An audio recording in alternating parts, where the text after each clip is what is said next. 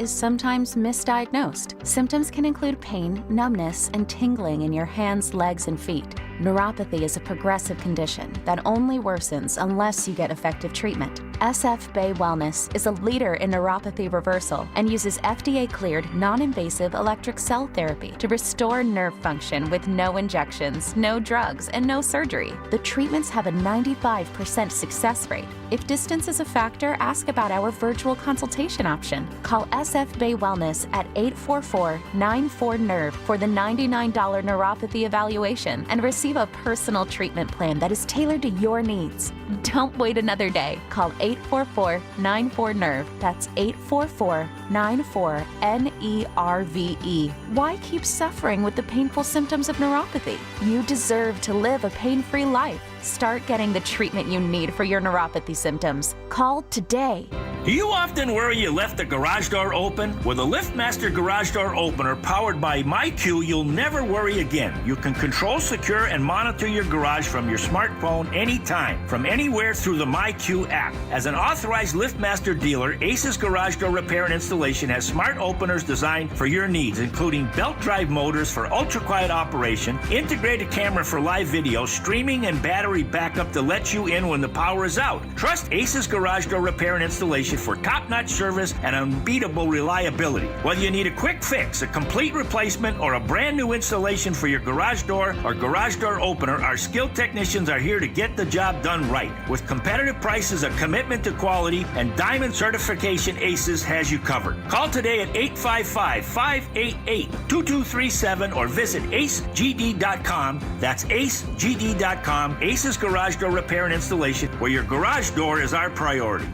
Shopping for a new car is fun. Shopping for financing, not fun. Luckily, First NorCal Credit Union can help. With rates as low as 4.75% APR, you can save big by skipping the dealer financing and applying their rebates to your down payment. Visit firstnorcalcu.org to apply. Must qualify for membership. Rates subject to change without notice. Loan subject to credit approval. 4.75 annual percent rate based on 36-month term and 780 FICO score and 29.86 per $1,000 borrowed. Sponsored by Cars for Kids, the easy way to donate your car. Donate today, and your car can be picked up tomorrow. Call 877-CARS-FOR-KIDS today, or donate online at carsforkids.com. Remember, that's cars with a K.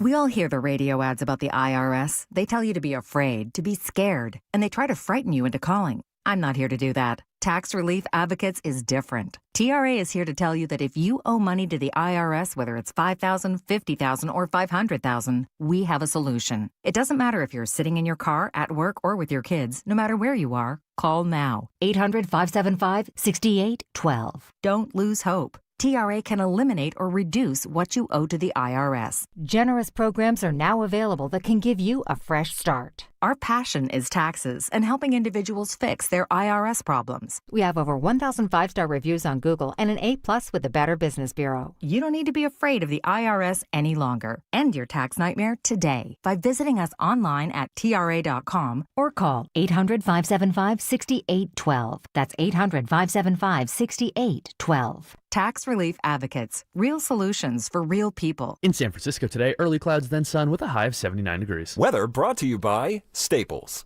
Have you heard? The Staples Easy button is back with even more easy. Press it for custom prints, shipping services, even passport photos. Staples. That was easy. Wake up.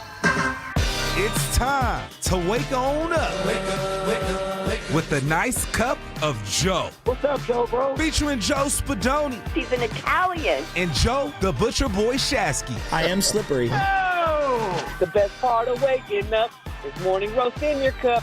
It is the Morning Roast, man, on 95.7 The Game. They trade a jovial moment. Hands and hug shades. J.J. Redick and Steve Kerr just kind of say hi. LeBron James comes over to talk to Steve Kerr. Of course, they worked together in the Olympics. Steve coached him in the Paris Olympics. Draymond comes out to say hi to LeBron James. The final 111-103.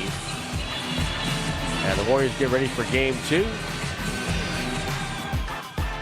Jim Roy on the call right here on 95.7 The Game. And yes, basketball NBA basketball, excuse me, is back in the Bay. Golden State Warriors 1-0 to start off this preseason slate against the Luka-less, LeBron-less, Austin Reeves-less Lakers, but we got to see all the starters yesterday. We got to see Steph. We got to see Draymond, Jimmy, Moody, Pods. We even got a little bit of Al Horford in there. And also, the man, the myth, the legend himself. Kuminga Crisis!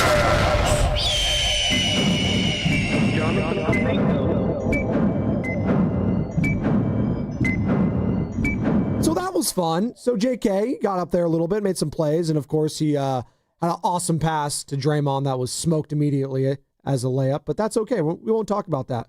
We'll just talk about the win, and it's nice to have all those players healthy leaving the game. I say good morning to Joe Shasky, Carter, Sam, all you lovely people just getting off work, getting ready for work. That's not where I want to start today, but we will talk about the Warriors and all the teams today because there's a lot happening in the Bay Area, Joe. Niners didn't play yesterday, had a massive win on Thursday, and I think the collective fan base that is the 49ers faithful, the Niner Empire, kind of took a step back, watched everything yesterday, and if I'm a Niner fan, I'm coming away from yesterday saying, man, we got a really freaking good team. Like, there's a lot of bad football teams in the NFL currently. Like, Joe, I mean bad. I mean god-awful. I'm looking at that team in Las Vegas. Oh, my God. Geno Smith might be the worst quarterback in the NFL. Not even kidding. No, I'm not even kidding. No, we weren't saying that before the season. The Dolphins just, I saw the Giants, and yeah, they're starting a rookie, Jackson Dart.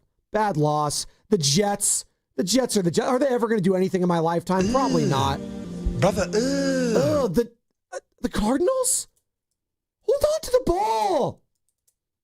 Joe, there's a lot of bad football teams. Look, everything played out the way you wanted it to yesterday if you're a 49er fan. Seahawks, loss. Check. Arizona Cardinals, loss. Check. Philadelphia Eagles, loss. Check. Mm-hmm. Right? So you look around the landscape right now, and to me, there seems to be a clear separation between the three teams at the top of the NFC and then maybe that second tier of teams where I would put the 49ers currently. I think I need another month or so, and I'll be able to fully separate. But I've got, in no particular order, Eagles, Lions, Bucks in tier 1 of the NFC. All right? That is my tier 1 NFC guys right now. I think the Niners are at the top of tier 2. The injuries are really what does it in for me right now. Like, that's what's kind of separating them. And really, they have one huge win that to me would be like a blue star type of a win where you can hang your hat on it. But I got Niners, Green Bay, I think the Rams, and then, I don't know, would you put the Commanders in there? Would you put the Falcons in there? I don't know. See, to me, that was an impressive win from the Commanders yesterday. Chargers, 2 back-to-back bad losses. It was. And to see the young running back go off the way that he did, and Jaden to come back, Debo making plays down the stretch, some big catches. I think I have them in tier 3. Kind of in what I would say, like, need more evidence before I can rise them. But really, you're looking at it, and I think the 49ers are what I would say upper echelon, at minimum, in the NFC. And you just got to hold serve. And I think this week, obviously, we've got all week to break it down. You get the Tampa Bay Buccaneers, which is a phenomenal measuring stick game. Phenomenal measuring stick game. Fun. Even though you're down a bunch of guys, you know, the schedule doesn't care about that. Nope. Tampa Bay doesn't care about that. You got to go out and you got to try to find a way to get a win. And I think the fact that it's not a 10 a.m. East Coast game might help the Niners. 888-957-9570. Niner fans, where are you at this morning? You can hit us up via call or text the Boxer and Gerson Work Injury Attorneys text line. Same number, 888-957-9570 is that number. And again, you can hit us up also on YouTube where we are streaming all day long.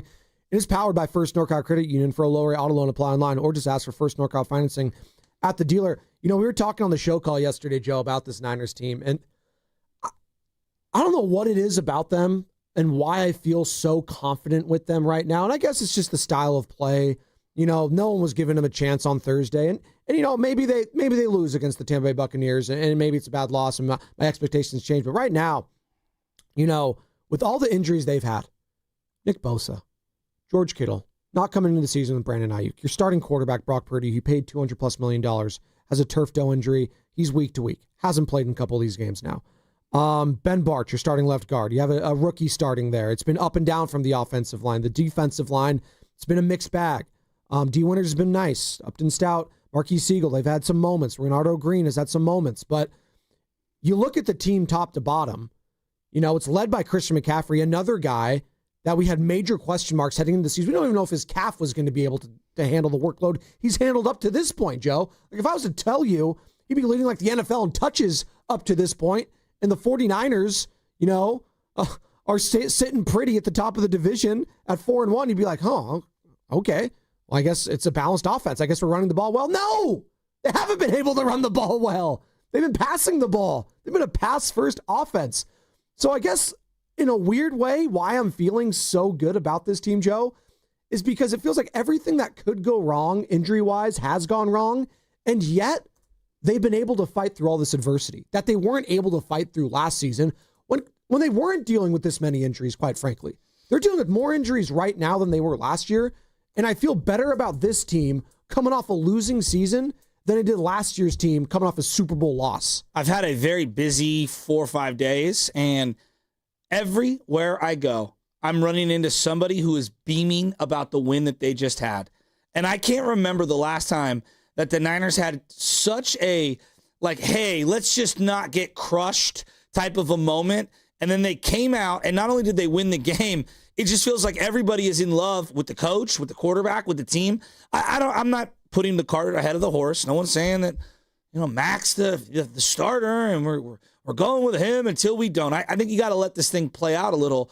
But in terms of the fans being so just thrilled by winning a game, I can't remember the last time I felt this good for this long after a Niner victory. And it got me thinking, as I was sitting there on a Sunday, there's really nothing better than watching all these games. Joe, I was thinking, we got to add to this team, right?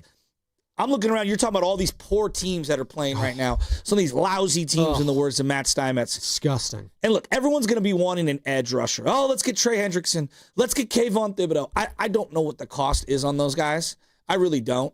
You're not going to find a lot of offensive linemen that are going to be available via the trade market. But the position that I would be looking at, which it might sound controversial to some, but I think we need another running back. And I don't think this is a knock on Christian McCaffrey. I'm looking at it this way. Supply and demand is important, right? Right now, there's not enough offensive linemen, and the demand is through the roof. So no one's going to get rid of an offensive lineman in the middle of the year. Defensive lineman. Yes, there are some that could be available on the block. What is the cost? What does it cost me in terms of draft capital? I need to know. I think I need to know. Plus, some of those teams aren't ready to wave the white flag, right? I look at running back, and I think that there are a variety of guys that are available that I would bring in who are better than what you get from the guy Robinson, who's backing up Christian McCaffrey currently right now. And I'm trying to think of someone who is a more complete back who can catch the ball in the backfield so you don't skip a beat if you've got McCaffrey either on the sidelines or in the slot. I think the two names that I'm looking at, and one is clearly above the other, I think Alvin Kamara is a guy that I'd be all over if I'm the San Francisco 49ers. Ooh. Perfect fit. I think it would cost you a middle round pick. Obviously, he's due, $12 million for prorated for the rest of this year and next year. I would be all in on that. I know it's not the ultimate need, but I think that our wide receivers are getting healthier and they're going to come back. And I'm hoping that is going to be a position of strength. You got Jordan Watkins, Jennings, and obviously Ricky Pearsall coming back. If I could go get Alvin Kamara, think of what you would now have: 2 pass-catching run threats in the zone blocking system who I believe would be dynamic home run hitters. I think that Alvin Kamara is the guy that I would be trying to go get right now. Well, it's very interesting. I would love to know what Niner fans feel about that. 888-957-9570. You just said it right there, pass catching. Because I don't know if this team's ever going to flip a switch here and the rushing attack's all of a sudden going to work. maybe it's, you play a bad opponent and it does for 1 week and then it goes back to normal the next week. I don't know what to make of this running game. It's really the worst rushing attack I've seen from a Kyle Shanahan offense probably since his first season as head coach here. I don't even know the number. Like, it's this bad. It can't continue to be this bad, right? Well, if it is, just double down on the passing. At least get it back there that you trust also alongside Christian McCaffrey, because Brian Robinson is not that threat in the passing game. He's just not. He's a downhill runner, and right now you have no lanes to open up, and he's not going to be this wiggle guy that can sneak in between holes. He's just not that guy. We could argue about why Jordan Mason's not here. Everyone would agree with me. Jordan Mason is better than Brian Robinson. In this system. I've been underwhelmed by Brian Robinson. I don't think that's a hot take. Yeah, it's just been underwhelming. I think we all have. And I don't know if that's his fault in particular or the offensive line, but it's just the player, the production, it's been underwhelming thus far. Yes. Look, it's been a downgrade. And so, you've got to find a way to find someone who can give you comparable production to give McCaffrey some time off. Guys, he's on pace for 500 touches. If you want to go anywhere this season, they've got to find somebody else who can be the 1A, 1B to his number one. They just have to find that guy. And again, running backs get traded for third, fourth, fifth round picks, depending on how much money you want to eat, where they're at in their careir. I wanted Nick Chubb in the offseason. Nick Chubb's having a decent little run over the last couple of weeks. Yesterday. Yeah, he's better than Brian Robinson. They need a guy, though, who can catch the ball out of the backfield. Think of what they do right now. The Niners right now are not the run-first team that they've been in years past, like you referenced. They're a short, controlled passing game team that wants to get rid of it quick out in the flat. Who fits the bill better than Alvin Kamara? New Orleans is going nowhere. I know they got their big win yesterday. That is the guy I would be circling right now. And I'm telling you, I would try to bring that guy in here. He would be an absolute perfect fit for this team, and he's the perfect age because he kind of fits into the prime of all the guys that you have going on right now. I think that they need to go and get that guy. Yes, obviously we need to get defensive linemen. There's not a doubt in my mind. Everyone is always trying to get offensive and defensive linemen. It's just, there's just, again, cost, supply and demand. You got to kind of wait more toward the deadline for some of those guys because teams are so unwilling to trade. I would be all in on Alvin Kamara. Let me throw another name at you that I was looking at over the weekend. Breece Hall. Ooh. I don't think he's as good as Alvin Kamara. Breece Hall is clearly just not working with the New York Jets, and he obviously has familiarity having played with Brock Purdy in college. I would like to see them go after him as well. See, to me, I don't think you can have enough running backs right now because at some point, McCaffrey's going to have a game or two where maybe he doesn't play well or he gets banged up or gets rolled up on. You have to find some offensive production behind Christian McCaffrey in a desperate way. We are coming to you live from the Laughing Monk Studios, Laughing Monk Righteously Brewed in San Francisco. And we're talking about fit within this team right now. I like those names, and I like that we're talking about adding to the offense right now because everyone's going to defense, everyone's going to there's no defensive doubt line, everyone's going there's to no second. doubt. No, but I like that you're kind of, is what he likes to do. He's pivoting when everyone else panics when it comes to the depth of this team. Double down on what you could do. Pass the ball. Joe. Just do that. If it's going well, just lean into it at this point. And I think that was the major question mark I had this summer, Joe, was if they shut down the rushing attack.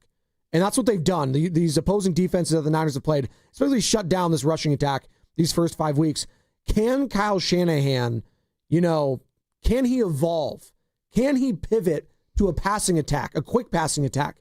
And I think last week, being able to do that, shorthanded with all those lack of receiving weapons, and I'm talking about the big boys. No disrespect, the Demarcus Robinsons, the skillet hands, as you like to call them. Better take that name back. Kendrick Bourne, baby. That's not his name anymore. We're taking that off. Stop. But, the Jake Tonjes of the world, they're not George Kittle. They're not the Deebo Samuels of the years past. It's not Brandon Ayuk. But the fact that you're able to lean into the skill set of your quarterback, Mac Jones, and that's going to be the interesting thing going forward here, Joe, is catering to the quarterbacks. And how long is Mac Jones going to be the starter here? We don't know. It's week to week with Brock Purdy. I know Brock has really succeeded at a high level when he's only had kind of a rushing attack. Now, that's unfair for me to say he can't do it without a rushing attack because the sample size isn't large enough. But just going off what I've seen, what made Brock Purdy special in that MVP season when he was an MVP candidate at the end of the year, obviously the award going to Lamar Jackson, was that you had the offensive player of the year in Christian McCaffrey on the ground. And they were unstoppable, and it sent up a balanced offense. can he still be that quarterback when he comes back with an imbalanced offense? Because I don't know if it's ever going to be a perfect running game this year, Joe. I don't know. I don't know. It feels like to me they need to kind of adapt to what they have currently. And what do you have currently? You actually have, like, quietly, a lot of nice little pass catchers. Yeah. You know, Jake Tonge is not the greatest blocker. It's pretty evident. But that's why you brought in Luke Farrell, right? Ideally, that's why you brought him in. But if you get Kittle back and you get Tonge, now you got a couple of pass-catching tight ends. Yeah. Obviously, Kittle's one of the best all-around players. I don't know when he's coming back. It feels like, to me, we might be weeks, not days There away was a from his report return. over the weekend we will get to in regards to George Kittle from Diana Rossini of The Athletic. And like Brandon Ayuk, that feels, I'm not trying to bank on him returning, but that feels very unlikely. And if he does, what version are you getting? So throw him to the side. Jennings will come back at some point. Yeah. Ricky Pearsall will come back at some point. I think Jordan Watkins is going to get elevated at some point. As we've seen now with Kendrick Bourne, maybe they got a little something with him. Again, he's not a guy that I'm hanging my hat on, but as a third, all right, I don't think receiver is as desperate as maybe others might think. And offensive line is just, it's very rare to see an offensive line trade for any player of significance. They always do these like random end of the year, late round acquisitions where they'll like claim somebody off of someone's practice squad and then, stash him for next year. Right. That's kind of what they did with Ben Bartch. Yeah. They kind of signed him late. So let's just throw offensive line aside. Running back is an area where you could see guys moved, and you do see guys moved a lot. So that is why I'm kind of circling that particular one. And then obviously, Hutchinson's the sexy name everybody wants on defense. Kayvon Thibodeau, top 5 pick. Detroit Lions have been rumored to trade with the New York Giants for a long, long time to find someone as a bookend to Aiden Hutchinson. They really are enamored with Kayvon Thibodeau. They got his 5th year exercised. So you have this year and then obviously next year, and you can work out some sort of an extension with him. Is his best football ahead of him?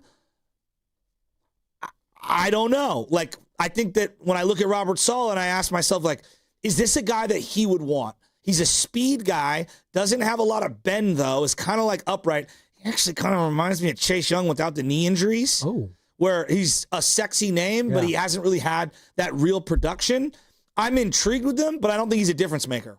888-957-9570. I guess another question is, do Niners fans feel that this team right now, 4-1 with all the injuries, is it worth doubling down on this season? Is it worth investing in? I do wonder where Niner fans are at, because I could hear both sides to this. I really can. I could say, yeah, really, I'm waiting for the other shoe to drop. It's fun, but this isn't sustainable, right? We can't keep winning with Mac Jones. And then I guess my retort would be, why not?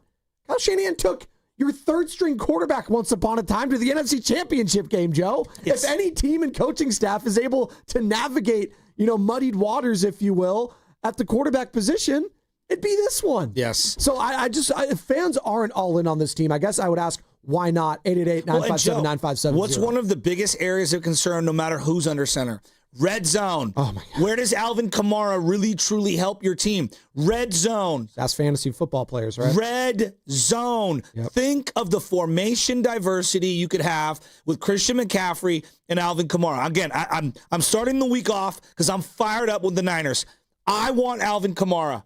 Go get me Alvin Kamara. Put him on this team. Let's cook. 888-957-9570. We'll continue to discuss that. Plus, the Warriors did have a preseason game, their first preseason game yesterday against the Lakers. They win 111-103. JK makes his much-anticipated preseason debut yesterday. I was at the game. I'll tell you how the reception went from the crowd, Joe. I got beef with somebody here at the station. Oh, my God. And I can't believe that I'm going to have to put this business out in the streets. What did I do? Wait, Joe Shasky has beef with someone at 95.7 the game? No way. There's somebody sitting on their couch with no life bugging me while I'm in the middle of a zombie apocalypse. No, this is America. Well, maybe we'll talk to Dave Fleming about that at 8:30 too, to get that off your chest. Dave Fleming, voice of the Giants, because we do have a managerial search on our hands, Joe. I don't know if you know this. A couple candidates came to the forefront over the weekend. We'll discuss. Let's just say one thing. Both of them, former catchers in their past. That's what's coming up. Brought to you by Fremont Bank. Here for you. Here for good. Boxer & Gerson, Northern California's premier workers' compensation law firm, helping injured workers get their lives back for over 40 years. You hear that? That's the sound of your business losing money. Legacy phone systems weren't built for today's teams. Quo, formerly OpenPhone, gives your business a smarter way to stay connected. Quo lets you manage calls, texts, voicemail, and contacts all in one place so that you can deliver a seamless customer experience from ring to... Need to take calls on the go? Quo automatically transcribes, summarizes, and highlights next steps from every call, so you never miss a detail. Need insight into what closes a sale? With Quo's AI call tags, you can instantly spot key topics like objections or pricing questions and use those insights to level up every customer interaction. And yes, you can bring your existing number with you for free. Keep your team in sync and your customers happy with Quo. Quo. No missed calls, no missed customers. Try Quo for free at quo.com/sports and get 20% off your first 6 months. That's quo.com/sports. QUO.com/sports. Something special for your outdoor living is on sale now at Dolan's. It's Fiber-On decking for easy, carefree living. Why choose this durable composite? There's an amazing choice of colors. The rich look of multi-chromatic exotic hardwood. It resists splintering, rotting, and cracking with really low maintenance. See the colors and learn more at dolanlumber.com. Fiber-On decking. On sale at Dolan's Home Improvement Centers. Hey, it's Mark Willard from 95.7 The Game. Look, when life hits you hard, and it happens, could be an accident, an injury, you need to hit back harder. You need a fierce team that knows the insurance game and refuses to back down. That's why I trust Omar Habas and the entire Habas Law team. For over 40 years, Habas Law has gone head-to-head with insurance companies, winning medical care, financial support, and real justice, and Habas doesn't get paid unless you do. Visit habaslaw.com. Habas Law, they'll fight to make it right. This sandwich, it's a complete game changer. Hello, this is Mike, and a little thing I love about the Chick-fil-A Pretzel Cheddar Club is that juicy chicken with that toasty pretzel bun. That bun, it's crispy, cozy, just amazing. With the pretzel bun, the Dijon mustard, and the chicken, it makes that sweet, savory kind of combination. It's everything that you love about food rolled into one. It looks phenomenal. It tastes great. It's delicious. Order the Pretzel Cheddar Club with Cherry Berry and Sprite for a limited time on the Chick-fil-A app. Real guests paid for their testimonial. As a mom, comforting my family is what I do best. Vicks Vapor Stick provides soothing, non-medicated Vicks Vapors in an easy-to-apply stick, and it dries fast, so there's no mess. I use it to comfort myself and my family. Thanks, Mom. Vicks Vapo Stick, soothing comfort for the whole family. And try Vicks Vapo Shower Max for steamy Vicks Vapors when you need more comfort for yourself. Use as directed. Still spending on search ads, hoping to capture new customers? The truth is, search reaches people who already know your brand and is rapidly being replaced by AI. If you want real growth, you need to get in front of new customers on streaming TV, where attention is high on their favorite programming. Viant has proven technology to reach the right customers on the best programming, delivering real outcomes. Want better results? Visit ViantCTV.com today. Lawton Skilled Nursing and Rehabilitation Center is a 5-star facility located in the Sunset District of San Francisco and in close proximity to our preferred partner, UCSF Medical Center. At Lawton, you're in good hands with world-class nurses led by a well-known and UCSF-affiliated medical director in Dr. Darby Clayson. Contact Administrator Dan Daly at 415-566-1200. That's 415-566-1200 for any additional information. Introducing your new Dell PC with the Intel Core Ultra processor. It helps you handle a lot, even when your holiday to-do list gets to be a lot. Like organizing your holiday shopping and searching for great holiday deals and customer questions and customers requesting custom things, plus planning the perfect holiday dinner for vegans, vegetarians, pescatarians, and Uncle Mike's carnivore diet. Luckily, you can get a PC with all-day battery life to help you get it all done. That's the power of a Dell PC with Intel inside, backed by Dell's price match guarantee. Get yours today at Dell.com/deals. Terms and conditions apply. See Dell.com for details. eBay has reinvented vehicle buying. From click to curb, everything's covered. Ever try to buy a car online and end up in a parking lot with a stranger and some blind trust? That era is over. Now with Secure Purchase, eBay isn't just where you find your car. It's where you buy it, start to finish. Title, financing, registration, delivery, it's all built in. This is the modern way to buy your next ride on eBay. eBay. Things people love. Secure Purchase is powered by Caramel Dealer Services, LLC, an eBay subsidiary. Red and Gold Game Day starts at Laughing Monk Brewing. Park for free. Enjoy amazing food, ice-cold beer, and every game on TV. Catch 95.7 The Game's pregame show. Then hop on the free shuttle straight to the stadium. Sign up now at 957thegame.com.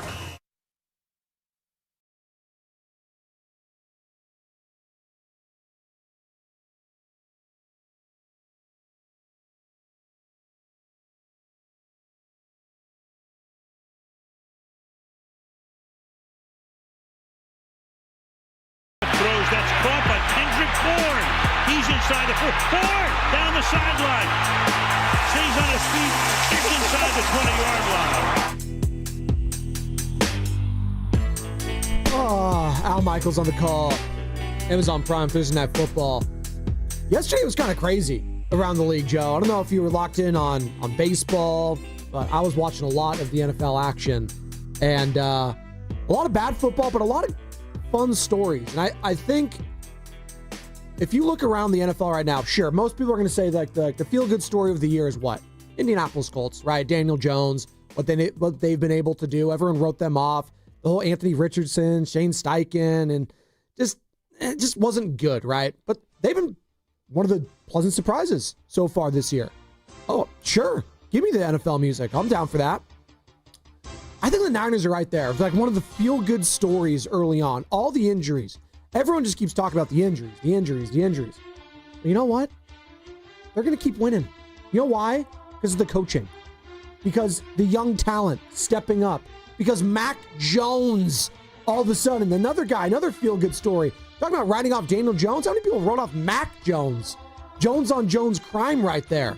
I'm not writing this guy off. He's one of the pleasant surprises of the NFL. Christian McCaffrey, not doing it conventionally, but you know what? He might be the best receiver on the Niners. Might be the best receiver. That is saying something. And as I've always said it, if you wanted to be a full-time wide receiver, he'd be one of the best in the NFL. Like his brother Luke, who had a big touchdown yesterday. Luke McCaffrey, as the Washington Commanders take care of business against the Chargers. I didn't even know this was turning into like this NFL primetime music thing, but I just feel good about this team.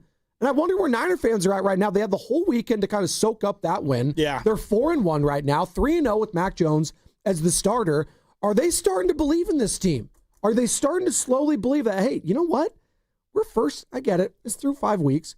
We're first in the NFC right now. The Eagles took a big fat L yesterday against the Denver Broncos. They've got coordinator issues. The Seahawks within your own division, Sam Darnold, that's a huge loss for them against the Bucks. How is Jackson Smith and Jigba always open? Oh, he's how? He's so good. He's always open. He's so good. Those Ohio State receivers, man. So did you sit all day on the couch and just watch football?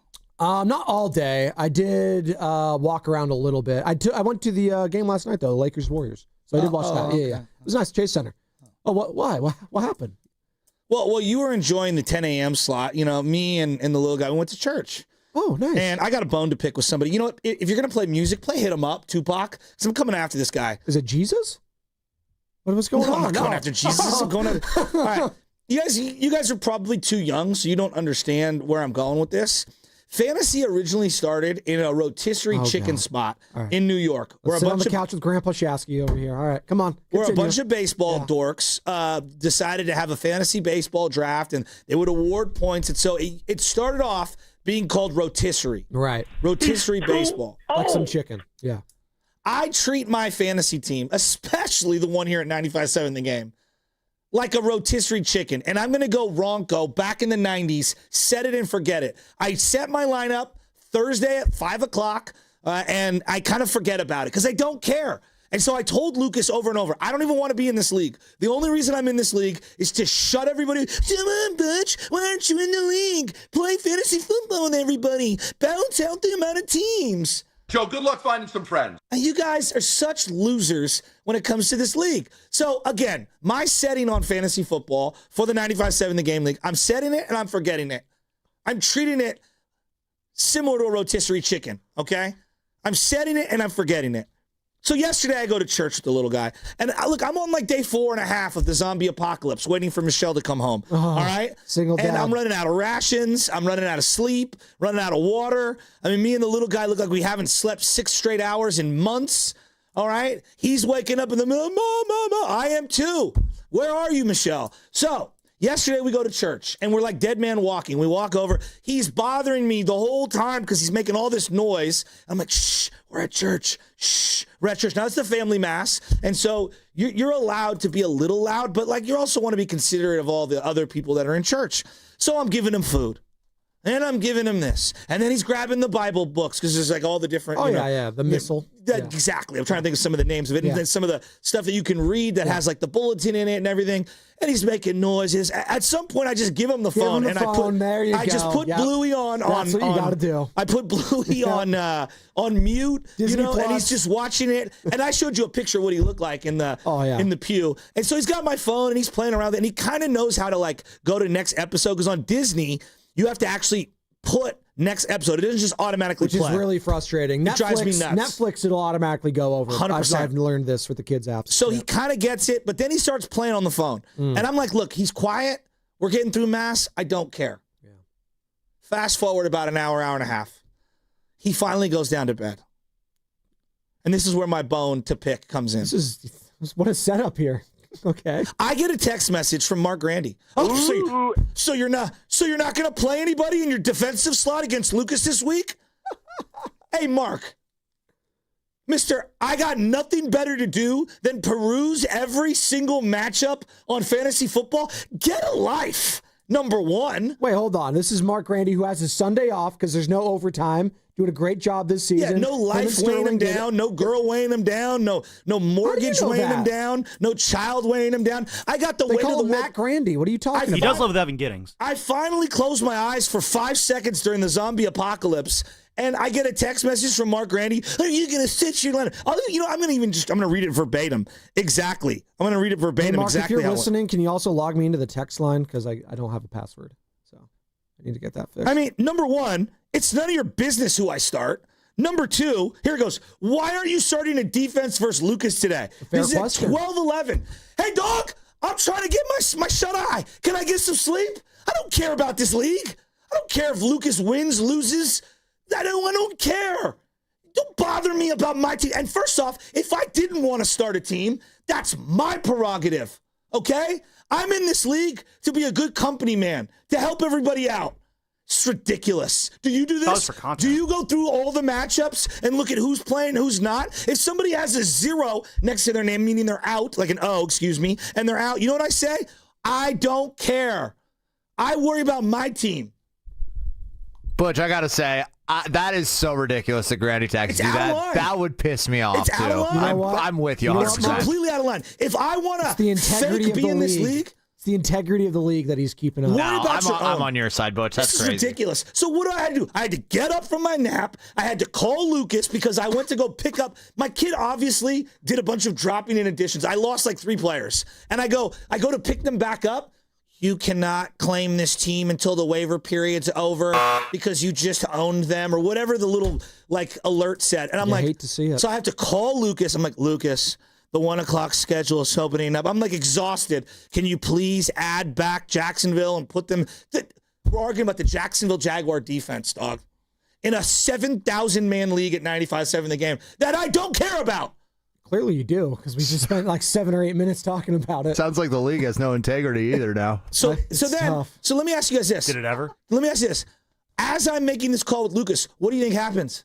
Little guy wakes up. There goes my nap. Thank you, Mark Grandy, for ruining my Sunday nap. Thank you. I appreciate it. I hope, and Lucas was going to win anyway, and now he's probably going to win no matter, because you know what? I don't care. So when you play me, can you like not start anyone? Would that be? Here's the simple question I have. That'd be great. Who's out of line? Mark or me? Are you allowed to tell someone else what to do on your fantasy team? If I want to have nobody in the lineup. Did he tell you what to do? Or did he just ask you a question? I actually think he was being a good guy and saying, hey, Joe, I don't know if you know this, like you're not starting a defense. I'm looking out for you here. Newsflash. I don't think Grandy's intentions were pure. I don't think he was trying to help Shasky. I think he was more just, he wanted to watch Lucas lose. That's reckless speculation, and I'm not going to allow that on this show. It's ridiculous. We don't do that. I'm only in the league to shut you guys all up. Oh, Butch doesn't join the fantasy league. Everybody's in it. Come on. Give me my money. Make sure you hand it to me. I only take cash because my account's been suspended from Venmo. You were supposed to be the people's team. and now you're poo-pooing it? You're kind of poo-pooing the people now if you're poo-pooing your own team. This is 95-7 the game's team, and you're saying, I'm better than it. Week 5, you're telling me who to start and who not? Like, chill out. It's one thing if it's like week 13. Did he tell you who to start or just say, hey, Joe, you don't have a defense? I read you the text. Read it again. One more time. Uno mas, senor. What? 12-11. Why? Right when I woke up and then woke the little guy up, tried to call Lucas. Why aren't you starting a defense versus Lucas today? Because I don't want to. See, that's a question. That's not a declarative statement. He didn't tell you what to do. He just asked you a question. And we'll ask a question to the people. Who was in the wrong here? Is it Shasky for getting angry at Mark Grandy or Mark Grandy for asking Shasky why he's not starting a defense? 888-957-9570. Plus, we'll get into the Golden State Warriors and Jonathan Kuminga. Were there boos in the crowd yesterday? I'll let you know. Joe, I looked like Leonardo DiCaprio from The Revenant yesterday at 12:10. Oh, my God. All right, I was exhausted, and this guy, Grandy, is like, are you going to start a defense? No. For 4 points when I'm going to lose by like 60? I don't care. But I know you care about the 49ers, who we'll get into on the other side, plus the Giants managerial search, J.K., Jimmy Butler, Steph, Draymond. We're all in the building yesterday. Al Horford as well. Mark Grandy, enemy number 1 on the roast. I love you, Mark. And it's brought to you by Fremont Bank, here for you, here for good. Feeling good, feeling all right. Yeah. Revolution, live in concert. We're feeling good, we're feeling all right. Revolution, performing at Shoreline Amphitheater Saturday, October 11th, with special guests Pepper, The Elevators, Aurora Wave, and DJ Mackle. Get tickets now at livenation.com. Bringing all the good vibes. Don't miss Revolution at Shoreline Amphitheater for one night only. For more, visit revolutionmusic.com. When your coffee game isn't strong, people can tell. Good morning!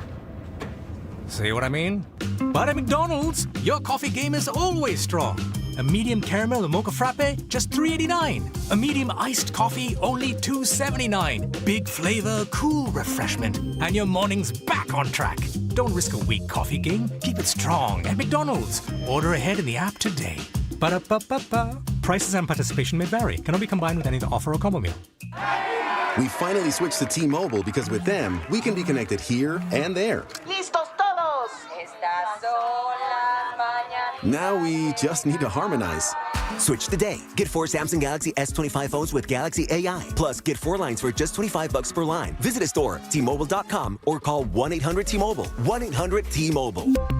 For well-qualified customers with autopay plus taxes and fees and $35 per line connection charge. Minimum 4 lines on plan. Contact us if canceling lines. Plus $5 per line without autopay. Debit or bank account required. Visit T-Mobile.com.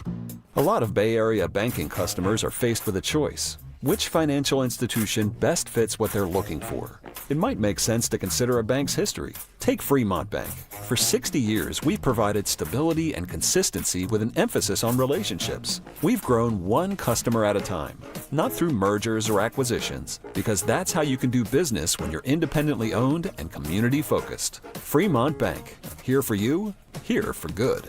Doors and loading dock equipment are a crucial part of your business, and one you probably don't think much about until they break. A broken door or dock leveler can be a real security threat, along with disturbing the flow of goods in your business. Luckily, RNS is here for all your commercial door, dock, and gate needs. From overhead doors and security shutters to fire-rated and personnel doors, RNS can provide your business with safety and security. Call 800-FIX-A-DOOR to schedule a free estimate or visit rsdoors.com. RNS Doors. Look for the red truck. Are you thinking about getting a new TV this week at prime prices?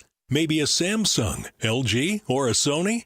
Before you click, you should check out Video Only, because they've got below prime deals. That's right, top-rated TVs at better than online prices. Curbside pickup or home delivery are available. Don't click before you call Video Only, because if you do, you'll be sorry. Morning, Zoe. Got donuts. Jeff Bridges, why are you still living above our garage? Well, I dig the mattress, and I want to be in a T-Mobile commercial like you. Teach me, Saldana.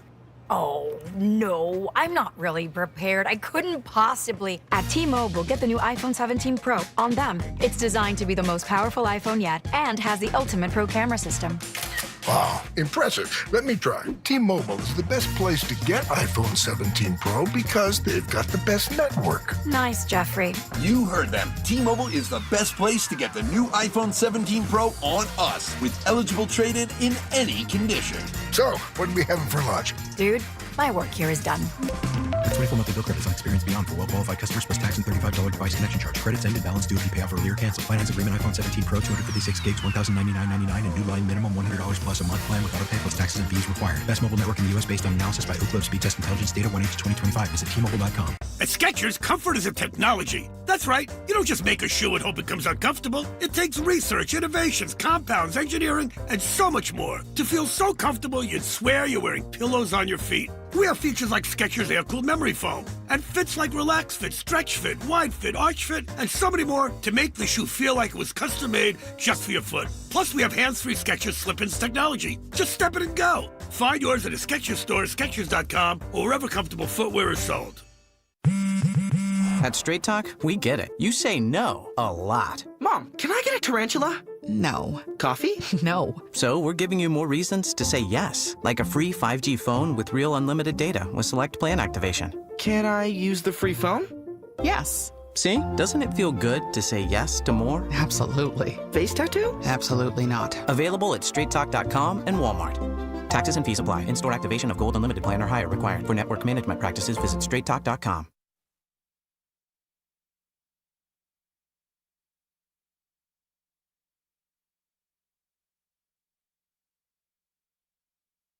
It's your boy Ricky Antonio, the winner of the Listener Knockout Champion. You feel me? Shout out to Spadonian Chats, man, on 95.7 The Game. Could I get a water though? It's science. That was Ricky Antonio, the winner of the listener portion of the knockout tournament, the winner of the 95.7 The Game host portion of the knockout tournament in 2025. Actually, back-to-back champion. Mark Grandy coming under fire from his teammate here on 95.7 The Game, Joe Shasky. Oh, heck Some friendly fire that I wasn't anticipating. Mark, if you're listening, I love you. And when you get the chance, text me because I need to open the text line, and you're the only one with an email to do it. So you know my number. You know the number to get involved here, 888-957-9570. Same number to call or text the Boxer and Gerson Work Injury Attorneys text line. We're talking about it all today. We are still basking in the glow of an incredible 49ers victory on Thursday. And it's the best, Joe, when you just get to sit back and relax after your team already took care of business to start off the weekend.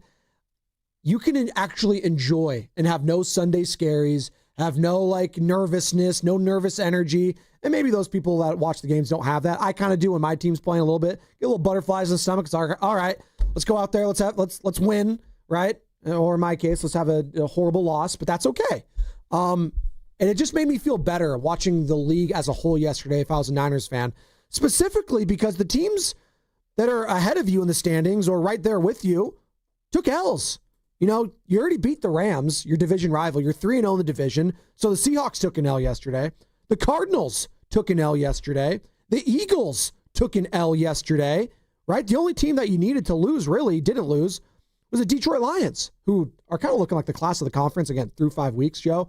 And we were all kind of wondering whether the Lions could overcome losing Ben Johnson and Aaron Glenn.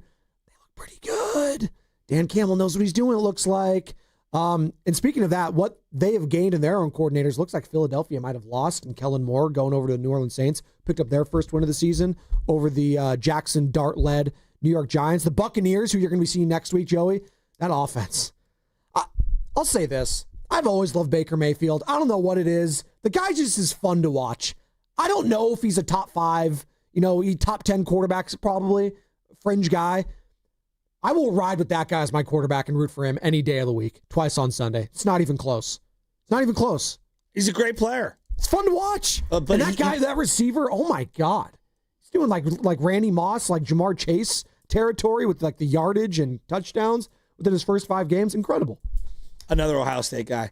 The Ohio State. They're just everywhere. Yeah, it feels like there's a clear separation between a couple teams at the top, and then I think the Niners aren't far off right now. But again, unlike those other teams, they're really banged up. So it's hard to get a good gauge on who they are right now. And they really only had that one litmus test at least league-wide in the Rams. I got a caller that says, and this is just the caption, it says, Shasky is an angry person. So it's going to be talking about Mark Grandy and you going at our guy Mark Grandy, who was just looking out for you, Joe. He just wanted to let you know, hey, Joe, you're playing fantasy football today. You might not be aware. You're very busy. You do a lot of things. You're a father. You're going to church. I'm just letting you know, you don't have a starting defense, Joe. Like, I'm just trying to help you out. That's Mark Grandy. And then you're just getting mad at the guy for being a good person, a good guy, Grandy. No. A good Samaritan, if you will, like another JC that I know. How about that? Bobby, Los Altos. What's up, Bobby? Hey, good morning. Yeah, you're right. Last week, there was a discussion of Shasky, whether he was an angry person outside the studio. Obviously, not knowing Shasky, I felt like probably he was a very happy, personable person, and that still may be true. But what I did realize is that you are an extremely angry person when it comes to dealing with your colleagues, whether you are on the air or not, because all Brandy did was text you, didn't call you, and he texted you at noon. And I think it's pretty reasonable to assume most people are up at noon. So how is he supposed to know you were sleeping? And then he was just trying to help you and not mock you. So it really disappoints me, Shasky, if I'm going to be 100, that you have created this rant against the Grandy man. And then also, dude, if you hate being part of this league so much, why don't you just offer up your slot next year in a collar contest? Because, someone like me, I would love to have the chance to interact with these 95, the 7, the game, KG, MZ, FM luminaries in some sort of vehicle outside of having to call you guys. So it would be a great joy and honor for us callers. So, one man's trash is another man's treasure. So I ask that you would consider that. And then finally, I don't remember the game because it was so long ago, but I would like to say that, I don't think it's fair to call Pinheiro while they were very close. I don't think it's fair to say Pinheiro doinked that one field goal, because don't you actually have to hear the doink on the microphone? Yes. He more like massaged that one in. I would say he massaged that in. And then finally, if you did catch any of the games, it is not justice to say that the Cardinals lost. I don't know if you guys saw the details of that game, but you guys got to look at the review of that game. It was the most incredible way to lose, I think, in the history of football. It was not just a loss. You guys have got to watch it because my words don't do justice. But anyway, going back to the main point, angry boy, I believe in you, but yeah, dealing with your colleagues, whether or not it's on the air or not, you got to chill, brother, because Grandy did nothing wrong. I love you, Bobby. Bobby, you sound like someone that's gotten some great sleep as of late. Well, I want to hang out with Bobby. Like, I don't know if he wants to hang out with me, but I want to hang out with him. Let's go to McDonald's, go to the Double Arches. He frequents down in the Monterey Peninsula. Let's go to the beach, go hang out. Let's do it. Bobby and Los Altos, good vibes. And what did he call him? Angry boy, not butcher boy anymore. It's angry boy Shasky. There are certain things that Cardinals loss was horrible. Amari DiMercado, hang on to the rock. Jesus. There are certain things that have jumped the shark. What is it? For example, everyone wearing dunks. It's jumped the shark. Okay? It's jumped the shark. Everyone being an NFL draft expert about 5 years ago. It's like, not. Sorry. No. I'm stopping you. Everyone being a fantasy expert. These things have all jumped the shark. I'm tired of all these fantasy experts taking things. It's fantasy. Relax. You're the one that got mad about it. Yeah, because you're bothering me about my team. Oh, he's just texted you at 12 o'clock to say, Joe, just letting you know, you don't have a starting defense. I hope. Oh, I bet his motives were pure. They might be. How do you know? If I was to rank the purity of the hosts here at the station, Mark Grandy would be the power rank number one. Absolutely. Talking about some of our degenerates. Are you kidding me? Morning, middays, and afternoons. This is the battle you didn't know you needed, but now that you have, you love it. To do that in week 5 when you're not even playing each other is lame. I'm sorry, that's lame. You guys are haters, dude. Thank you, Carter. And I actually think it more speaks. Go touch some sand, Grandy. Jesus. Not on a Sunday. No, he's touching his bed because he's watching the games. That's what he's doing. Chris and Marin also wants to weigh in on Shasky. I love this. Shasky v. I love Grandy. how this has become a thing. Grandy, okay, real quick before we get to Chris, just to recap everyone, I promise we'll talk about the 49ers, and that was a horrible Cardinals loss. Good God, it was a bad loss. But all those bad losses worked in the Niners' favors yesterday. Plus, we'll touch on the preseason game between the Warriors and the Lakers. Warriors getting the win yesterday, 111-103. I was there. We'll discuss it. But Mark Grandy had the audacity yesterday to text Shasky while he was asleep with his son. It was nap time, and I guess he has a very loud speaker. Whenever he gets a text, it must be really loud. Well, no, the phone. Oh, well, that's... And then the iPad. You know how everything's linked? Then you got to turn that off during thanks. nap time. Thanks, dude. I mean, it's just sounds like a you problem. Use Do Not Disturb is what it's called. I'm working on like 6 seconds of sleep over the last 4 days. Was Mark Grandy wrong for reminding Joe Shasky to set his fantasy football lineup? Mind you, Mark was not playing Shasky. They were not playing each other at all. And Mark should not really care about what other teams are doing. It's one thing if it's the playoffs on the line. We're in week 5, dog. Well, how do you? This could be 7,000 teams. This could be back off me. This week could be the difference for some of making the playoffs or not. Joe, I've barely clicked on my own team, let alone the matchups to look within who's in what starting lineups. Again, shout out Grandy for keeping up the integrity of this league as Shasky's trying to bring it down. You think John Lynch is like calling the Atlanta Falcons like, hey, make sure you play that starting safety this week? Maybe. It's like, dude, give me a break. Well, I think, it's not preseason, but I think Steve Kerr would have liked to see LeBron and Luka and Austin Reeves yesterday, but they didn't suit up. They would like to see how they measure up. What's up, Chris? Marin. Shasky, I love you, man. I don't think you're angry. I think you're just passionate. But Thank you. I do I do think it comes down to the integrity of the league, and he was not in the wrong. I think you got to fill a lineup, man. Integrity of the league. Guys, we are talking about a fantasy where you are fantasizing which players are on your imaginary team and then creating an imaginary lineup. There's money at stake in this league. Like, this isn't just listen to the same. Okay, you're headed the wrong direction now. You guys have lost your minds. Chris is gone. That was it. It's just the integrity of the league. Integrity of the league. That's right.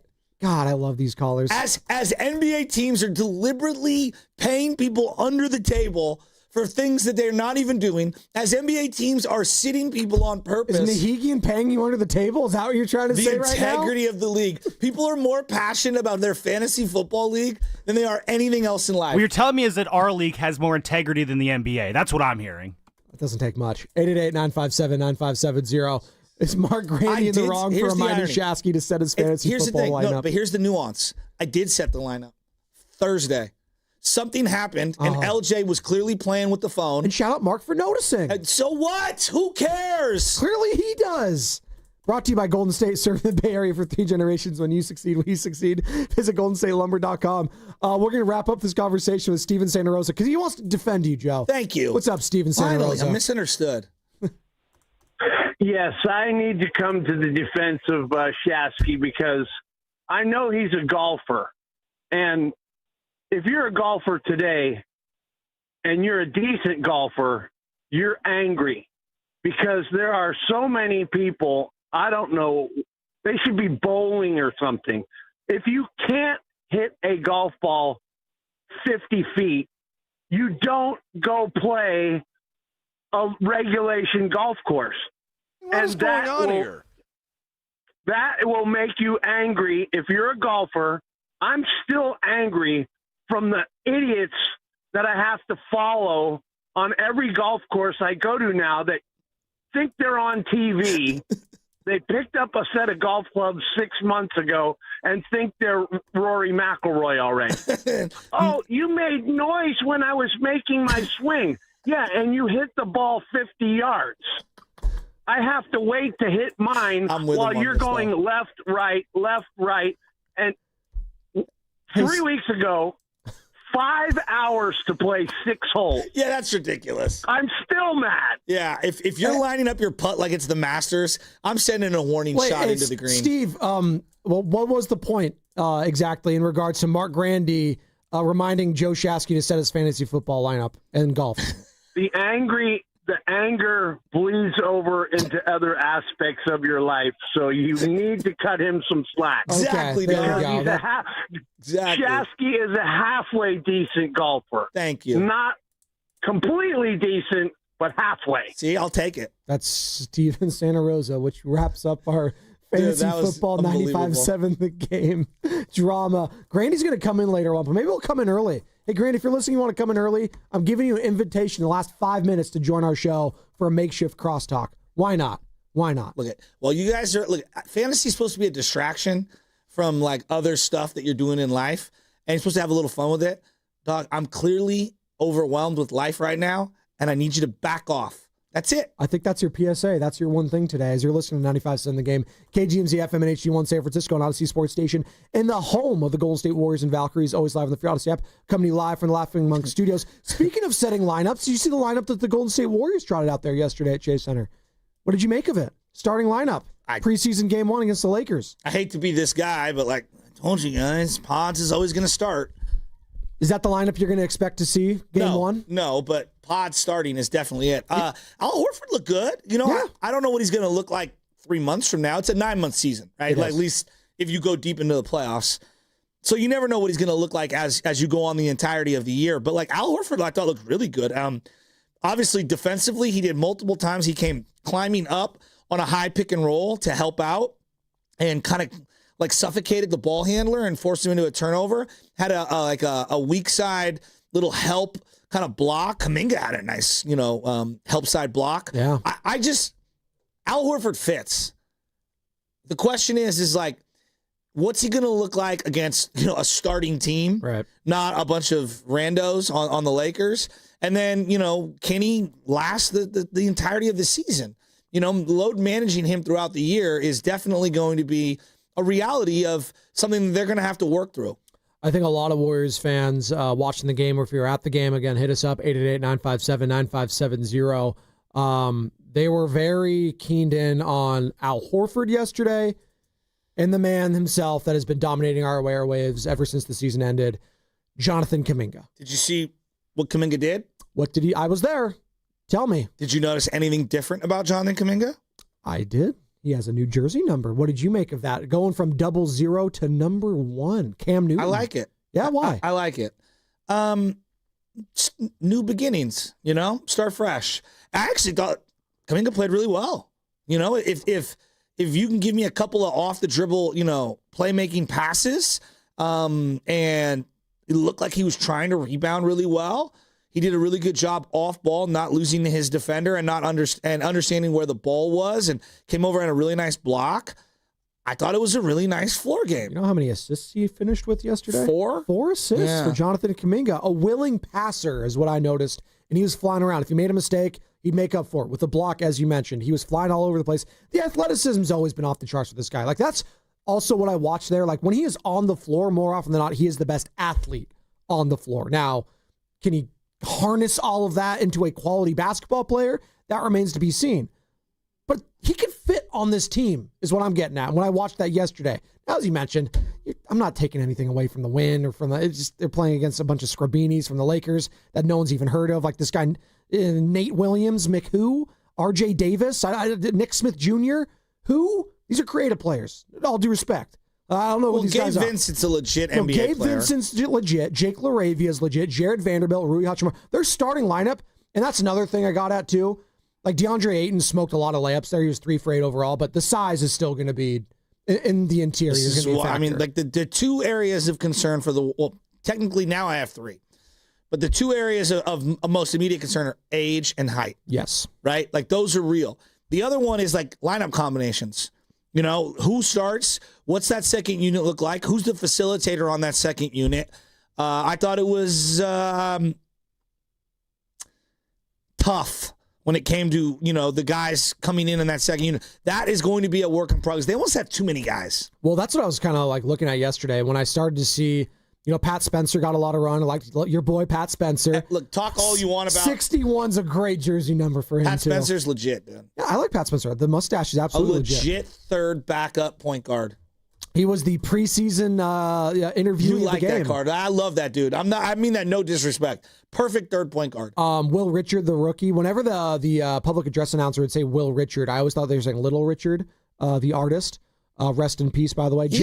He's an interesting player. Yeah, I'm intrigued to see where he goes after. It feels like to me he's got G League, back and forth written all over him for the entire season. He's an interesting player. A guy that played with a lot of confidence yesterday. It must have felt good for him after his playoffs kind of ended so abruptly and he just wasn't good and his minutes were reduced and he got hurt.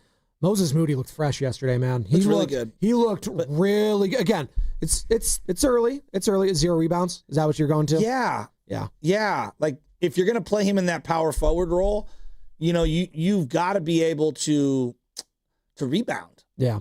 He just has to. Like I would think that they're kind of working Al Horford off the bench for now, but I would think he'd be the starter at some point. And if you're going to go Draymond Green at the power forward, that's fine. But like Moses Moody, if you're going to start, let's just say even in the places where Horford doesn't start because he's going to miss a lot of games because of specific load management, you got to rebound.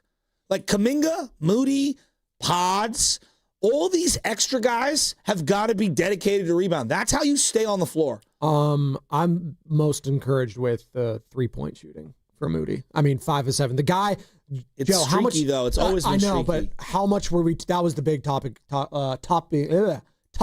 point in that first round series against the Houston Rockets. The guy just couldn't buy a shot. Towards the end, leading up to that point, the confidence was just gone.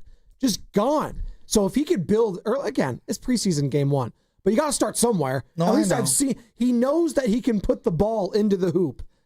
Can you build off this?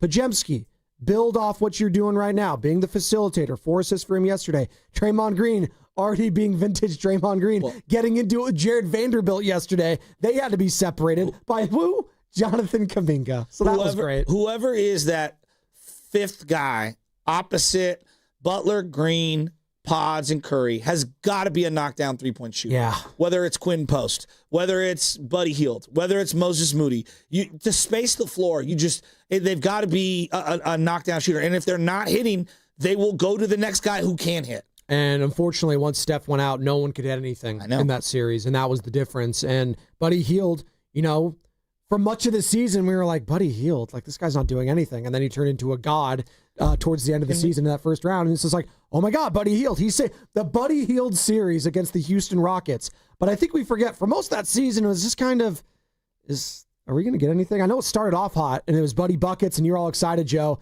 And then after that, like month of November, like that month and a half. He had like a 3-month stretch where he was awful. It was awful. Joe, the biggest takeaway from last night is something that I want to put to bed for the rest of the year. Please. Steph Curry was asked about the Minnesota series, and he was like, I could have played if it got to that Saturday. We're still asking about that? Here's what I would tell everyone. Put it to bed.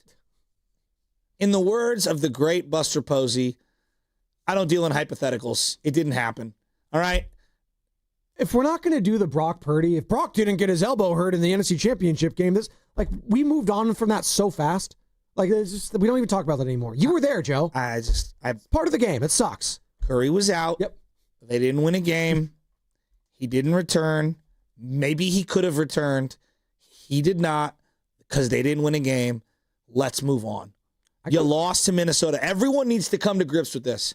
You lost to Minnesota. Give credit to Julius Randle and that team. They dominated you after Curry went out. Had Curry been there, maybe it would have been different. Let's move on. We're going to do that here in just a minute because we're going to be going to break here. I want to get into this conversation. There's a lot happening in the Bay Area right now when it comes to the big 3 teams. And I love you, Sharks.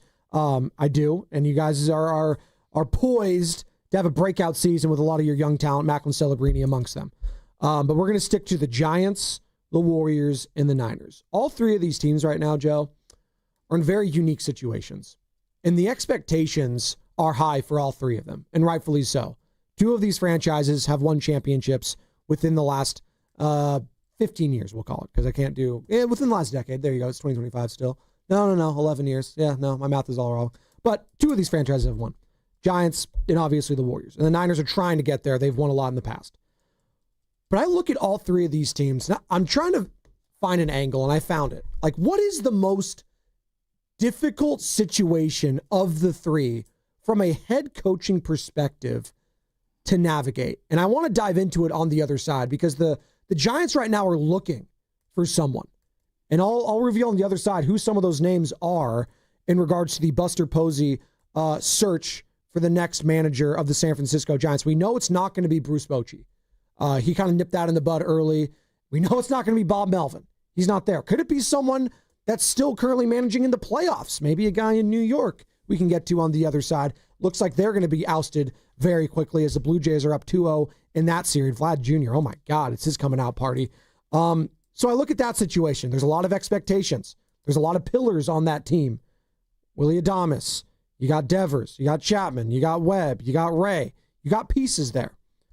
Then I look at the 49ers. I mean, has any team knocked on the door more than the 49ers to win a Super Bowl the last 2 decades and not won one? No. It's been them. They've been right there. And that's the expectation always when it comes to the red and gold. Super Bowl. And then I look at the Golden State Warriors.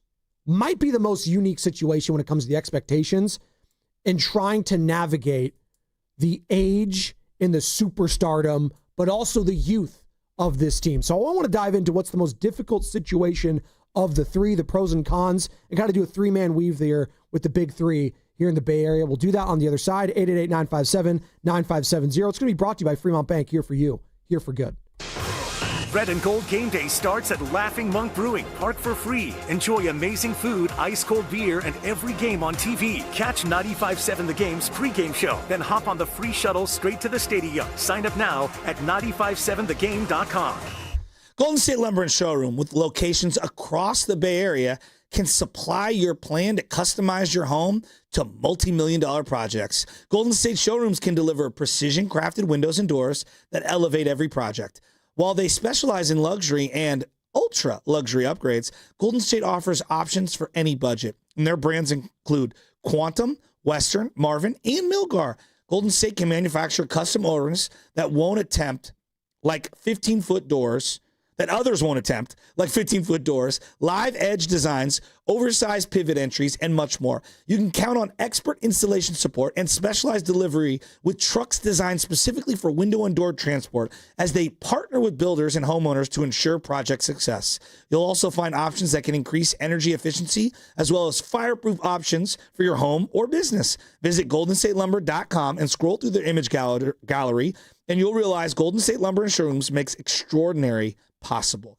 Since 1954, Golden State, when you succeed, we succeed. Hi, I'm Dustin, your friend and jeweler at Shane Company. I know finding a dream engagement ring can be overwhelming, but don't worry, we got you. As director of diamond sourcing, it's my job to make sure every single diamond at Shane Company is truly the best of the best. Our team travels the world to see diamonds up close, in person. We handpick each one for its unique fire, brilliance, and scintillation. Diamond buying is an art. Of course, we look at cut, color, clarity, and carat, known as the 4 C's, but that's not all. We also look at how each diamond looks on a hand, where it will be worn, how it makes you feel, and if it's worthy of a Shane Company customer. That type of expertise only comes from working for a company that's been a family business since 1929.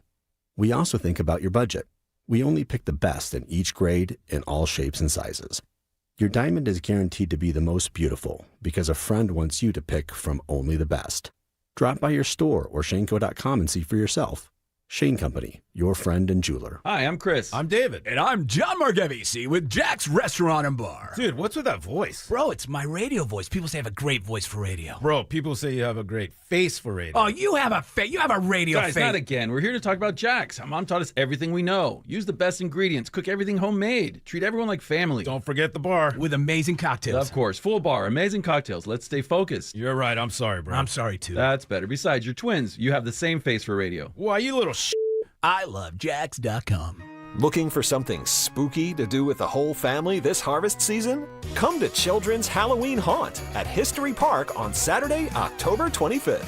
Enjoy hay rides, carnival games, a mini pumpkin patch, cultural fall crafts, and of course, trick-or-treating at History San Jose's House Museums. History Park is located at the corner of Phelan Avenue and Center Road. Tickets available at the door or online at historysanjose.org. See you at the park.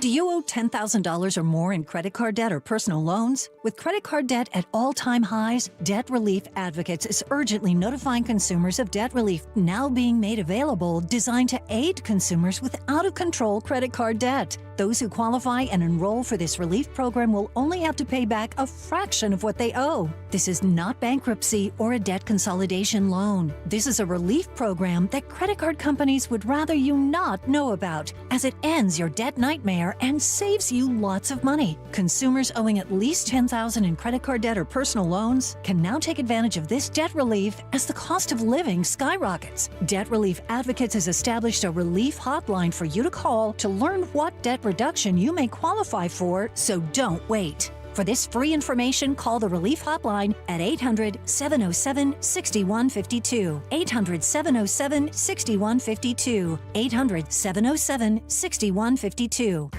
This is the story of the one. As a custodial supervisor at a high school, he knows that during cold and flu season, germs spread fast. It's why he partners with Grainger to stay fully stocked on the products and supplies he needs, from tissues to disinfectants to floor scrubbers. All so that he can help students, staff, and teachers stay healthy and focused. Call 1-800-GRAINGER, click Grainger.com, or just stop by. Grainger, for the ones who get it done.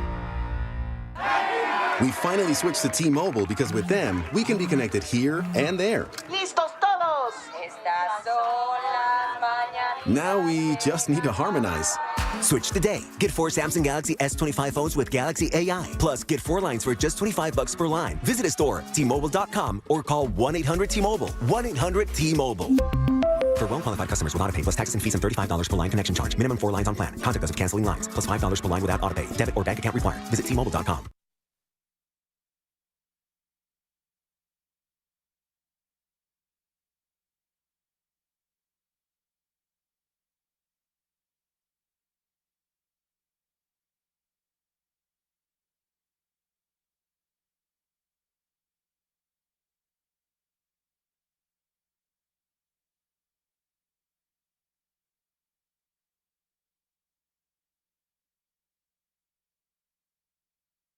We're back. It's the morning roast. We're laughing. We're having a good time on a Monday. We're going to dive into everything in regards to the head coaching search for the San Francisco Giants. Or I guess manager search, but it's a head coaching conversation we're about to have. But I do got to take us behind the scenes right now. We are locked in the studio. We're back on air. The door handle is broken off. Lubman was trapped in here. Shasky's saying, are you dead serious? Don't close this door. We got to keep it open. We're going to figure it. We're figuring it out. We're figuring it out. Don't lock us in here. There we go. Just keep the trash can. Thank you, Coach. And, you know, the more things change, the more they stay the same, Joe. This happened literally at the old station. This exact scenario. Now, we didn't have air conditioning. That's why we had to leave the door open. And we had like a unit in here. But now we have a door open here on a Monday. You ever seen the South Park episode where Cartman's like, I'm the TI 187? Osmo 3000? There you go. That's what Osmo. it was. Yeah. And cool. We had one of those machines on the ground. Are you a pleasure robot? Yeah. We had one of those machines on the ground at the old station. That's what that was like an Osmo 3000. It had like the hose. I think it was from the 70s. It had like the filter hose. It was so ridiculous. Absolutely ridiculous. Oh my God. We were sweating profusely in the middle of like December because it gets so hot. I would come in, it would be pouring rain. It's like 41 degrees. I get into the studio, it's 88 and the most humid it's ever been. You couldn't be comfortable if you were at work or heading to work or heading back. The old home. videos was like me just sweating. We have like plain white t-shirts because Bonte was taking off like the flannel and hoodie that he was wearing halfway through. It's so ridiculous. Such a So that's what we're working through. We don't have handles on our door right now, but we're getting a handle on the show, if you will. And we got Dave Fleming joining us in the next hour to talk about the Giants managerial search and put a bow on this past season. And that's kind of where I want to start right now, Joe, as it was reported over the weekend by Susan Slusser of the San Francisco Chronicle, amongst others, that 2 candidates have emerged for the San Francisco Giants in regards to their managerial search, obviously letting go of Bob Melvin last week. One of them that Bay Area fans should be aware of, at least he played some time in Oakland, is Kurt Suzuki. Remember Kurt Suzuki, guys? You remember him? Played twice, I believe, for the A's. He did, and also played for the Washington Nationals, where he won a World Series championship back in 2019. Angels, Twins, and Braves as well. So he's bounced around. What was his call? Was he a Stanford guy? Ooh, Cal State Fullerton. Cal State Fullerton. I knew he was West Coast. They have a good program, though. Yeah. So, and he won the Carl's World Series and the Johnny Bench and Brooks Wallace Awards back in 2004. I know you're very familiar with that. 2nd-round pick of the A's back in 2007. So Kurt Suzuki is one of the names that was discussed, and also a former Giant and a guy that played with Buster Posey on the San Francisco Giants, Nick Hundley. I love Nick Hundley. and 2018. So those are two names that have emerged, Joe. I like it. Your thoughts as the biggest Giants fan outside of San Lemon that I know.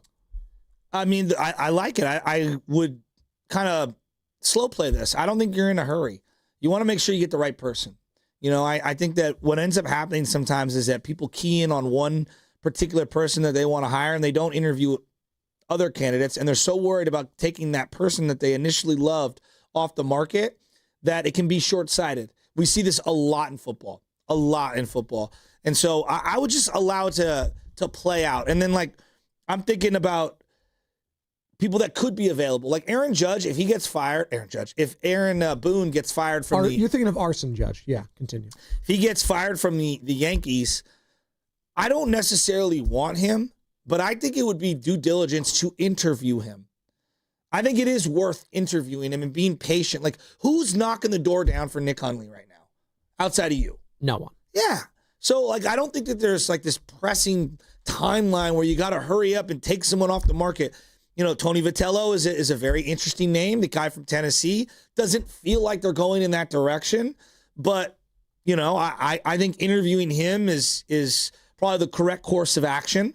And just seeing what else is out there. I don't think that you're in a time crunch. I think you've got plenty of time to let this play out. And then, you know, Stephen Vogt is a name that people have been laughing at. He's got 1 year left on his deal. Is Cleveland going to re-up him? That's a good question. I'm not sure. It was a fun final month until it wasn't. And the guy that I was wondering was if he could get axed too was the guy that was the manager on the other side of the Detroit Tigers, AJ Hinch. But it looks like, I mean, they won a series. We'll see. But again, you never know where these franchises are at. Maybe they want to make a change. Maybe they feel like they're a manager away from doing what Bruce Bochy did a couple years ago, his first-time manager of the Texas Rangers, winning the whole damn thing. You never know. I know that Albert Pujols was interviewed with the Angels. That's not like confirmed that he's going to be the next guy, right? But I know a lot of people feel like strongly that he's going to be. That's an interesting one. Should they interview Albert Pujols potentially? Is that a name that I know you mentioned? Yadi Molina. I'd rather Yadi. Okay, but is that a guy that like obviously a big name, the player? I don't know much about him as the manager, but that's obviously would be a sexy name. I think Aaron Boone, as you mentioned, is an interesting name because he's lasted so long without winning a World Series on a franchise that the expectation every single year is winning a World Series. And he's been there for a long time, which is very strange. Maybe that just speaks to the current ownership and Hal Steinbrenner, not his father, George. But it's interesting. I wouldn't hate Aaron Boone, honestly. People I think are looking at, he flamed out the Yankees. Why should we take him? Well, it's New York. Like he did take this team to the World Series last year. I get it. They're getting clapped right now against the Blue Jays. And the Blue Jays might win the whole damn thing. Well, they've been the best team for quite some time in Major League Baseball. I don't think the Yankees have ever had the best team in baseball the last 5 or 6 years. I know they were awesome a couple years ago in terms of overall record and last year as well, but they've always had pitching problems. They've always had bullpen issues. They've always had defensive issues. Right. And when we can talk about, the manager all we want, Brian Cashman has put together a good team, but never the same exact complete team that he had built in years prior. It's been very difficult for them, and I think part of it is their development system hasn't been as good as they want it to be. So of the openings right now, there were 7. I believe it's down to 6 because the Rangers hired Skip Schumacher as their next manager after Bruce Bochy stepped down. So of the teams with managerial vacancies, you got the Giants, you got the Angels, you got the Braves, you got the Nationals, you got the Twins, and you got the you got 7 actually. Orioles and the Rockies. So Orioles fired their guy during the exactly. season. So that's where you were at, and maybe they keep the interim guy. I don't know. But of all those situations, Joe, am I crazy to say I'd rather have like the Giants situation of all those? Let me make the case for the Giants right now. Yeah, please. Okay. Right now, the bar is so low. It's so low. Think about this. They've had 1 winning season since 2017. 1. Now, there are things you have to navigate.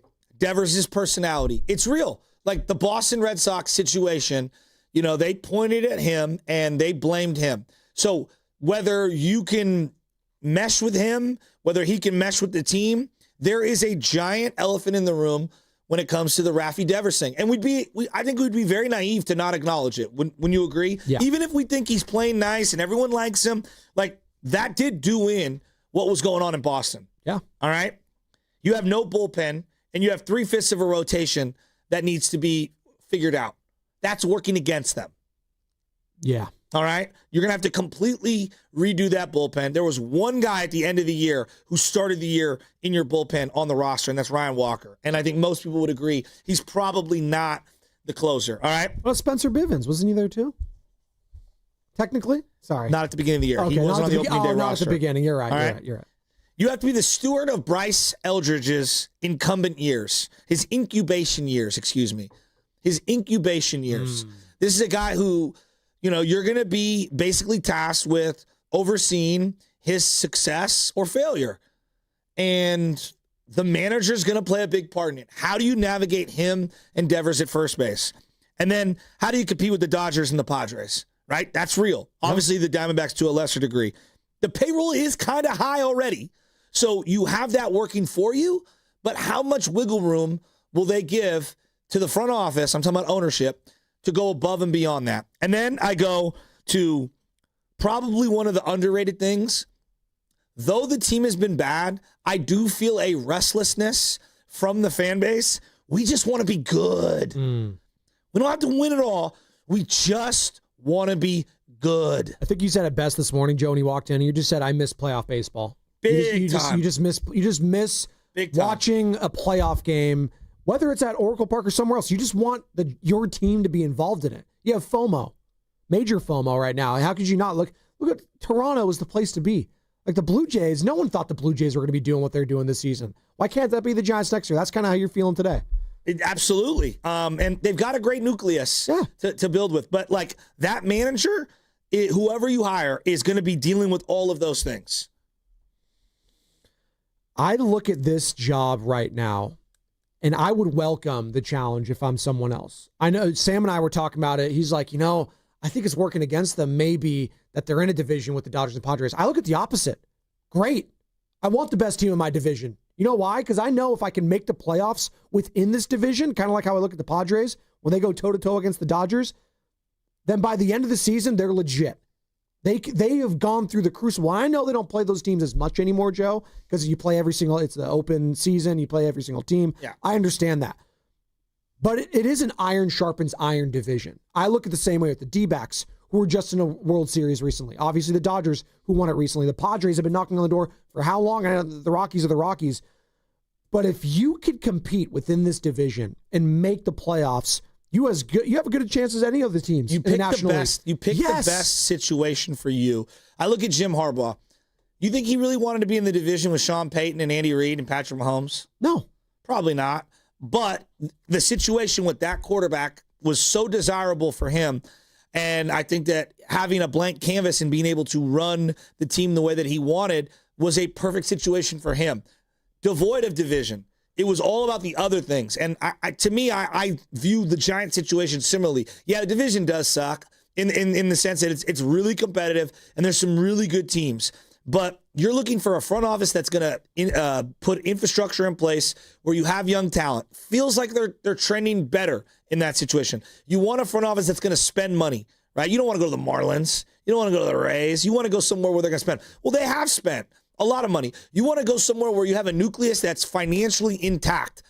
Devers, Chapman, Adames, Chung Lee to a less degree, they're intact. Like, there's good infrastructure here. You want to go to a good stadium situation. You don't want to be in the Sacramento, A's situation or the Tampa Bay Rays situation. Well, check.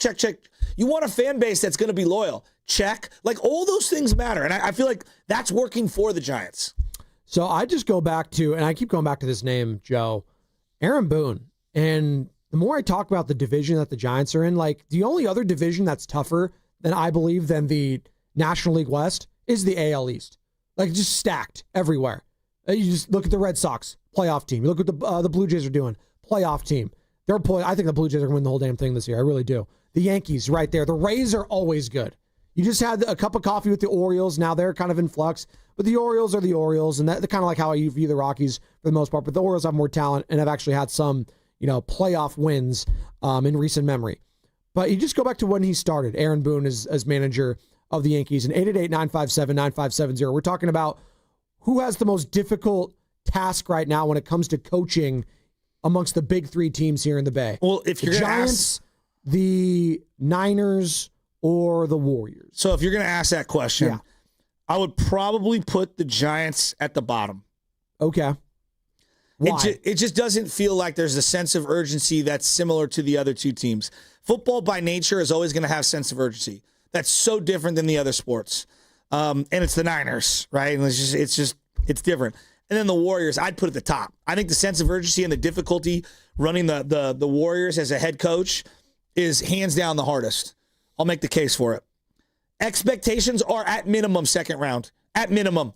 And even then, I bet you there's a huge chunk of this Warrior fan base that would say, you just wasted a year of Steph Curry in his prime. Yeah. No matter what. All right? You are never going to be able to satisfy this fan base unless it is a championship. That's tough.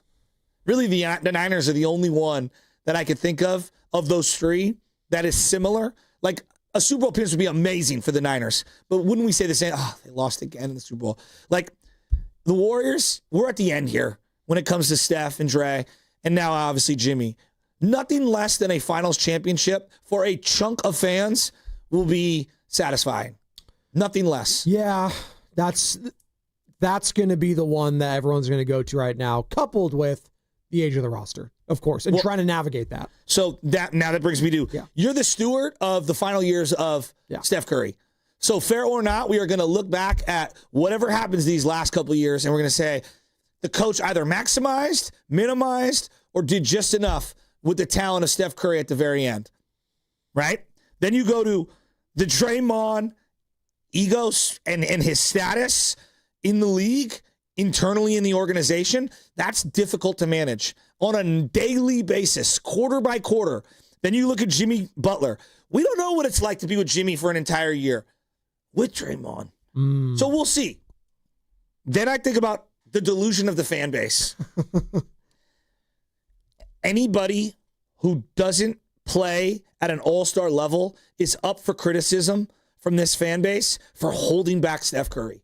You know how difficult that is to manage as a coach? Moses Moody scores 19. What did I say? Well, you got to rebound. Yeah, exactly. He said zero. I said that. He's like, it's great. 0 rebounds. Right?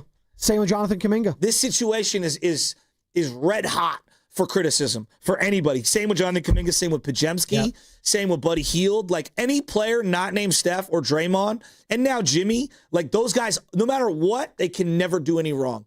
All these other guys, we just poke holes in their game. Like that, this fan base is so delusional with the young guys. We will destroy them at every turn. And then, like the whole difficulty of a 9-month season of blending the young and the old and finding the right lineup combinations based off who's in form. I think this is hands down the number one most difficult spot of the big three of these teams for anyone in coaching right now.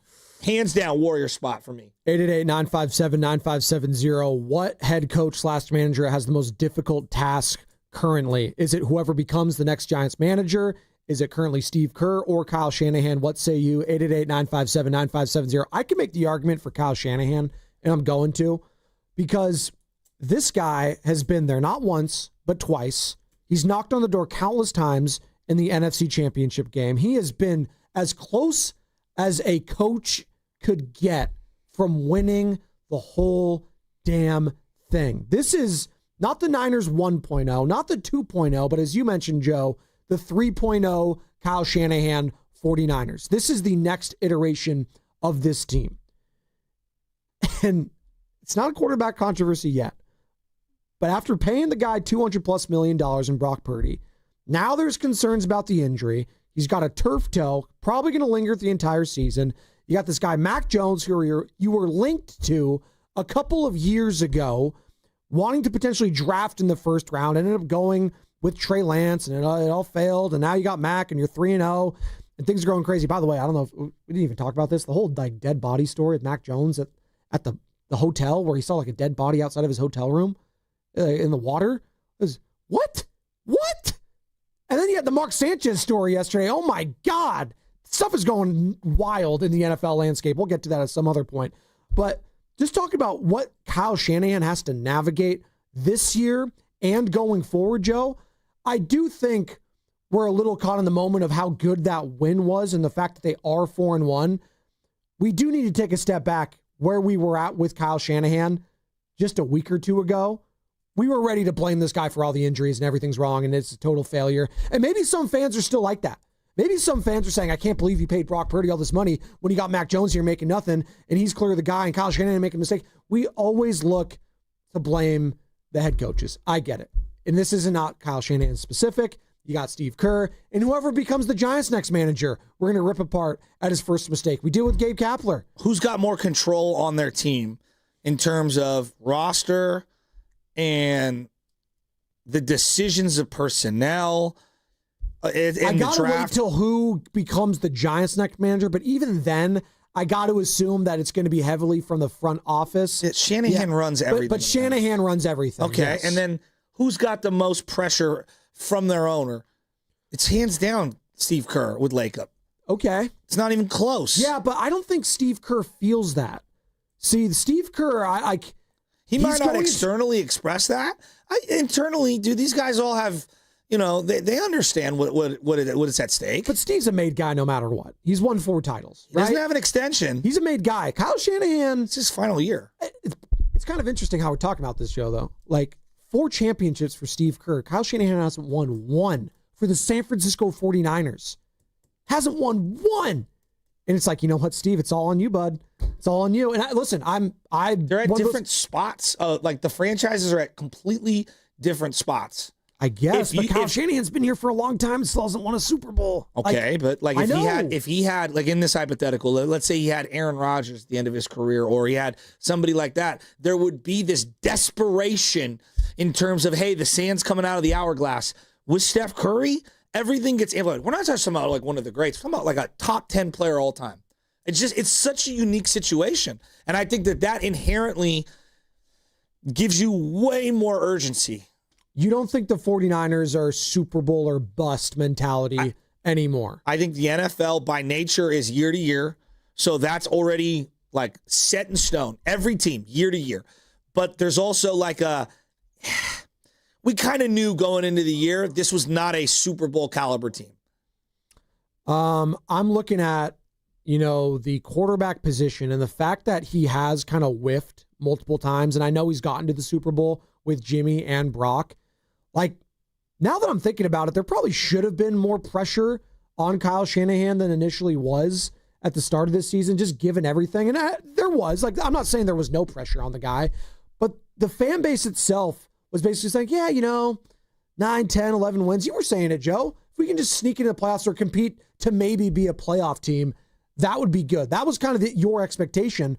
And I do wonder if that's shifted after a 4-1 start. The expectations now being 4-1, 3-0 with your backup quarterback and Mac Jones, is it still kind of the same thing? For me, it's just so week to week with this team because can Mac Jones make it through 2 or 3 weeks here? You're forget Purdy for a second, and we'll see where he at. Yeah. Can Mac Jones, the PCL, he's going to be dealing with the rest of the year?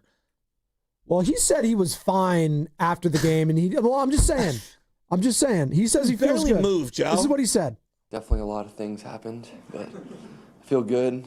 Just working through some stuff, and yeah, I was able to play, so that's all that matters. If I feel like I can protect myself, then I feel like it's my job to be out there. So. He's fine. He's going working through some stuff, so he's good. He does have the week and a half off, so hopefully he's not going to be limited and he'll be a full participant all week long leading into this game. And as you mentioned, you're kind of week to week like the Niners are week to week with Brock Purdy and his injury and what's going on there. This team is very banged up right now, and it's great that they're 4-1. Through the roof that they're 4-1. It's remarkable, quite frankly. But you need to have reinforcements arrive. You can't go weeks on end with Kendrick Bourne as your number one. We all know that's not a recipe for success. Well, I don't know. It worked well with Mac Jones, that iteration. For a game, Joe, you can get away with it. We know, game. Joe, you can't go into the NFL week to week with Kendrick Bourne as your number one passer. Kyle Shanahan can do whatever he wants with this roster, and I'll believe it. Because Joe, you're scoffing. The guy is literally, with a third-string quarterback at one point, taking this team all the way to the NFC Championship. But that's unsustainable for multiple weeks. We understand shown in the past that he is able to right the ship basically no matter what. Like, he's done it at multiple levels now. You can only take on so many injuries. I think we need to be a little, realistic here. Like, you McCaffrey, then yes. If I told you right now, Kittle's not coming back. That'd be brutal. It would be big time brutal. Like, I think that lingering in the back of your head, you're like, all right, cool. Like, and you need to have that guy back. If McCaffrey misses a game or two, come on, guys. Like, come on. So we've got to take a deep breath. It's one of the great wins in a long time. They need their reinforcements back. We know that you can only sustain with backups for so long. It's the NFL. So you're not really buying in on this Niners No, it's team. not that. No, it's not that. I'm saying it's week to week. No. We can't go flying off the rails and say, now we're a contender. It's like, look, no. To be a contender, you need Ricky Pearsall back out on that field, healthy, and not injured and missing a game every other game. Like, you can't have that. I need Jawan Jennings back 100%. I need George Kittle back at some semblance to being 100%. Right now, their defense is getting no pressure on anyone. So they have got to figure out a way to get to the quarterback, whether that's through personnel upgrades or using the existing team that they have right now. Joe, that win is a great win. It's an unbelievable win. And I am not trying to douse anyone with ice bucket here. I'm just being realistic. You cannot go week after week with Valdez-Scantling and Kendrick Bourne as your top pass-catching threats with Jake Tonjes. Like, it's a great story, but a month of that will get old real quick. 888-957-9570 is the number to get involved. Call or text the Boxer and Gerson work injury attorney text line. Also, hit us up on YouTube where we're streaming. We're talking about the level of difficulty if you were to rank them amongst the big three teams in the coaching vacancy over in San Francisco with the Giants. How would you rank them when it comes to Kerr, Shanahan, and that opening over with the orange and black? 888-957-9570. I'm going with the Niners being the most difficult.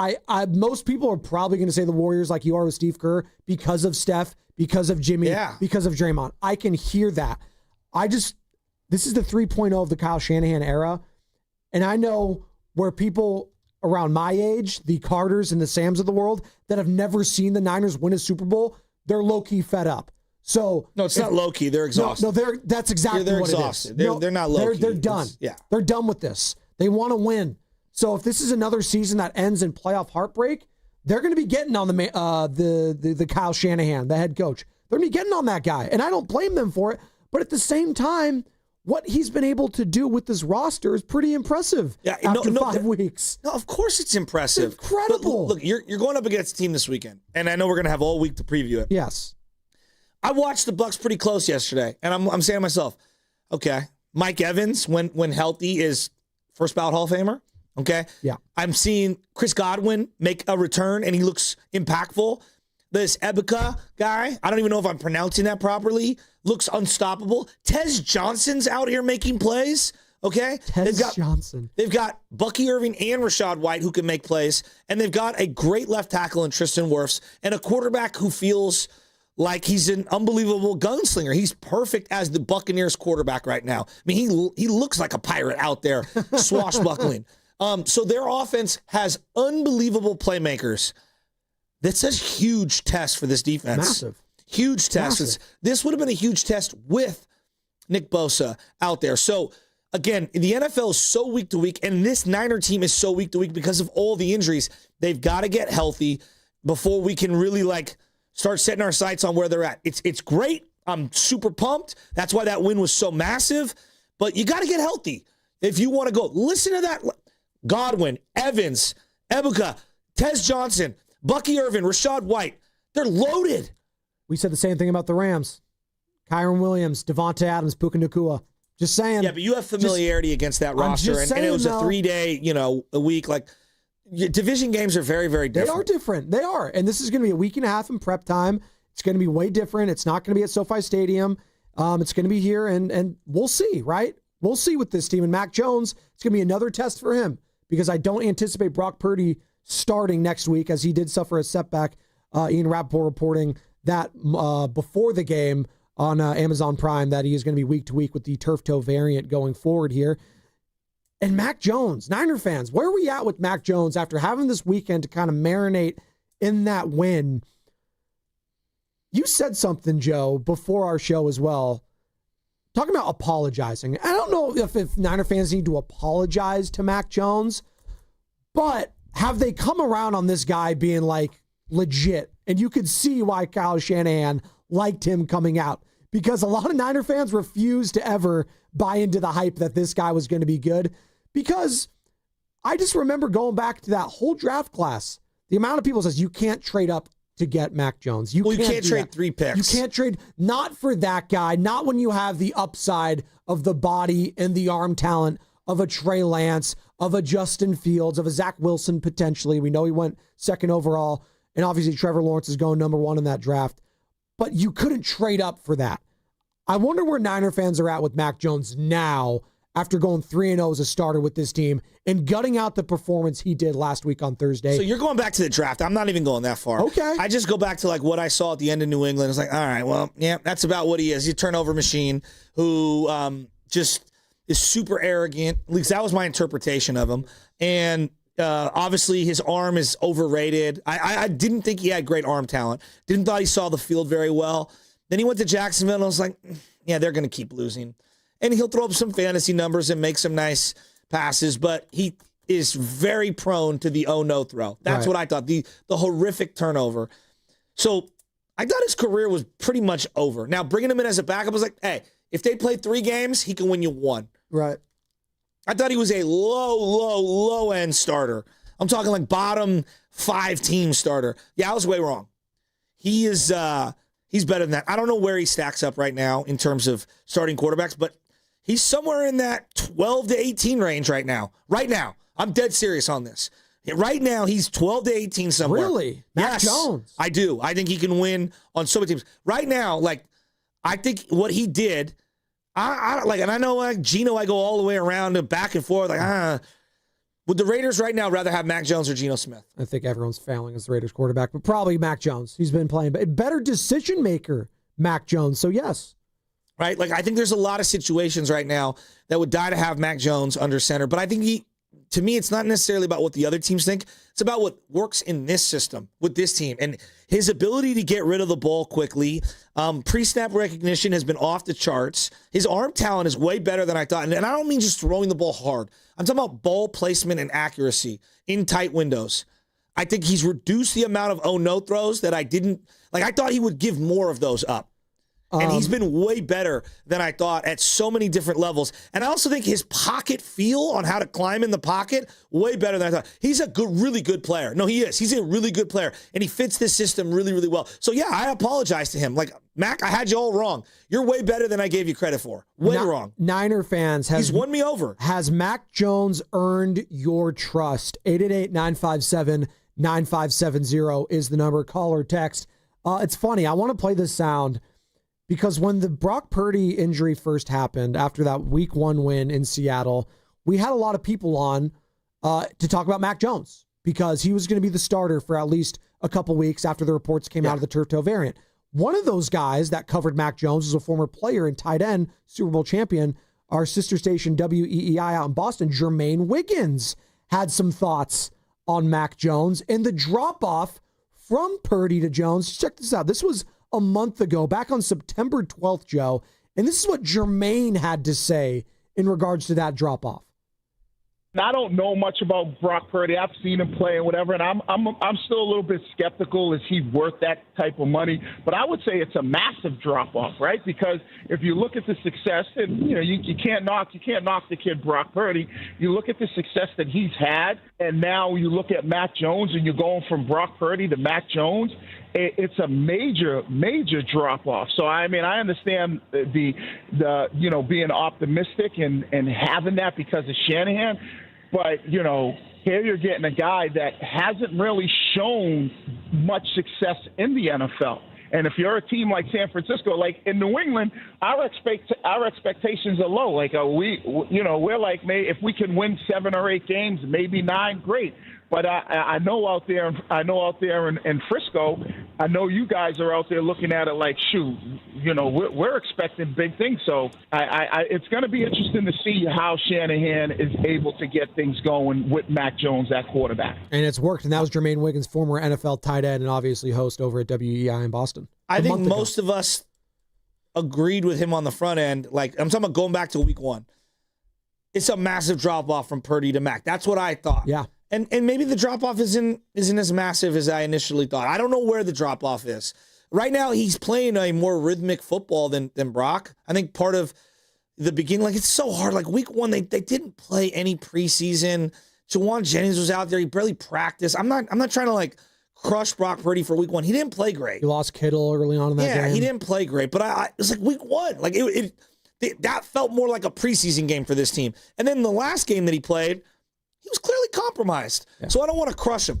Last year wasn't good.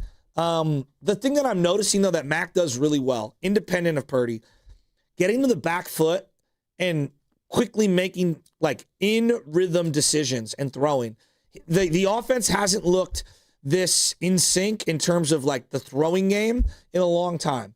And that's a combination of a variety of things. But I think Mac is just a better rhythmic passer than I gave him credit for. He really does have a good feel, and it feels like the quick, controlled passing game is really good. And I wonder out loud whether it's because Mac's being told to get rid of the ball, which he probably is, or is feeling the pressure really well pre-snap, or the other one is like, is it just he's a little bigger and he's able to kind of see over the line and then take those quick 3-step drops and being able to, in the pocket, just dump it off quickly. There's something to be said for being a bigger guy and being able to see over the line.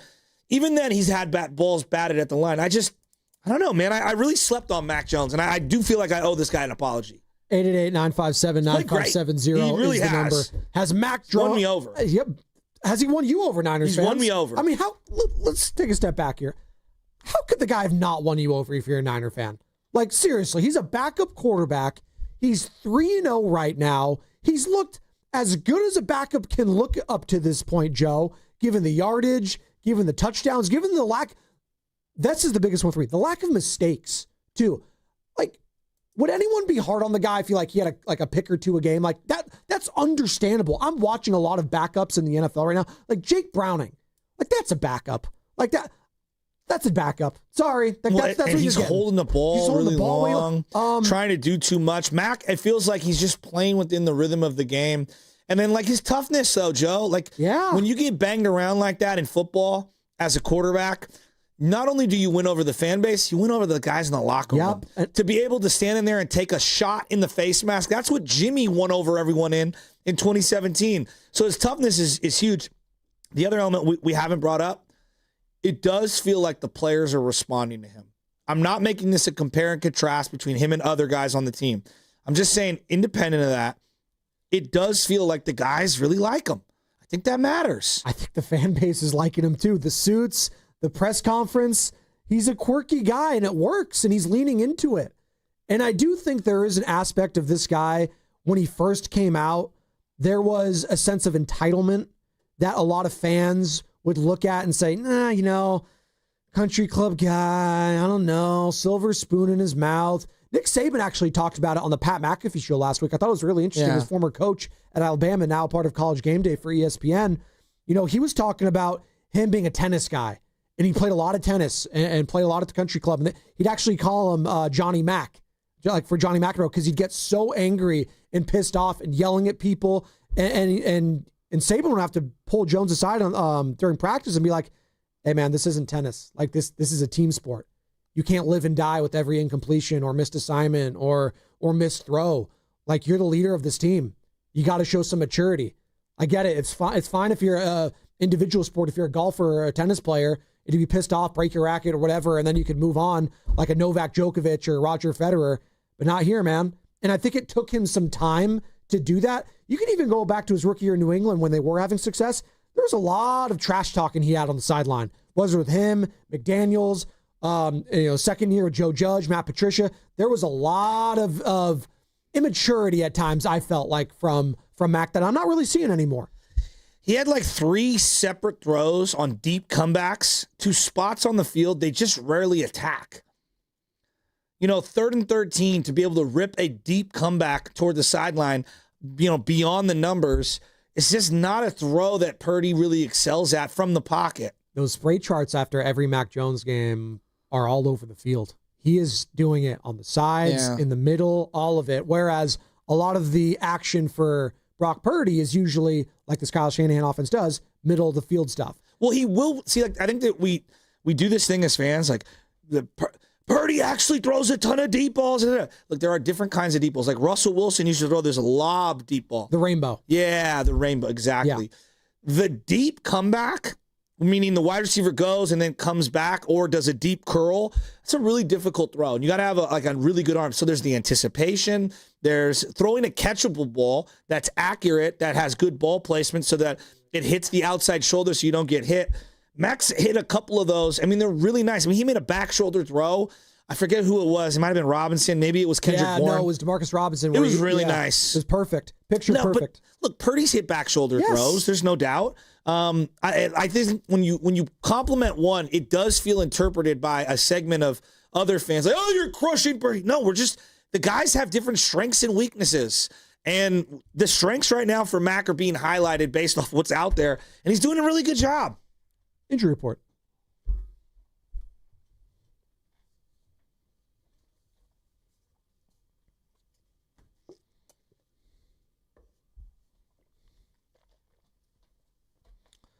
Has Mac Jones earned your trust, Niner fans? Austin, SF, Selena, and Richmond will get to you on the other side. 888-957-9570 is the number to call or text. In the meantime, the Warriors were back on the floor last night, but where was DeAnthony Melton? Dubs fans will not be seeing Melton on the floor for a while as he continues his rehab from torn ACL last season. He participated in individual work in practice last week, but not team drills or scrimmages. He will be reevaluated in 4 weeks and will not be available for the Warriors when the season starts on the 21st. The injury report was brought to you by Boxer & Gerson, Northern California's premier workers' compensation law firm, helping injured workers get their lives back for over 40 years. What's coming up with the game is brought to you by Fremont Bank, here for you, here for good. More of your calls, more of your texts, plus Dave Fleming, voice of the Giants, our Giants insider, putting a bow on this season. And where do the Giants turn for a new manager? We'll discuss that with Dave at 8:30. All that and more halfway home here on a Monday. Spadoni, Shasky, The Morning Roast, 95.7 The Game. This is Larry Flick, owner of The Floor Store. Our fall sale is on now, and it's big. Up to 50% off store-wide, 0% financing for 2 years, and we pay your sales tax. Go to floorstores.com for directions. The Floor Store, your Bay Area flooring authority. What if you had the smartest Wi-Fi? If you did, it'd be Xfinity, of course, and it'd come with their best state-of-the-art equipment. It would boost speeds to the devices that needed them most, prioritizing your most important connections, whether you were streaming, gaming, or gaming while pretending to work. And it would let you stream 4. That's right, 4 games on one screen. It would even power your mobile connection so you could bring faster, secure Wi-Fi speeds with you where you use it most. It would be proactive and fix problems before you knew you had them. Impressive, right? And it would have security features that protect you from threats at home and online. Kind of like a force field for your life. If you had the smartest Wi-Fi, well, everything would work together seamlessly to keep you connected, no matter what. Xfinity. Imagine that. Restrictions apply. When your coffee game isn't strong, people can tell. Good morning! See what I mean? But at McDonald's, your coffee game is always strong. A medium caramel or mocha frappe, just $3.89. A medium iced coffee, only $2.79. Big flavor, cool refreshment, and your morning's back on track. Don't risk a weak coffee game. Keep it strong at McDonald's. Order ahead in the app today. Ba-da-ba-ba-ba. Prices and participation may vary. Cannot be combined with any other offer or combo meal. $5,000. That's the average amount of money people in the U.S. are now spending on gas in a year. $5,000. That's crazy. If you drive, you have to download Upside, the free app that gives you cash back every time you get gas. That's right. You can earn real cash back with Upside just by buying the gas you're already buying. You can literally start earning cash back today. I use Upside every time I fill up, and I've already made around $200-$300. You're putting gas in your car anyway. Why not get real cash back? If you like free money, download Upside. I'm saving the cash I earn from using Upside to help pay for a vacation later this year. Download the free Upside app now to earn cash back every time you buy gas. Use promo code CODE to get an extra 35 cents per gallon on your first tank. You can cash out anytime right to your bank, PayPal, or a gift card for Amazon and other brands. Just download the free Upside app and use promo code CODE for a 35 cents per gallon bonus on your first tank. That's code CODE for a 35 cents per gallon bonus. Want to interact with the hosts but can't call? Text the Boxer and Gerson Work Injury Attorneys text line at 888-957-9570. Boxer and Gerson, Northern California's premier workers' compensation law firm, helping injured workers get their lives back for over 40 years. Drowning in IRS debt? If you can't afford to pay your IRS debt due to economic hardship, you can now be free of IRS collection efforts by taking advantage of a special IRS tax hardship program. This program allows Americans who owe the IRS to resolve their delinquent tax debt once and for all. In some cases, maybe even reducing what you owe significantly. An open phone line has been established by Community Tax for consumers to call and see if they qualify.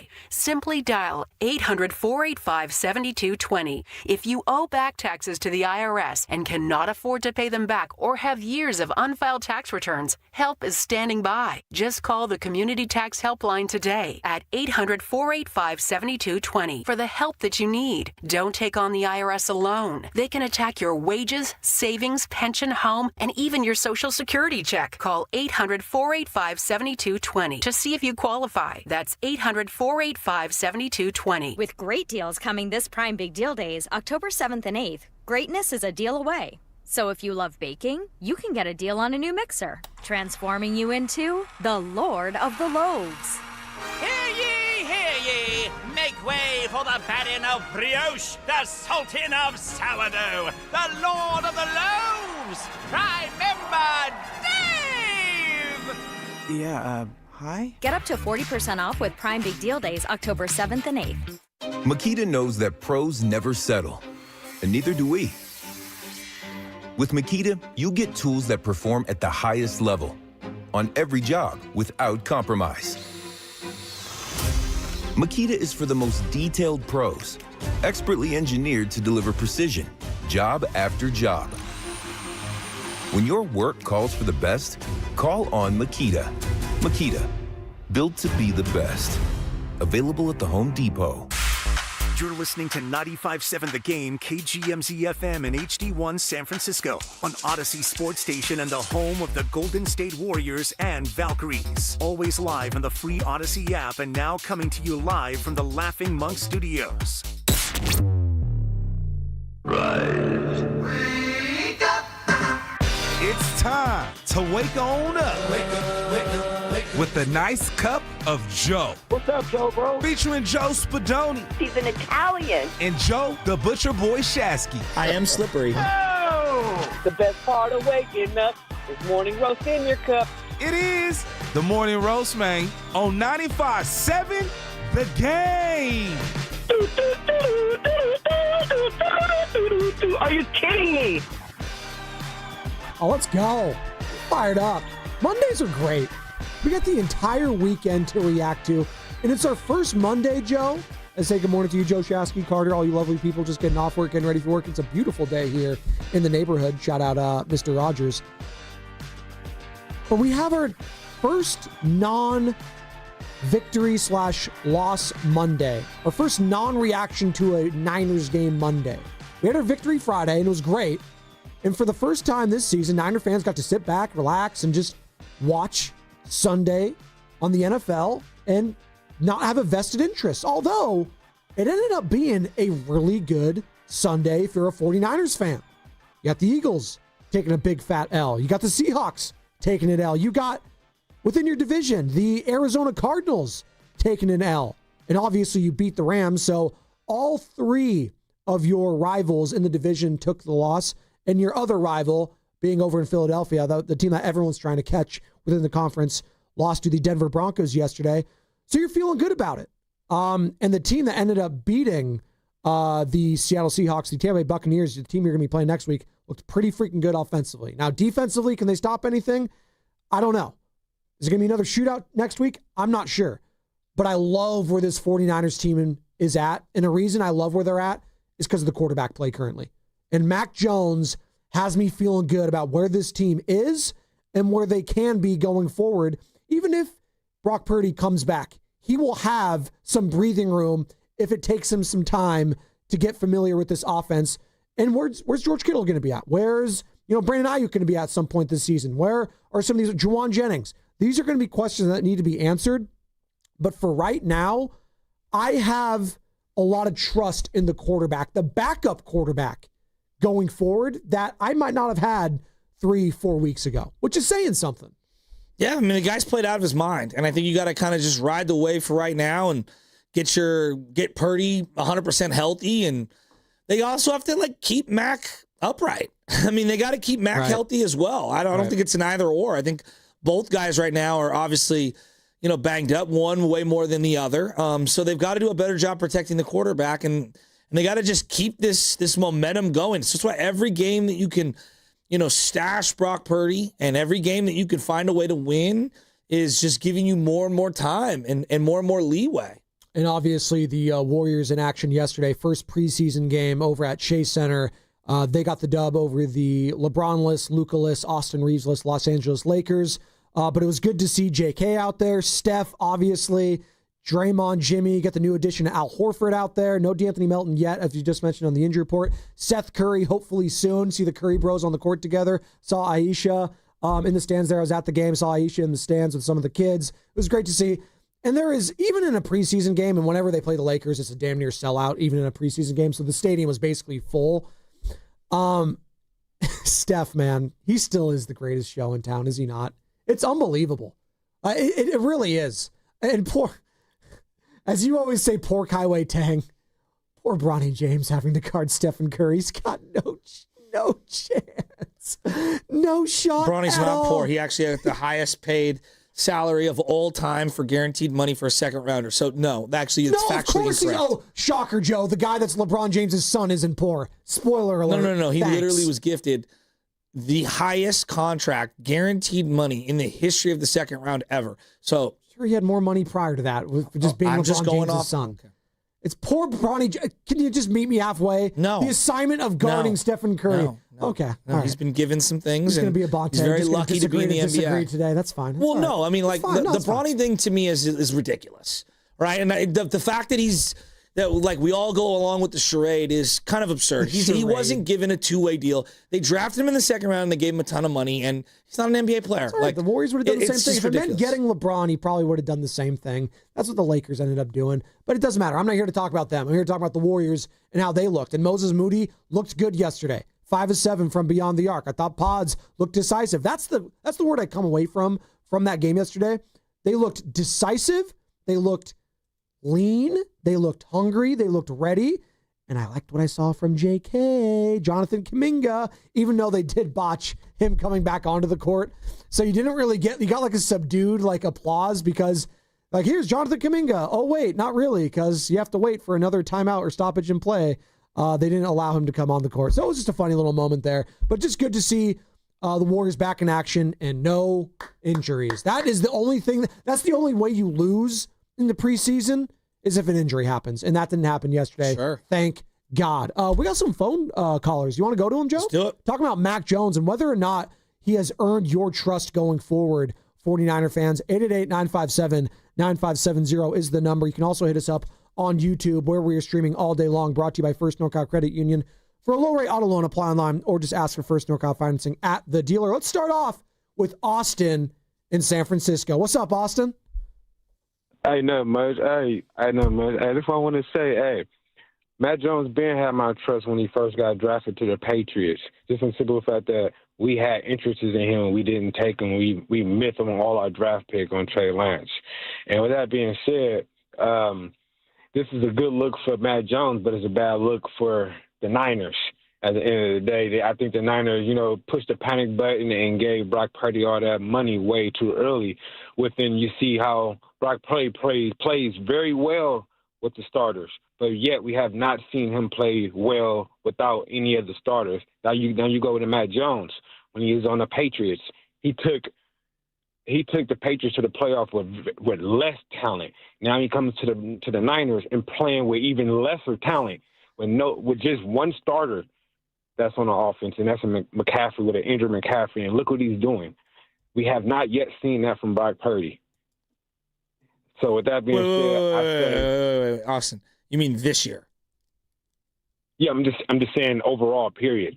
We have not seen Mr. Relevant play how Matt Jones is playing with less talent, without none of the starters, and doing exactly good as Matt Jones is doing right now. Austin, I'll let you finish here. Why did you say it was a panic move to sign Brock Purdy to that contract? The reason why I say it's a panic move is because they didn't have no choice but to do it. We didn't have no other quarterbacks, and Brock Purdy was going to leave. They didn't want Brock Purdy to leave for nothing, and so they just gave him the keys and say, here you go, young man. Well, so Austin, you didn't think he did enough to earn that contract? I'm not saying he didn't do enough. He did a lot with the starters, like I said in the beginning. He did a lot with the starters, but when the starters are out, he's not Mr. Irrelevant. I got you. No, I got you, Austin. That's Austin in San Francisco. Right. I understand what he's saying when it comes to, he can't do it without all of his weapons. But I'd argue most quarterbacks can't do it with most of their weapons. I mean, I always go back to that Tom Brady season. We bring it up all the time, Joe. Guys throwing to Kembrell Tompkins and Julian Edelman. The only reason they won that division is because that division sucked. Like, that's the only reason they ended up winning that. But he was a shell of it. He looked like a shell of himself because of the talent around him. You're only as good as the talent around you. Now, what separates the good from the great to the elite are the guys that could elevate said lesser talent around them. And I do think the fact, and Bonte mentioned this to us and mentioned this to me, the fact that Mac has actually had a repertoire with some of these guys as the second team quarterback, like Demarcus Robinson, for example, Kendrick Bourne in the past, I think does give him a little bit of leg up with those guys, right? The contract's so funny. Did you think it was a panic move? I don't think it was a panic. That's not the words I would have used. I think they had to give him that contract. I do. I believe that. You never have to do anything. No, I'm just saying. I just think it would have been a bad look if they didn't. I think it would have been a bad look if you're trying to attract other free agents or people to stay with your team. You're awarding everyone else except the quarterback that has done, all he's done is win, quite frankly, for the most part. Yeah, but if you didn't think he was good, you wouldn't have gave him the money. Right? So I think you're overthinking it. Like, they thought he was good. They thought he was good. I'm saying there's people that say you just don't do it because of the cost and you should just do the year to year. I just would have think that would have been a bad look. But I understand what you're saying. Okay. All right. Well, he earned a raise. He deserved a raise. They gave him a raise. The entire time throughout the negotiations, I understood he deserves a raise and he earned a raise. And I probably would have gave him one. But the whole time you and I were talking about it and had tons and tons of hours of content about it, it's like, this is the biggest decision an organization can make. Because once you sign your quarterback, then the clock starts really ticking for the head coach and everyone. And everyone always says, well, what are you supposed to do? You have to do it. It's like, no, well, you could have, played hard. You could have played hardball and put him in this. I probably wouldn't have gone that route either, right? As you're talking about, it's a bad look. I don't make moves because they're bad looks or good looks. I make moves if I think that they're the right guy. I truly believe they love Brock. They loved Brock. They gave Brock the money because they believed in Brock, which is why you pay someone. Correct. Because you believe in them, right? And now that Brock's injured, it's tough to get a good look at what he is right now because he's compromised. I don't think they regret the deal right now. Maybe over time we look at this conversation differently and they're having different conversations about it. They're fortunate that they have Mac Jones on a 2-year deal. He's played great football. It's a handful of weeks. Let's all take a deep breath. Doesn't mean the Purdy deal is an albatross. It doesn't mean they immediately regret it. It does mean this. Yeah, I think we now, after a couple weeks, Mac Jones is probably not AAV $45 million a year less than Brock Purdy. I think the whole league is saying to themselves, man, we should have maybe looked at Mac Jones differently. I mean, I think we could both agree on this. And 888-957-9570. Zaya, Selena, Mike, we'll get to all of you. Phone lines are lighting up. I just think we all just need to relax a little. It's a good problem to have. Actually, it's a great problem to have. You have 2 quarterbacks now that you can win with going forward, at least with a backup that can right the ship. You know how many other teams would kill for that right now? Sure. You don't think the Baltimore Ravens would love to have Mac Jones right now? You don't think that the Cincinnati Bengals would love to have Mac Jones right now? 100%. A lot of these teams would kill to have the backup situation the Niners But 3 games doesn't make a season. No, it doesn't. Right? And just like the 2 games doesn't make a season for Brock Purdy this year. Look, last year wasn't as good. I thought it was a mediocre year from Brock. You want to say, hey, these are the reasons why? Yeah, I'll listen to all of those. I will, and I agree with most of them. But the Brock Purdy deal, just all these deals, if you're not an lock Hall of Famer, I always like, I get why you paid Ayuk. Right. But even then, I was like, he's a really good player. I don't think he's a great player. He's really good. He deserves a raise. Mm-hmm. I see why he wants to get paid. I wrestle with it. I understand. Here's Nick Bosa. Like, Nick Bosa, to me, is a Hall of Fame level player. I would have paid him 10 out of 10 times. I think 30 other teams would have paid you 10 out of 10 times if you're Nick Bosa. That deal doesn't look great today. No. It doesn't look great at all. And I think he had 2 years that were kind of after getting paid. And those didn't look great either. This is nothing about Brock. Most of the deals you sign don't look great in the NFL. Because what happens? In the NFL, guys get hurt. Let's go to Selena in Richmond, who's been hanging on tight. We'll get to Zaya and Mike before we get to Dave Fleming in about 14 minutes here. Voice of the Giants, put a bow on the Giants season and talk about their managerial search. 888-957-9570 is the number, though. Talking about whether or not you now trust Mac Jones, Niner fans, going forward. I mean, he has to have earned your trust, right? And if he hasn't, why not? Selena, you're on the Morning Roast. Good morning. Good morning. What's up, guys? What's up? Just to be honest, I didn't know that I was supposed to talk, so sorry for the pause. No, you're good. No, continue. You're good. I just wanted to say that I really feel about Mac Jones how I used to feel about Brock Purdy in the beginning when he took over and we were like, who is this guy? But he just did amazing things for us. So I love Brock no matter what. I really think that he should still be our first. But I love the fact, like you guys mentioned, that we have this amazing second that we can rely on when we need it, and to give Brock Purdy that rest and that time that he needs to heal up, get back to where he was before when he was doing great, and we got Jones, and I'm excited. I'm excited for us, guys. Yes, go Niners! Let's go. See, that's the energy we're looking for. That's the appropriate tack. Yes, absolutely. And that's that kind of interesting. No one's really brought that up. The vibes that you got from Brock in his first 3 starts, she's getting that with Mac Jones now in his first 3 starts. The Shanahan elevation. He did it with Jimmy. I mean, even Brian Hoyer got an early boost from Kyle Shanahan. That's the Kyle Shanahan boost. That's interesting. I could pull those games up, and I think I have them right here. By the way, I just type Mac Jones in the search bar, and the first thing that pops up is Mac Jones, and then dead body to the right. That's probably not good.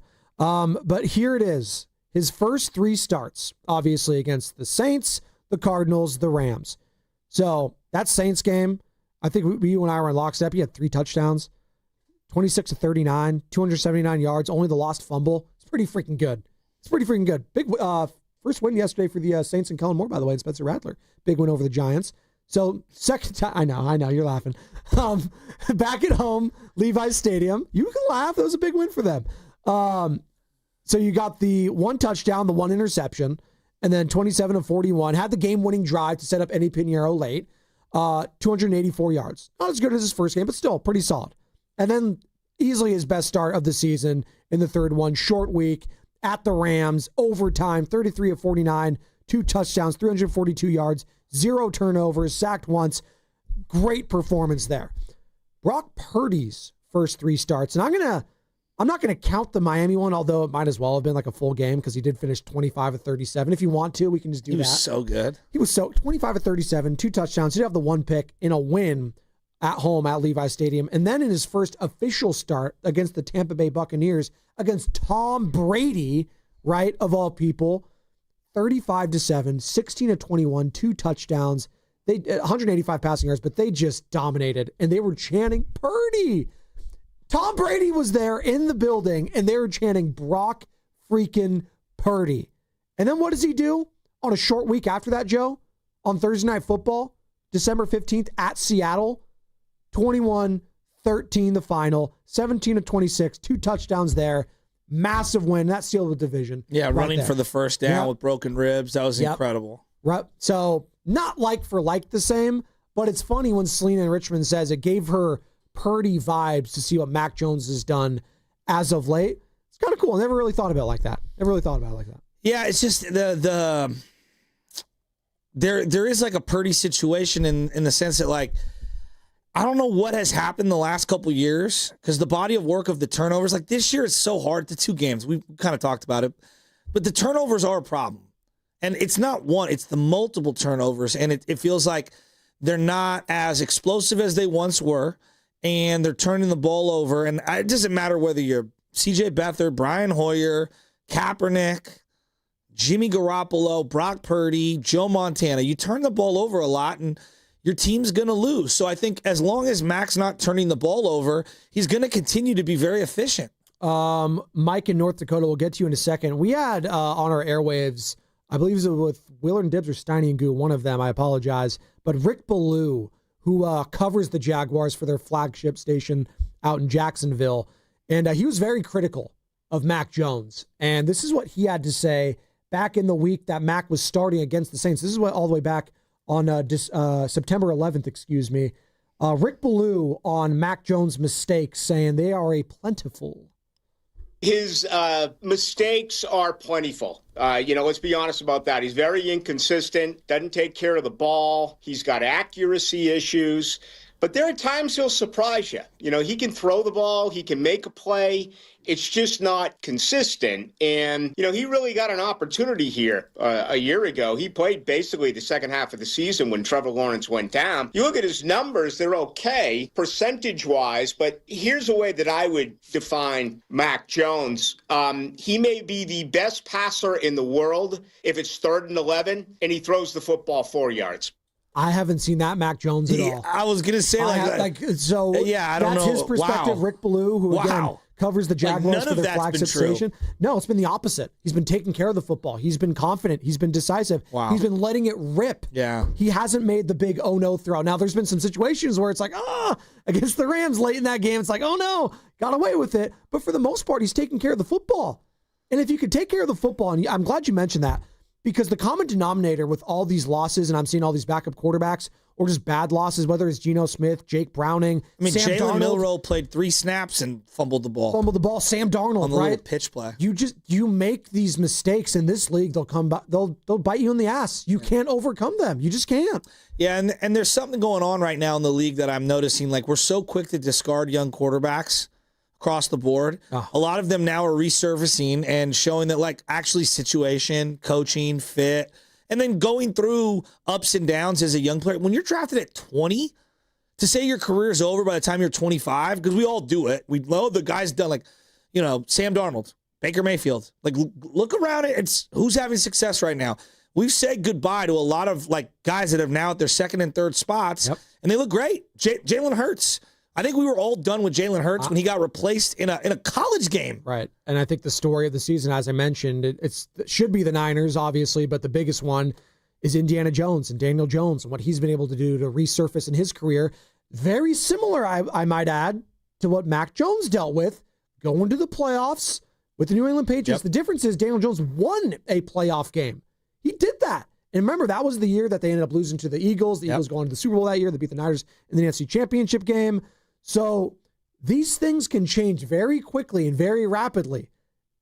If Mac Jones wins this week against the Buccaneers, after what the Bucs have been able to do offensively, and he goes toe-to-toe with Baker Mayfield, that noise is going to start getting louder and louder and louder, and people are going to start taking notice of the 49ers if they still are sleeping on the nation. Were you convinced Baker Mayfield sucked at any point in his NFL career? Maybe. I thought maybe he was done after the whole Carolina thing. I thought maybe he might have been Baker. What about Jared Goff? Did you ever write him off at any point? When the Rams traded him, I thought he was. You go to Detroit, which was just dumpster fire central. Yeah. I thought he was done. I did. Okay. I'll be honest. Yeah. All right. Carson Wentz is still backing up. I don't think he's done. Have we all written off Carson Wentz? Yeah. I still might be, but as a backup, he's been solid. Okay. How about Geno? I know yesterday's bad. Yeah, I know. He went to the playoffs, multiple times. I'm so jaded on Geno right now. I know, but again, I don't want to say anything, but yes. Did you ever see him taking a team to the playoffs for multiple years? No, I never saw that. All right. How about Sam Darnold? No, I thought he was cooked. Me too. Once you say seeing ghosts, I thought your career is over. Daniel Jones. Yes, I thought he was over. Mm-hmm. Me too. I mean, go around this league. You're looking at a third of the teams, give or take, are playing cast-offs, and they're playing the best football of their lives. I know. And I would add Mac Jones right now into that mix. I just think in general we're too quick to write everyone off. We're not too quick to write off Dave Fleming because he's coming up next. 888-957-9570.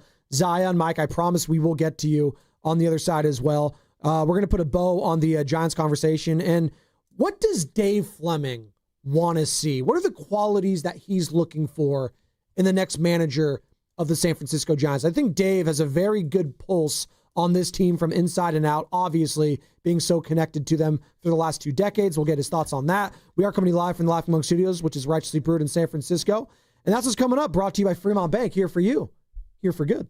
I'm David. I'm John. And I'm Chris. We're the 3 brothers that own Jack's Restaurant and Bar with 5 locations in the Bay Area. We learned the restaurant bit. Guys, that's my line. Pretty sure that was my line. Guys, we don't have time for this. Jack's serves delicious breakfast, lunch, and dinner 7 days a week. Don't forget to say we have a full bar. I won't. Don't forget to say it's a great place to watch all the games. I won't forget. Look, we're much better at cooking great food than making commercials. So come see us at Jack's in Pleasant Hill, San Mateo, San Bruno, Newark, and now San Jose. You forgot to mention our website, ilovejacks.com. I knew he would. Comcast Business can help turn your small business into a connected, secure, modern business. It's how restaurants become reliably up and running neighborhood favorites. How healthcare offices become the data-protecting caregivers that we all depend on. And how wealth management firms become cyber-securing guardians of your information. With reliable connectivity, enhanced cybersecurity, and Wi-Fi backup, your business can stay connected and get threat-ready with Comcast Business. Powering possibilities. Now through November 16th, new Comcast Business customers can get started with 150 megabit internet plus security for $59.99 a month for 12 months with a 2-year agreement. Plus, ask how to get a $500 prepaid card on a qualifying gig package. Call today. Restrictions apply. Requires enrollment in paperless billing and auto pay with bank account. Early termination fee applies. Equipment, taxes, and fees extra. Something special for your outdoor living is on sale now at Dolan's. It's fiber-on decking for easy, carefree living. Why choose this durable composite? There's an amazing choice of colors. The rich look of multi-chromatic exotic hardwood. It resists splintering, rotting, and cracking with really low maintenance. See the colors and learn more at dolanlumber.com. Fiber-on decking. On sale at Dolan's Home Improvement Centers. 1-877 Cards for Kids. KARS Cards for Kids. 1-877 Cards for Kids. Donate your card today. 1-877 Cars for Kids. KARS Cars for Kids. 1-877 Cars for Kids. Donate your car today. Ready to get rid of that old car? Donate it to Cars for Kids. Call 1-877-CARS-FOR-KIDS to reach a friendly live agent. Donation's super easy, and your car can be picked up as soon as tomorrow. Call us now, 1-877-CARS-FOR-KIDS. That's Cars with a K to donate your car today. 1-877 Cars for Kids. Donate your car today.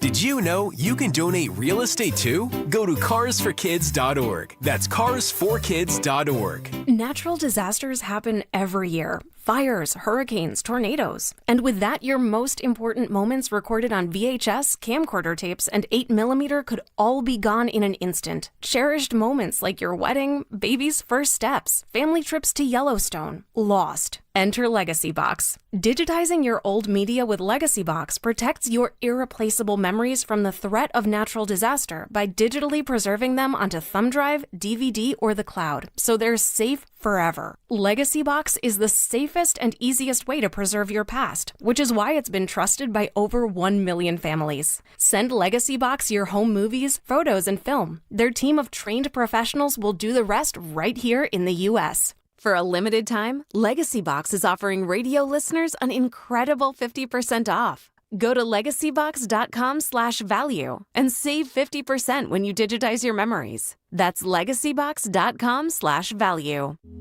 They say the hardest part of getting something done is getting started. Well, we did that 30 years ago when California first took on the tobacco industry. Now, smoking is down 60%. Lung cancer 52%. A couple of our cities have already ended tobacco sales. A California without big tobacco isn't just possible, it's already happening. See our progress at undo.org. What if you had the smartest Wi-Fi? If you did, it'd be Xfinity, and it'd come with their best state-of-the-art equipment. It would boost speeds to the devices that needed them most, whether you were streaming, gaming, or gaming while pretending to work. It would even power your mobile connection so you could bring faster, secure Wi-Fi speeds with you where you use it most. If you had the smartest Wi-Fi, everything would work together seamlessly to keep you connected. Xfinity. Imagine that. Restrictions apply. This is Greg Nemitz from the Autism Society. The Pettinelli Financial Golf Tournament raised over $100,000 for our organization. Thank you, sponsors, players, volunteers, and thank you, Pettinelli Financial.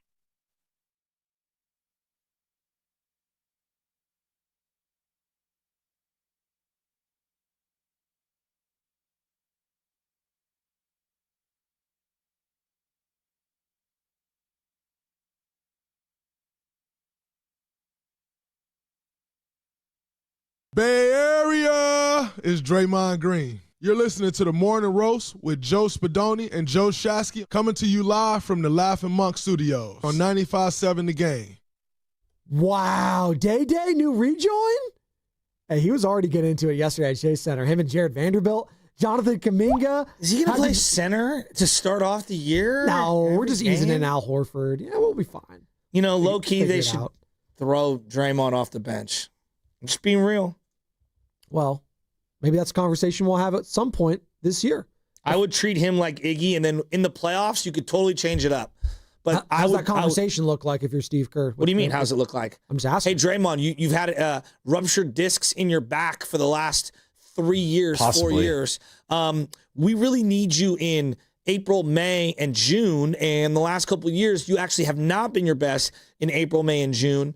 I think what we're going to do is slow play this thing, have you come off the bench. You're going to close every single game. You're in the Iggy role. And then come playoff time, then it's like, throw whatever we did during the regular season out the window. Screw that. It sounds like Steve Kerr has a difficult assignment ahead, but he wouldn't have it any other way. The expectations are high with the Golden State Warriors, just like the expectations should be with the San Francisco Giants. That leads us to our conversation now with Dave Fleming, Giants broadcaster, voice of the team, and obviously has been our Giants insider all year long. We greatly appreciate Dave joining us now on the River Islands guest line. As all guests on 95.7 The Game appear on the River Islands guest line, isn't it time for you to discover the islands, River Islands in Lathrop? And we'll start right there, Dave. Joe Spadoni alongside Joe Shasky here. Good morning. Bruce Bochy, a lot of Giants fans, as the news came down that they're moving on from Bob Melvin, they immediately pivot to the guy that the Texas Rangers also moved off of, and a guy that won a World Series over in Texas, Bruce Bochy. There was talks of, hey, let's bring Boch back to town. We have won 3 World Series with the guy. Maybe it could work. Well, Buster shut that door pretty quickly with his presser last week with Zach Manassian. Were you shocked at all by him kind of just closing the door that quickly on a Boch reunion? Well, since we have the video call going this morning, probably most of the audience isn't watching on video; they're just listening. But do I look shocked? No, you don't. No, I wasn't shocked. I look. I mean, that is not a. You guys know how I feel about Bruce Bochy, and I will always feel like I owe a huge chunk of my career happiness to that man. Like that guy, he's one of the greatest coaches I've ever been around in any sport. He may be the greatest. He's like Bruce Bochy is one of a kind human being. And I have no doubt that if this were a situation where like you needed a manager for a year or 2, and this was your championship window right now, I would hire Bruce Bochy in a second. And I think, you guys asked the question off the top of the Giants' expectations, should they be high? Yeah, they're really high. So it's not like they're not gunning to win a championship next year. But I think Buster's new.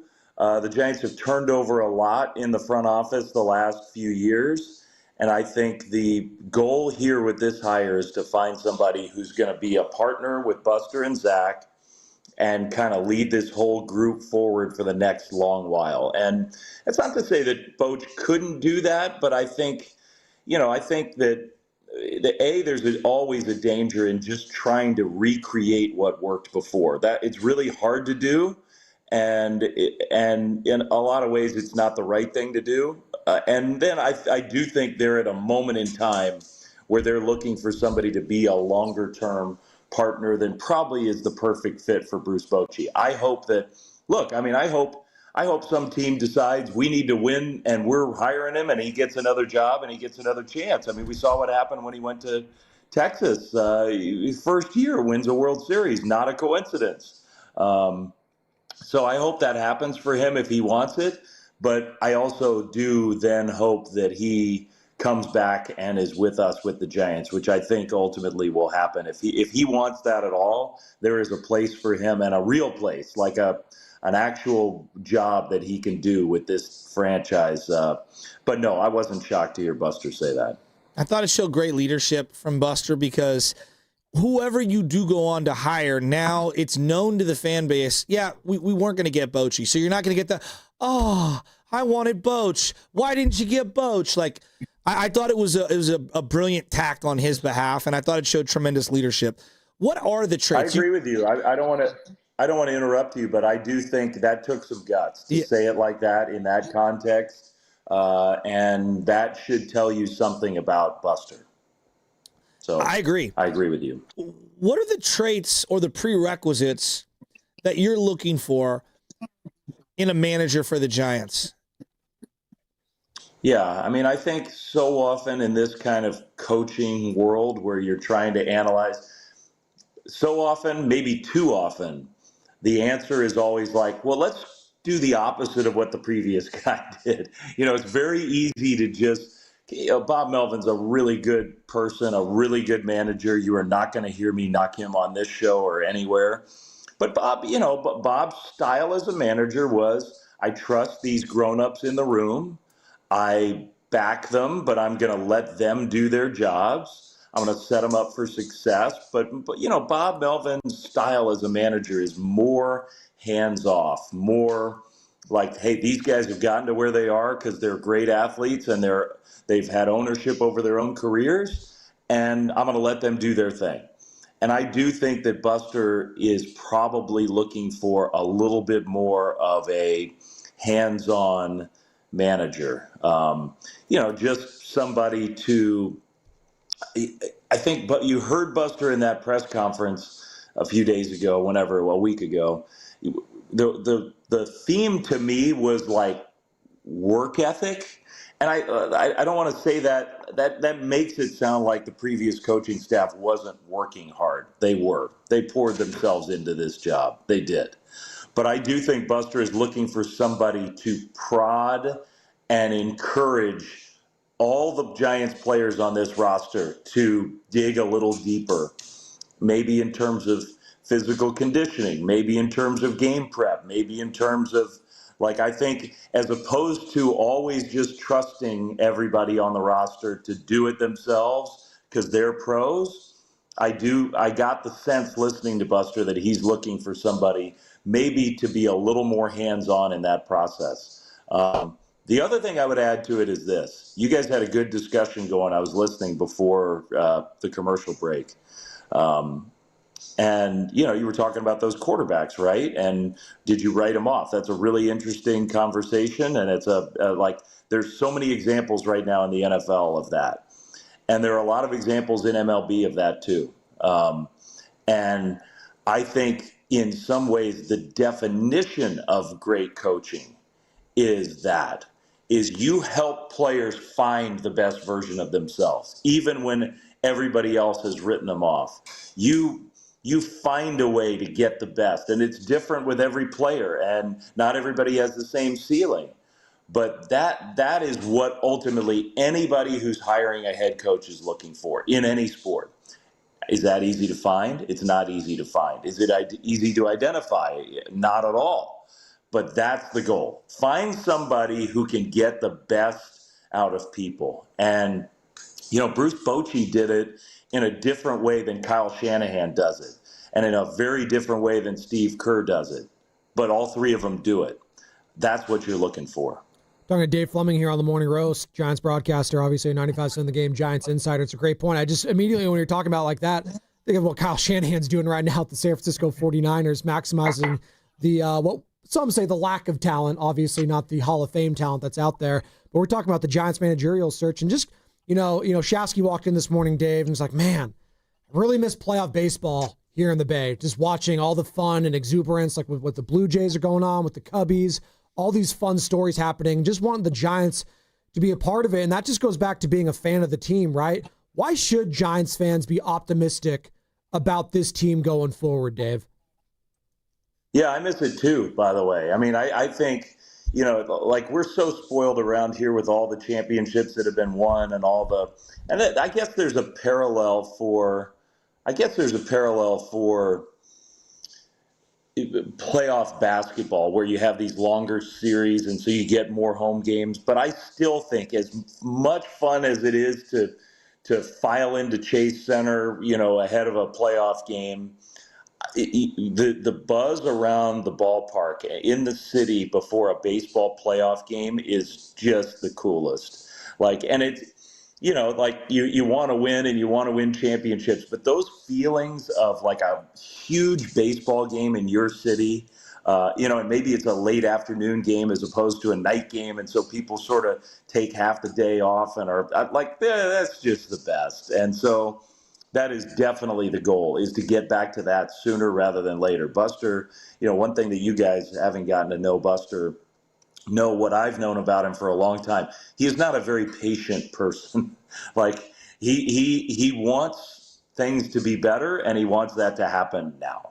And so that's a good. I think most of the best coaches, executives, whatever, have that quality also. There's a real urgency to, we got to get this done, and there's no excuse not to get it done. Should the Giants fans be optimistic that they are going to get it done? Yeah, they should be optimistic. I mean, I think here we are a week after the season's ended, 8 days after the season's ended. You've had time to kind of digest it. Are they in a better place now than they were a year ago? I think unquestionably they are. They're in a better place. They had a really good player development year in the minor leagues, which most of us don't get to see up close. And their big league roster is more talented than it was. They have a star hitter in the middle of the lineup that they didn't have. They have everyday players that they didn't have. They have some younger guys that they maybe didn't think they were going to have or weren't even in the organization that have a chance to be a part of the future. But they are thin at some spots. They have holes. There is a reason they missed the playoffs. And so they have work to do, but Giants fans should be very optimistic about the foundation that's in place. It's tough. Man, you look around, these playoff teams are good, and then you look at the teams that missed the playoffs, it's like, the Mets missed, the Diamondbacks missed, the Cardinals, for all their issues, they have a lot of good players, and they missed. The Marlins had a great surge at the end of the year and have a foundation maybe to be an up-and-coming team. They missed. So there are a lot of teams out there that are in the Giants' position that are feeling the same way. It's intense competition right now in the National League, but the Giants can get there. Yeah, I mean, I'm watching the other night at Elena's on Wednesday. It's the Reds versus the Dodgers, and I'm saying to my wife, I follow the baseball very closely. I don't know 5 of these starters in this Reds lineup. The Giants have got to be in the playoffs next year. Gosh, we got to be there. Yeah. The disrespected TJ Friedel. Oh, stop it. Good name drop, by the way. Good Elena's name drop. You're hanging out in the hot spots. Huh? Oh, dude, we go there way too often. We only go to 3 spots these days. We go to Lakeside. We go to Westlake Joe's. Keep working, man. I know. Or Elena's. Keep working. I mean, geez. I eat so much of the chips. Anyway, that being said, the Niner game on Thursday night, I mean, it was exhilarating. I know you follow all these teams and you're watching it. There was a point where I'm watching Mac Jones on the ground and I go, you've got to be kidding me. It looked like he was killed and he's grabbing his knee and this. And I'm saying to myself, Shanahan better draft a 2 offensive linemen in the first 4 picks. Everyone's hurt right now. I ask you this because you've got a feel for your organization. If the Giants were going through something like the Niners have gone through regarding the consistent injuries consistent injuries year after year after year. How would they go about fixing that?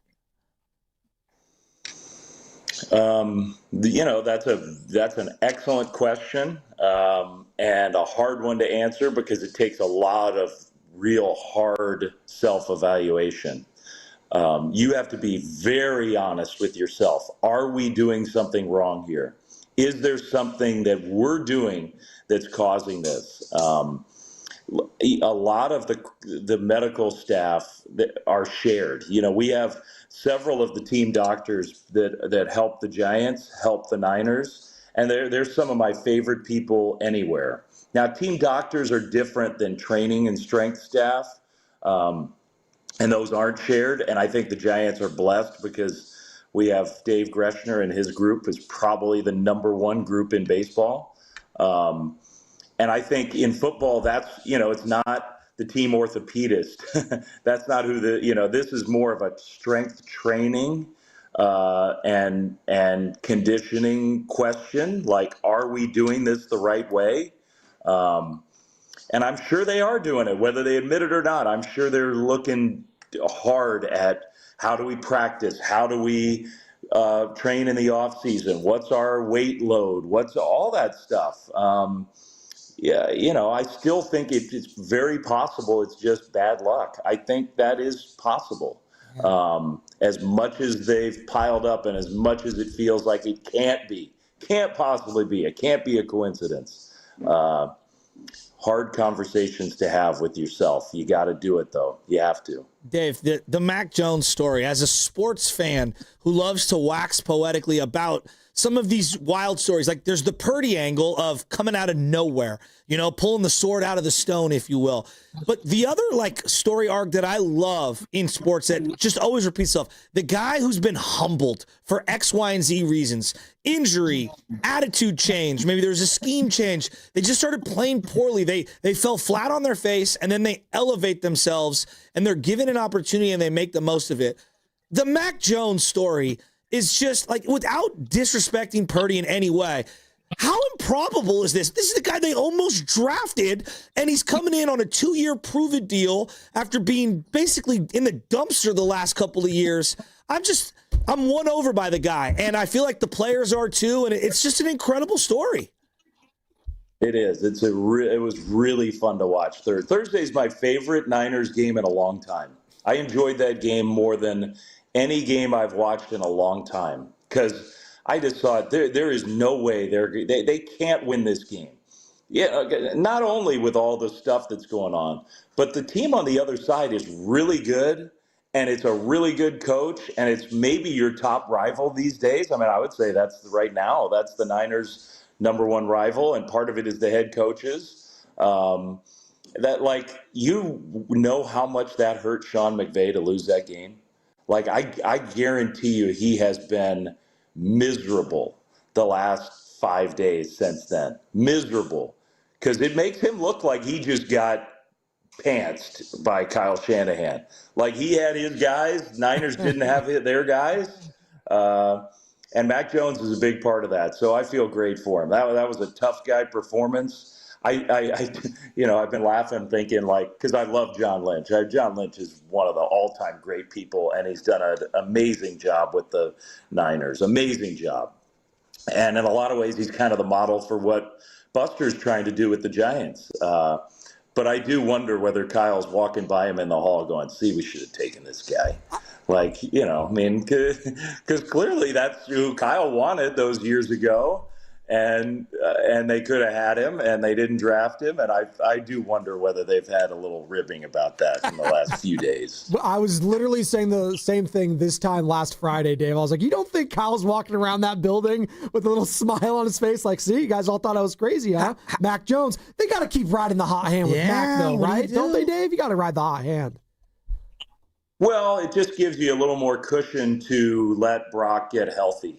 Don't rush him back. Obviously, when he came back what was that, the Jags game where he just wasn't healthy. So you give him time, let him feel better. It's Brock Purdy's job. It's his job.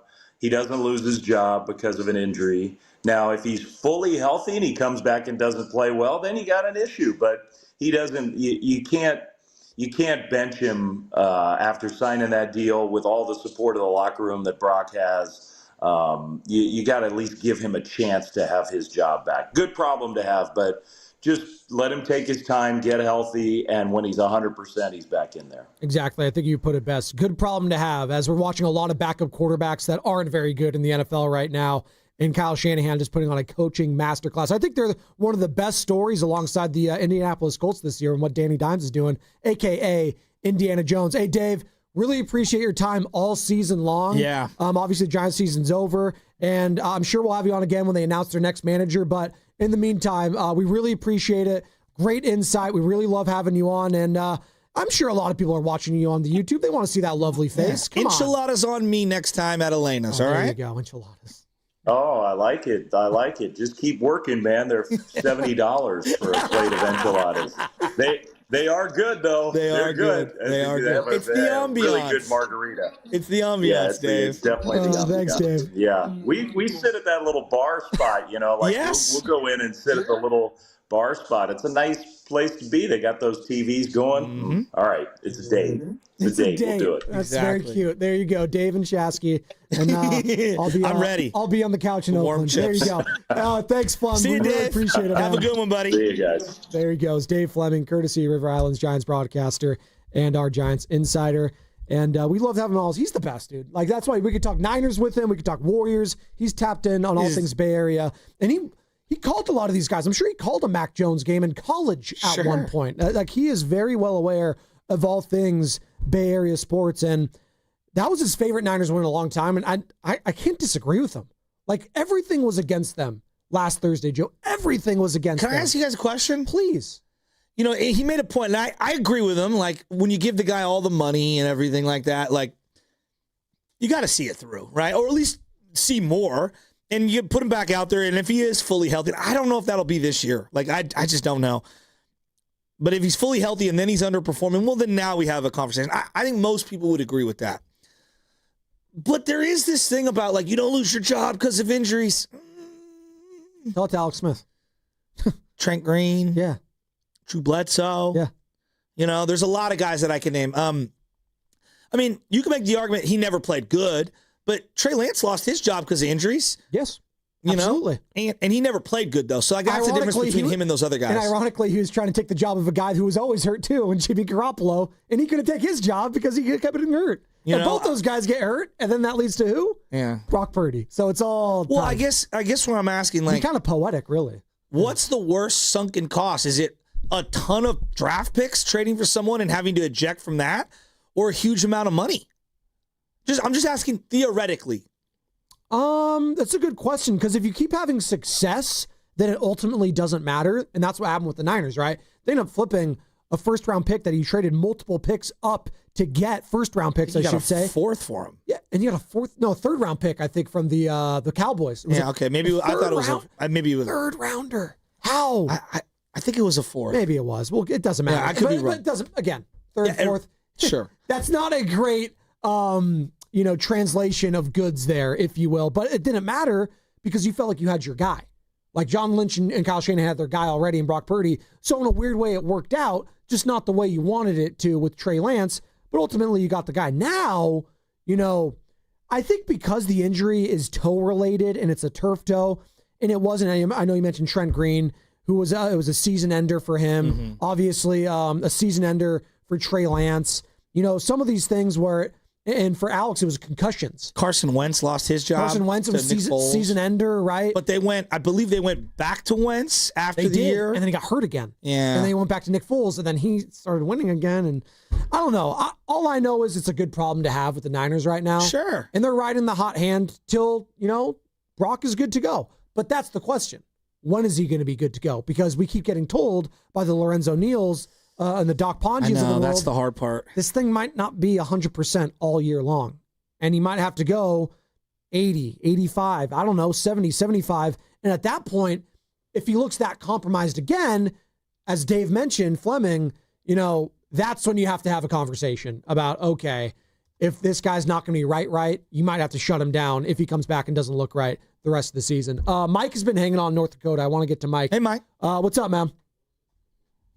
How's it going, man? Oh, we're crushing it, baby. It's a Monday. Feeling great. It's a Monday. Yep. So real quick, I've been waiting for a while, but it's all good. I kind of noticed a couple things going on, and I think that Mac Jones, for our situation now with our O-line and our wide receivers and stuff, I think Mac Jones is the perfect guy for it. You want me to pull you all the way up? Just because of his pocket presence, and then the way he throws the ball is a little different than Brock Purdy. So there was a throw that he made on Thursday night. I don't know if you guys saw it, but Young was in his face, and he still delivered a pretty good fucking ball. And I want to say it was to. Bye-bye. Thanks, Mike. It's okay. It happens. Call back next week. So I don't know what the rules are. Can't cuss, though. But he was excited. He was doing something. I mean, in North Dakota, I don't know what they're doing out there. Is it snowing yet or over there? But he seems to think that, hey, Mac Jones is the right guy for right now. And yes, he's the right guy for right now. And you ride that hot hand, and it gives you time to get the guy that you paid $200 million plus to, Brock Purdy, to get healthy. That's what everyone's talking about. Did you watch the Patriot doc? No. It was on Apple? Yeah, It was no. really good. I heard it was kind of disrespectful to Bill Belichick. Oh, of course it was. But, okay. I mean. Because it was from the owner's point of view. Yeah. Kind of like what Jerry Jones did with the Cowboy doc. That's, sorry. 2002 AFC Championship game. It's Steelers versus Patriots. Everybody remembers Brady replacing Bledsoe, and they don't want to go back to Bledsoe. And Bledsoe in the locker room saying, I don't know, man. He got a $100 million deal. Yeah, what happened to that previous week? I wonder. Continue. Oh, my God. Don't even, seriously. Biggest calling job in the history of the NFL. You can't bring up the playoff without us going there. Sorry. Do you know who ended up finishing that game at quarterback for the Patriots? Who was it? I don't know. I'm asking. Do you remember? Jermaine Wiggins. No, who? Brady got knocked out. Drew Bledsoe. And Bledsoe finished the game. And they went back to Brady in the Super Bowl. Exactly. It's kind of crazy. It's kind of insane. It is. It really is kind of insane. History forgets that. Well, I guess the comp for that would be, I guess in more recent memory, and he's not the level of Brady, obviously, but remember when Lamar Jackson took over for Joe Flacco at the end there? Mm-hmm.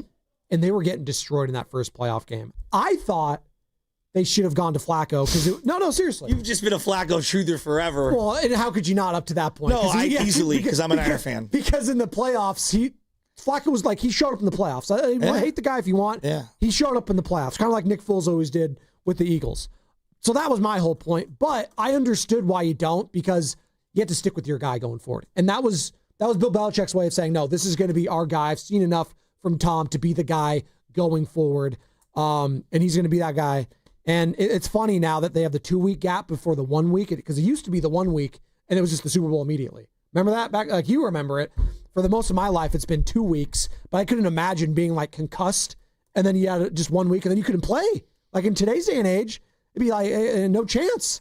Like Troy Aikman back in the day, right? No, it depends. If you're the Chiefs, you get all the rules bent for you when it comes to concussions. What do you mean?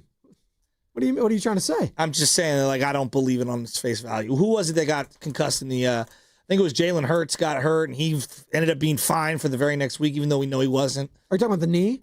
Well, his knee was. Yeah. No, he also had a head injury in the playoffs. All these guys. By the way, Sports Talk 95 in the Game is presented by Paramount Plus. You can't count on much, but you can always count on Sundays with the NFL on CBS and Paramount Plus. Watch your local NFL game live every Sunday, all season long. Visit ParamountPlus.com/NFL to get started today. We're talking about Mac Jones and the 49ers. As your trust in Mac Jones is at an all-time high. I mean, it has to be. Do you even trust this guy? You have to trust Mac Jones. He's 3-0. If you had any problems, and I get it, even if you're a quote-unquote Purdy stan, you have to be happy with what Mac Jones has been able to do. You have to be. Well, why wouldn't you be? Lay out why you wouldn't be. You tell me. I don't know. Is there an argument against what Mac Jones is doing right now? There's none. Well, there were Jordan Poole started to emerge, and I feel like there was a contingent of Curry fans that felt threatened by Jordan Poole's emergence. This is way back when. Steph fans felt threatened? Can't be. Continue. We're just so insecure by fan bases. Yeah, I know. It's weird. It's I very root for the Warriors. It's very weird. As long as the Warriors are good, I'm not threatened by anyone. I want the more good players, the better. I do believe there is a contingent of whatever you want to call them, Purdy truthers, fans. Like, they do feel a little threatened by it, and I don't know why. It's like, are you a Niner fan? Step back. If you're a Niner fan, like, yes, ultimately you paid the guy a couple $100 million. I want him to win and lead us to a Super Bowl. But if he can't for whatever reason, and someone else can, then I'm here for that too. Were there Niner fans that refused to cheer for the Niners when they won the Super Bowl with Steve Young because they are Joe Montana guys? Do you think? Did you know of any? No, but there were, like, my mom rooted for Joe Montana as a Chief, but not against the Niners. Okay, all right. So now, it wasn't that level of hatred. There were Niner fans that were rooting against Steve Young in the one regular season game against the Chiefs. Maybe for like a comeuppance of some sort. I know time has kind of forgotten about that. That was the Marcus Allen. That was the Marcus Allen Joe Montana Chiefs. Right? I knew a couple of people that like salivated in the misery of Kaepernick not being able to win the Super Bowl because they were big Alex Smith fans. But they wanted the Niners to win. That's so ridiculous. It's so weird. That's so weird. Like, I don't understand that thought process of rooting against your own team because you want your own narrative to be successful. But that's honestly how sports talk has devolved into today. Like, I'm watching, like, who was Ashton Genty, who Ryan Clark said was like a bust. Nothing looks special about him a couple Ryan weeks Clark ago. said something I know. Specific. But it's that type of society we're at where we have a take early on that we have to ride with no matter what. And we can't just back up and say, yeah, I was wrong. You know what? That's okay. Mac Jones actually looked pretty good. I was wrong. And hopefully the Niners keep winning. I just don't think people like to do that. They just don't want to admit they're wrong. No, I think a lot of people, like, look, I'm known for being wrong on Trey Lance, all right? And I wear it all the time. I have no problem wearing it. I've been wrong on a lot of different things. And as we're talking about, who's to say Trey Lance can get an opportunity? Maybe. And maybe he sucks. Maybe. I don't know. I said the same thing about Daniel Jones. I thought Daniel Jones sucked. But I think a lot of us in sports, because of the documentaries, the books, and the mythology of sports, I think a lot of people they mythologize things that aren't real. When you hear about like Bill Walsh always believed in Joe Montana. Yeah, but if you were watching it in real time, he had doubts on certain things too. But like you talk to somebody who's younger, and it's like Bill Walsh was always like synergy. Him and Joe Montana, there was never any doubts. Like when I hear, I hate you. He hates that. When I hear like one thing I don't believe, and this is just me. You guys can tell me I'm wrong. I do not believe that Kyle Shanahan walked off the field after one practice and said, Brock Purdy's our best quarterback when he was the fourth or fifth stringer. No, I don't believe that story. I think that is a tall tale that I don't believe. Was he impressed? Did he like him? Sure. Did he go then to the next step of he will be my starting quarterback at some point? No, I don't buy that at all. Are you starting to believe now that he really wanted Mac Jones in that draft? Maybe. But Joe, we do this thing when you're doing like, I do evaluations of players all the time, and you'll have like 70 players in front of you, right? We're doing evaluations. Hey, I really like number 13. I really like 14. Hey, I really like number 18. He said the same this morning walking in. He's like, who's that? Who's number 12 on the Lakers? I like him. Jake LaRavia. That's what I'm saying. Like he said that. When you do evaluations, just because you like this player doesn't mean you don't also like that player. Just because you don't like that player doesn't mean that you have to hate that other player as well. Like you could like a lot of guys in the draft. The draft. For example, the 49ers didn't want to take Jerry Rice, originally number 1, at number 10 overall. They wanted a different wide receiver whose name no one knows. Nope. Even if I said it to you right now, no one would know who it is. And it ended up being Jerry Rice was Jerry Rice, right? But in our minds, Bill Walsh identified Jerry, and that was who he was going to draft the entire time. Jerry thought he was going to the Cowboys. Just like Steph thought he was going to be a Nick once upon a time. Things work out differently. Before we get to Kirk and Los Altos Hills, you're listening to 95.7 The Game. KGMZ FM and HD1 San Francisco and Odyssey Sports Station in the home of the Golden State Warriors and Valkyries, always live on the Free Odyssey app, coming to you live from the Laughing Monk Studios. So let's go back to that draft. Back it up. Do I think Kyle Shanahan liked Mac Jones? I do. Yeah. Do I think he liked Trey Lance? I actually do think he liked Trey Lance. I did. I really genuinely believe that he liked Trey Lance as well. Now, who did he like more? That I don't know. I literally don't know on that. Were other people talking in his ear and this and that? I don't know. Ultimately, they took Trey Lance. So I just don't think Shanahan gets backed into a corner on any of these types of big decisions. I think he loved Mac Jones and was talked into Trey Lance. By who? Whoever. By who? John Lynch, maybe. I think there was enough people that thought the upside of Trey Lance would outweigh what you were getting with Mac Jones. I believe he wanted Mac Jones. I've been saying this for a while. You know me, Joe. I've been saying this for a while that he always wanted Mac. So where do you draw? So let me ask this isn't something the last couple of weeks. So let me make this clear. You think John Lynch came storming in and was like, "Hey, Kyle, I know you." Not storming in. I think he traded up knowing I wanted one of these two guys, and he ended up leaning towards Trey Lance more so than Mac Jones. I think he wanted one of those two quarterbacks. Okay, but so the way you painted it originally was like, this is the guy who I want, this is only who I want. No. If you're up in the air, like this happens. He liked both of them, knew he wasn't going to get. But that's different. But he liked both of them, and this is what's also been reported, that he traded up not knowing. Like, he traded up for the slot. That's what I'm saying. He might have liked multiple guys. And we do this thing like, I only want this player. Sometimes you have like 4 or 5 guys that you like at a particular pick. And he knew he wasn't getting Zach Wilson. I don't even know if he ever liked Zach Wilson. And Trevor Lawrence is the consensus number 1, but no one was getting him. And then Justin Fields was a part of his camp or whatever.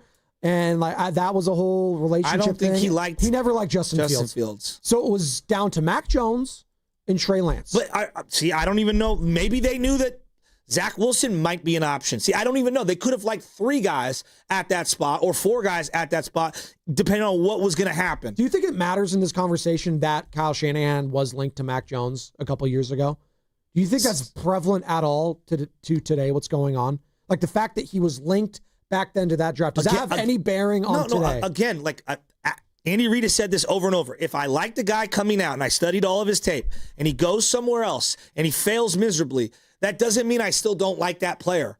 I still could like that player, and because I go on my initial read of the highlights. So I think that Kyle Shanahan probably watched every single drop back from Mac Jones and liked the player.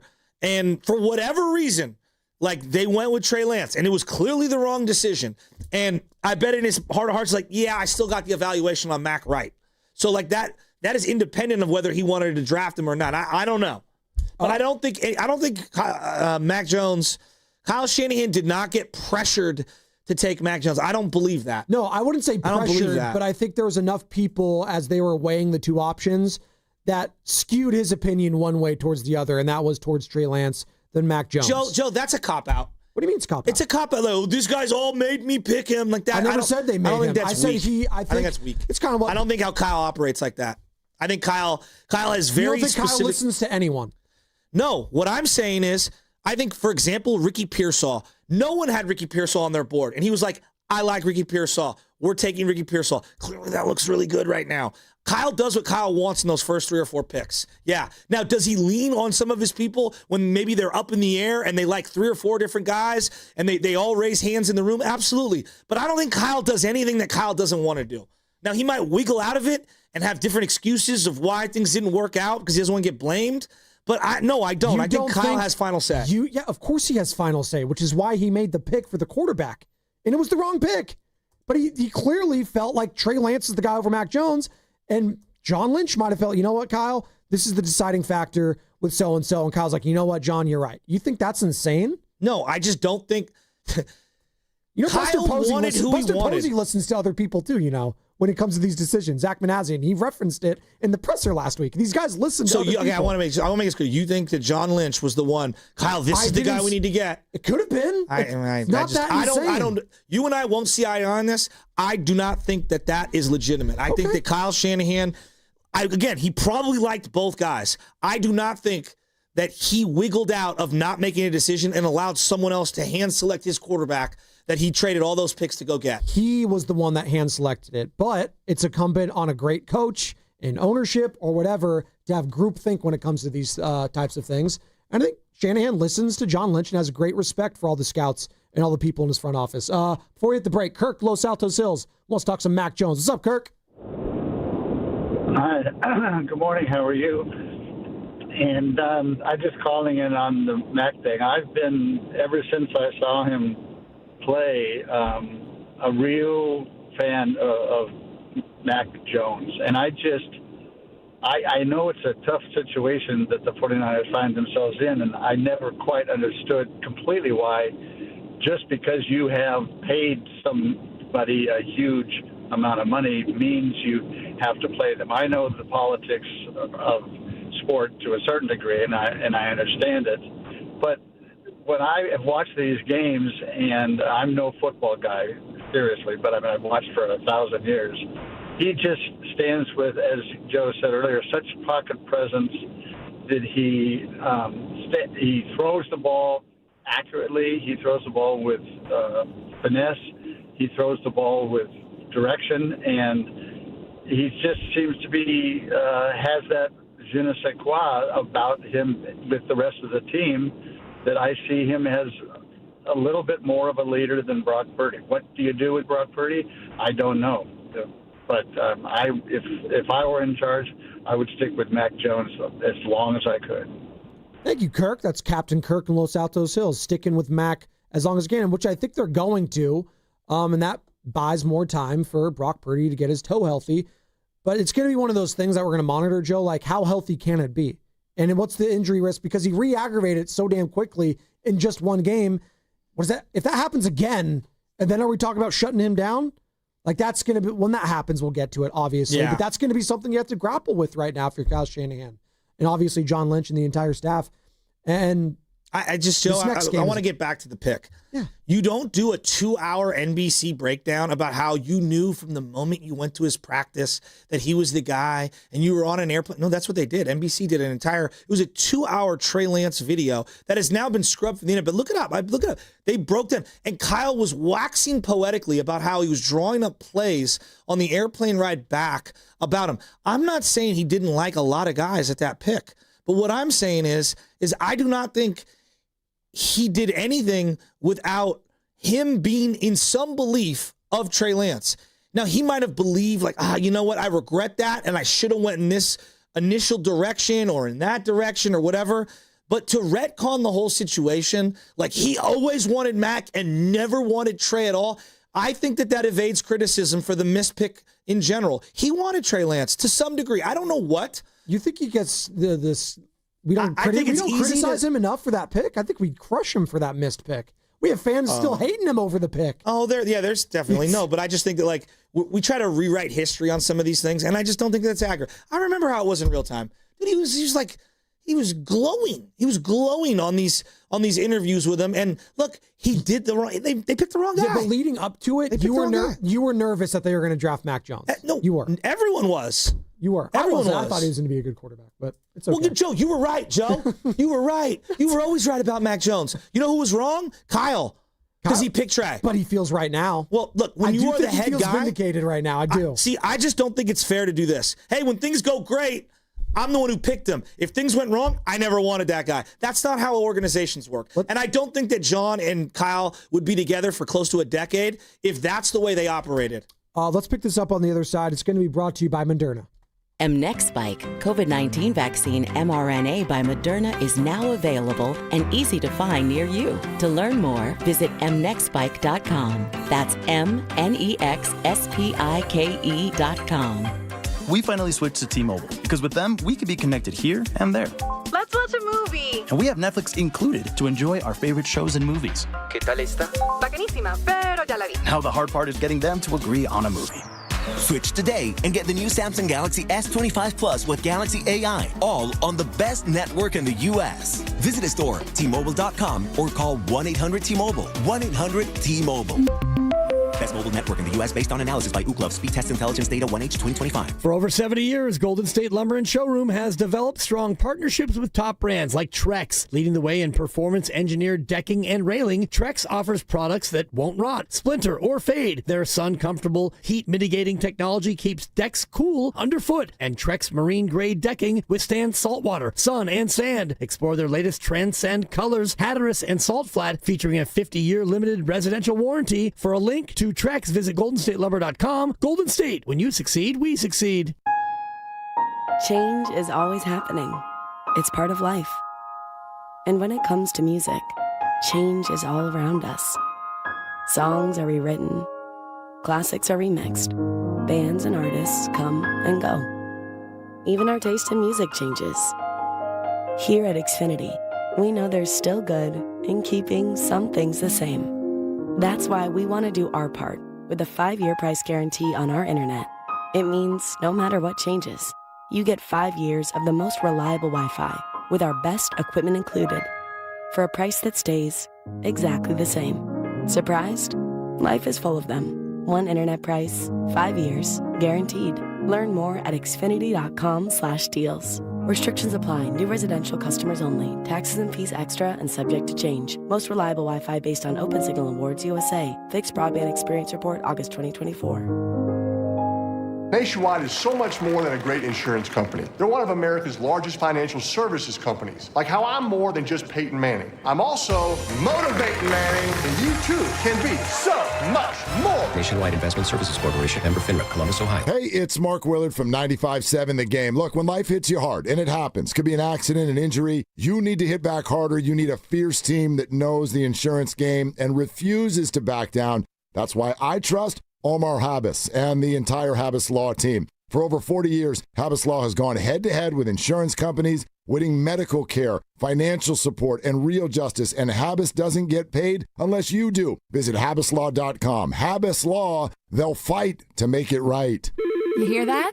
That's the sound of your business losing money. Legacy phone systems weren't built for today's teams. Quo, formerly OpenPhone, gives your business a smarter way to stay connected. Quo lets you manage calls, texts, voicemail, and contacts all in one place so that you can deliver a seamless customer experience from ring to... Need to take calls on the go? Quo automatically transcribes, summarizes, and highlights next steps from every call so you never miss a detail. Need insight into what closes a sale? With Quo's AI call tags, you can instantly spot key topics like objections or pricing questions and use those insights to level up every customer interaction. And yes, you can bring your existing number with you for free. Keep your team in sync and your customers happy with Quo.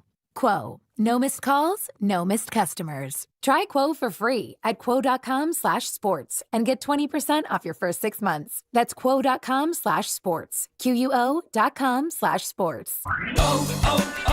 O'Reilly. Check engine, ABS, or maintenance light on? Take the guesswork out of your warning lights with O'Reilly Veriscan. The service is free and provides a report with solutions verified by ASE certified master technicians. And if you need help, we could recommend a shop for you. Ask for O'Reilly Veriscan today. O'Reilly Auto Parts. Okay, I have to tell you, I was just looking on eBay where I go for all kinds of things I love, and there it was. That hologram trading card. One of the rarest, the last one I needed for my set. Shiny like the... designer handbag of my dreams. One of a kind. eBay had it, and now everyone's asking, ooh, where'd you get your... windshield wipers. eBay has all the parts that fit my car. No more annoying... just beautiful. Millions of finds, each with a story. eBay. Things people love. This is the story of the one. As a maintenance supervisor at a manufacturing facility, he knows keeping the line up and running is a top priority. That's why he chooses Grainger. Because when a drive belt gets damaged, Grainger makes it easy to find the exact specs for the replacement product he needs. And next day delivery helps ensure he'll have everything in place and running like clockwork. Call 1-800-GRAINGER, click Grainger.com, or just stop by. Grainger, for the ones who get it done.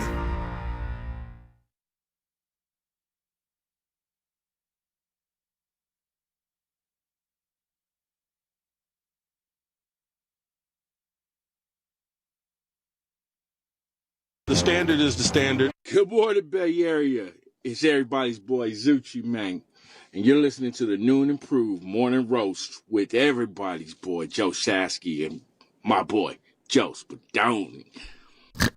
I love that snort. Bay Area's cracking right now when it comes to sports. We're looking for a new manager for the San Francisco Giants.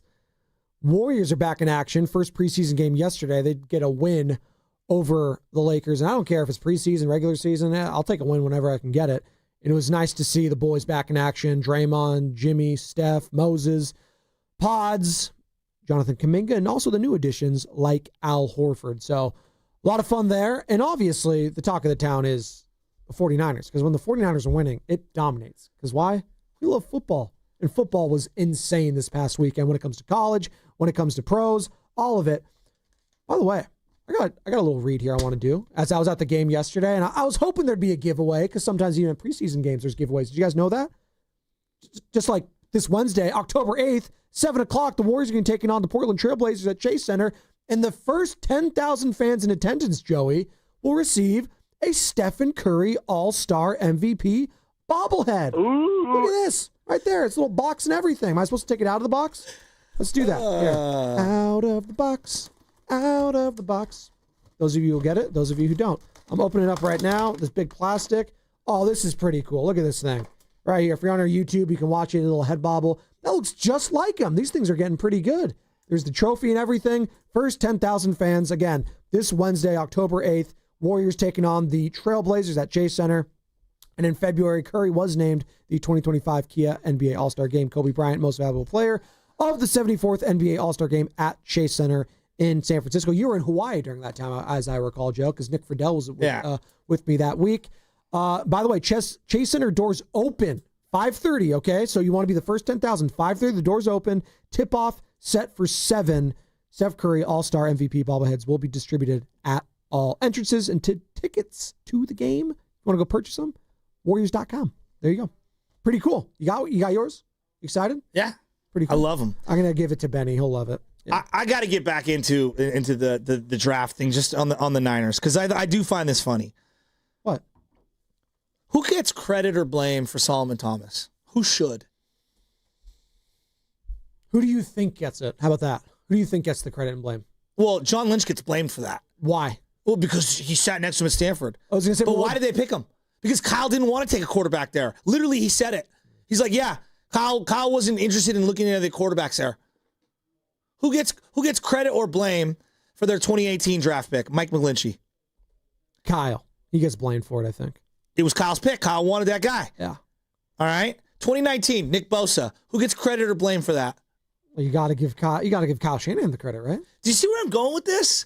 When it's a bad pick, it's John talked him into it. It's kind of absurd. Well, now that I'm thinking about it, and this is wrong, by the way, but because Kyle's an offensive guy and John's the defensive guy, he obviously played, he's a Hall of Famer, I always kind of likened it to, John does the defense and Kyle. That's not how it is. Kyle's the one who says in Madden, every single time when I can, I take a defensive lineman. Yeah, the Kinlaws of the world, obviously. Mike Williams this past draft. I think that Kyle is like grinding the tape on 5th, 6th, 7th round flyers and undrafted free agents? No, I don't. But I think when all things are equal and they're all in the room and they're all going over, because I do believe most of these are collective decisions, right? And I think he has, at the end of the day, I think he has final say, Kyle Shanahan. Yes. I just don't think anyone's twisting his arm to do anything. I think he has final say. I think the flow chart's pretty straightforward. John Lynch is slightly below Kyle Shanahan for me and how I view the organization. Now, when it comes to these quarterbacks, I personally believe they liked both of them. I think the whole room was divided. I bet some liked Max, some liked Trey. I don't think Kyle took anyone he was uncomfortable with, is where I'm going at. And I think it's convenient. I think it's extremely convenient that we only give him credit for the good picks and the ones that they didn't execute that he liked. In retroactive, perspective, that's just unfair. I think it's unfair to the whole situation. And so, look, they hit on Nick Bosa as a team. They missed on Trey Lance as a team. Now they have Mac Jones. And I do think that they all liked him heading out. They didn't pick him, and they probably missed on that. But he's here now, so let's go. I agree with you. That's how we should talk it as a collective, but we just refuse to do that because of the Trey Lance whiff, like the amount of callers that we still get. They whiffed, but they did. But they always say, well, it's the head coach and he's the final say and all the stuff. So he's ultimately the one that gets the credit or the blame. Speaking of which, they whiffed on Trey in the same way that they whiffed on Jerick McKinnon. Correct. And for a while it was Quan Alexander and all these different free agents. Javon Hargrave, whose fault is that? It's a pretty bad. Oh, my God. Right? It was pretty bad. The Brandon Ayuk deal. Yeah. You think John Lynch was like, I really want to pay 2 receivers $30 million a year. He was the one. You think John was the one that ran upstairs and got the Ayuk deal done? Who got the Ayuk deal done? I mean, Shanahan. Yeah. So, again, I'm not saying that he didn't like Mac Jones. He clearly did. What I'm saying is it's convenient to me that we pick and choose on who Kyle likes, who he didn't like. And, look, Kyle's a great coach. We don't need to parse things and retroactively assign blame and credit. They missed on Lance. Now they have Mac, who I think that they liked originally to begin with, but they didn't like him enough to select him. was probably a huge mistake. They got him now, and they got Purdy. So here we go. And now we got Deli Boy in San Francisco. Deli Boy, you're on the Morning Roast. What's up, buddy? What's going on, guys? Hey, let me just say this about the draft picks and everything like that. You know, the thing is, it's not like baseball where you can take a draft pick and send them to the minors, and then you can kind of build on them and see what you got to build with. Football, you get a draft pick, it's either a bust or he balls out. There's no other way around it, and you don't know. And it's not on the manager. It's not on Lynch. It's not on Shanahan. You just don't know. You get lucky or you don't get lucky. And I don't think there's anyone to actually take a blame for it because you never know. You just it's a gamble, and that's what it is, the draft picks. I mean, how many draft picks? You get, 6, 7 draft picks. How many of them actually ball out? 1, maybe 2 if you're lucky, 3 if you really get a good draft. It's true. You never know. So why don't we ever talk about those 4 or 5 other draft picks that don't ball out? But we always talk about the ones where you're like, oh, he's supposed to be good. You never know. It's a gamble. And going back to this narrative about the story about like, oh, it has to be, the guy, like someone was saying, Joe, you were saying earlier about like, oh, I had friends that were rooting against Kaepernick, but rooting for the Niners. Look, we haven't won a Super Bowl in 30 years. Okay, we've lost the last 2. I'm tired. I don't care who our starting quarterback is. I don't care who the manager is. I don't care who the coach is. At the end of the day, all I want to see is San Francisco 49ers Super Bowl champs. And let me ask you this. Do you think Philadelphia Eagles fans care if it was Wentz or Foles? They were like, I just want to win. Yep. I just want to win. Why can't the Niners have this whole thing? Why do we always have to live in the past of, oh, he's got to be just as good as, what about Young and Montana, all these great players? Who cares? Who cares? I just want to win. I'm so desperate for a Super Bowl. I don't care anymore on who's got to be the star. Why do we always care about the one player? What about the other 50-some-odd players are on the team? What about them? Can we just get past this and just say, I just want to win? I think you speak for a lot of fans. Good call. Thanks, Daly Boy. Listen, ultimately, that's what you care about in football. Whether it's Daniel Jones, whether it's Patrick Mahomes, whether it's Mac Jones, Brock Purdy, you just want your team to win because losing is miserable. It really is. Think about how much better. The Jets. No, seriously. Think about how much better you feel about this Niners squad right now, October 6th. 2025 than you did October 6, 2024 this time last year. Night and day. Night and day. Which is crazy. And I wasn't even ready to concede last season, but you could feel the vibes were off. And Joe, what if I told you like this time last year, like, hey, next year you're going to feel way better about this team, even though you don't have Brock, even though you don't have George Kittle, even though you lost Nick Bosa for the year. You'd be like, yeah, you're crazy. Oh, no Debo, no Brandon Ayuk? Yeah, you feel better about this team. Which is, yeah, you'd say I'm crazy. But that's kind of where we're at. They're one of the stories of the NFL right now. And Kyle Shanahan, again, if he's not the coach of the year, him, Shane Steichen, whatever, he's in the conversation. What he was able to do, I can't get over it. And Dave Fleming joined us in the 8 o'clock hour, talked some Giants, but he also talked about that was the most fun he's had watching a 49ers victory in a long time. A long time. And I don't disagree because there was a lot of losses. Even in the wins last year for the Niners, it was a yeah, but kind of wins. Yeah, but even week 1, it was, you had all those field goals against the Jets. And it was, Christian McCaffrey's not available. It was, you didn't feel great about where you were as a team and the vibes and Brandon Ayuk and Trent Williams. It all just felt like uneasiness, and you had the hangover of the Super Bowl loss. It just feels like a weight's been lifted drama-wise from this team. And get back to me if Mac Jones keeps winning and Brock Purdy's on the bench, drama. But at least you could do that and you're winning. That's the thing. At least this quarterback conversation is under the guise of wins. It'd be one thing if it was Brock was hurt and Mac was and it was 2 and 3 and it's just I don't know. But the fact that you're winning, just be happy about that. That's it. Gosh, this weekend's going to be such a fun matchup. Massive, dude. Massive. Going to be huge. What do you look first when you saw it's Bucks? You saw the Bucks. Well, the Bucks should wear those throwback jerseys forever. Well, both jerseys were great. Incredible. Seahawks, the throwbacks. Incredible. Just go to those all the other ones we got to get rid of. Those all whites. For who? The Buffalo Bills. You couldn't even read the numbers. It was a bad loss. You already have white helmets. It was a bad loss. It was a bad loss. It's the division game. Yeah, the Patriots weren't that great though. I don't know. The Patriots. If you would have taken out the game against the Raiders, the Patriots would be one of the best teams in the AFC right now. Yeah, I can't take away that loss against the horrible Raiders squad in week 1. The Bills, everyone was telling me, again, how you feel about the Bills today? Still Super Bowl favorites in that conference? We'll see. Well, how you feel I about look the at Eagles? Same thing. I look at them and I go, like, I don't know what to make of their playmakers. You'll see Keon Coleman make an incredible catch out of bounds. You know, you'll see James Cook make some unbelievable runs. It just feels like they're so feast or famine offensively. What was the worst loss of the weekend? You like there was a lot of bad losses that made me like look at teams like differently. And we'll keep it NFL. The Rams. Okay. You can the Rams. Okay, week 5. Yeah, just say it. I mean, you got guys on the sidelines crying. Kyron Williams. He was crying, wasn't he? Although the Eagles squandering a 17-3 lead and only running the ball one time with Saquon Barkley, I mean, that just warms the soul. I mean, you got the argument. Arizona. Oh, my God. Amari DiMercado.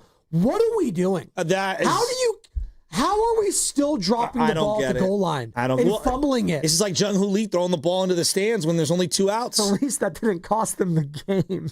I mean, how dumb do you have to be to do that? It's not dumb. It's selfish. It happens every week. It's selfish. Did you see the Notre Dame guy, Jeremiah Love? Did he do it too? No. At the 5-yard line, he put both hands on the ball because it was like a 90-yard, 95-yard run over the weekend. And at the 5-yard line, he put 2 hands on the ball like he was going between the tackles through the the end zone, if you will. Basically like covering it up so that he would not fumble it right there at the 1, 2, 3-yard line. Well, the worst loss of the weekend, if we're keeping it to the NFL, it was Penn State losing to 0-4 UCLA. I don't know, in Yankees? LA. Yankees was tough. But at least they won their first round. James Franklin's got to go. Just get that guy out of here. Talk about all-time chokers. Well, him and the never win. Oh yeah, Drew. Everyone's telling me Drew stinks. Well, everyone's telling me he was going to be the number 1 pick. He came back to his senior season. Oh my God, this the guy. Quarterback class isn't looking so hot. Arch Manning. Guys, every day for 2 months, what I do? I came in here and I was like, "There's just no way Arch Manning lives up to this hype." Well, I didn't think Texas again. When is Steve Sarkisian ever going to live up to the hype? Well, they were in ever. They were in the BCS playoffs last year. Yeah, they were. And then they weren't. And they lost. Everyone wanted to poo-poo Ryan Day and what he was able to do. I know it's college football talk. It's not sexy here. Cal with a tough loss this weekend against Duke. Well, next week or the week after, Bill Belichick comes. Did you go to the game, Sam? Off this week and then UNC next week. You went to the game? I did go to the game. My dad and I went to the game on Saturday night. About what, 17, 18 people there? At the end, yes. Did it start off pretty packed? So we watched the Miami beatdown on FSU. I can't even call it a beatdown when they almost tricked it away. But Miami beat FSU. Then we walked from my grandma's house over Memorial Stadium. We got there in like the second quarter. Your grandma lives over there. Oh, okay. Yeah. And some nice houses over there. There are some nice houses. No, like really cool old school houses in that whole area. Keep going. My bad. And so, yeah, we get in there about mid-second quarter. Cal's up 21-14. Like, okay, hey, this is a game here. Duke immediately scores. Cal gets a quick 3-and-out. Can't even punt it past the 50. Duke scores again. All the wheels just went off literally as soon as we walked into the stadium. You hate to see that. That's Cal football for you. But Miami, I mean, come on, Sam, you're bearing the lead. Miami football. Oh, that felt really good. Come on. Bonte's going to be wearing some choice Miami gear tomorrow when he comes in from 8 to 10. Yep. An individual side bet? Is it a Michael? And we're going to pay it off, yeah. There we go. 8 to 10, Bonte Hill every Tuesday. We got Baldy tomorrow at 7:30. We had Baldy on Friday, emergency Baldy, but Tuesdays are the football day that you don't want to miss. It's everything. It's all Niners, locked in, Mac Jones. We'll touch some Warriors with Bonte as well because he can talk about it all because the preseason game was yesterday. And I was in the building, and 0 boos for Jonathan Kuminga. I actually thought I heard like a pretty good ovation. It's pretty solid. Most people are happy. Do we have it? Oh, do we have the ovation of JK when he was looking like he had it? I told you it was kind of like they kind of messed it up a little bit where the Lakers are allowed to do a substitution, but like Kuminga got to the scorer's table too late or whatever. Yeah. I don't know what happened. And he had to stand there. But they announced him like he was coming out there, but he never did. And then they announced him with someone else. And Horford not starting. Like, I thought Horford was going to start. Maybe that's just to ease him in. No, that's why, I didn't. Yeah, I assume that's it. He played 14 minutes in total. You looked good out there. Game was nationally televised. I watched the national feed. Because I had Quad Box going. How was Mike Breen and Tim Legler now part of the A team with Richard Jefferson? Because they pulled Doris to the B team now. If I hear another we regarding the Lakers with Richard Jefferson, he never even played for the Lakers. Well, he played, didn't he? 1 second. Richard Jefferson? I think he might have with the Kobe Lakers. I think so. Let me see. I don't remember that at all. No, he didn't. You're right. Okay. See, again, I just shoehorned him in there. Yeah. That was with the Warriors 2012-13. He's a Warrior. What if he said we with you guys? Yeah? He has one of the worst misses of all time where he didn't dunk a ball against the Spurs. We're up 20 late in that game. He had an opportunity to seal that game and smoked the free throws. Is that the Ginobili game? Yeah. When Ginobili kept hitting over Kent everything? Bazemore. Yep. Oh, no. Can't Bazemore at that point. That was a tough one. That was tough. Carter's remembering it. He's 1,000-yard stare, all of it. But I'm happy to watch the Warriors. And there's something about still, to this day, and I mentioned it earlier, the best show in the Bay. It's not Mac Jones and the 49ers and Christian McCaffrey and George Kittle and all the... It's not, and I love Rafi Devers. I love Willie Adames. I love what the Giants are doing. It's great. Steph Curry. And not even just in the Bay, but in the sport of basketball. Him hitting a three, the amount of little kids that just jumped up around me and that did their three guns, jumping up, going crazy. He's still the best ticket in town. Even in a preseason game, they were going nuts for this guy. Like, just enjoy it while you can, Warriors fans. Like that's if I had a message today on a Monday, enjoy this year of Stephen Curry. You don't know how, as I watch LeBron over there in street clothes, you don't know how many of these years you're going to have left. And you can count them on the palm of your hand, probably. Him, Jimmy, Draymond. It's going to be a really fun year. I don't know where it's going to end, but it's going to be exciting. Like, our first show together, Joe, was reacting to the craziness of the NBA trade deadline. That whole week leading up to the Super Bowl, it was Luka with the Lakers, Jimmy Butler with the Warriors, De'Aaron Fox to the Spurs, all these mixing and matching going on. And it was just a whirlwind from that point on going forward. And we didn't even get a chance to catch our breath. Now we have this full season of Jimmy, of Draymond, of Steph, Pods, Moody, JK. I'm very curious to see how this is going to look early on because they started off hot last year. Remember, they started off hot last year. 12-3? And then it was, and then the league caught up to him, and it was just D'Anthony Melton got hurt, and that kind of just threw everything out of whack. Andrew Wiggins, there was just, God, even Andrew, I literally forgot about Andrew Wiggins. I was watching that game yesterday, and I was like, oh yeah, Andrew Wiggins was a Warrior this time last year. He's obviously way better than this player, but we're going to look back at those 2 months, and it's equivalent to I don't know, Cody Ross or Ryan Vogelsong. Catching lightning in a bottle kind of thing. Yeah, absolutely. And you milked everything for that was worth. And you should always have love for Andrew Wiggins here, but it definitely turned into, the player himself, whether it was missing the games, and obviously we know why he missed them and had those absences, dealing with now the loss of his father and having to go through that. I couldn't imagine what he was dealing with. But it was clear there needed to be a change of scenery, I think, for both parts. Obviously, Jimmy Butler in Miami, and then Andrew Wiggins now going over to South Beach. And I hope he has all the success in the world. But they needed a kick in the pants. And they got that with Jimmy. Now, the question is, what's it going to look like early on?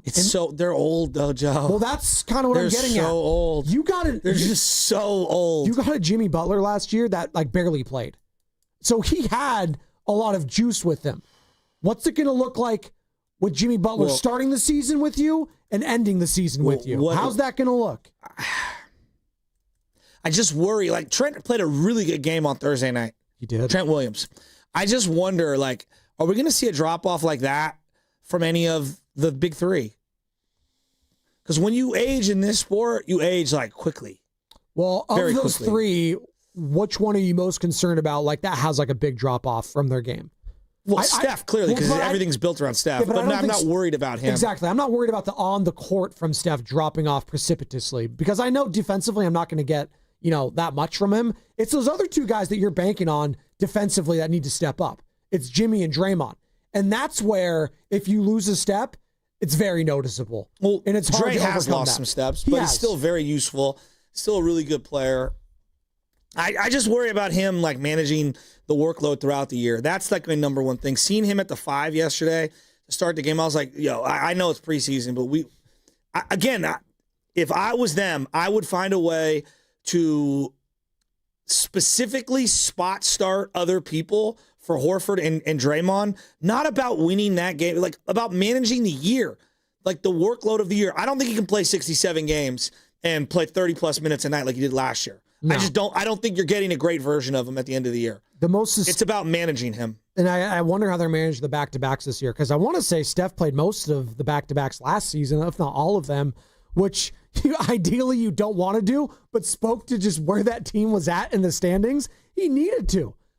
I don't know if you can afford to have them out this much, but like a 55-game to 62-game season for those guys. I mean, I'm talking about Horford, Jimmy, Draymond. Yeah, all those guys. Like, I don't even know, like Melton, I don't even know. Well, that's kind of what I'm getting at too. Not to the same degree of like if whatever you get from Brandon Ayuk this season for the Niners is found money, that'd be great because he had a devastating injury. Like Anthony Melton like tore his ACL. I know it was a partial tear. He tore his ACL. And on top of that, prior to it, the conversation was not the ACL. It was the back problems he was having. So I don't know. If you get anything from Anthony Melton, 3 games? Exactly. Like he barely played. I know. Barely played. I mean, I'm treating him like Ben Barch at this point. Seth Curry. Like, what are you expecting out of Seth Curry this year? Do you think he's going to be like... I actually like Seth. Like, but what is reasonable expectations? Like 11 minutes a night. Okay. And who's he taking those minutes from, like, this time last year? I don't know. Probably Pat Spencer. Again, Joe, they've got a lot of guys who can play. But wasn't that the problem last Yes! year was when, wow, look at all these rotations. I mean, this guy... They don't have a We've four. never had this kind of depth before. No, it turned into, we don't have any depth at the end of the 2023 season. season, Mully had me convinced. I think their bench could be a playoff team. Oh, my God. 2023. Oh, my God. I believed it. I know you did. And I thought that about the 2017 Warriors. Oh, my. Well, that team. I mean, come on, you're talking about a champion. Yeah, you're talking about one of the best I'm teams talking I've about ever a team that seen. got bowed out in the second round. We're not What talking is about going on? Sean. We're not talking about Sean Livingston and like What is going on with the door over there? We put a fish net through the hole. The doorknob fell off here at the studio, and it's a giant, like, heavy refrigerator door style door for the studio to keep the sound out. twine is what that is. That is legitimate. What is that? It's twine, like a rope. That's what we have. With our Twine door about it a handle. little bit more. We have some a cheese with that twine. We have a rope and pulley system. I hate you. It is ye old door. Before they had handles, we have rope. Who are you pulling rooting it for in open. the baseball playoffs, Sam? Oh God. And whoever's playing the Dodgers. Yeah. Are you rooting the Mariners? Is everyone rooting for the Mariners right now because their story and it's just they haven't won forever? Yeah, sure. Blue Jays. Why not? That'd be cool to see the Blue Jays win. It's fine. The Blue They Jays. can't win a Stanley Cup, so why not give them a I World love Series? how we went from like That'd be trading funny. everyone on their team at the beginning of the year to now they're going to win the World Series. I need Bo Bichette And Vlad Guerrero Can we Jr. get Albante? Can we get Vlad Guerrero somehow? And some way? Gausman. No, I'm not. No, you can't. You can't. You can get Rafi Devers though. You got him. Now that the Red Sox have been eliminated, Giants fans, you were all thinking a little bit. It's like, oh my God, is this team going to win it all? Oh, no, after trading saying, Rafi thank Devers? God. You think? Okay, you were saying thank God because there was something in the back of my mind. It's like, man, addition by subtraction, they kind of just took off after getting rid of Rafi Devers, but it didn't happen. One and done against the Yankees. Now the Yankees look like they're going to be done against the Blue Jays. And then Aaron Boone. Again, I keep going back to Aaron Boone. Interview him. Now, maybe he wants to take a year off from the grind. I can only imagine being a manager of the Yankees, how exhausting that is to deal with that media. But I always say, imagine going from the New York media to the San Francisco Giants media. It's going to be no softer landing spot. Well, although If they Sam Lubin's basically the New York Daily News over here when it comes to the question. So If they hired Aaron Boone, how would that land? I think you take that. I think it'd be a home run hire. Why not? The guy's literally in the World Series. I'm just asking. I like Aaron Boone more than the casual baseball fan does. I mean, Joe, if I'm just grading it from the last two hires of Gabe Kapler and Bob Melvin, it's infinitely better than both of those guys. It's not even close, right? Because like Kurt Suzuki, I don't know if that resonates with the fan base. I don't even know if Aaron Boone does, quite frankly. Well, it resonates more. I would take Aaron Boone. It would resonate more than Nick Hundley if I'm going to keep it a buck. Much but more. Nick Hundley, there's something about playing for the Giants. Giants fans always elevate their own. Like that Bob Melvin did. It's like they couldn't wait to move off of that guy. In right? 1987. Well, I'm just saying. It's 40 years ago. Just telling you. 40 Clearly, Mike years Krukow ago. feels some type of way about it because he was very upset they moved off of the guy. You know, you opened the door here. God. I love Krukow. Krukow's a legend. Why does he have to do this thing? What? Why, this thing that, like, just gaslighting, like, the obvious. The fans know Bob's done. We love that term. And, like, a week gaslighting. ago, before they fired him, he's like, I don't know why they're doing this. It's like, you know exactly why we're doing it. And I know, like, you're a team employee. I love you. You're always going to have the back of the Giants. Like, I get it, dude. You're in the end of your career. Dude, put the flame torch to Bob. It's okay. I know he might be your homie. Like, sorry, we had to go in a different direction. It is what it is. I don't know why, like, he does this thing where he's like, I mean, he had the pulse of the clubhouse. Did he? Because for 3 weeks at the end of the year, every team leader was like, yeah, I don't know why. I can't put my finger on it. We're just not focused. Yeah, I don't know why. We're just not united. Yeah, I don't know why. We just can't come together and get over the hump and stop the losing streak. I know why. You guys are done with the manager. You know, I want Aaron Boone because he has the stones to go at opposing broadcasters. You hear what he had to say in regards to what Buck Martinez said? And Buck Martinez, obviously a longtime television announcer for the Blue Jays. And back on September 9th, Buck was saying, quote, the Yankees, they're not a good team. I don't care what their record says. And obviously the Yankees are playing the Blue Jays now in the ALDS. And then Boone just recently had to like talk his talk and said, you know, contrary to some thoughts up here, we're a really good team. So I was like, you know what? I like a little saltiness from my manager, even though Buck Martinez ended up not being right and the Blue Jays are just a better team. And I think the Yankees have proven that they are a good team. They're not a great team. I don't think they were a great team last year, but I thought they maximized their season going up against a Dodgers squad that I thought talent-wise is infinitely better than them. They could have easily lost that ALC. Yes. SCS. Absolutely. And I give Boone credit there. I think it's only been one season where they've had a losing season. They didn't make the playoffs or at least the wild card. It's pretty good. I know the expectations for the Yankees are championship every year. That's not going to be the expectations here. Hey, Boone, just get us to the offs, dude. Get us there. Can you do that? I really wish we would have re-signed Carlos Rodon. Looking back on it, like as much as the Gausman one hurt. Yeah, Gausman. That's a tough one. I couldn't even finish the sentence he got in there with Gausman. No, but he's right. Like Gausman, like the ones that got away, Rodon for sure. Can we just for a minute before Fast Five? What the heck happened with Mark Sanchez? Oh God. Well, I mean, it got worse and worse and worse as the weekend went on. All of a sudden, I got a notification that he got knifed and was like in critical condition, and I'm like, whoa. And then come to find out he like fought somebody and then like maybe assaulted somebody. And then this morning it's like, oh, now he's getting hit with that's obviously an accusation. He's not tried in court yet, but allegedly he's going to get, I mean, gosh, this is just, I don't even know. What are you guys looking at me behind the glass? Sports, man. No, this is life. What happened? That was the perfect drop. What happened? That's what I'm feeling. I don't know. Well, I do know this, that he refused to cooperate. And no, but what exactly happened? He pulled up somewhere and someone was in a parking spot? So I got it right here. Yeah. So this is all via the Yahoo Sports article. Security footage reportedly shows Mark Sanchez following 69-year-old truck driver before stabbing, quote, this guy is trying to kill me, end quote. So this is... Oh, no. So the truck driver in this is case... all allegedly. This is all alleged. Yes, please. This is all allegedly. Why are you laughing? So identified only as PT, like this is the truck driver's name, reportedly said he was doing his job exchanging used cooking oil from the Westin Hotel when Sanchez approached him and opened the door of his truck. Now, the truck was double parked, and clearly this pissed off Mark Sanchez. And after this guy, the PT truck driver, PT exited the truck, Sanchez claimed he had spoken to the manager of the hotel and told PT that he could not be there. Sanchez then allegedly climbed into the truck, at which point a confused PT said he wasn't allowed to be in there. Sanchez got out and continued to claim the hotel manager said he could not replace the fryer oil, then tried to get into the truck again, and then allegedly blocked PT from obtaining a cell phone, leading the driver to go around the front of the truck.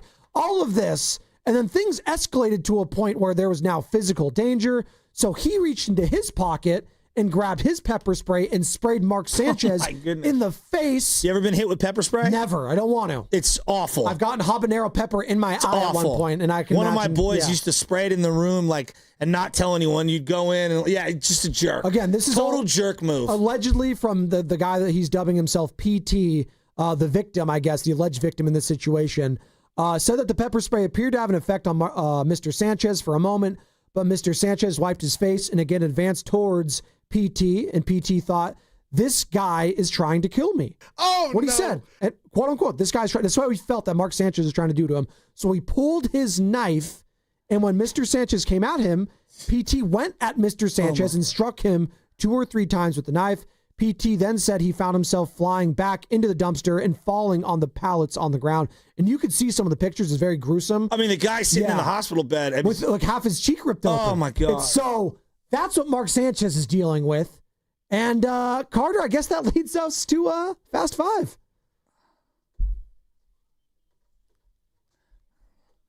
I mean, his career's over.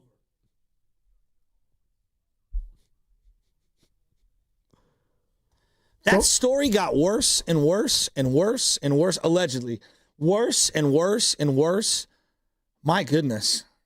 And the Marion County prosecutor, Ryan Mears, it obviously has happened in Indiana, where Mark Sanchez was supposed to be on call for the Raiders and Colts game. That ended up going to Chris Myers, and on call, Brady Quinn on assignment, usually college football guy. But this is from the prosecutor, Ryan Mears of Marion County, where this alleged incident took place.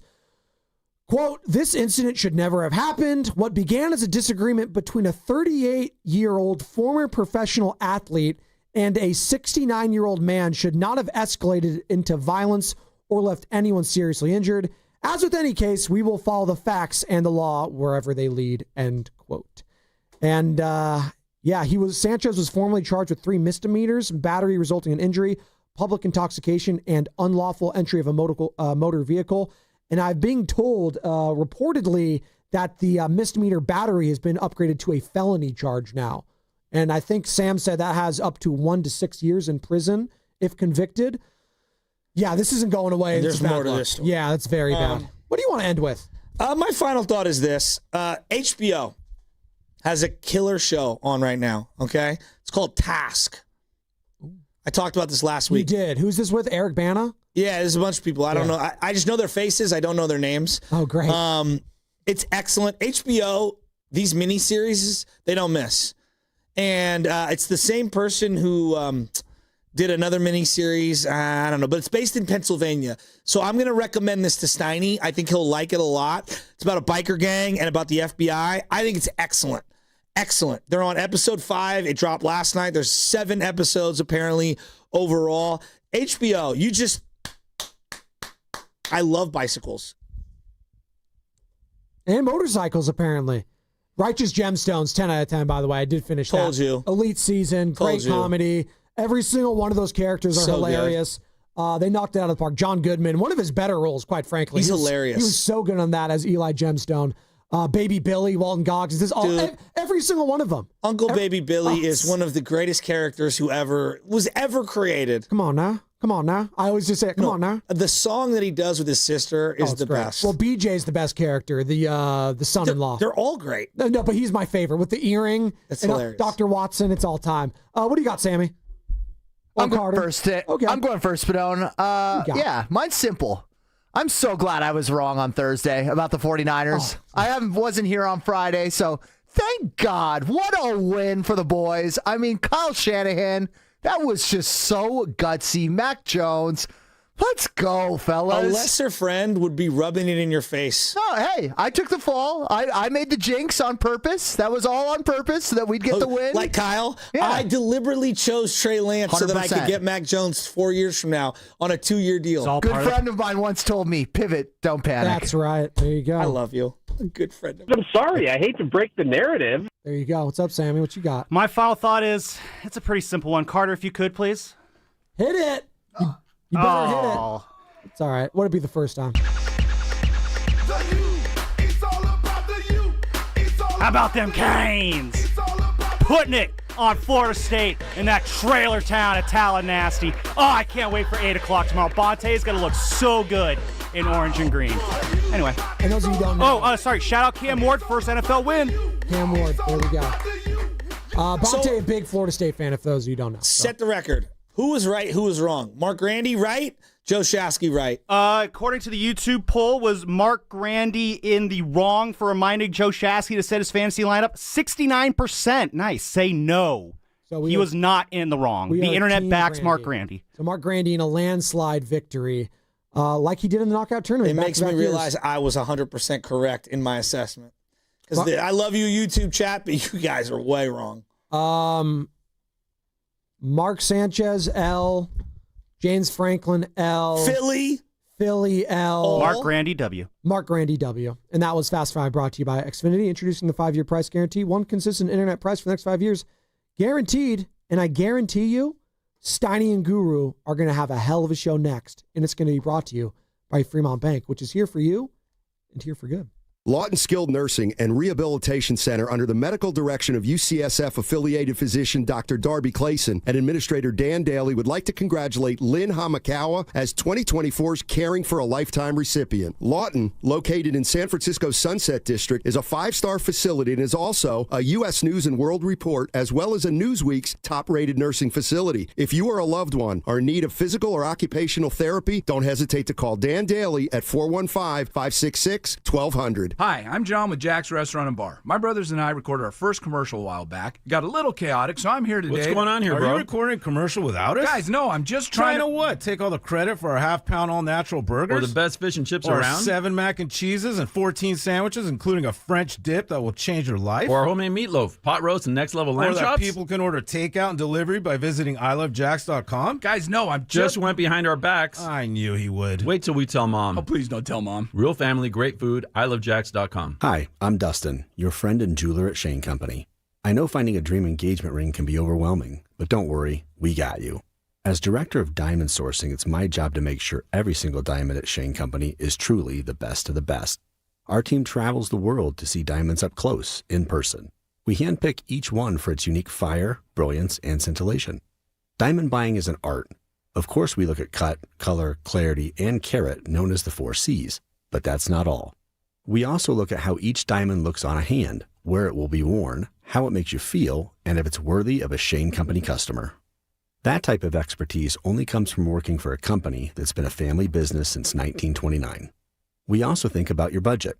We only pick the best in each grade, in all shapes and sizes. Your diamond is guaranteed to be the most beautiful because a friend wants you to pick from only the best. Drop by your store or shaneco.com and see for yourself. Shane Company, your friend and jeweler. Comcast Business can help turn your small business into a connected, secure, modern business. It's how restaurants become reliably up and running neighborhood favorites. How healthcare offices become the data-protecting caregivers that we all depend on. And how wealth management firms become cyber-securing guardians of your information. With reliable connectivity, enhanced cybersecurity, and Wi-Fi backup, your business can stay connected and get threat-ready with Comcast Business, powering possibilities. Now through November 16th, new Comcast Business customers can get started with 150 megabit internet plus security for $59.99 a month for 12 months with a 2-year agreement. Plus, ask how to get a $500 prepaid card on a qualifying gig package. Call today.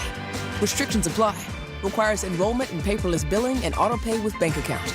Early termination fee applies. Equipment, taxes, and fees extra. Are high-interest credit cards or personal loans weighing you down? Unlock gives homeowners a smarter option. With a home equity agreement, you can tap into your home's equity for cash today. There are no monthly payments. Here's how it works. Unlock provides funds upfront and in exchange shares in a portion of your home's future value. That means you keep control with the flexibility to use your equity your way. Pay off bills, invest in home improvements, or set aside savings for peace of mind. For thousands of homeowners, Unlock has been the key to moving forward without the pressure of another payment. Put your equity to work for you. Visit unlock.com to learn more about a home equity agreement. That's unlock.com to learn more. Terms and conditions apply. Not all homeowners will qualify. Not available in all states. Actor Portrayal. Home equity agreements are offered by Unlock Home Equity Solutions, Inc. In certain states, NMLS number 2657081. Visit www.consumeraccess.org for more info. There's a party at your house, but some are uninvited. Yeah, it's bugs. You've got ants, spiders, maybe a mouse or two. It's a full-blown shindig. But don't let these party crashers ruin your good time. Visit atgopestcontrol.com and let them show those pests the door permanently. Because when the only guests you want are your friends, leave the pests to them. Visit their website today, atcopestcontrol.com, before your house becomes a full-blown infestation. Call 888-900-9697 now for 10% off your initial service. Hey, what's up, flies? This is David Spade. Dana Carvey. Look, I know we never actually left, but I'll just say it. We are back with another season of Fly on the Wall. Every episode, including ones with guests, will now be on video. Every Thursday, you'll hear us and see us chatting with big-name celebrities. And every Monday, you're stuck with just me and Dana. We react to news, what's trending, viral clips. Follow and listen to Fly on the Wall everywhere you get your podcasts. We all hear the radio ads about the IRS. They tell you to be afraid, to be scared, and they try to frighten you into calling. I'm not here to do that. Tax Relief Advocates is different. TRA is here to tell you that if you owe money to the IRS, whether it's $5,000, $50,000, or $500,000, we have a solution. It doesn't matter if you're sitting in your car, at work, or with your kids. No matter where you are, call now. 800-575-6812. Don't lose hope. TRA can eliminate or reduce what you owe to the IRS. Generous programs are now available that can give you a fresh start. Our passion is taxes and helping individuals fix their IRS problems. We have over 1,000 5-star reviews on Google and an A+ with the Better Business Bureau. You don't need to be afraid of the IRS any longer. End your tax nightmare today by visiting us online at TRA.com or call 800-575-6812. That's 800-575-6812. Tax Relief Advocates. Real solutions for real people. You're listening to 95.7 The Game, KGMZ-FM and HD1 San Francisco on Odyssey Sports Station and the home of the Golden State Warriors and Valkyries. Always live on the free Odyssey app and now coming to you live from the Laughing Monk Studios. He brings the passion. For what? I want to know now. I'm mentally invested. Don't tell me to pray and you don't say what for. He brings the perspective. Yeah, I think they both have great points. Get off me, text line. He's truly one of a kind. That is whack. Oh, my God. Oh. And he's doing a great job. I need you to man up and say what you really want to say. Diamond, you're doing a great job. And together, they're Steiny and Guru. All righty, good morning, everybody. Matt Steinmetz along with Evan Giddings today. Evan Giddings, you taking care of some business. What's up, Steiny? Shut up. Don't say a word. I don't want to hear it. Yeah, that's Shut what up, I look Evan. forward to on a Monday. Yeah, a little different kind of Monday today. Niners didn't play yesterday, but I think if you're a Niner fan, you're probably pretty pleased with what went on this weekend. They had... the Seahawks got beat. The Cardinals got beat in tight ball games. So the rest of the division went 0-3 if you count the Rams' loss against the 49ers on Thursday. Niners now in first place in the NFC West. If it matters, the Eagles lose. So the Niners and the Eagles are both 4-1. Bills lose. But pretty good weekend if you're a Niner fan, right? Depends on how you look at it. I mean, there are no more undefeateds, so the Niners are one of the 6 4-1 teams. You know, we could have some fun with those power rankings a little bit later in the show, but I do wonder if some people are feeling like there's no doubt that the division results are good for the Niners. They're a game clear of both the Rams, the Seahawks, the Cardinals. Good Lord. I don't know if you saw what happened in that game, but they don't deserve, honestly, time on the station today. But they've also gone 3-0 in the division. That's a fantastic result. But from the macro view of how great the win was on Thursday, I was left feeling a little like, well, the Patriots got an equally, if not bigger, win. The Broncos went into Philly and knocked off an undefeated team, coming back from down 14 points, mind you. Does that leave you feeling like it devalues the win on Thursday at all? Not really. Like on Friday morning, I thought that was the win of the season. And now after Sunday, after watching a full slate of games, I'm like, well, it's probably the second or third best win of the season. Yeah, I think in its totality, this season has already been pretty strange for the Niners. And I can't look at them any other way than they're 4-1. and they've won 5 one-score games.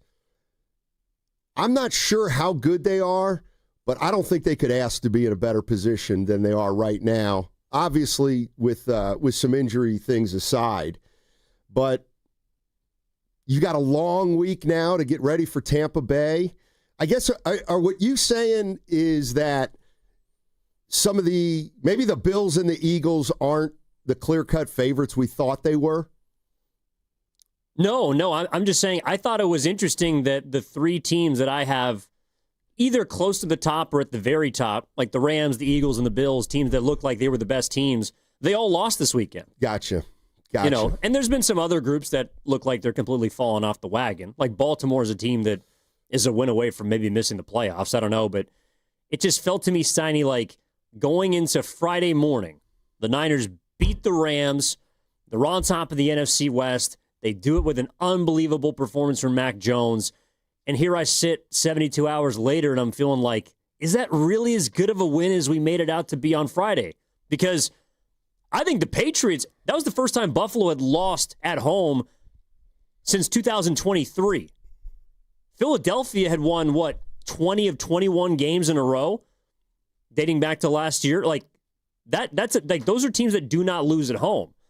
Meanwhile, the Rams were a field goal away from being undefeated, but still, like, I don't know how 49ers fans felt watching all those upsets yesterday. I kind of feel like, it's week 5, and, the Eagles were winning.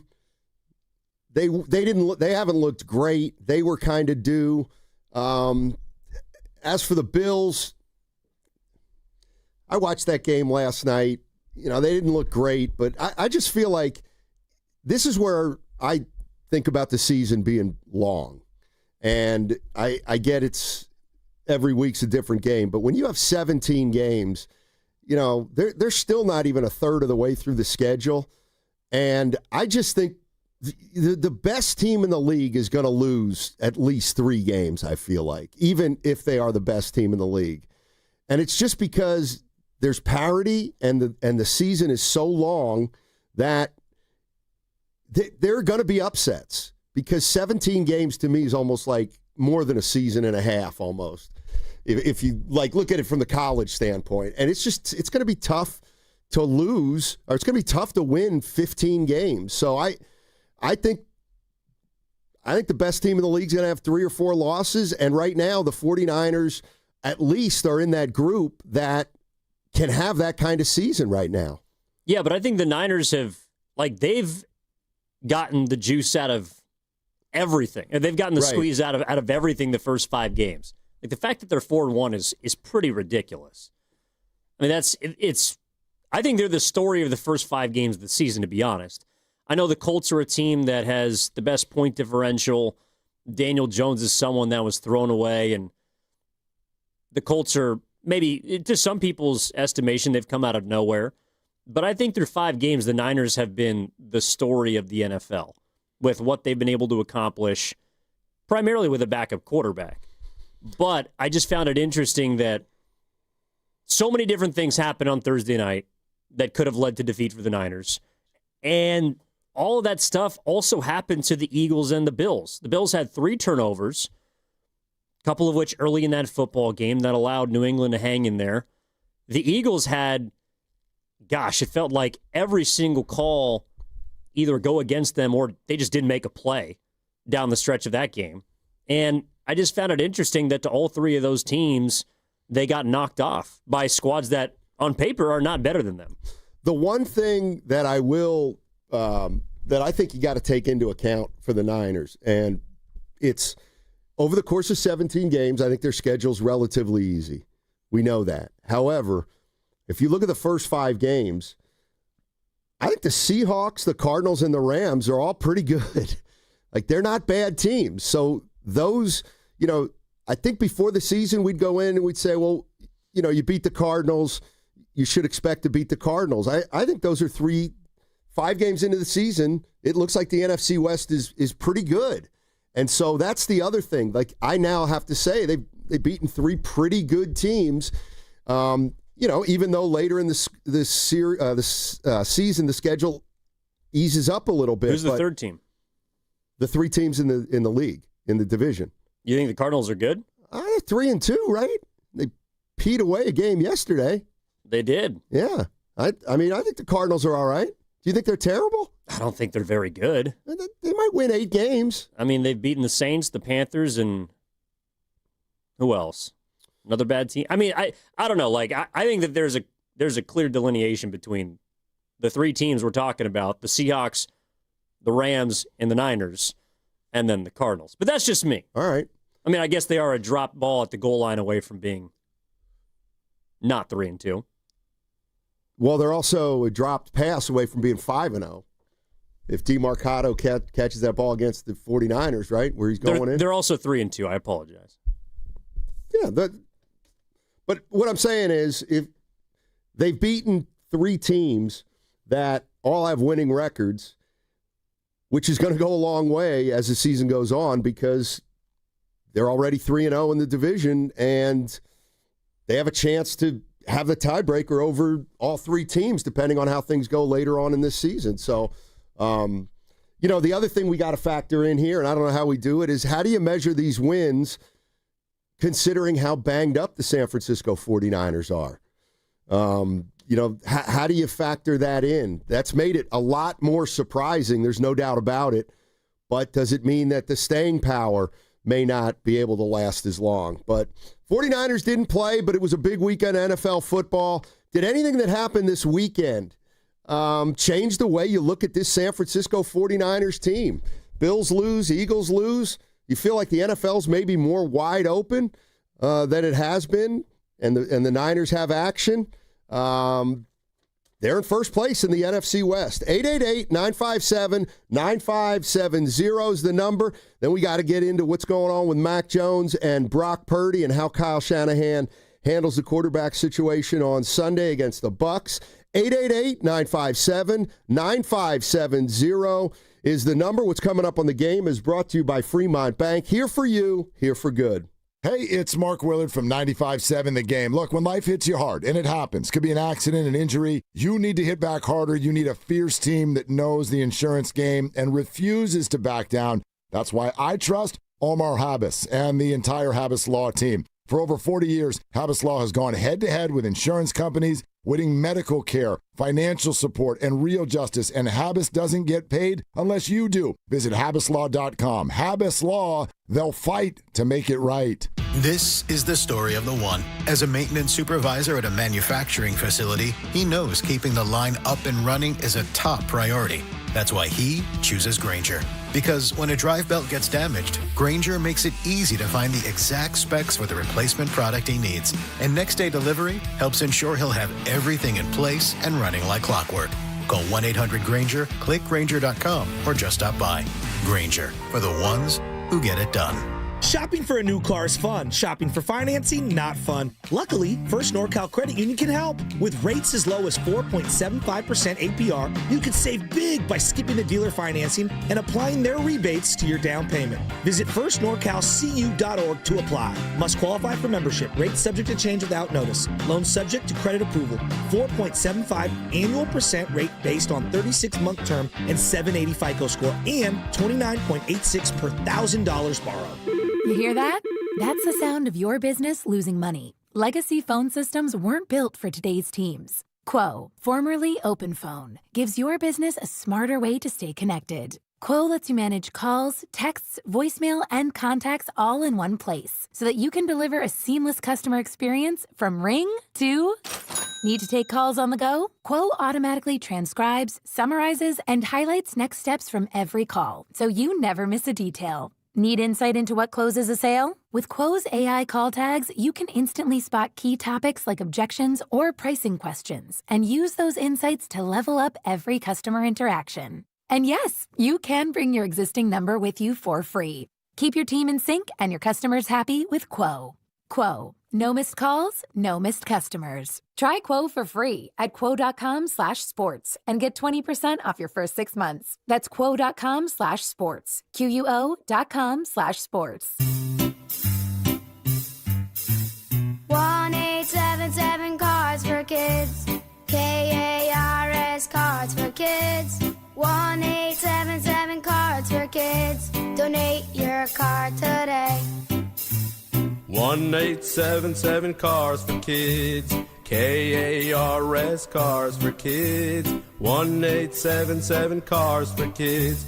Donate your car today. Ready to get rid of that old car? Donate it to Cars for Kids. Call 1-877-CARS-FOR-KIDS to reach a friendly live agent. Donation's super easy, and your car can be picked up as soon as tomorrow. Call us now, 1-877-CARS-FOR-KIDS. That's Cars with a K to donate your car today. 1-877 Cars for Kids. Donate your car today. Did you know you can donate real estate too? Go to carsforkids.org. That's carsforkids.org. Introducing your new Dell PC with the Intel Core Ultra processor. It helps you handle a lot, even when your holiday to-do list gets to be a lot. Like organizing your holiday shopping and searching for great holiday deals and customer questions and customers requesting custom things, plus planning the perfect holiday dinner for vegans, vegetarians, pescatarians, and Uncle Mike's carnivore diet. Luckily, you can get a PC with all-day battery life to help you get it all done. That's the power of a Dell PC with Intel inside, backed by Dell's price match guarantee. Get yours today at Dell.com/deals. Terms and conditions apply. See Dell.com for details. Let's go! You're still glowing, flirting, grooving. You've still got it. But your immune system weakens as you age, making it harder to fight flu, pneumococcal pneumonia, RSV, and COVID-19. Vaccines are a key part of any health routine and help strengthen your immune response. Ask your doctor or pharmacist which vaccines you need. Schedule in minutes at VaxAssist.com. Sponsored by Pfizer.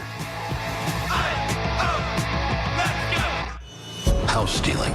It's a nightmare that's real. It's the FBI's term for thieves stealing your home's title and draining your equity. Just one fake document filed with a recorder, and scammers can own your home on paper, drain your equity, and do it all without you even knowing. Imagine waking up to a foreclosure or eviction notice. Listen to former title thief Matt Cox. What people don't realize is the ease in which this crime can happen. I can take the deed to your house and I can transfer that deed into my name. It's a great crime, and it's happening all the time. So how can you stop the nightmare and protect yourself? Find out if you're already a victim now at HomeTitleLock.com. Use promo code RADIO and get a 30-day free trial of their $1 million triple lock protection, a title scan, and access to a title specialist, a $250 value. Don't wait.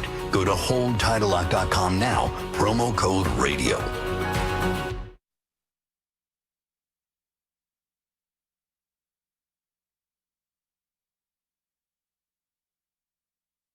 Hey, it's Joe Shasky, and football season is here, and that means Baldy, Brian Baldinger, every Tuesday, 7:30 all season long. Baldy! Now back to Steiny and Goo, who will always bring that heat. Well, at least most of the time. All right, thanks, Joe Shasky. Appreciate it. And 49ers idle yesterday. Warriors played their first preseason game. We'll get into that a little later. Big win over the Lakers. Played 17 guys. They're probably going to have to shorten that once the regular season comes along. Who, the Lakers or the Warriors? The Warriors. No, Lakers didn't play anybody. Well, you got to get the C-dubs their time. You know, you got to get some guys with firm. By the way, I buried the lead. Shout out to everybody who showed up to Pier 39 on Saturday. Oh. It was an awesome time. Myself, Guru, TJ set up everything, Nahagian, Lucas. We had Kieran showed up, Megan McCrae. Oh, nice. Everyone showed up, and it was a lot of fun. It was a beautiful day. Had a bunch of great guests come by. It was an awesome 4 hours. Yeah, and it kind of bleeded over into Sunday, believe it or not. How so? Well, you mentioned Kieran, and that's who I refer to as the big boss. There's Nahegian, and then there's the big boss, which is Kieran. Yeah. Wow. Because she's in charge of all 5 stations. Sure. So apparently she was out there. And my buddy Dan was out there, and Dan knows Kieran's husband. So Dan invites Kieran's husband to play golf with us yesterday. So I played golf with Kieran, the big boss's husband, yesterday. So the show didn't bleed into Sunday. You just played golf with someone you hadn't met before. Well, I'd met him one other time. Yeah, it was. So were you nervous? No, but I had to be on my best behavior. Watch your language. Yes. Couldn't talk any shop.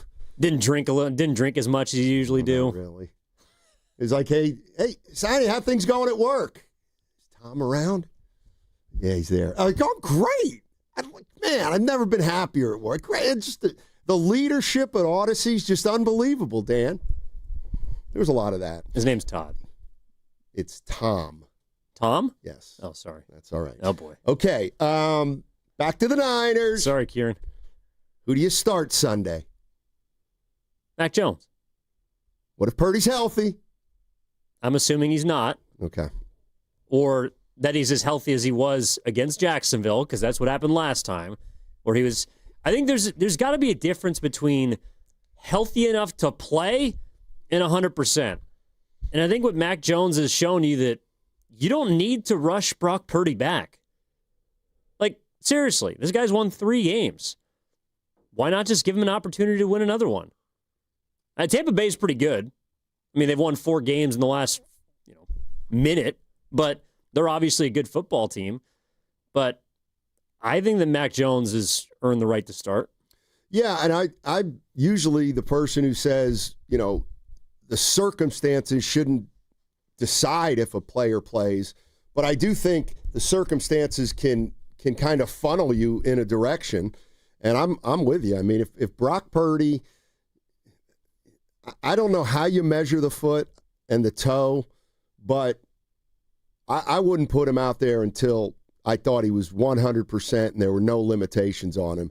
And if Mac Jones continues to win and the Niners continue to win, I do think you can continue to be cautious with it. You start losing a game here or there, maybe you change your mind, but I see no benefit in going to Brock Purdy right now if he's anything less than 100%, unless you're telling me that Mac Jones is really banged up from the Rams game and he may be limited. Then I don't know what you do. Well, what do you make of, like, Mac Jones? I mean, he was a gladiator in that game. He was clearly battling a lot. The knee, he was dry heaving on the sideline. He went through hell to win that football game, but I don't think he'll be 100% either. Well, no, I don't either. But my question to you is this. When you see Mac Jones quarterbacking and he puts on a performance like he did against the Rams, do you worry about him getting hurt further? No, because he's your backup. Okay, because I kind of do a little bit. You're worried about Mac Jones. Well, what I'm starting to, and this is, I kind of said this on Friday, is I'm starting to think the way this could go is you play Mac Jones for a couple weeks, then Purdy comes back. But you're going to have to see what you have in Purdy after he plays a game again.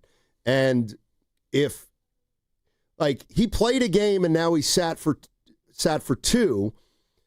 So if and when he's ready, I think you bring him back if Mac Jones is still not healthy. What I'm getting at is if I want to keep Mac Jones healthy. I really do, because I'm now not convinced that Purdy is going to be healthy all year. So my goal is to keep them both healthy. That doesn't mean I can't play one of them if they're not 100%, but that would be the goal. Because right now I'm not convinced that Purdy is going to be able to respond like we need him to after he plays a week or 2 in a row. But how do you keep both of them healthy? You just hope. You play Adrian Martinez? You hope. But I'm saying, I think if Mac Jones goes down, then you have to rely on Purdy all season long with a turf toe that evidence has shown was hard to bounce back from when he played a game earlier in the year. But then this begs the question, which one are you trying to preserve more? In my mind, it's obviously Brock Purdy. That's actually why I would start Mac Jones until he loses a game, honestly. Each game that you can bank, if he wins, is a game that gets you closer to the postseason, closer to potentially winning the division, and one game that allows Brock Purdy in another week just to heal and rest his turf toe. But, like, I can't, I'm sorry, if you're the backup quarterback, that's your job. Like, you're in because the starter's not healthy. To me, it doesn't work the other way around where you're just going to, alternate weeks? Like, you have to pick a guy. You do. Well, you you might not have the luxury of picking a guy, is all I'm saying. And so Purdy plays, sits, plays, sits. I feel like you have to allow him. He's going to get another shot to play. But then what if he plays and he feels the same way he does after the Jacksonville game? Like, again, I'm not here saying we've got to protect Mac Jones. I'm just saying that Mac Jones right now is not your run-of-the-mill backup quarterback. It feels like they can still reach some of their goals with Mac Jones. So if Mac Jones gets hurt, like I'll just be honest, the idea of like Purdy running the table and playing 10 straight weeks with one bye week, let's say, thrown in there if he comes back after Tampa Bay, I want him to get back into that lineup with Mac Jones still relatively healthy. Yeah, but that's what I'm saying. Well, and that to me sounds like wishful thinking. Like this idea that you're just going to be able to kind of flip a coin in 1 week, have one guy play, and then if he's not feeling 100%, you preserve him by playing the other guy. Like, I'm playing Mac Jones until Brock Purdy is 100%. And then he is my starting quarterback. But I have the luxury of having the best backup in football that's already won me 3 games. But the moment that Brock Purdy is 100%, which I don't believe he will be by Sunday, judging by the fact that, this turf toe is, Ian Rappaport reported 2 to 5 weeks. So that would have taken them through week 6, which would actually be the week after this Tampa Bay game. That to me is kind of what I'm looking at. Like if I can buy Brock Purdy an extra 2 weeks of rest with Mac Jones, I'm willing to sacrifice him. Does that make sense? And what it sounds like you're saying is, well, I can't afford to lose both. Like you're looking at them as the same. No. Here's what I'm saying. What I'm saying is Purdy played against the Seahawks, then he had to miss 2 games. Then he played against Jacksonville, and now he missed the Rams game. Yeah. And he's probably going to miss. Well, we don't know, but he may. Okay. And here's what I'm saying is we've had Brock Purdy play, bad reaction, play, bad reaction. Yeah. So what really to me is important is that we get Mac Jones, we keep him as healthy as we can till we get Purdy back. Well, then start Adrian Martinez. I'm not saying that. I'm just saying I don't want to lose Brock Purdy right now because then I got no buffer for when Purdy comes back. And I'm not saying don't play him. I'm just saying you got to keep this guy healthy because I think we have one more iteration of Brock Purdy coming back. And the 2 times he's tried to come back this year haven't gone well. So I would feel a lot better if when Brock Purdy came back, Mac Jones was still upright so that if he needs a week or 2 after, then we realize we've got a big issue with this toe, but at least we've got Mac Jones. Like, I think it puts, if you don't have Mac Jones, I would worry about Brock Purdy playing 10 straight games, 10 straight Well, weeks. if you lose both quarterbacks, you're done for. It's like, Steiny, the fact that they've been able to win games with a backup is already an outlier. But that's kind of what I'm saying is I don't think teams expect to win if they're going to use a backup for an extended period of time. I think the 49ers feel like they could win games with their backup if the backup's got to play a fair amount. Sure. So all I'm saying is I believe Mac Jones gives the 49ers a crack at it if Purdy's injury is more serious than we think. And so that's why I think he's a more important backup than some other teams. Look what happened to the Ravens, obviously, this weekend without Jackson. So I just... But what it sounds like you're saying to me, and I could be wrong hearing you, but what it sounds like is you almost would rather play Brock Purdy this week to give Mac Jones rest. Well, because he's going to have to play at some point down the line.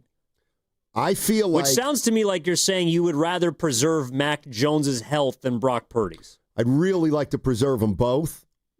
What if that's not an option? Well, then you got to live with one. And which one are you trying to preserve? What I'm saying is we have no way of knowing how Brock Purdy's toe is going to feel on Saturday and how that compares with prior to week 1 and prior to week 4.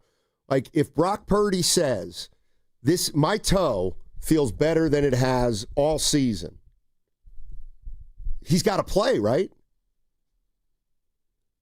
If he says it's felt better than it has all season. Yes. No. Really? He doesn't have to play. Okay. Because it also felt better than it did before the Jacksonville game. I guess my question is, how will we ever know, or they'll ever know, if 1 week rest is good, 2 weeks, 4 weeks, 6 weeks, or 9? What I'm trying to avoid is Brock Purdy re-aggravating his toe injury every time he plays a football game. And that's why I would rest him this weekend against Tampa Bay. Okay. Because if he re-aggravates his toe again, like Ross Tucker said it last week with you guys, it was a bad look for him to go back in, get hurt, and then miss the next game. Okay, what if that happens a second time? Then I got to ask you, what are you doing? What are you doing with your quarter? Do you value his health? Because, and I realize guys got to play through stuff. There's injuries. People get banged up. But for you to get hurt multiple times in one season, it just makes me feel like your medical staff is simply rushing you back and they don't know what they're doing. Well, I feel like whenever Brock comes back, whether it's Tampa Bay the week after or 2 weeks after, how he reacts to that first game coming back is going to determine a lot of the second half of the season, I think.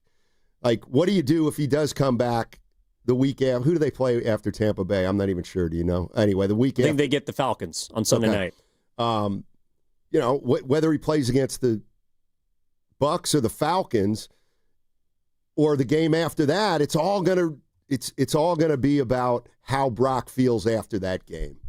And if he doesn't feel good after that game, then to my way of thinking, we got a problem with our starting quarterback. And at that point, to me, I'd go with Mac Jones at that point. But again, all I'm saying is I do like, and I don't know what I'm saying. Hand it off 48 times a game? I'm not sure. But I just know that I want Mac Jones, when Brock Purdy takes the field, I got to have Mac Jones somehow upright. Because I'm worried about I'm worried about Brock Purdy if this thing is a season-long thing. That's all. Yeah, I'm more worried about Brock Purdy than I'm worried about Mac Jones. And it might sound weird to some people because Mac has won 3 games, and he's thrown for 300 yards, and he's looked really good. But I'll say this. I think the infatuation with Mac Jones, and I've fallen victim to it, it's the same infatuation people had for Jimmy Garoppolo. That's honestly how I feel, is that Jimmy G, specifically in 2017, just captured everyone's imagination by winning a lot of close games. He did have some big games also. I was looking back at some of his game logs against Tennessee, a team that won a playoff game that year. He threw for 380 and a touchdown with no interceptions. And they won by 2 points. I feel like the Mac Jones mania that we're experiencing right now, and admittedly, it's from a backup, is the same thing we were feeling about Jimmy Garoppolo. That's how I feel. And that's why I'm detecting a hint of, well, we got to preserve Mac because we're winning with Mac. And I think that Brock Purdy still gives this football team its highest ceiling, which is why I would rather spend my time trying to worry about keeping him healthy. 888-957-9570 is the number. How are you handling the quarterback situation this week, 49er fans? Do you feel like some people are jumping the gun with Mac Jones? And that Jimmy Garoppolo won his first 5 starts at the end of that season. And Mac Jones looks pretty good too. I don't know why. You know what, Evan? It's probably recency bias. But I feel like Mac Jones is better than Garoppolo, even though Garoppolo started out well for the Niners. But I'm willing to acknowledge that's probably recency bias and the way we think about Garoppolo and his tenure kind of looking back here. But it wasn't obviously without some great moments. Well, in 2019, he went 13-3. Guy threw for, umpteen 1,000 yards or whatever, and he was really good in 2019. I remember people coming off that season, and then obviously he got he got hurt in 2020, but going into 2021, we were having the conversation of, is Jimmy Garoppolo a top 10 guy? Is Jimmy Garoppolo this? Is Jimmy Garoppolo that? The only thing stopping Jimmy Garoppolo is the injury bug. And by the end of his time in San Francisco, it's like, this guy stinks. I mean, seriously, this guy is awful. And I think that's why everyone was hoping that Matt Stafford was going to get hurt at some point this year for the Rams, because then that team they're done. They got Jimmy as their quarterback. But you do forget that Garoppolo had some good games. Definitely. He had some outstanding statistical performances throughout his time in San Francisco. And Mac Jones right now he's playing his ass off. But the whole dink and dunk thing for me, and I know Mac has made a couple of big throws, but against the Rams on Thursday night, he averaged 5.9 air yards per pass attempt. That's pretty Jimmy Garoppolo-esque. And Jimmy could be accurate at times. Jimmy could deliver the ball on time when he needed to. In 2017, he was playing with a bunch of nobodies. I'm just saying that I think that what Mac Jones has done should not be discounted. It's valuable for the entire picture of this season. But looking at Mac Jones as if he is the better quarterback on this football team, to me, that's sometimey. That is you just basically looking at these games and saying, all right, well, we have it now, so we should have it forever. What about if I were to say, over the last year and a half, Purdy's just been okay? Would that, how solidified is he at the starter? I'm not saying solidified. Okay, but all I'm saying is, he didn't have a great year last year. I'm just spitballing a lot of different things about how you'd want to handle this situation with Brock Purdy and how cautious you think you can afford to be.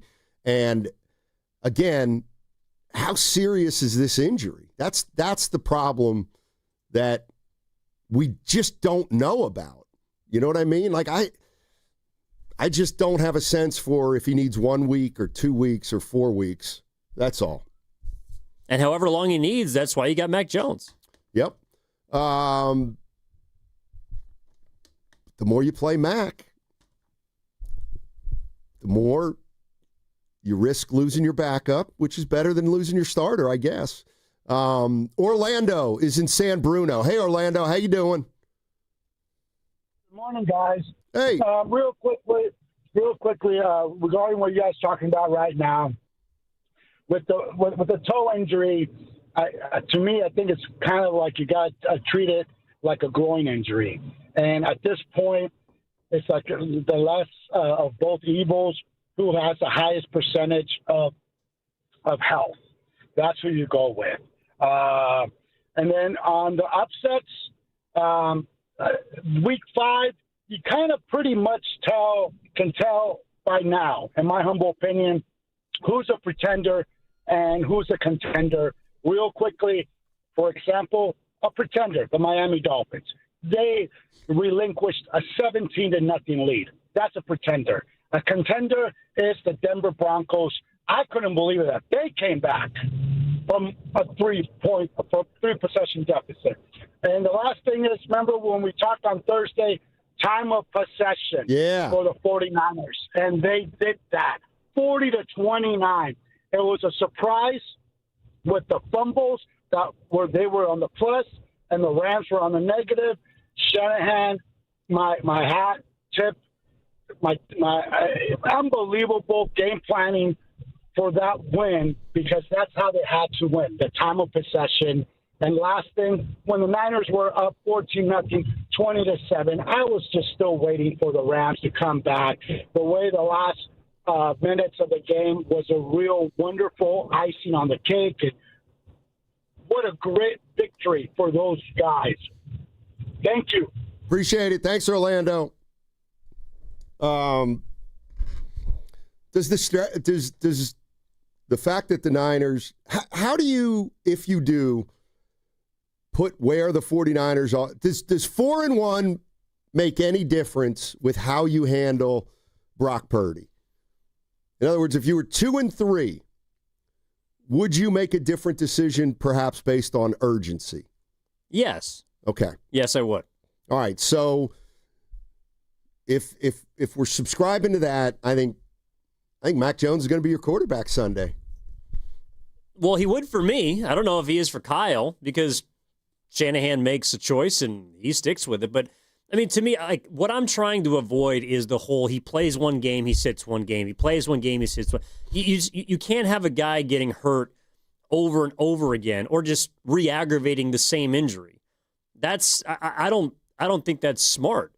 You know, clearly Brock Purdy was not ready to return for the game against Jacksonville.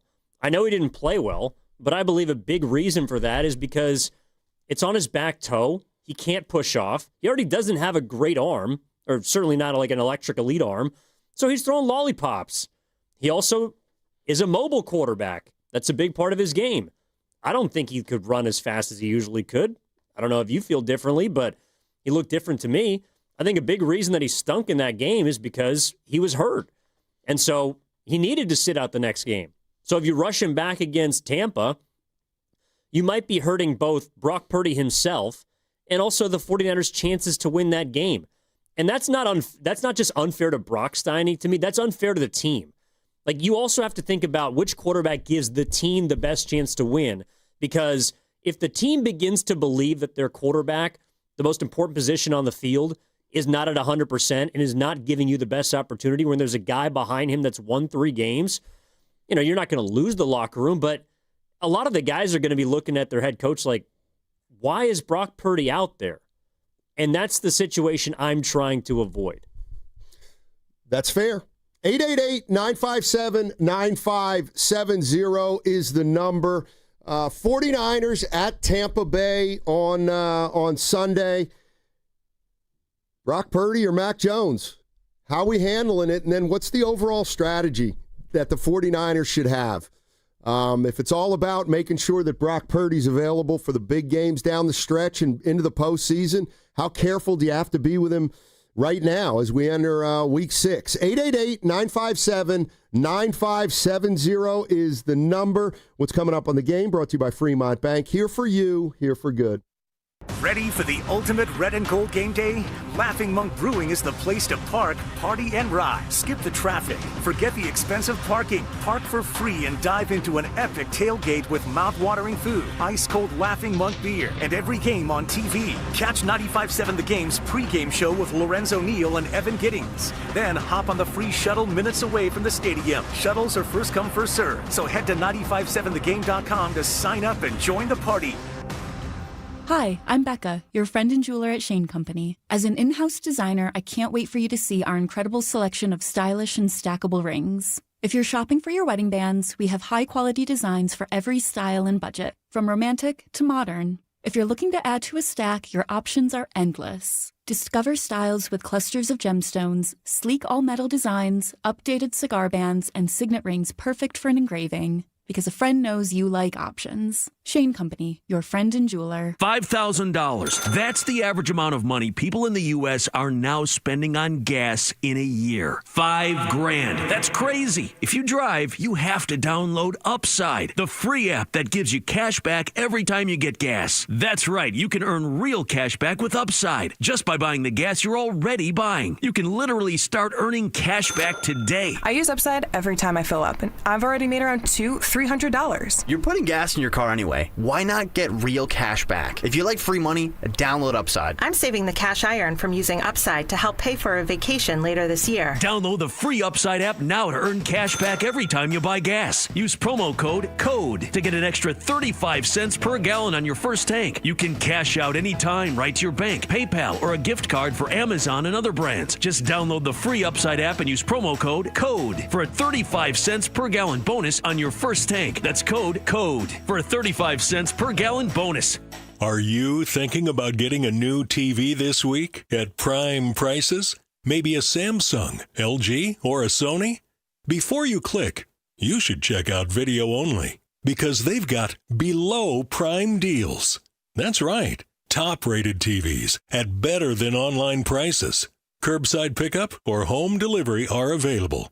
Don't click before you call video only, because if you do, you'll be sorry. I found out that one of my players was vaping, and I said, hey, right now it's time to be honest with me. He said almost everybody in my team was vaping. The next day, all the parents came in. I said, how many of you guys think that your kids are vaping? Not one of them raised their hand. There's a joint fight to make something better. We don't sit back and let it happen.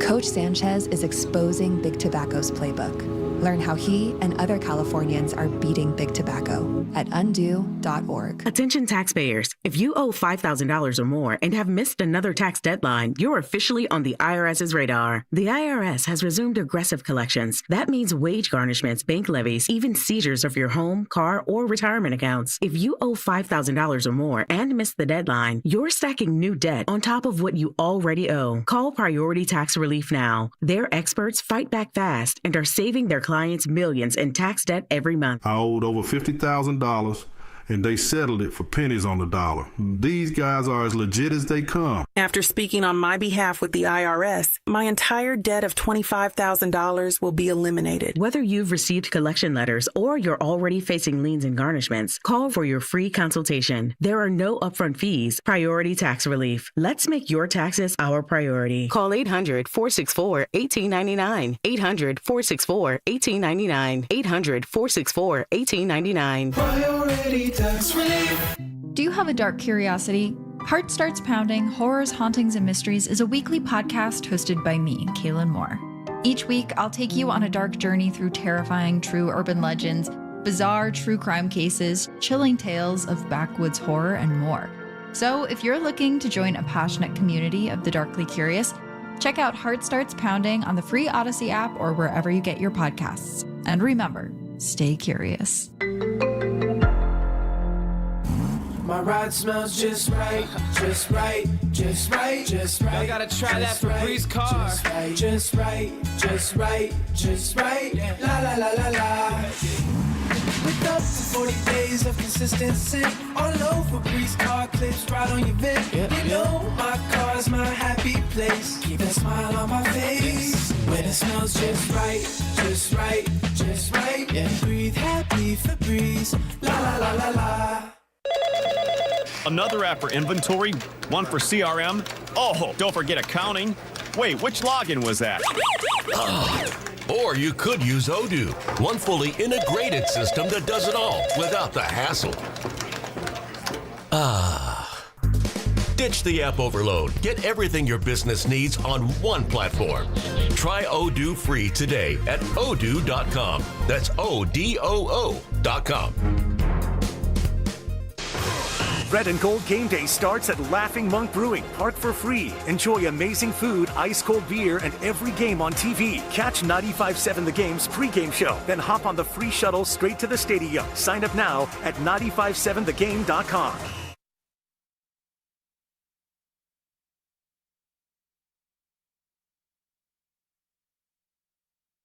Goo, I love you. You're like a box of chocolates. You never know what you're going to get with Goo. Now, back to Steiny and Guru on 95.7 The Game. Well, let me tell you what you're going to get with him today.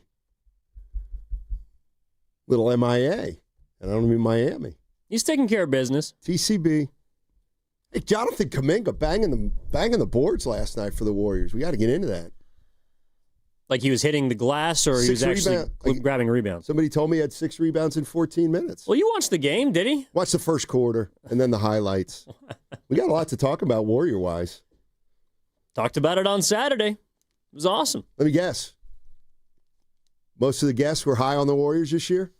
Or they were former Warriors, yeah. Yeah. We talked to Kalena, we had Zaza, Bonte stopped by, Tim Roy. It was awesome. A lot of title talk? No. Really? Huh. You sure?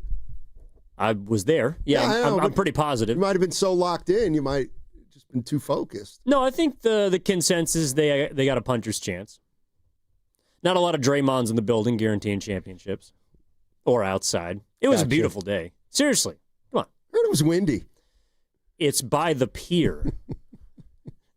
I'm just saying. It's the city by the bay. Yes, there was some wind. And I'm hearing the Seals were part of the show? That's true. Yeah, they've created some nice background noise. No, there was one part where apparently there was a ferry that just went right by us, and you could just hear the horn going off. Nice. It was it was cool. There's a lot of great fans stop by, a lot of young fans, a lot of Warriors gear out there as well. I mean, I think people are ready for Sunday. They're ready for the preseason game, but they're more locked in for October 21st. You know what I mean? Who do they open up with? The Lakers. Ooh. Bronny James. Here or there? There. Ooh. They didn't. Of course, the Lakers didn't play anybody last night. They did. And we'll talk about that. They played your favorite rotation piece. Hey, did you see that follow dunk? No, but by I saw Bronny? Yeah, you didn't. Oh, did now you like dunks. Oh, now you like the when it's an offensive rebound. Oh, now you like athleticism. When it's an offensive rebound, if you do the dirty work, you can have the flash. Pat Spencer was talking to you last night. Buried a 3 too. Did you see that? He made a 3. Saw his 5 turnovers. All right. Well, he's trying to make plays with his second unit, kind of like Brock Purdy. He's going to turn it over. Adam Schefter, ESPN, was on earlier today, and he was asked about Brock Purdy and Mac Jones and Brock Purdy. And he was asked about what's going on with the quarterback situation in San Francisco. Personally, he's been unbelievable. And I think people were surprised at how well he's played, but the environment has elevated his performance.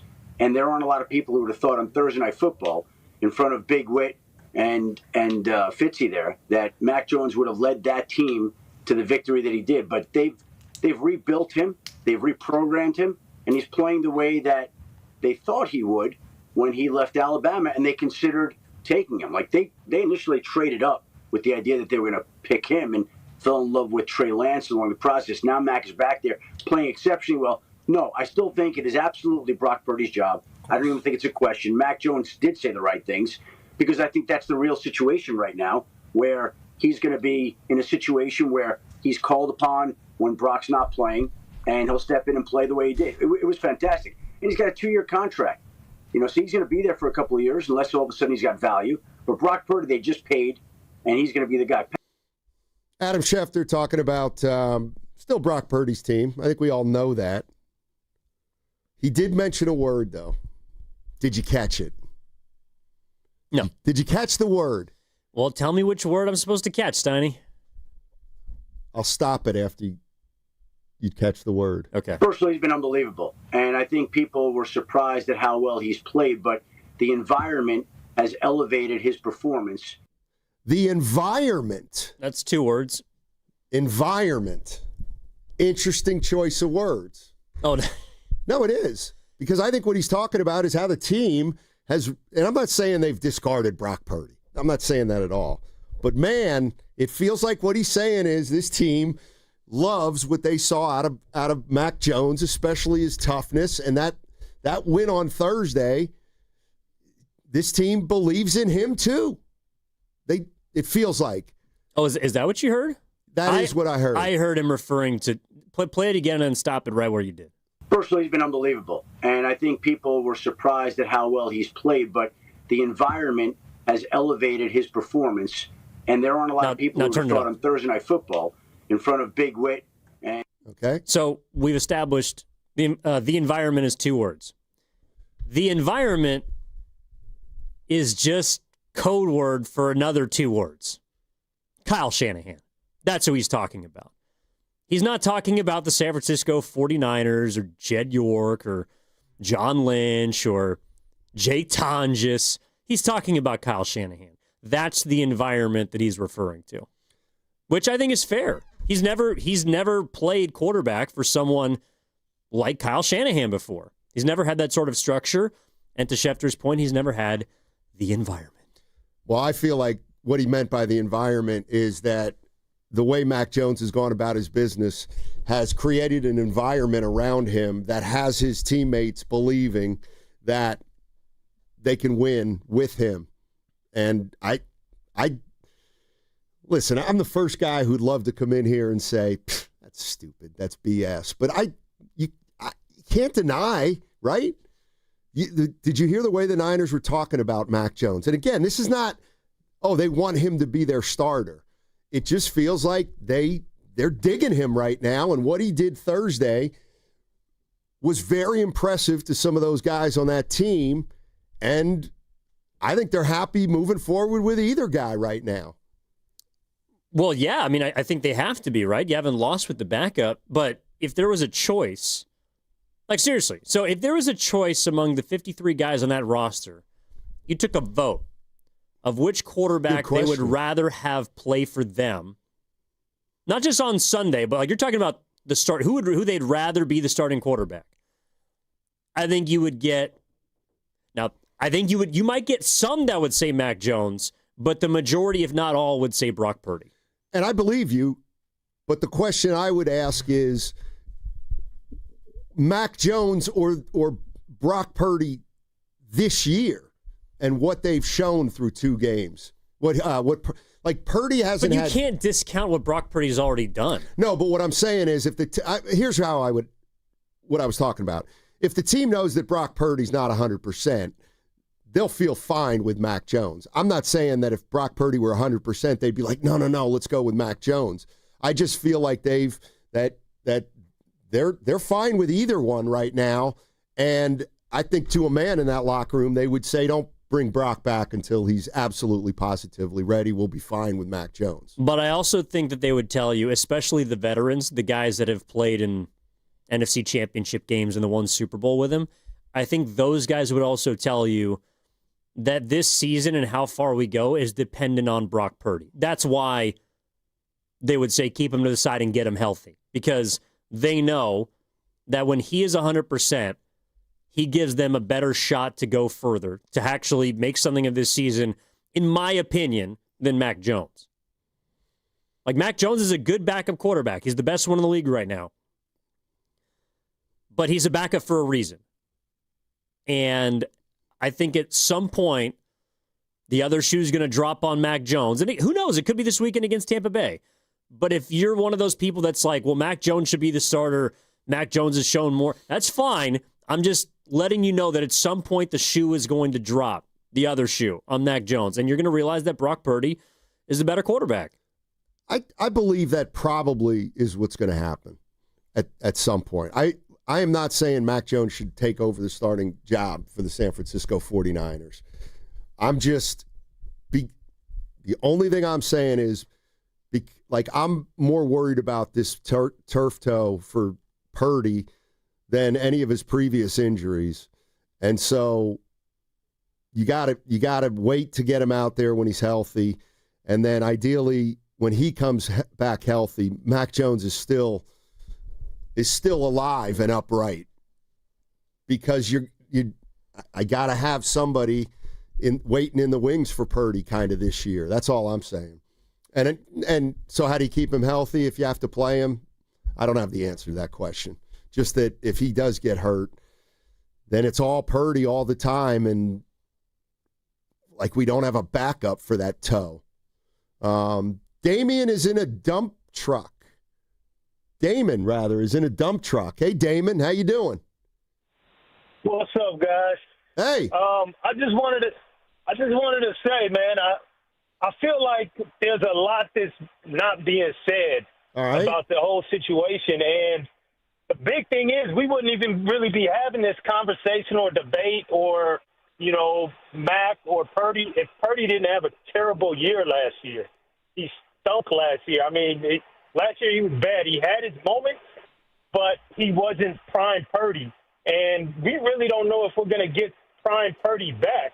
We don't know if the league has adjusted to him and knows his habits, and now he's kind of in a box where it's harder for him to be prime Purdy that he was. Prime Purdy was great, but honestly, this first game of the season this year looked more like a continuation of Purdy from last year than prime Purdy from 23 and 22. So that's a big thing. And last year we said, it was because he didn't have all of the players. He didn't have the cast, so that's why he did bad. And then this year it's, he was injured. But, Jones came in there. Yes, it's only a short sample, but Jones came in there and made it work with the smaller cast. The balls aren't floating in the air. Purdy kind of regressed and looked like Jimmy at his worst. And it's been a year of that, and the beginning of this year looked like more of that. So I think that that's why you have this whole discussion and debate is of whether, Purdy versus Mac. If it was prime Purdy, there would be no conversation. But honestly, we don't know if we're getting Purdy back, and I think everybody is just assuming that when he gets healthy, he's going to be playing like 22, 23 Purdy. That's not a guarantee. What if 100% healthy Purdy gets in there and doesn't look better than 90% Mac? You know what I mean? 95% Mac. So, I mean, what do we say about that? I think that, and I'll just throw that out, Damon, because it feels like what you're saying is you liked Brock Purdy 2 years ago. He didn't have a great year last year. He's off to a slow start this year, and he's banged up. I mean, what I hear from Damon is maybe we got to be careful that not that Brock Purdy's not the franchise quarterback, but what if he can't return to the form of 2 or 3 years ago? Then what do you do? I mean, obviously, like I don't want to put this. I'm not frantic about Brock Purdy, but I have a little concern. I do have a little bit of concern because I didn't think he was great last year. I thought he was okay. And now if he's hurt this year and it's going to compromise his situation, like I think it's okay to be worried about Brock Purdy. I do. I mean, I'm more worried about his health than anything else. Like I think when he's upright, he's a good quarterback, but he's smaller. He's dealt with sort of nicks and bruises. But look, he's also been good when he has played hurt. I mean, can't forget his first season in Seattle. We played with a broken rib cage and beat Seattle on a short week to win the division. Like I think this injury has really hampered him, and that's why I'm cautious about it. But to say okay, so Purdy regressed. Yeah, last year without Brandon Ayuk, without Ricky Pearsall for most of the year, without CMC for most of the year, with Trent Williams missing games, with a defense that absolutely stunk, with a coordinator that you now fired that you didn't know what he was doing, with the worst special teams literally in the NFL. Yeah, Brock Purdy looked pretty bad when the rest of the Niners also looked like absolute garbage. Like, Brock Purdy did not have a good season, but let's not make it out to be like the Niners of last year went 6-11 solely because of Brock Purdy. You're listening to 95.7 The Game, KGMZ FM and HD1 San Francisco, an Odyssey sports station, and the home of the Warriors and Valkyries, always live on the free Odyssey app and coming to you live from the Laughing Monk Studios. Laughing Monk, righteously brewed in San Francisco. Let's go to Devin. He's in an Uber. What's up, Devin? How you doing, man? Yo. Hey, gentlemen. How's it going, man? How you guys doing? It's going well, man. Thank you. And I do want to say, what's the word, E-Man? And shout out Goo. I hope Goo good. But the last caller kind of took a little bit what I was going to say. You know, I just wanted to bring this up. It looks like so to E's point, right? Last year, Purdy didn't have this, and this, right? Which is what everybody was saying nationally. Everybody was saying Purdy thrives when he has the golds and the diamonds, right? But we wanted to see how he would look without that, right? And so we saw what that was last year. And he was a solid quarterback. He's not elite. He's not even super great, but he's solid. He's not trash. Very much the same situation. If anything, he has experience not having Ayuk, right? Not having Debo, the production that he had a couple years ago. Christian McCaffrey not being what he was a few years back. You see what I'm saying? Injuries to the line, like injuries to the defense. This shouldn't be something new, right? And so what I'm saying is that there's enough film out there where Purdy isn't the guy that can do more with less. But Mac is putting together something, a little bit of footage that he can do more with less. And so I'm wondering, well, hell, if Mac can do more with less, what can he do with more? Yeah. You see what I'm saying? I do. And if you can get him at a cheaper clip, now you're looking at it and you're saying, and I'm not saying they're going to trade Purdy. I don't want to push that, But when I'm looking at this and I say, well, if you can get Mac at a cheaper cost and the same production, because in my eyes, Mac and Purdy are the same tier. They're different quarterbacks at the same level. And, you know, if you can save money now when Bosa's out, you can afford to go after, you know, and spend, you know, more of your purse. Now when this guy's out, you can help the team more. I'm looking at it like Purdy had his time and he's good, and he very well may still be QB1. But I think moving forward, especially with this injury to conclude it, I think Mac got to be a QB1. I'm tired of it being who's week to week. I think Mac should just be the guy, rest Purdy up, because worst case scenario, Brock Purdy, who has starter experience, could be the backup if Mac gets hurt. And that's a lovely situation for Niner fans. So how do you guys feel about that? I did think to myself, and thanks for the call, Devin, you know, why's Mac Jones been able to do what he's done without Kittle, Jennings, and Pearsall for the most part? I mean, he has. Like, he's won without his first string receivers, essentially, right? In a few of those games. Well, I would also argue he's got a built-in chemistry with Kendrick Bourne. Yeah. Okay, so... Were you holding that against him? No. So when Jennings and Pearsall comes back, is Kendrick Bourne still going to be the one? Oh, he may be. With Mac Jones, because Mac knows how to utilize him. You know what? It sounds like to me a lot of 49ers fans want this. Let's just run the backups out there every single game because they're better than the starters. Okay, how come we're doing this then? If Mac Jones is better as good as Brock Purdy, how come Kendrick Bourne's not as good as Ricky Pearsall? Why aren't we doing that? Why isn't Kendrick Bourne the number one receiver when Ricky Pearsall and Juwan Jennings are healthy? When they're healthy, why is Kendrick Bourne not the number one wide receiver? Because Pearsall's better. Oh, wait, but that doesn't apply to the quarterback. Well, maybe they think Kyle's making a mistake at quarterback. Possibly. Well, I mean, he can't come back this season because he's out. But, you know, they got some pressure. Why not just, next season? Like, why do you need Nick Bosa? His backup's better than him. They still won without him. You know what I'm saying? Sam Okuwanu is still giving you great production at the DN position. You won the game, short week, tough opponent. You should just make Sam Okuwanu the starting defensive end next season when Nick Bosa's healthy. I'm just saying. Like, if these guys are just as good as their replacements, why don't they start when they're healthy? Because Kyle Shanahan... He doesn't know talent. Makes the depth chart. Kyle Shanahan doesn't know what he's doing, is what it sounds like a lot of people are saying. And I'd like to give Kyle the benefit of the doubt that he does. All right, so you don't like Mac Jones. It's fine. No, it's okay. I think Mac Jones should start this Sunday. I think he should start until he loses a game to allow Brock Purdy to heal. Oh, so now Brock Purdy's injury timetable is on Mac Jones' lack of success meter. I mean, why rush him back if you're winning games? I just don't know the difference between rushing a guy back and playing him when he's finally ready. I don't know what that timetable is, but I'll tell you right now, if Mac Jones wins Sunday, you just keep giving him more and more rest? Yeah, why not? I mean, that's what everyone wants anyways. By the way, Brock Purdy, week 1 in Seattle. Yes. Did he not do more with less than last? One more time. Did he not do more with less against Seattle? Who? Brock Purdy.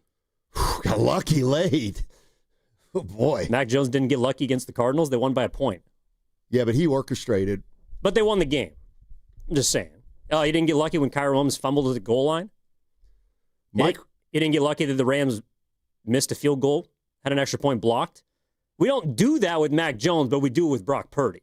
Purdy got lucky. Win. That's why. Yeah, and all Brock Purdy did his win until last season, but we were still doing the same thing. Oh, that's right. So maybe we give Mac Jones a whole season to fail like Purdy did last year. Sure. In fact, let's make him the starting quarterback the rest of the year. Just give Brock Purdy and his $50 million of the future a year off. Just give him a year off, and let's see what happens. It's a little bit interesting. It feels very Jimmy Garoppolo-ish, what we're doing with Mac Jones right now. That's all I'm saying. Well, I think one of the reasons we are doing it is because Brock's hurt. Yeah. And listen, if Mac Jones had lost that game to the Rams, 27-17, which you could say they could have, we'd want Purdy on Sunday, I would imagine. If what? If the 49ers had lost to the Rams, 27-17. No, I think people would still be calling for Mac Jones. Really? Yeah. Well, they weren't supposed to be in that game, to be fair. I mean, they were, 8.5-point dogs? Yeah, you're going to hate this. Adding to that, Mac Jones elevates his teammates. Brock needs his teammates to elevate him. I mean... Is that how you feel, Steiny? How do I feel? I'm wondering, not that Brock Purdy's regressed or any of that. I think he's the same. Well, and I'm wondering if, how about this is another, maybe he's hit his limit. This is who he is. What is he? The quarterback he's been for the last 2 years plus. A guy that's been to 2 NFC championship games and a Super Bowl? Well, that's when do we put the more recent past and make that more important than the past? In other words, why is last year less important than the previous year? It was more recent. People are having buyer's remorse. That's what's going on right now with Brock Purdy. Do you think that's the case? Should I throw it out? 100%. That's what people are. That's what we've heard. Let me just do this. Hey, well, Ken, if you're a Niners fan, would you be having buyer's remorse on, or at least doubts? Hey, Sonny, how about we start with you? If you were in that position, would you have... I'm concerned. I'm a little concerned with Brock Purdy. Yes, I'll admit it. I am. Now, is it buyer's remorse? That would mean, Steiny, would you not do it if you had it to do over again? And I'll just say it. Yeah, probably. I wouldn't. You wouldn't have paid him? Probably not. If I would, I may have Mac Jones as our starter for the next 2 years at $8 million. That's all I'm saying. Wow. I mean, who's a better value? Brock's still under his old. We'll get more into it on the other side. But you think, are we having buyer's remorse about, that's the way to put it, about Brock Purdy? I'm not having remorse. I'm just a little worried. Yeah, I'm worried. It's okay to be worried about a quarterback. What's coming up on the game is brought to you by Fremont Bank. Here for you, here for good. What if you had the smartest Wi-Fi? If you did, it'd be Xfinity, of course, and it'd come with their best state-of-the-art equipment. It would boost speeds to the devices that needed them most, prioritizing your most important connections, whether you were streaming, gaming, or gaming while pretending to work. And it would let you stream 4. That's right, 4 games on one screen. It would even power your mobile connection so you could bring faster, secure Wi-Fi speeds with you where you use it most. It would be proactive and fix problems before you knew you had them. Impressive, right? And it would have security features that protect you from threats at home and online. Kinda like a force field for your life. If you had the smartest Wi-Fi, well, everything would work together seamlessly to keep you connected, no matter what. Xfinity. Imagine that. Restrictions apply. Do you often worry you left the garage door open? With a LiftMaster garage door opener powered by MyQ, you'll never worry again. You can control, secure, and monitor your garage from your smartphone anytime, from anywhere through the MyQ app. As an authorized LiftMaster dealer, Ace's Garage Door Repair and Installation has smart openers designed for your needs, including belt drive motors for ultra-quiet operation, integrated camera for live video, streaming, and battery backup to let you in when the power is out. Trust Ace's Garage Door Repair and Installation for top-notch service and unbeatable reliability. Whether you need a quick fix, a complete replacement, or a brand new installation for your garage door or garage door opener, our skilled technicians are here to get the job done right. With competitive prices, a commitment to quality, and diamond certification, Aces has you covered. Call today at 855-588-2237 or visit acegd.com. That's acegd.com. Aces Garage Door Repair and Installation, where your garage door is our priority.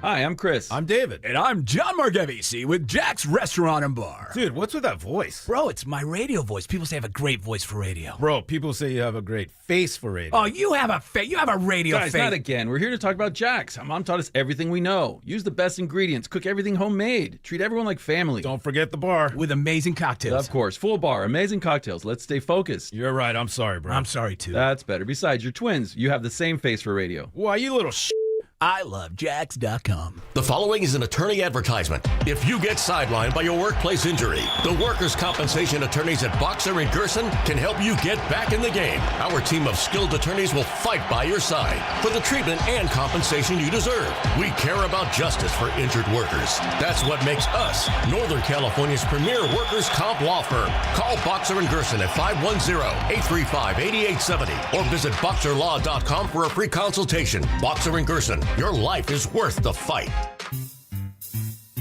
Don't waste time trying to get rid of your old or broken car. Cars for Kids is the easiest and fastest way to donate your car and get a tax deduction. Go to carsforkids.org today. That's cars with a K. You hear that? That's the sound of your business losing money. Legacy phone systems weren't built for today's teams. Quo, formerly OpenPhone, gives your business a smarter way to stay connected. Quo lets you manage calls, texts, voicemail, and contacts all in one place so that you can deliver a seamless customer experience from ring to... Need to take calls on the go? Quo automatically transcribes, summarizes, and highlights next steps from every call so you never miss a detail. Need insight into what closes a sale? With Quo's AI call tags, you can instantly spot key topics like objections or pricing questions and use those insights to level up every customer interaction. And yes, you can bring your existing number with you for free. Keep your team in sync and your customers happy with Quo. Quo. No missed calls, no missed customers. Try Quo for free at quo.com/sports and get 20% off your first 6 months. That's quo.com/sports. QUO.com/sports. I spent 14 years in foster care, mostly in group homes. I slept in a lot of different rooms, but none of them really felt like mine. There are more than 100,000 children in foster care waiting to be adopted. The Dave Thomas Foundation for Adoption is working to help find them a permanent home. Now I have my own room, a place that's mine, and a family who loves and supports me. If you have room in your home or your heart, see how you can help at davethomasfoundation.org. Drowning in IRS debt? If you can't afford to pay your IRS debt due to economic hardship, you can now be free of IRS collection efforts by taking advantage of a special IRS tax hardship program. This program allows Americans who owe the IRS to resolve their delinquent tax debt once and for all. In some cases, maybe even reducing what you owe significantly. An open phone line has been established by Community Tax for consumers to call and see if they qualify. Simply dial 800-485-7220. If you owe back taxes to the IRS and cannot afford to pay them back or have years of unfiled tax returns, help is standing by. Just call the Community Tax Helpline today at 800-485-7220 for the help that you need. Don't take on the IRS alone. They can attack your wages, savings, pension, home, and even your Social Security check. Call 800-485-7220 to see if you qualify. That's 800-485-7220. This Prime Big Deal Days, October 7th and 8th, you can get a great deal on a new foot spa, transforming you into the queen of kicking it. Wait, this has bubble jets. Okay. Get up to 40% off with Prime Big Deal Days, October 7th and 8th. You still got it, but your immune system weakens as you age, making it harder to fight flu, pneumococcal pneumonia, RSV, and COVID-19. Ask your doctor or pharmacist which vaccines you need. Sponsored by Pfizer.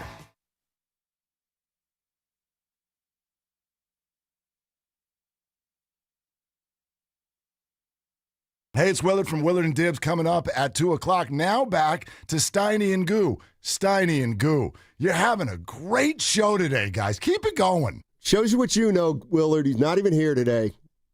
Guru, that is. Oh, I thought you meant Willard.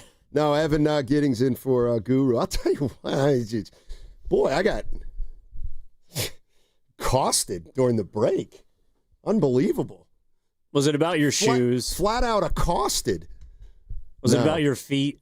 Those clogs? For people who don't know, so you got a wonderful gift from, was it both your daughters, all three? Yeah. Birkenstocks. They're very fancy. So last week you wore your Birkenstocks with socks. Right. And you heard about it from, people around the office. So today you wore your Birkenstocks with no socks. So I can see your feet. You can see the heel. That's about it. No. But earlier in our pre-show meeting, you put your feet up. You put them up on the wall. You put them up on the table. That's a flag. That's a penalty, Steiny, and you only get 5. So you got 4 to play with. Please don't do that again. So moving on, we got a producer here who I was going to say he's getting a little too big for his britches, but he is 6'8" already. So apparently Carter Chickering, one of my favorites here, used to be, comes in and he's going to tell me what's a fair question and what's not a fair question. And he said this. He said, I have a question that's just unfair. It can't be asked. Well, he's a producer, weighs in. I just trying to start a conversation, and next thing I know, like I said, I got Jim accosted, the old, not the old one, but the political reporter. I said, well, who would you rather have, Purdy at 45 or Mac Jones at 8? And Carter comes bursting into the studio. You can't ask that. That's not a fair question. What do you mean? That's not how football works. That's not how football works. I'm like, yeah, I know how football works, but that doesn't mean I can't ask a question. And the reason he didn't want me to ask the question is because he's afraid of the answer, which is most people would take Mac Jones at 8. I think most people would, yeah. But that's not football. Well, it's not. I mean, starting quarterbacks make what Brock Purdy makes, and backup quarterbacks make what Mac Jones makes. How about this one from the Boxer and Gerson Work Injury Attorneys text line? Had they drafted Mac Jones, Brock Purdy would have never been the quarterback here. Now, that's a great hypothetical. That Mac Jones would be the starter and would be better than Brock. Or, after a couple years, just like... So, Mac Jones, his rookie season in New England wasn't bad. You know, people make that out all the time. He put up the same numbers that Brock Purdy did last year, but neither here nor there. He had a great rookie season, Pro Bowl, made the playoffs with the Patriots, and since then has just completely fallen off a cliff. Now, he hasn't had the environment that we discussed earlier that he has now in Santa Clara, but I don't know. Do you think that if he had been drafted by Kyle Shanahan that he would still be the starter and Brock Purdy wouldn't be around? That's a great question. See, what do you think? I think one of the reasons... I think it's possible. Yeah, I think it is too. I think that the reason why Brock Purdy is the quarterback is also because the guys in front of him got hurt. True. If Trey Lance, I don't know, I think eventually they probably would have moved off of him because he didn't show himself to be that great. But who knows? Jimmy Garoppolo's problem is that he was injury prone. And honestly, to answer the question from before the break, the fair one, not the unfair one, about is there concern about Purdy? My answer would be yes, but it doesn't have to do with is he a good quarterback. I'm just worried that he is someone who could get hurt because he's smaller. But it's like, Steiny, would you consider Joe Burrow injury prone? I'd have to look at the numbers. Okay, so his rookie year, he tore his ACL. His 4th season, 2 years ago, he missed 7 games.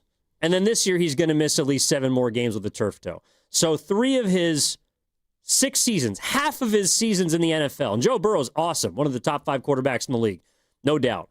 Half of his time in the NFL has been spent in an injured season. 10, 16, 16, 10, 17, 2. He's getting there. Well, 2 is this year, so right. He'll probably play more than 2. You okay? Right, but he's going to play 8 or 10. You got to stop being distracted. I'm not distracted. I'm just saying, he's getting to injury prone, wouldn't you say? Yes, I would, but I'd still want him as my quarterback because when he's healthy, he's incredible. Brock Purdy's obviously not as good as Joe Burrow, but that's kind of my point is I'm not worried about the quarterbacking part as much as I am about if he can stay upright. I hear you. 888-957-9570 is the number. I was just throwing it around to Evan on, why there seems to be, a lot of noise about Mac Jones. And And Evan's saying that, he thinks some fans might be having buyer's remorse on Brock Purdy. And I thought that was kind of strong.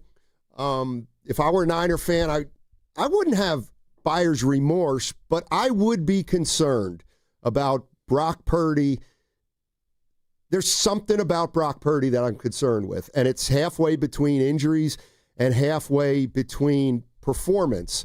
And I also think, it's kind of a chicken and the egg thing. You brought up you're concerned about his injuries.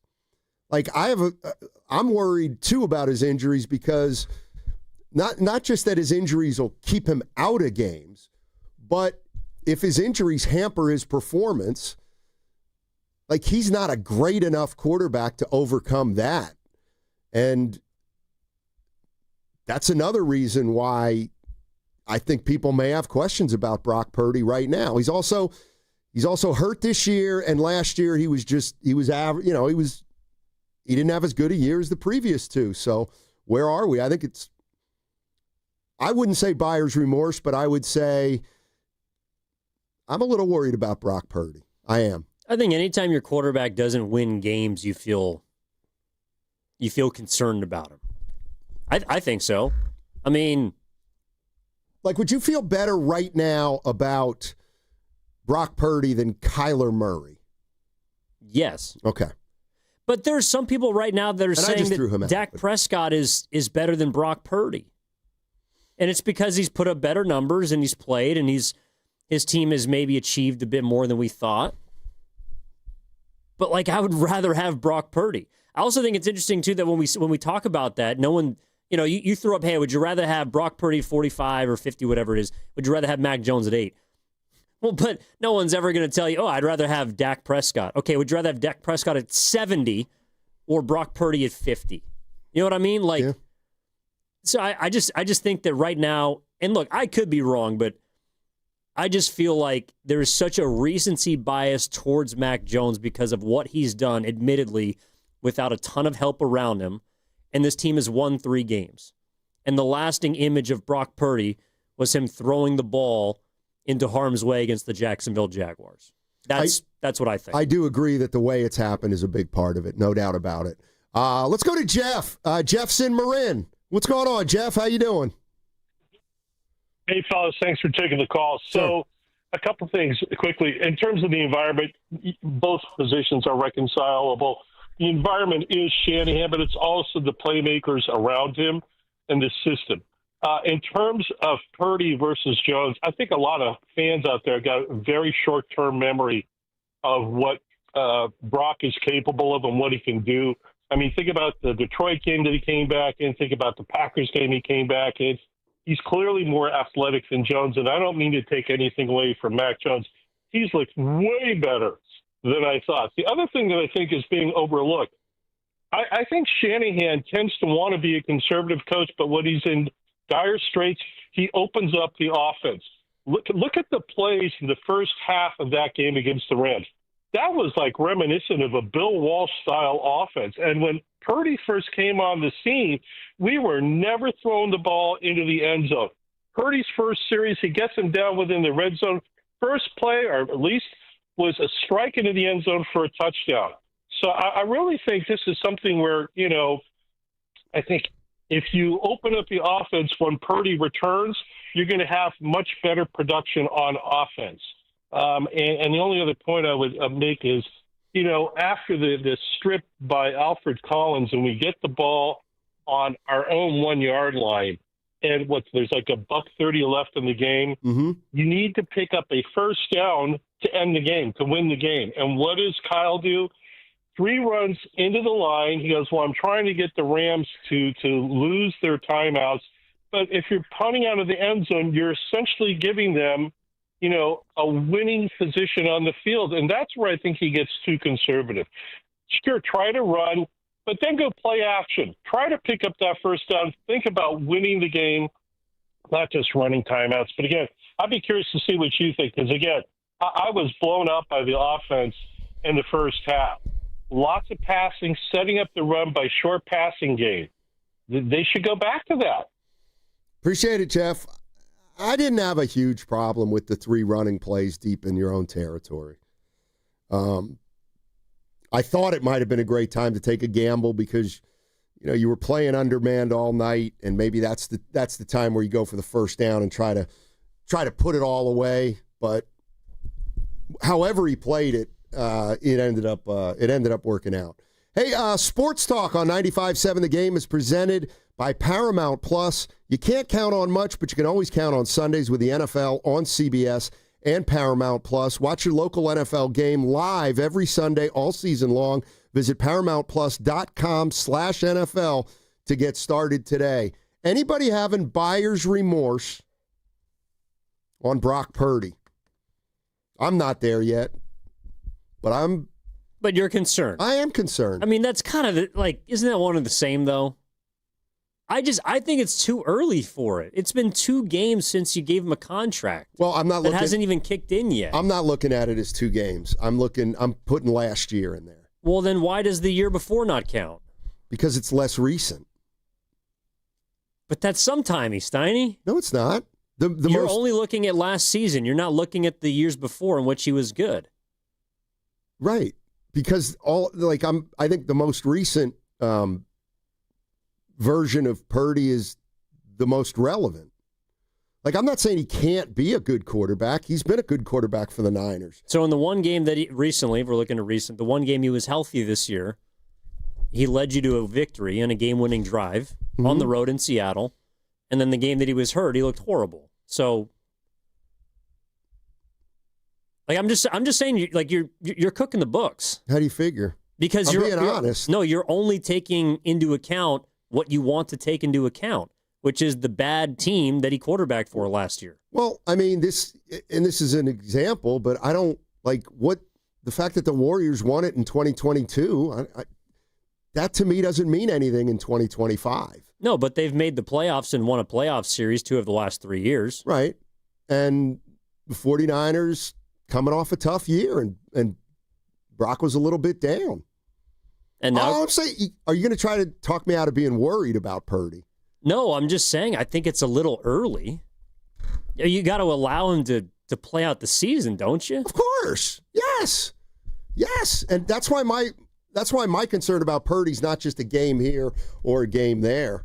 There are a lot of people out there that, I don't know if there are a lot. I mean, this defense this season is also a lot better than the defense was last year. This special teams unit is better than it was last year. There's other parts of this football team that are improved, in my opinion. You also have Christian McCaffrey, who's on pace to touch the ball 450 times this year. And he's managed to stay healthy through 4 games. I wonder if Mac Jones would win all 3 of those games if he didn't have Christian McCaffrey, which was the situation, the set of circumstances that Brock Purdy had to operate with for the majority of last year. And in one of those games, Brock Purdy got hurt in the first quarter. Christian McCaffrey did. 888-957-9570. I think the term is great, buyer's remorse. That's just a touch strong for me. But, I mean, when they signed it, when they signed Brock Purdy, I mean, at the end of the day, I was thinking, well, I guess they had to do it. And I feel like the decision the Niners make is kind of like how Willard looks at it. You got to pay somebody, and he was the guy, and they paid him. It's like, okay. Here's what I think. There are a lot of quarterbacks that have gotten paid. He's going to end up being one of them that either, emerges just under the big 4, or maybe people are going to talk about him like they talk about other high-paid quarterbacks that might just be run-of-the-mill. I mean, he's had more success than Tua, obviously, and he's had more success than Trevor Lawrence, but maybe he's in that group when it's all said and done, and he took advantage of having a great team around him. Perhaps. I mean, the strategy for the San Francisco 49ers should be draft a quarterback every single year and just roll over with a bunch of guys that Kyle Shanahan's going to get the best out of. So you can spend money on other positions and then put together a bunch of great skills. In that way, you just like the San Francisco 49ers should never pay a quarterback. Well, no. Well, okay. Isn't the goal of drafting a quarterback to find one that you eventually want to lead your franchise? Okay, and what I would say, just to play devil's advocate, is This is year 9 for Shanahan, and he's treated. Brock Purdy got paid. That's one step about being the franchise quarterback. The other step is he's got to be one. And I think they paid Garoppolo. They realized he couldn't be one. Injuries, performance. And I think we're at the same spot in a way, maybe not quite as far, where maybe the 49ers are going to have to make that same decision about Purdy at some point. And you say it's too early. That's fair. It's been 2 games since they paid him. Well, since they paid him, I'm more concerned with the last year.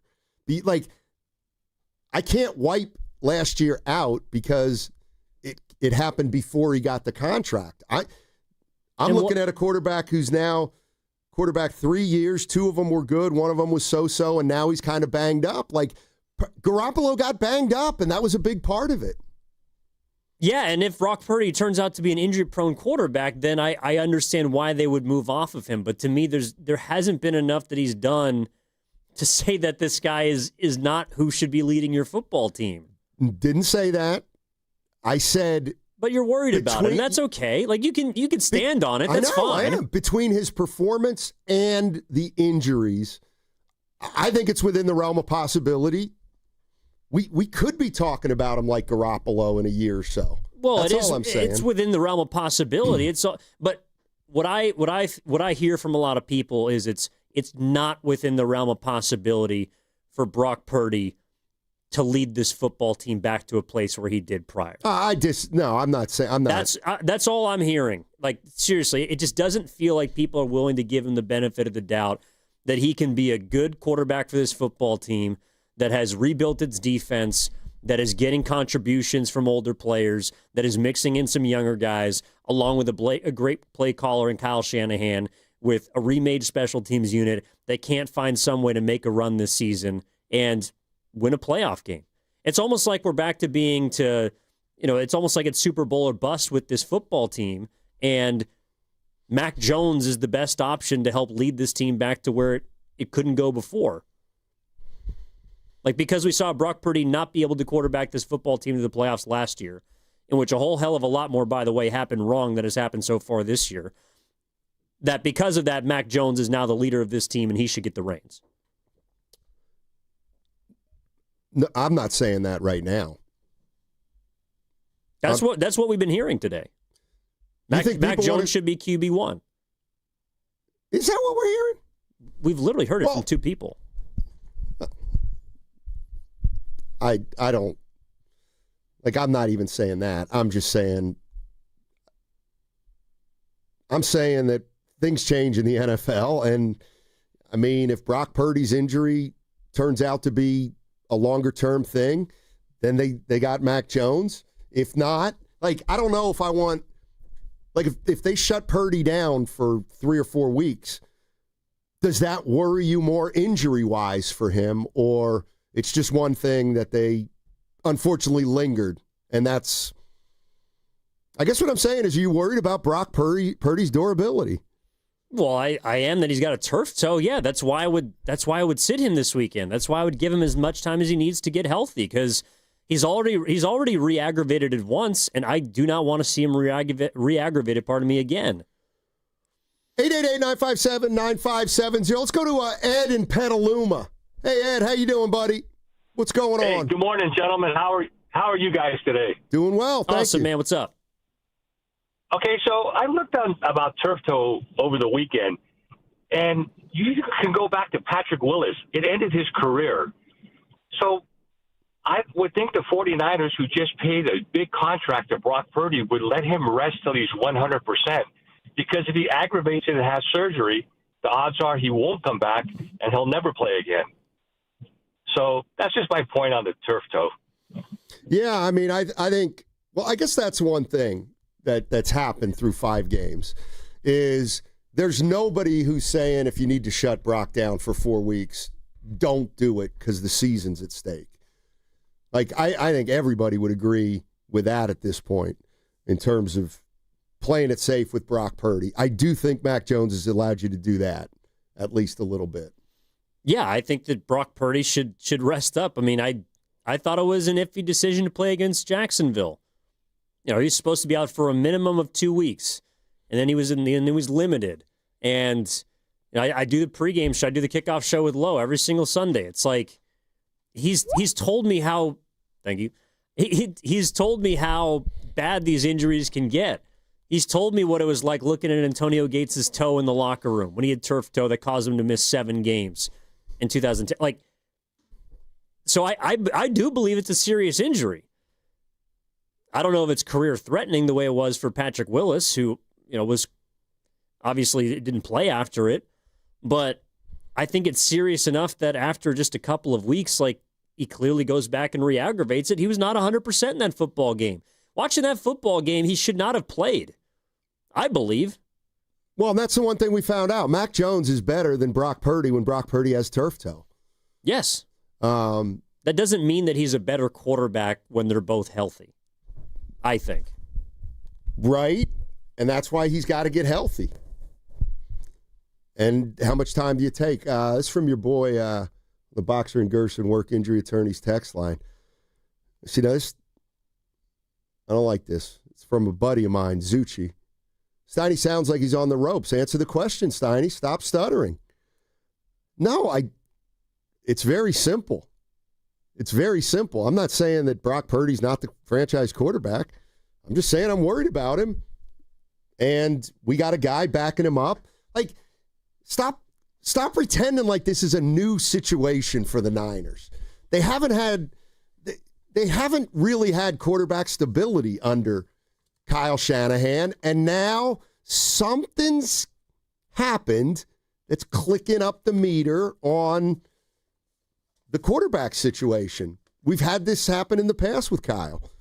888-957-9570. Evan answered the question. Anybody having buyer's remorse about Brock Purdy? And keep in mind, that's the kind of question, Evan, while I love it, it's the kind of question that could get Willard in here during the crossover. I'm sure he's listening. By the way, I was thinking about when Willard comes in and he's in one of those moods, maybe we should call it the crossover. The crossover. I'll give you a 4. Okay. I like that. All right. Let's see. Where are we? Head on over to YouTube and Twitch to see Steiny and Evan today. But you can see Guru other days by searching 957. While you're there, download and subscribe for all of our great content at 957 The Game.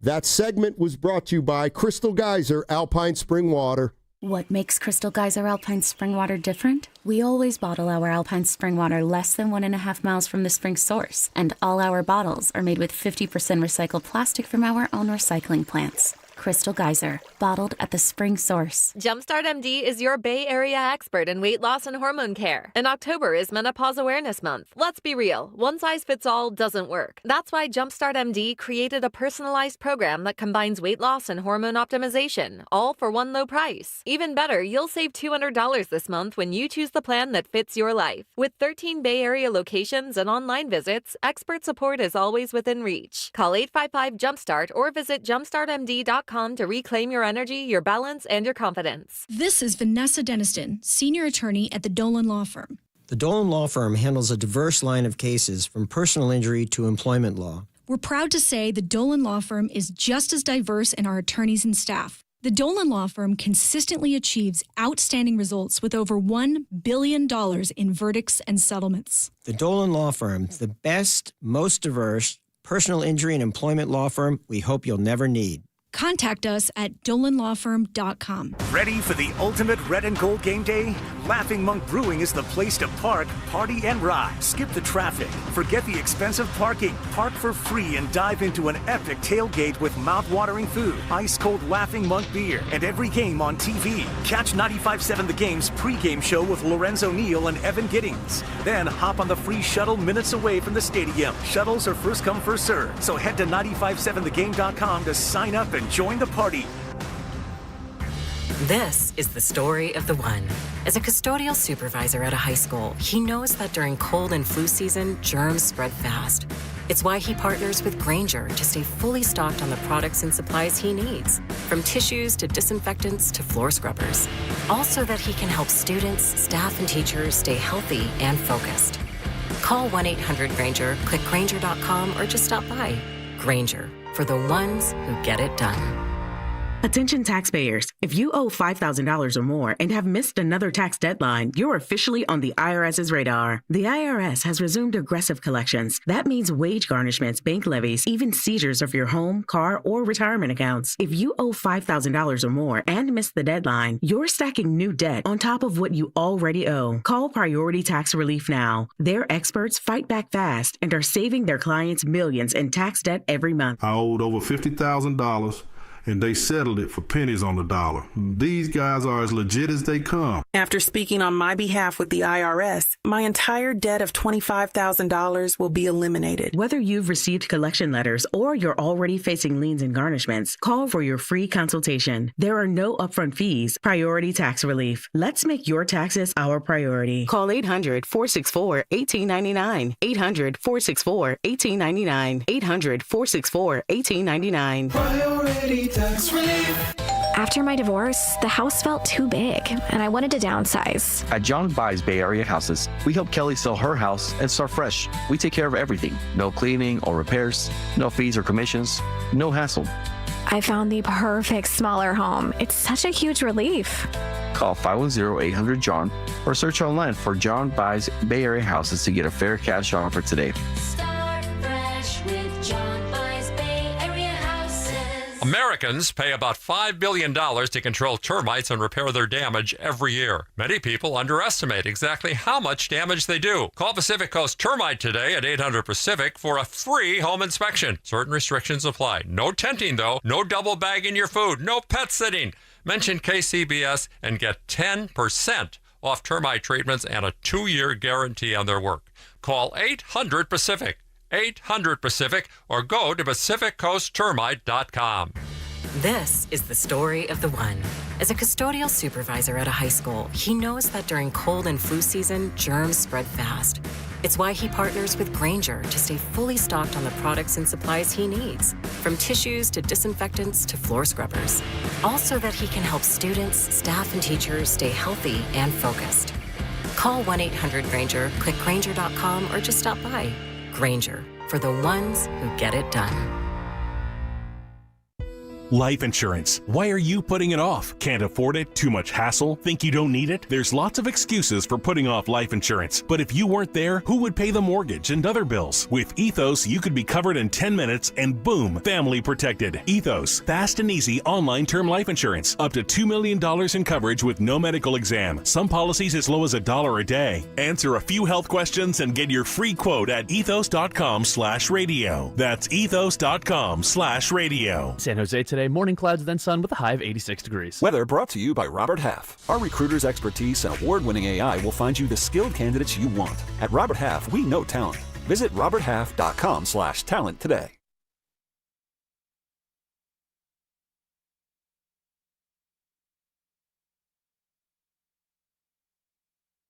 Now, back to Steiny and Guru on 95.7 The Game.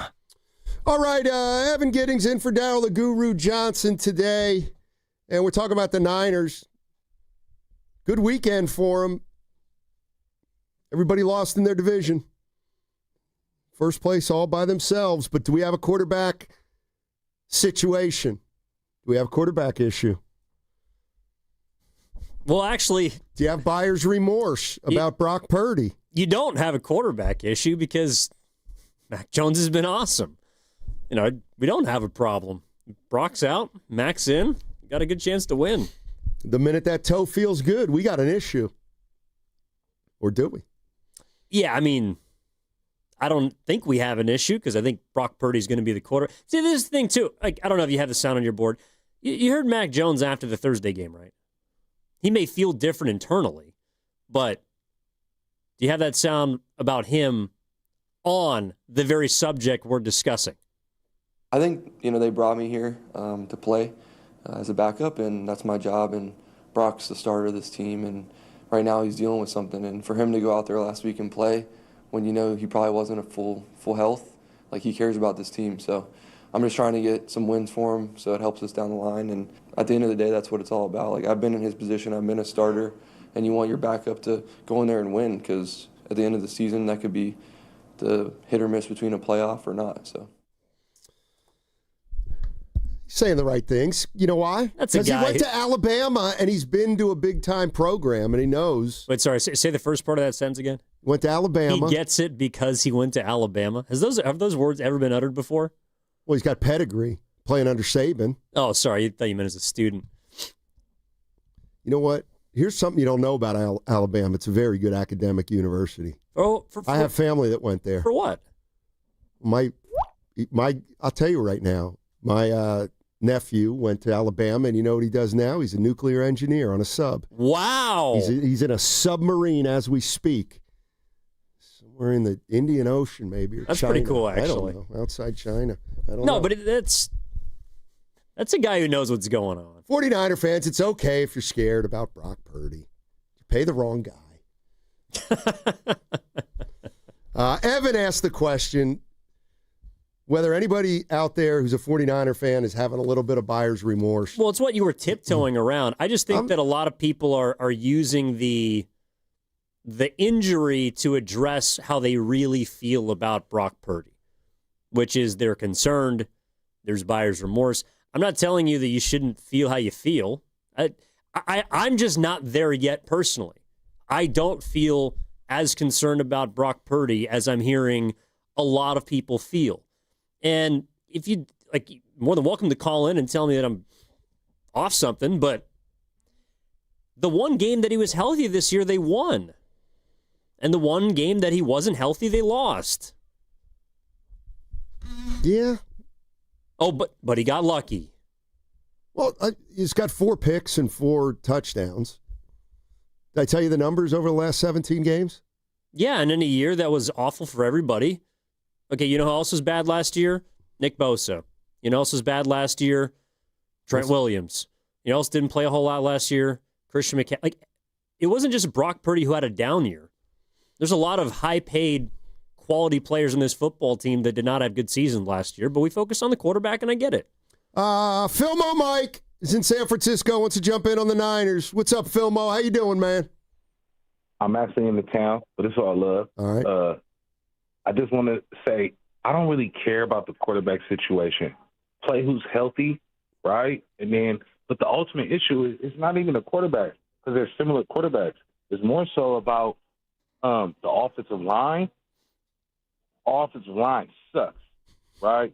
And so we got to get better on the line, because no matter who's quarterbacking, if the line is getting hella, heavy pressure all the time, they're not going to have no time.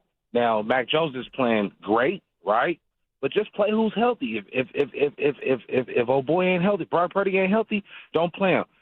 Also, our run game, it goes back to the offensive line. Now, Dante Whitner had a great point, and Deebo Samuel's having a hell of a season. All them shifts and all them motions that Deebo used to do, it caused hesitancy amongst the linebackers. You could say, oh, he's washed up. No. Obviously, he's not. He's having a great season. Shout out to everybody that drafted Deebo Samuel in their fantasy squad, because he's balling.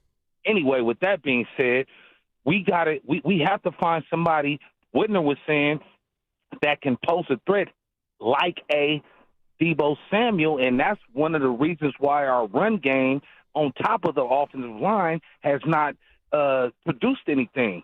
If we want to go anywhere, guess what we got to have? The same defense that we've been rocking with these last 4 or 5 weeks, and a way, way, way, way better run game. Booyah! Shout out to Steiny one time.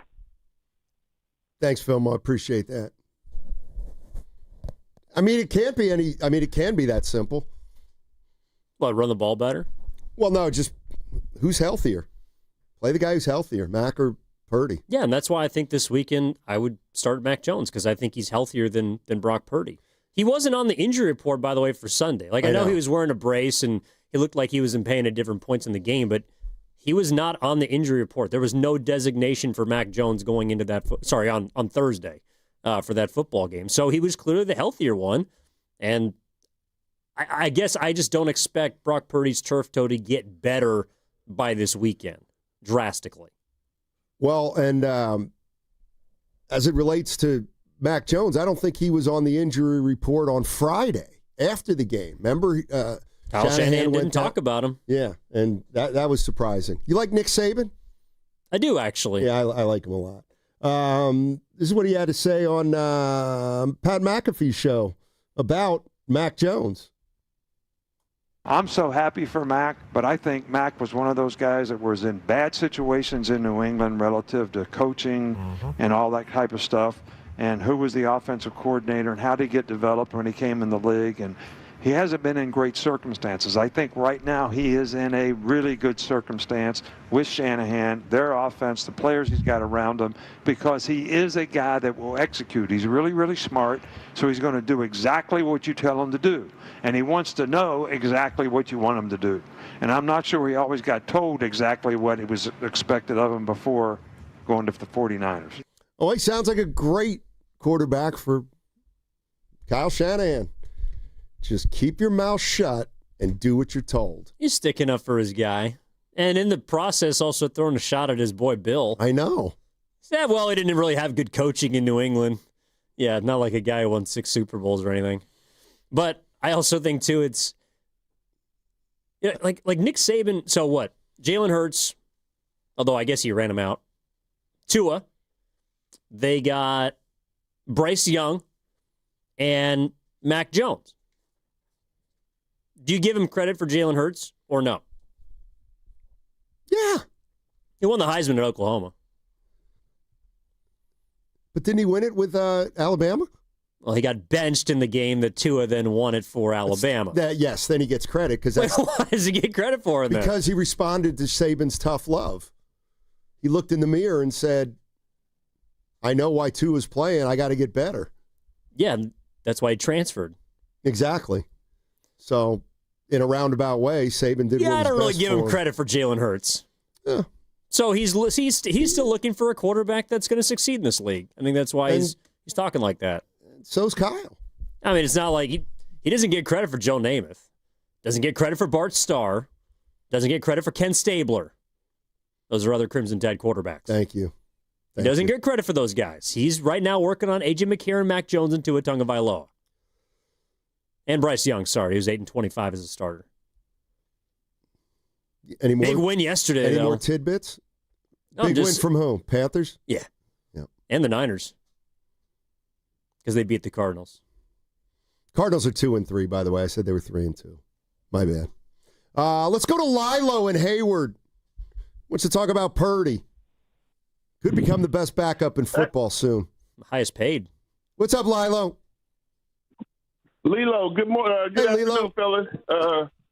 I like to call in. My whole thing with Purdy is he got injured the first week, but my question to you all is, how much healthier could he have been before the first game? And then when I heard him speak, he said it was an injury that took place over the course of the game. I thought his decision to play, Shanahan's decision to play him against Jacksonville wasn't in his best interest. But if you go back to history, the way his old man did RG3, they run him in there. If they can play, if they get out there, they're going to use him. So all that talk with McCaffrey and touches and all that, if he say he can play, he's going to use him. But with back to Purdy, I think the only thing that I see where Mac Jones, and I can't believe it, I am a Raider fan, and I was rooting for San Francisco and New England. Mac Jones and that other one over there in New England, they got something to say about who can play quarterback. They really do. And I wish them the best, and I hope they just leave. Business is going to make Brock Purdy, he should really just be out the whole season, honestly, because if that contract kicks in, let the business talk. Somebody in that organization has to kick in with the business. Hey, next year we really going to be paying him. If we got to flop this season to roll with Mac, that's what we do. And that picture with Mac picking himself up with his pants hanging off, boy, that epitomized that whole game right there. And I'm done, fellas. Thank you. Thanks, Lilo. Appreciate the call. That is true. He was looking like a guy just picking up wet clothes from the pool. Pants hung down, shoulder pads all ajar. I mean, He was a gladiator on Thursday. I'll give him that. No doubt about it. You're listening to 95.7 The Game, KGMZ FM and HD1 San Francisco, an Odyssey sports station in the home of the Warriors and Valkyries, always live on the free Odyssey app. Coming to you live from the Laughing Monk Studios, Laughing Monk, righteously brewed in San Francisco. Anybody having buyer's remorse on Brock Purdy? Brock Purdy. I'm not there yet, but this is Evan, kind of where Shanahan's history comes in for me. So after watching Kyle Shanahan for 8 years, saw him pay one franchise quarterback they moved off of, saw him draft a franchise quarterback they moved off of, and while it's too early to talk about moving off Purdy, obviously, I'm just constantly reminded that things change. And if Purdy's not altogether healthy, you've got to play Mac Jones, and then it's got to play out and see how it plays out, and then maybe you have a decision to make, maybe you don't.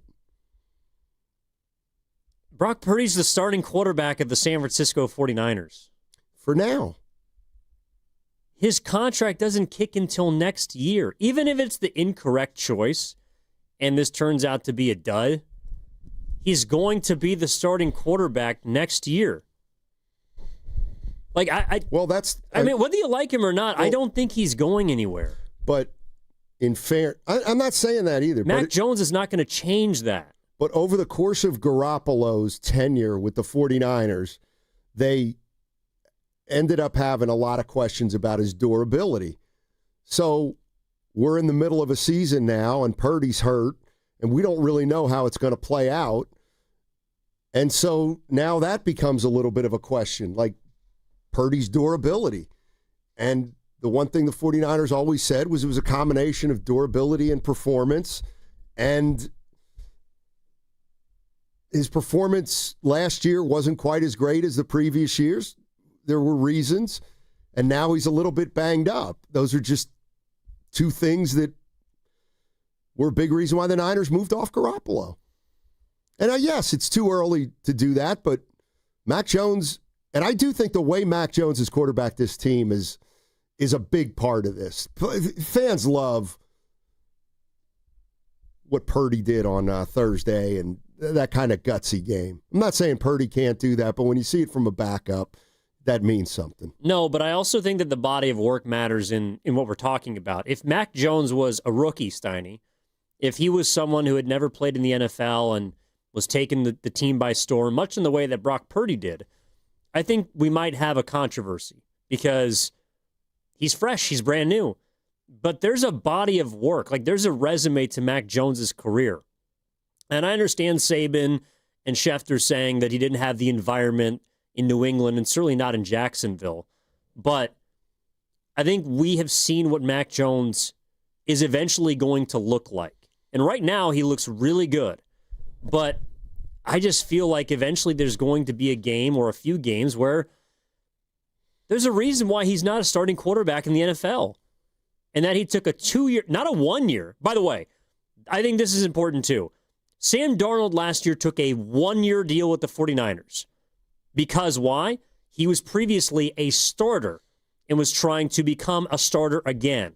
The fact that Mac Jones took a 2-year deal with the Niners tells me he was looking for stability rather than an opportunity to prove again he's a starter and then go get another job. If Mac Jones really thought he was better than Brock Purdy, or his agent felt like Mac Jones was the 33rd best quarterback in the NFL that was just a snap away from Sam Darnolding his way back into being a starter, why would he take a 2-year deal? He's not. He also isn't going anywhere because the Niners are going to need him. Well, because as of this summer, people didn't think he was a starting quarterback. And maybe what they see after the 49ers, they'll think he is a starting quarterback. Here's but I'm talking about what he felt. Like Sam Darnold, again, took a 1-year deal. And people thought that he was just about done. He was terrible in New York, not very good in Carolina. I mean, I'm not being smart here. I think a guy like Mac Jones is smart enough to know, like, I think this is a stepping stone job, 49er backup. For sure. Because Kyle can make you look pretty good. So, well, but Sam Darnold got a starting job with the Vikings, and he only played one game. And it was a game at the end of the season the Niners didn't need. I mean, there was no guarantee that he was going to play at all last 2 years ago. Let me throw this at you. If you say to me, it's like you're wiping away Brock Purdy's 2 good years, is it fair for me to say, what about Mac Jones' rookie year in 2021? He put up the same numbers that Brock Purdy did last year when everyone said Brock Purdy wasn't very good. 20 touchdowns, 12 interceptions. The difference was the Patriots won games. If you just look at the numbers, they're the exact same numbers. I'm just saying that he had success for the Patriots in his rookie year. He did. So, he's got the potential to do it, and maybe they caught up to him in New England, and now he's put in a new situation here. He's taking advantage of it, and you're right that another shoe's going to drop at some point where we'll start realizing that Mac Jones is who he is, and he's probably not the best starter that you could get. That's another thing that very well could happen. He can go play the next 2 games, lose them both. Purdy comes back, and everything's back to normal. I mean, I just feel like the way we're talking about Mac Jones is the way we talked about Jimmy Garoppolo. All right. I'm just hearing a lot of that from 2017, even 2019, that this guy is, he's doing crazy things. And again, I would implore people to go look at some of Jimmy's early wins. They were with not very good players around him. They were against playoff caliber teams. There were some close wins where things went their way. And Jimmy turned into the guy. And now we think that Jimmy Garoppolo 5 years later absolutely stinks. And I'm not saying Mac Jones is as bad as Jimmy. I don't really know. What he's done should not be discounted. It's valuable. But what Mac Jones said at the podium about his job is to put Brock Purdy eventually, when and if he returns from his turf toe, in a better position to make the playoffs and help raise the ceiling of this football team. That's that's Mac Jones' job. And I just don't understand why every time he wins a game, we have to come in the next day and say he should be the starting quarterback of this football team. I think that he gives the Niners a good chance to win on Sunday because Brock Purdy's hurt. But if Brock Purdy was 100%, there's no doubt in my mind that Brock Purdy's the one walking out on the field in Tampa. I'm not disagreeing with that because Mac Jones might not be healthy Sunday. Purdy may be healthier. I got to hear the way Shanahan talks about both guys this week and how healthy they are or they aren't. Let's go to Mac Zach in Oakland. Mac Zach in Oakland. What's going on, man? Wants to answer the buyer's remorse question. Hey. What's up, fellas? Hey, Evan, how's it going? First time talking to you. What's up, man?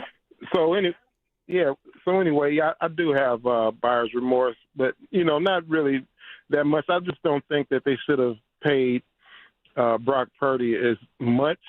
What I see is Kyle Shanahan fundamentally is a great schemer for a pocket passer. Now, when we had Jimmy G back there, he was delivering the mail on time, down the field. It was beautiful. But, one fundamental flaw that the 49ers have is they keep getting these linemen off the scrap heap. And so they get the quarterbacks killed. And what happened when we got Brock Purdy, his quickness and his suddenness, allowed him to, deliver on the off-schedule plays. But, basically if he's in the pocket, he's a midget. So that's why you see tip passes and overthrows because he can't, get the trajectory right to get the ball to the receiver. And so basically what Mac Jones is doing is he's one of these big guys that can, stand the delivery. He's not that mobile, which is perfect for Kyle Shanahan's offense, and that's why he's having this success. So I don't think that, it's a bad thing having Brock Purdy as a quarterback. It's just that they overpaid for a guy that's just, really good with the off-schedule stuff. And that's my two cents on it. Appreciate it, Mag Zach. Thanks for the call. And he's no factor with the off-schedule stuff if he can't run. So you got to wait till he gets healthy to put him out there again. Yeah, I mean, look, what they did, especially their first 2 drives against the Rams, was incredible. But to your point, and you bring this up a lot, Steiny, how much of that was script? And it went according to the script. And then after that, the faucet kind of got turned off. Now, Mac didn't turn over the ball, which is, I think, that the one thing that really has separated himself in a lot of people's eyes from Brock so far is that he has not made the big mistake. He's put the ball on the ground once. I think he's thrown 1 pick. But he hasn't made the boneheaded play, which Brock Purdy did multiple times against Jacksonville and I think did once against Seattle. Let's go to Jonathan in Sausalito. Finish up here on Brock. What's going on, Jonathan? How you doing, man? Hey, not too bad. I had buyer's remorse before we signed him. Didn't think we should have signed him to that contract in the first place. He had more years on his contract. Why not wait it out, see what would happen this year, which is what we're seeing. To me, he's just a guy who's small, slight build for the position, looking to be injury-prone. And when you're looking at quarterbacks, not just quarterbacks, but football players, you want big, strong, rugged dudes. Josh Allen, Lamar Jackson coming to mind, Justin Herbert. The bigger, the stronger you are, the more you can take, probably the longer you play, and the more games you play and don't miss. I mean, all those are sounded like us at Pier 39 on Saturday. A lot of wind. By the way, Justin Herbert had a pass tipped at the goal line yesterday. Might have cost him the game. Turned into a pick. Does that happen a lot? He's 6'6". But does that happen a lot? Yes, he gets his passes batted like a lot of quarterbacks do. Brock Purdy might happen more than others, but just saying. Boy, we got to get Purdy back. Otherwise, the season's a wash. Hey, sounds like Mac Jones has got this. He's got this thing right where he wants it. Yeah. It's going to be a fun week to see how Kyle Shanahan talks about the quarterbacks. All right. He's not going to say anything. Yeah, but you'll be able to read into it.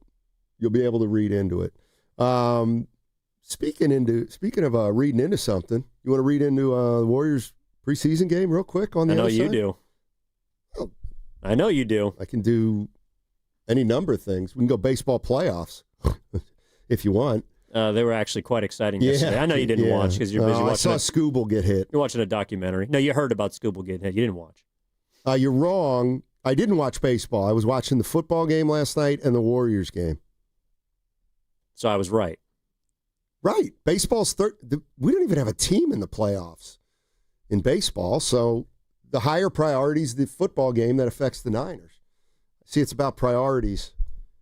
I'll teach you how I make my priorities on the other side. What's coming up on the game is brought to you by Fremont Bank. Here for you, here for good.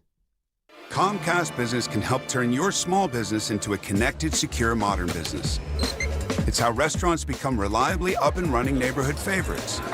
How healthcare offices become the data-protecting caregivers that we all depend on. And how wealth management firms become cyber-securing guardians of your information. With reliable connectivity, enhanced cybersecurity, and Wi-Fi backup, your business can stay connected and get threat-ready with Comcast Business. Powering possibilities. Now through November 16th, new Comcast Business customers can get started with 150 megabit internet plus security for $59.99 a month for 12 months with a 2-year agreement. Plus, ask how to get a $500 prepaid card on a qualifying gig package. Call today. Restrictions apply. Requires enrollment in paperless billing and auto pay with bank account. Early termination fee applies. Equipment, taxes, and fees extra. This is Larry Flick, owner of The Floor Store. Leaves are falling, and so are our prices. Welcome to The Floor Store's Fall Sale. Now through October 14th, get up to 50% off store-wide on carpet, hardwood, laminate, waterproof flooring, and much more. Plus 2 years interest-free financing, and we pay your sales tax. The Floor Store's Fall Sale. Cooler days, hotter deals, and better floors. Go to floorstores.com to find the nearest of our 10 showrooms, from Santa Rosa to San Jose. The Floor Store, your Bay Area flooring authority. calling all basketball fans. Make your game day experience unforgettable with a stay at Hotel Via, just steps away from the action. Enjoy chic accommodations, stunning rooftop views, and the ultimate convenience for catching all the action. Skip the traffic and relax in style before and after the game. Whether you're celebrating a big win or just want a perfect night out in San Francisco, Hotel Via is your MVP choice. Book now at hotelviasf.com and make your game day a slam dunk at Hotel Via. We finally switched to T-Mobile because with them, we can be connected here and there. Let's watch a movie. And we have Netflix included to enjoy our favorite shows and movies. ¿Qué tal esta? Bacanísima, pero ya la vi. Now the hard part is getting them to agree on a movie.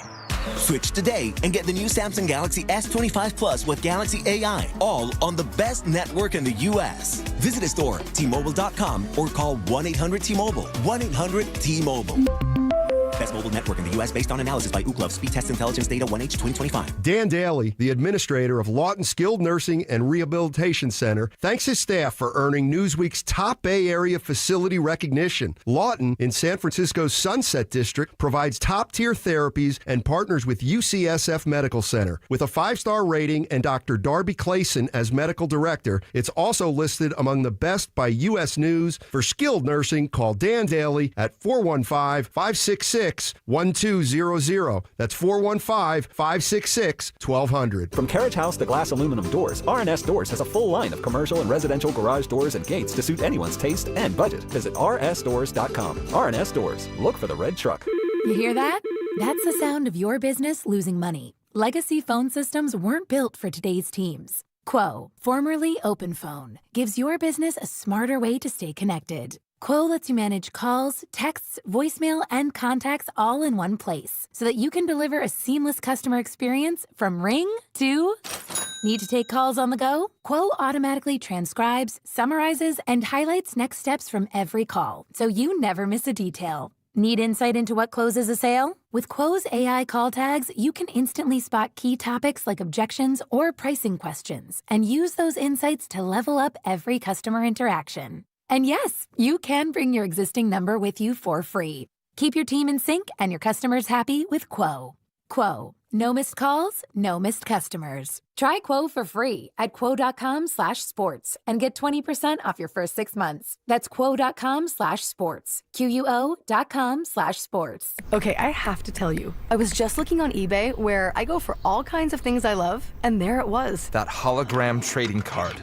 One of the rarest, the last one I needed for my set. Shiny like the... designer handbag of my dreams. One of a kind. eBay had it, and now everyone's asking, ooh, where'd you get your... windshield wipers. eBay has all the parts that fit my car. No more annoying. Just beautiful. Millions of finds, each with a story. eBay. Things people love.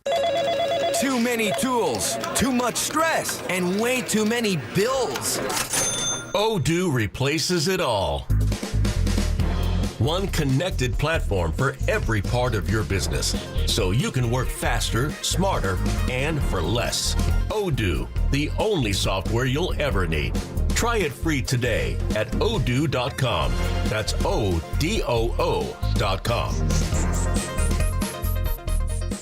We all hear the radio ads about the IRS. They tell you to be afraid, to be scared, and they try to frighten you into calling. I'm not here to do that. Tax Relief Advocates is different. TRA is here to tell you that if you owe money to the IRS, whether it's $5,000, $50,000, or $500,000, we have a solution. It doesn't matter if you're sitting in your car, at work, or with your kids. No matter where you are, call now. 800-575-6812. Don't lose hope. TRA can eliminate or reduce what you owe to the IRS. Generous programs are now available that can give you a fresh start. Our passion is taxes and helping individuals fix their IRS problems. We have over 1,000 5-star reviews on Google and an A+ with the Better Business Bureau. You don't need to be afraid of the IRS any longer. End your tax nightmare today by visiting us online at TRA.com or call 800-575-6812. That's 800-575-6812. Tax Relief Advocates. Real solutions for real people. This is Greg Nemitz from the Autism Society.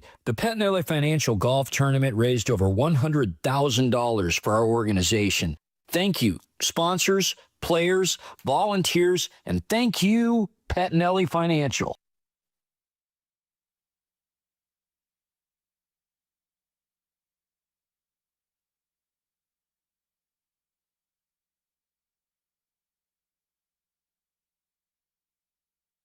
I never walked into a room and said, I'm the leader, I'm the lead dog, I'm the bad and all that. Now, back to Steiny and Guru on 95.7 The Game. All right, Evan Giddings in for Daryl the Guru Johnson today. And we spent a lot of time talking about the Niners. They won this past weekend, and every other team in the NFC West lost. And the Golden State Warriors had their first preseason game last night. They beat the Lakers. 101, no, 111, 103. Is that right? That is right. Okay. You locked in? You ready for the season? I watched the first quarter. Thought they looked pretty good. So you saw their new starting lineup? Oh, wait. Or was it their old starting lineup? Well, it's always going to be an old starting lineup. Steph Curry, Moses Moody, Pods, Butler, Green at center. Yeah, First game of the year. That's the old one. First game of the year. Not the oldest one, but it's the old one. Were you surprised that Jesus? You surprised that Horford didn't start? A little bit, but I figure maybe he didn't get enough practice in. But yeah, a little bit. Played 14 minutes. It was a plus 13. What stuck out last night? Oh, the backdoor pass he had to Steph. A little give and go on the side. The one play Horford I think is going to help when he plays, for sure, because he's probably. In all of the dynasty, if you go back 15 years, have the Warriors ever had a center who could shoot threes like Horford and defend on the interior? Yeah, like Kevin Horford? Durant. Okay. Like, why do you do that? Because they basically played with him sometimes, at the 4 or the 5. They played small. They played without a center, but he might have been that in some possessions. Okay, and I'll say this. Al Horford's a better three-point shooter than Kevin Durant. You don't believe so that. He's more of a stretch 5. No, I think Horford's going to give him some. Moody was really good last night. He had 19 points. Curry can still shoot the ball. Jimmy Butler kind of went through the motions, but he's fine. I like this team a little bit on paper, to tell you the truth. I do feel like it makes a lot of sense. They've got a starting 5, and it feels like they've got a legitimate backup at every position. Whether it's Melton or Hield, Kuminga, Horford Post, GP2. They got 10 guys who can play on this team, and they may need them all because they're going to have to manage this season, clearly, with 3 guys on the team that are pretty old. Yeah, I mean, the guy that stood out the most last night was Moses Moody. I think if this is someone who can shoot it the way he did last night, I'm not saying he's going to go 5 for 7 from 3 every single night, but it looked like his shot was a little quicker. He had that one curling 3 off the top of the key that got it out quick, was not on balance when he took it, nothing but nylon. If Moses Moody is going to shoot the ball well this year, I think that gives them a lot of flexibility with what they can do. Because they can play bigger, they can play smaller. I know Kerr talked about why they started the 5 that they did, and they're probably going to see time, but this team lacked shooting last year, especially when they got Jimmy Butler and he played as many minutes as he did, because he's not a great three-point shooter. Right. I think that's why they went out and got Horford. I think that's why last year they played a lot of Quentin Post, because they don't have guys who can knock down threes, and if Moses Moody is going to be one of those dudes, plus he's a solid perimeter defender. We think about the older guys and them moving on and maybe declining a little bit, but if the early returns on someone like Moses Moody or that, then I think it unlocks a whole different part of this team. Yeah. Moody is somebody that Kerr wants to play on the ball. And if you look at when the Warriors have had success, they've always been able to do a pretty good job against penetration. And the last couple of years, they haven't been great at that. Remember last year when Moody was talking about his defense, and he talked about the one thing he was doing. He widened his stance. Or maybe he did something with it. Either he was too wide. He narrowed his stance so that he could cover more ground each direction. And, yeah, I mean, I got a kick out of that last year. But the bottom line is if Moody can be that guy in any way, shape, or form like Klay Thompson used to be that guy, then the Warriors have a little something because they have not done well against the point of attack. They just haven't. So if Moody can fill that role, now you're getting a player who is starting to become multidimensional. And maybe that's what happens to a player when they get to their 5th, 6th year in the league. And I think we're starting to see Moody settle into, a consistent role on this team, whether it's going to be a starter or sub, I don't know. It sounds like Kerr really wants to start him. But Moody's going to play. Moody's going to play 20, 25 minutes a night, I would think, on this team.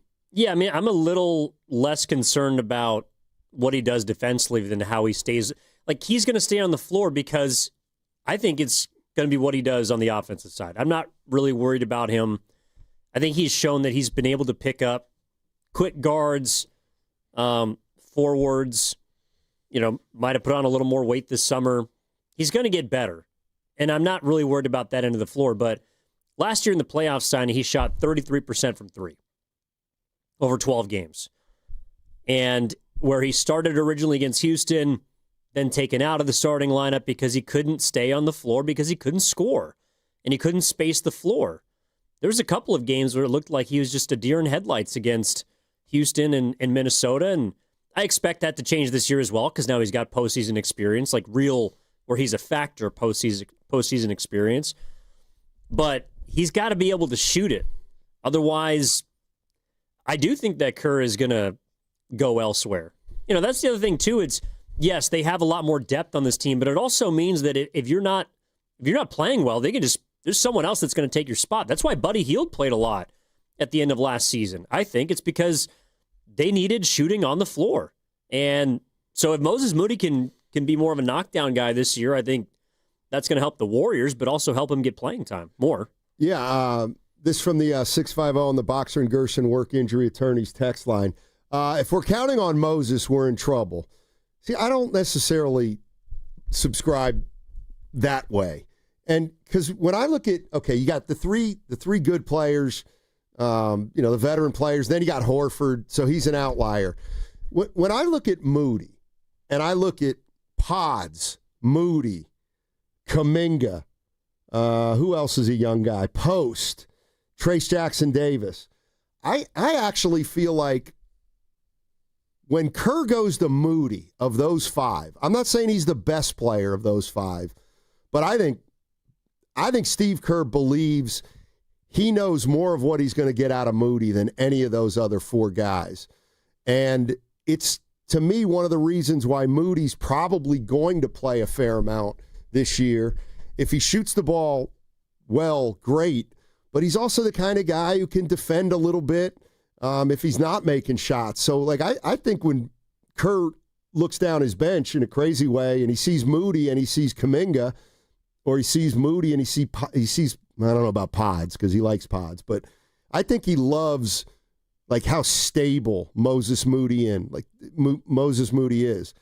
the worst he's going to play is when he's not making threes. He's still going to be solid in other areas, and then when he shoots the ball well, now he's really helping you. Yeah, but I also think that he's got to do that. He does. What did he shoot last year from three? I think it was around league average, which was close to 37. So looking at Moses Moody, he was last year, 37.4. Okay. So he's. I think that can improve. I'd love to see that get up near 40. If I was going to bet on any of the young guys to have you could call it a leap year, or just a year where he becomes a guy. Moses would be my choice. Of Podziemski, Kuminga, Post. You could throw TJD in there if you want. Moses Moody's the dude. I think of those 5 or 4 impact young players, Moses Moody's the guy that I would put my money on to take the biggest leap this year. I think he's going to... Because I think Kerr wants him to start. Because I think in his perfect world, he is, to your point, that not Klay Thompson replacement, but if he shoots it well from 3, he's more likely to play the 2. Correct. No doubt about that. 888-957-9570 is the number. It was a football Sunday yesterday, but the Warriors had their first preseason game. They beat the Lakers. Steve Kerr started a very small lineup. He talked about wanting Moses Moody to defend the ball, a little bit like Klay Thompson used to do. I'll tell you what, I was watching the ESPN broadcast last night, and at the start of the fourth quarter, Moody did an interview. And to me, it was very interesting because the sideline guy, I think it was George Sedano, asked him about, Steve Kerr's trust level in him and that Steve seems to trust him. And Moody was like, it took a long time. It was a lot of hard work to earn that trust. He said it happened over years and years. And, it just made me think a little bit about Moody, how, man, between him and Kuminga, both of whom, haven't really been handed a lot. And I'm not saying Kuminga hasn't handled it well, because I think he actually has. But Moody has been the consummate professional since the day he started here in Golden State. And I probably shouldn't have even mentioned Kuminga because I don't want to compare the two, because I do think Kuminga has been pretty good too in terms of being a teammate and his demeanor and all that stuff. But Moody came into the league a pro, it felt like. He knew when he came into the NBA that he was going to give up a lot of playing time because obviously he was a big boy at Arkansas for 1 year. And the first couple of years he wasn't playing, and he said, I knew this was going to happen, but I still wanted to play in this league. So there's something about Moody that you might be right about the jump he's ready to make, because he's at that 5th or 6th year where some guys take that leap. I mean, I think it's fair to also, they're in the same draft class. Moses Moody has never had his agent go to bat for him. Who is Moody's agent? Rich Paul. Is it really? I was going to say he's a Bill Clutch Duffy? client. No, he's a Clutch client. Well, he's not going to be for long taking that.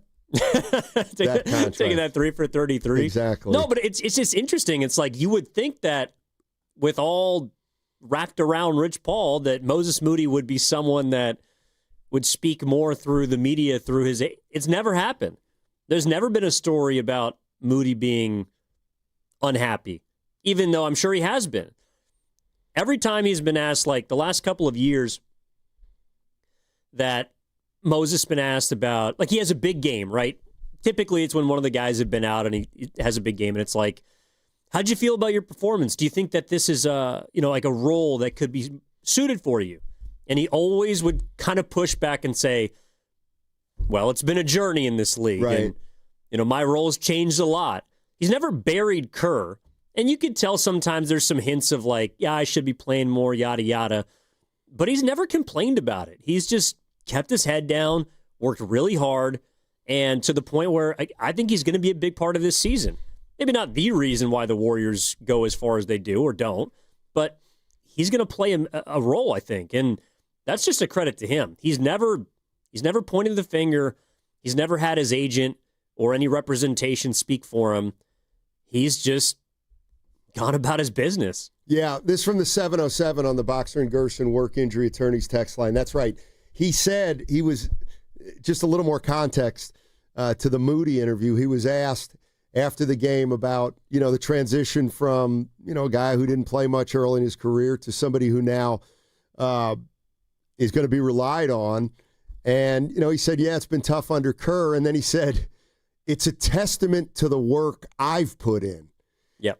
I thought that was interesting, too, because in a way, he didn't throw Kerr under the bus, but it was a way of acknowledging I didn't expect any favors when I was here, and I don't think I got any, and that makes it all the more worthwhile that now I'm contributing more. This from the 925. This is completely unfair, and I don't believe it either. 925 says, Moody is a team player. Jonathan Kuminga is not. That's too harsh. That's too harsh. I would never say that Jonathan Kuminga is not a team player. I would say that Jonathan Kuminga is a young player that's trying to find his spot here in the NBA. Came onto a tough team, but I do not think Jonathan Kuminga is a bad teammate. Well, again, I understand why people compare them because they were taken in the same class, but they're two totally different people. No from doubt. Different backgrounds. The one thing that what do you give me for this? Yeah. So I don't know if it was Guru's concerns. I've heard people talk about there's a void left in the locker room with Kevon Looney leaving this team. And Kevon has always been a guy that has just gone about his business. It's one of the reasons why we love him. And I think a lot of people were sad that he left. I know that Al Horford was brought in to sort of be the, maybe kind of veteran or basically Looney replacement. But I think as far as locker room impact and just the steady, everyday presence that Kevon Looney is and we know him to be, I actually think that Moses Moody has a chance to fill that. Because his career arc has kind of reminded me of Kevon's a bit. Where he was taken higher. He's certainly got more gifts, but he's impacted every single game that he's played in. He hasn't got it easy. He's moved up slowly but surely. And now this year, I think the coaching staff, because he's earned their trust by keeping his head down and doing the work, is going to be given the opportunity. Much in the way that it took, Kevon. I know he was impacting games in the playoffs as a young guy, but he wasn't really starting until, his 4th, 5th, or 6th season? And that's kind of where Moses Moody is. I always liked Looney. I don't necessarily think they're going to miss him. I mean, I think Hal Horford with a ring can kind of handle that role. The other thing is Horford gets to come on a team as a champion. And so all the younger guys, Pods, Moody, Kuminga, I mean, they've got to acknowledge that. I'm not talking about the basketball. I just mean, Looney's locker is next to Curry's. I mean, you walk in and there's Kevon Looney. Every time you pop over to talk to you guys, it's like you're just happy to see Kevon Looney. I think there's a little Moses Moody comp there. I'm not gonna. Well, you can if you want. You can shoot it down. No, I mean, we forget where Looney was 5 years ago, which is where Moody is now. Looney became that sage over, how long was he here? 8, 10 years, Looney? This is right around the time where Looney started to be a mainstay one way or the other and establish that. I know that there's also a relation between. How old is Moses Moody? I would guess he's 25. I think he's younger than that. Okay. Kevon Looney, after his 10th NBA season, right. Is 47. 28 years old. Oh, that's right. I just think there's a comparison between how old they look and sound and how old they actually are. Moses is a young guy. He's 28. Yeah. Might be 29 now. He hasn't broken 30 yet. Yeah, I didn't. Yeah, Moses Moody's 23 years old. Moody's 23? Sounds like the way he speaks, he's far beyond his years. By the way, happy birthday, Jonathan Kuminga. Isn't he 23 today? Oh, is Draymond Green year? Michael Jordan, you mean? Oh, sorry, I thought 23 in the Bay was Green. Yeah, I guess. Yeah, happy birthday, Jonathan. He changed his number, too. Now, why do you think he did that? I have no idea. I don't like it. Why? Why don't you like it? It tells me that he just got a paycheck and that's how he's spending his money, changing his number. You got to pay for that in the NBA. Oh, I thought you were going to say it's because he changed it to number 1, which means he's only looking after number 1. I wouldn't have even said that. Oh, you thought it. No. Okay. Kuminga's fine. He looked all right last night, right? Sure. Sure. Yep. Come on. Oh, someone in the chat is saying he wore number 1 in high school. So, gotcha. Let's go to City Boy. City Boy's in San Francisco, of course. What's up, City? How you doing? I'm great. Thanks, fellas. Thanks for taking my call. Hope you're well. Yeah. Man, I'm so happy basketball season's here. It's like I'm just excited, man. You haven't heard from me in a while because I've been waiting for hoops to talk about. But, Yeah, I went to the game last night. Oh, and, nice. Sweet.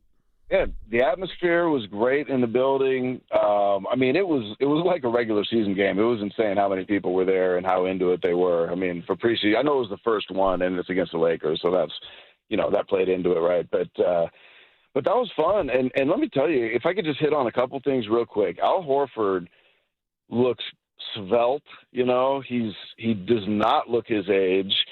And if they're asking for 22 minutes a night out of him, I think he can have a really solid year and really, really, really help this team a lot, and help Draymond stay fresh as well. And we need that shooting. And I mean, Quentin Post, God love him. He just doesn't do enough things well to, I know he stretches the floor, but the rest of his game, he needs work, as big men always do when they first come into the league, right? So not saying he won't be good, but Horford is just a sight for sore eyes. We've been needing somebody like him for a long time. Moody's defense looked great. They were blowing the whistle on him quick. I think he had 3 fouls in like the first 5 minutes. I mean, they were calling all the little hand checks and stuff that he does, but I mean, he was shooting the ball with confidence. He was getting up in dudes, and it was really great to see Moody playing well. And I just wanted to say Kuminga. I mean, obviously, when you're in the arena, you can watch in the timeouts. It's not on TV where you hardly see him. So we were kind of keeping an eye on him, seeing how he was interacting with coach and with his teammates and his vibe. And his vibe was amazing. I mean, it's like he's had a huge weight lifted off of him, putting this thing behind him. He was a little rusty, but, I don't know if you guys saw it on TV, but he was really giving effort on rebounding and defense. And I mean, it seemed like a point of emphasis for him. I mean, he was getting after it. He was really defending. He was trying to rebound. He didn't get a ton of rebounds, but you saw him in the mix. He was tipping balls. He was mixing it up, getting after loose balls. I mean, you can tell whatever Steve had to say. I mean, it seems as though, and it's only one preseason game, but it seems as though he took it to heart. And I think he wants minutes this year, man, and he's going to fight for them, and that's what we need out of him. So, yeah, that's exciting. Podziemski, I see his, it's funny because you guys were talking about Moody and how hard it was to get minutes out of Steve Kerr and gain his trust. And maybe it's just a product of the position he plays and the Warriors needed guard play. But, I don't hate on Podziemski. I actually like his game sometimes. He tends to drive into like 4 dudes a lot and kind of throw the ball away. And you're like, what are you doing? But, I mean, and his defense is, he gets in there and gets charges. But I see his minutes going down this year, maybe significantly if Melton's fully healthy. We'll see about that, City Boy. We'll see about that. Pods is a starter in this league. Future All-Star, according to the owner. I got 3 more things I want to bring up about the Warriors. Yeah, and him. On the other side. But if you're not doing anything right now, and you're not because you're listening to us, why don't you head over to YouTube and Twitch to see myself and Evan Giddings. All you got to do is search 957, and while you're there, download and subscribe for all our great content at 957 The Game. Segment was also brought to you by Moderna. mNEXSpike COVID-19 vaccine mRNA by Moderna has arrived. To learn more and find it near you, visit mnexspike.com. That's mnexspike.com. Feeling good, feeling all right. Yeah. Revolution, live in concert. We're feeling good, we're feeling all right. Revolution, performing at Shoreline Amphitheater Saturday, October 11th, with special guests Pepper, The Elevators, Aurora Wave, and DJ Mackle. Get tickets now at livenation.com. Bringing all the good vibes. Don't miss Revolution at Shoreline Amphitheater for one night only. For more, visit revolutionmusic.com. Change is always happening. It's part of life. And when it comes to music, change is all around us. Songs are rewritten, classics are remixed, bands and artists come and go. Even our taste in music changes. Here at Xfinity, we know there's still good in keeping some things the same. That's why we want to do our part with a 5-year price guarantee on our internet. It means no matter what changes, you get 5 years of the most reliable Wi-Fi with our best equipment included for a price that stays exactly the same. Surprised? Life is full of them. One internet price, 5 years, guaranteed. Learn more at Xfinity.com/deals. Restrictions apply. New residential customers only. Taxes and fees extra and subject to change. Most reliable Wi-Fi based on Open Signal Awards USA. Fixed Broadband Experience Report, August 2024. Jumpstart MD is your Bay Area expert in weight loss and hormone care. And October is Menopause Awareness Month. Let's be real, one size fits all doesn't work. That's why Jumpstart MD created a personalized program that combines weight loss and hormone optimization, all for one low price. Even better, you'll save $200 this month when you choose the plan that fits your life. With 13 Bay Area locations and online visits, expert support is always within reach. Call 855-JUMPSTART or visit jumpstartmd.com to reclaim your energy, your balance, and your confidence. The following is an attorney advertisement. If you get sidelined by your workplace injury, the workers' compensation attorneys at Boxer and Gerson can help you get back in the game. Our team of skilled attorneys will fight by your side for the treatment and compensation you deserve. We care about justice for injured workers. That's what makes us Northern California's premier workers' comp law firm. Call Boxer and Gerson at 510-835-8870 or visit boxerlaw.com for a free consultation. Boxer and Gerson, your life is worth the fight. Hey, it's Mark Willard from 95.7 The Game. Look, when life hits you hard, and it happens, could be an accident, an injury, you need to hit back harder. You need a fierce team that knows the insurance game and refuses to back down. That's why I trust Omar Habas and the entire Habas Law team. For over 40 years, Habas Law has gone head-to-head with insurance companies, winning medical care, financial support, and real justice, and Habas doesn't get paid unless you do. Visit habaslaw.com. Habas Law, they'll fight to make it right. Are you thinking about getting a new TV this week at prime prices? Maybe a Samsung, LG, or a Sony? Before you click, you should check out Video Only, because they've got below prime deals. That's right. Top-rated TVs at better than online prices. Curbside pickup or home delivery are available.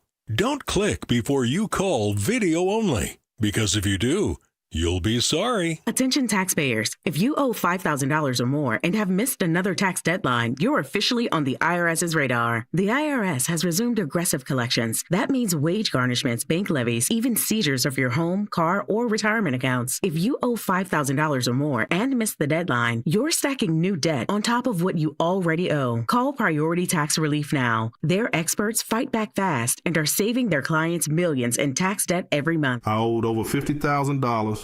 And they settled it for pennies on the dollar. These guys are as legit as they come. After speaking on my behalf with the IRS, my entire debt of $25,000 will be eliminated. Whether you've received collection letters or you're already facing liens and garnishments, call for your free consultation. There are no upfront fees. Priority Tax Relief. Let's make your taxes our priority. Call 800-464-1899. 800-464-1899. 800-464-1899. Priority Tax Relief. This is the story of the one. As a maintenance supervisor at a manufacturing facility, he knows keeping the line up and running is a top priority. That's why he chooses Grainger. Because when a drive belt gets damaged, Grainger makes it easy to find the exact specs for the replacement product he needs. And next day delivery helps ensure he'll have everything in place and running like clockwork. Call 1-800-GRAINGER, click Grainger.com, or just stop by. Grainger, for the ones who get it done. Febreze. It's a classic odor tale. You fried fish for dinner, cleaned up, but the smell is still in the house. And the neighbors are coming over for game night. They're on their way. And then you spray Febreze Air Mist. Febreze Air starts working instantly to fight even your toughest odors, so you go from fish to fresh like that. Now all you have to worry about is Pam cheating at charades. Breathe happy, Febreze, la la la la la. Red and Gold Game Day starts at Laughing Monk Brewing. Park for free. Enjoy amazing food, ice-cold beer, and every game on TV. Catch 95.7 The Game's pregame show. Then hop on the free shuttle straight to the stadium. Sign up now at 957thegame.com.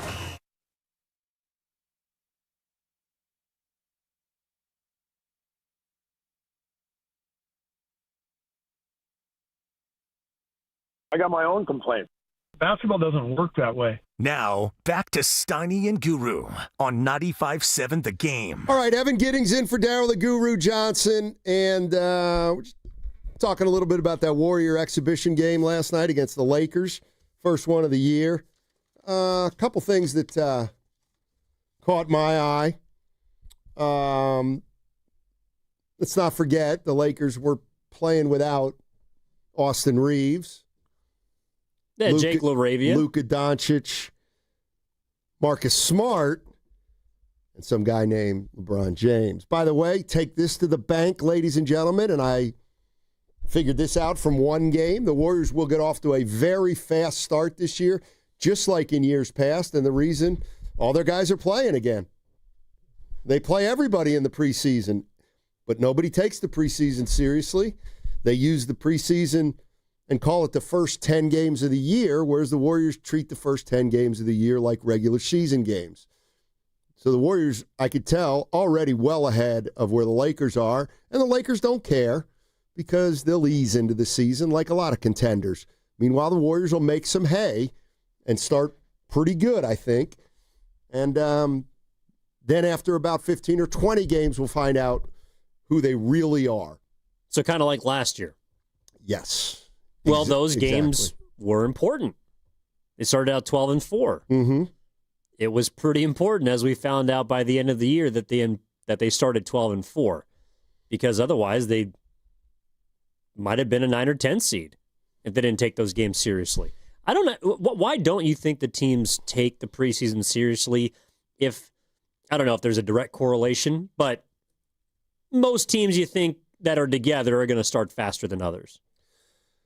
Okay, I look at the season for any playoff team is too long. It just is. I just think veteran players in the NBA, I think pretty much kind of mail it in the first 2 months. DeAndre Ayton didn't. He made 2 shots. He played, though. Again, he made 2 shots. Well, he's also missed a lot of games last couple of years. That's true, he has. We got something to tease, but first I want to take a call. Christian is in Fairfield, wants to talk about the Warriors' defense last night. What's up, Christian? Hey, what's up, fellas? Not much. Yo. So, Evan, my guy, I missed you on our game didn't get out till 5:35, so I couldn't make it Saturday. But we won, so I missed you. Thanks, man. Yep. But the Warriors their defense looked good. I called Wednesday and I said they were going to play zone this year, and they played zone. And they were stretching the Lakers offense into half court. And that's big. They couldn't do that before. And they got all the young players, all the guys Steiny said that had to make a leap on Wednesday into veterans, which you guys led with, Moody, Pods, and J.K., all look great. That's the best I ever seen J.K. play. He had 6 rebounds, 4 assists.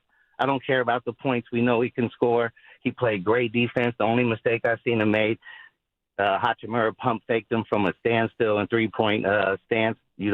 I don't care if that's Steph Curry. Let him shoot from a standstill 3 with a hand in the face. But that's nitpicking. But you got to think about that for the future, because the Warriors are playing like a championship team. Whoa. Even OKC took the preseason game serious. Whoa, it's preseason. Yeah, but the championship teams take preseason serious. Look at OKC. Yeah, tell them, Christian. They don't lollygag. You know that, Steiny. If you lollygag in the preseason, that's not winning basketball, championship basketball, excuse me. All right. Yeah. I don't want to peak too soon, though, Christian. He's on top of it. I don't want to peak too soon. No. Yeah, go ahead. No, I was just saying, Christian stopped by Freeman's Appliance and say what's up to us a couple weeks ago. He's a good guy. I saw him. I was there, too. You're about to put him down. I wasn't. Well, you just hate the too early championship predictions. Well, after one preseason. When do you think that prediction is coming from Draymond this year? Last year was the All-Star break. No, I wouldn't say this if the other guy were here. Who cares? No, you would say it if Who cares? I'm just wondering. I don't care what he says. Draymond's taking the preseason Last series. 6 Jimmy things he Butler said have been the furthest thing from the truth. This might be the earliest in his career, in a season, that Jimmy Butler is taking games seriously. Well, first of all, that's the one. I'll tell you what. What? You want to know what I'm a little worried about? What are you Jimmy worried? Butler's defense. Why? The audacity. Why are you worried about his defense? They got Moses Moody. Let me ask you a serious question. How good of a defensive team can they be with if they play 4 guys who are all over 35? Do you want me to be that guy? Sure. What was their defense when they played with Jimmy last year? when they went 23-8. They were number one in the league. That, my friend, is what's known as a mirage. Now, I agree that they weren't the best defensive team in basketball, but number one means they were pretty close. This is like saying the Giants hit 300 for 27 games. That's great. What about the other 123? Well, they played 31 of the 82. That's not an insignificant amount of time. I'm just saying. Here. By the way, did you see this headline I'm looking at all over the internet? Oh God, is it what I'm thinking? Let me just make sure it is all over the internet. Oh, this is a different one? LeBron James news. I have it. So I'm looking at headlines, not the story. So it says LeBron James teases major announcement Tuesday with a post mentioning the second decision. LeBron James teases the second decision in social media. LeBron James teases the second decision coming October 7th. Of course, the first decision was when he decided to go to Miami. Yeah, that went well. Not 5, not 6, not 7. He's retiring, right? He's going to announce his retirement. I hope he does. First of all, question is he going to play this year, or is he announcing this is his last year? I don't know. I could honestly see him pulling a Brett Favre and saying he's retiring, and then in a year saying he's come out of retirement to go play in Saudi Arabia. I don't know. But there's no way he's retiring before the season, is there? Why wouldn't he? Are you kidding me? This guy's going to take as much of a victory lap for his career as anybody in the history of basketball. Well, that's what I mean. Which is he's already done that. That's why there's no chance that he's retiring before the season. Now, he's not retiring tomorrow and that's it. He's not going to practice Wednesday, right? No, it's going to be at the end of the year. He said, this is my 21st season, whatever, 28th, I don't know, whatever it is. I'm age 40, 41. No one's ever done what I have. And at the end of this season, I'm going to decide to take my talents back to the crib. I'm laying it down. I'm hanging them up. The LeBron James experience, be grateful for it over the last 2+ decades, because you'll see me no more. He's retiring. By the way, you don't think so, Ken? What the hell else is it going to be? What else could it be? It's the major second decision. Well, there was one decision. He decided to go to Miami. This is D2, as they say, and he's going night. Well, if you follow, certain guys who follow, who cover the NBA, like Brett Siegel, he mentioned on Twitter, for those wondering, LeBron James has a big deal with Amazon, and Prime Day starts tomorrow. Not a coincidence. Oh, my God. No chance. He wouldn't do that. It's a marketing ploy, guys. He would That's not all run. it is. He said it's going to be bigger than the first decision, which he also said he regretted. Amazon Prime Day is a big day for people. How? What is Prime Day? What is it? It's just where you get all these great discounts and deals. Goo probably knows all about it. He loves a good deal. You guys were talking about that last week, I believe. It's called Goo Cheap. I'm willing to make a bet on this. Steiny's the cheap one. What? Oh. Wait. Now this... What did you just say? Yeah, okay. You're the cheap one. You know it too. Would you like to know the final Amazon Prime game of the regular season in the NBA? I'm going to guess April 9th. Sacramento, Atlanta. Lakers at Warriors. He's going out on Prime Day. Wow. And he's going out with Curry by his side.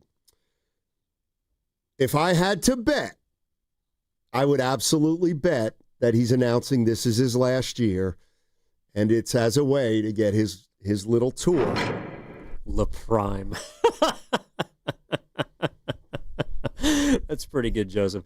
The thing is, I don't know what this guy is going to say tomorrow, because while I believe that he's going to retire, and he's setting everyone else up to feel that, if he announced he's going to be a part owner of the Lakers, if he announced that he's going to be the first player in season to also referee a game, he's going to be the first player he's going to actually have J.J. Redick step down and become head. I don't know what he's going to announce. That's kind of why he's got us in his palm right now. But I just want this to be done. He has said it just started.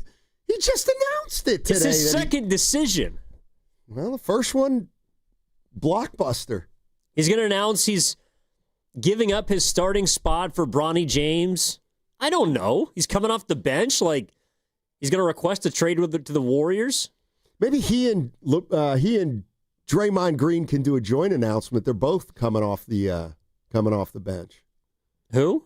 He and Draymond. Draymond's coming off the bench this year? Should. On opening night? He should. For who? Kuminga.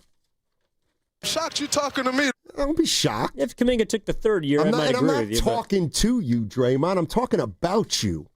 You're listening to 95.7 The Game, KGMZ FM and HD1 San Francisco, an Odyssey sports station in the home of the Warriors and Valkyries, always live on the free Odyssey app, and now coming to you live from the Laughing Monk Studios. Laughing Monk, righteously brewed in the city. Looks like a lot of people do think it's going to be about Amazon. Let me tell you something. Well, it also drove up prices drastically for their last two home games and the Warriors' last game against them. You know who's responsible for these faulty and lame retirement tours, don't you? Enlighten us. You know who started it all, don't you? I don't. Unfortunately, Julius Erving. 1987. He got one of these. Everywhere he went, they gave him a gift. Went into like Boston, they gave him a rocking chair. Yeah, stuff like that. Then Kareem. It's going to be LeBron. That's why there's a respect level I have for Steph Curry. That's unparalleled. Do you think he's going to do this? No chance. No chance. I don't think he'll do it like that. I think he'll do it like Reggie Miller did it. We'll see. How did he do it? He announced very late in the season that he was retiring. I can see Curry. I think. Problem is, Curry's not going to retire for a while. He can still shoot the ball. Oh, no, shoot, that wasn't Reggie. Reggie actually did it after the year. He just knew during the season that it was going to be his last. So maybe he will do it like Reggie. Just fade off into the sunset. And then what happened to Paul Pierce? He just had it. His last year was on the bench with the Clippers, and Draymond told him they don't love you like that. That was tough. You know who should have one is Draymond. Draymond should announce his retirement the year before and go into every opposing arena for the last time. And I could see him doing something like that. That would actually be kind of funny. It'd be hilarious. He could do a podcast in every arena last year before he's done. Oh, by the way, you wanted to talk about your new hero real quick. Wait, who? Pat Spencer. Oh, yes, Planet Pat. All right, Steiny. So yesterday, what'd you say, 19 Warriors played? I don't know how many are on the team. However many are on the team played last night. And Pat Spencer, in the locker room, was having a discussion with Danny Emmerman of the SF Standard. And I don't know what the question was. I don't know how this came about. But the quote from Pat Spencer, if you're a guy who can connect the dots, but also do some other things, knock the three ball down, there's always going to be a place for you in the league. Unfortunately, there's a lot of organizations that are stuck in the bottom that continue to value length and athleticism over IQ. And they tend to stay in the lottery every year. That's a Pat Spencer original. He's on a two-way contract, by the way. How tall, Spencer? Like 6'1". Oh, that's it? He's got a 3 handicap, though. He might be taller than that. He's pretty athletic, though. He is athletic. He's 6'3", sorry. Do you believe that? That he feels that way? Yes, I do. Yes, I do. I do believe he feels that way. Do I believe that he's 6'3"? I could see it. I mean, I've stood next to him. Like all the guys that are kind of between 6'1" and 6'3". Like Curry's a legit 6'3". So the rest of the guys I kind of compare to him, and I don't know, he might be an inch or two smaller. Who cares? Yeah, I wish he would mention names. Like, who's he talking about? He's talking about the teams that are in the lottery every year. All right. How many times has Washington been in the lottery the last 5 years? How many times has Charlotte been in the lottery the last 5 years? Listen, Pat, I love you, but the NBA ain't going to change because of you. Well, maybe he can, course correct. By the way, he's going to be in Santa Cruz at different points, so maybe he's also trying to speak to some of the G Leaguers. Like, here's what you need to focus on. Not scoring 40 points, but you got to do a couple of other things, and then you got to be smart. You just do. Hey, what's the cutoff for games you got to play to win an award? 65? Something like that, yeah. It's in the 60s, I think, towards. So it's going to be tough for the Warriors to win any of those. I'm being serious. Up. Curry's playing 65 games. What did he play last year? 70 plus. Did he really? Yeah. Shoot, somebody asked me what. You know who else qualified? Draymond Green. He qualified for Defensive Player of the Year, right? Yes, he did. Curry played 70 games. Draymond played 68. And he finished third. Third. Okay. Curry finished 9th in MVP voting. Gotcha. By the way, so they are going to qualify. Well, I don't know about Draymond. Okay, real quick. Somebody on the text said, what's Harry think of the Warriors? Our good friend Harry. He actually wrote me an email. You want to hear about it? I'm sure you're going to tell us anyways. Do you want to hear his Warriors text or email to me, rather? Sure. You know what? People are going to think it's me. I swear to God, it's not me. He goes, there's going to be so many injuries to these old guys on the Warriors that this alone will keep them from going anywhere. I predict they are 9th or 10th. They're 9th or 10th in the play-in and out shortly after that.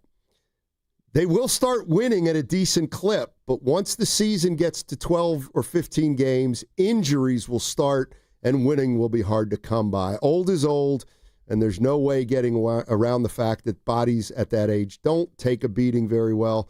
The Warriors don't have a choice because they have Curry. If Curry, okay. There you go. I do think. Well, they have 4 old players. They're not all old. The one thing, I do like this roster on paper, and I would love it if it were about 5 years ago. But it's not, and so the veterans are still playing at a high level, and they do have young players who history would show that these are the, like, Pods is going to year, 3? Yeah, because they'll be contract extension eligible. Perfect.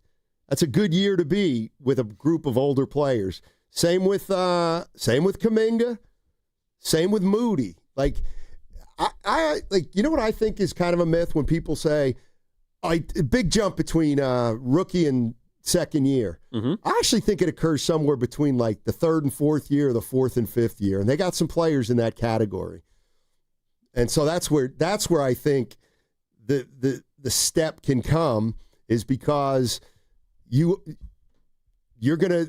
guys are going to be given an opportunity, because they're going to have to be given an opportunity because the Warriors are going to have to manage the season. That's another reason why not only are they entering those years where you think they should take a step, I can't see them not getting the opportunity to take a step on this team, because there are going to be minutes there because of the veterans.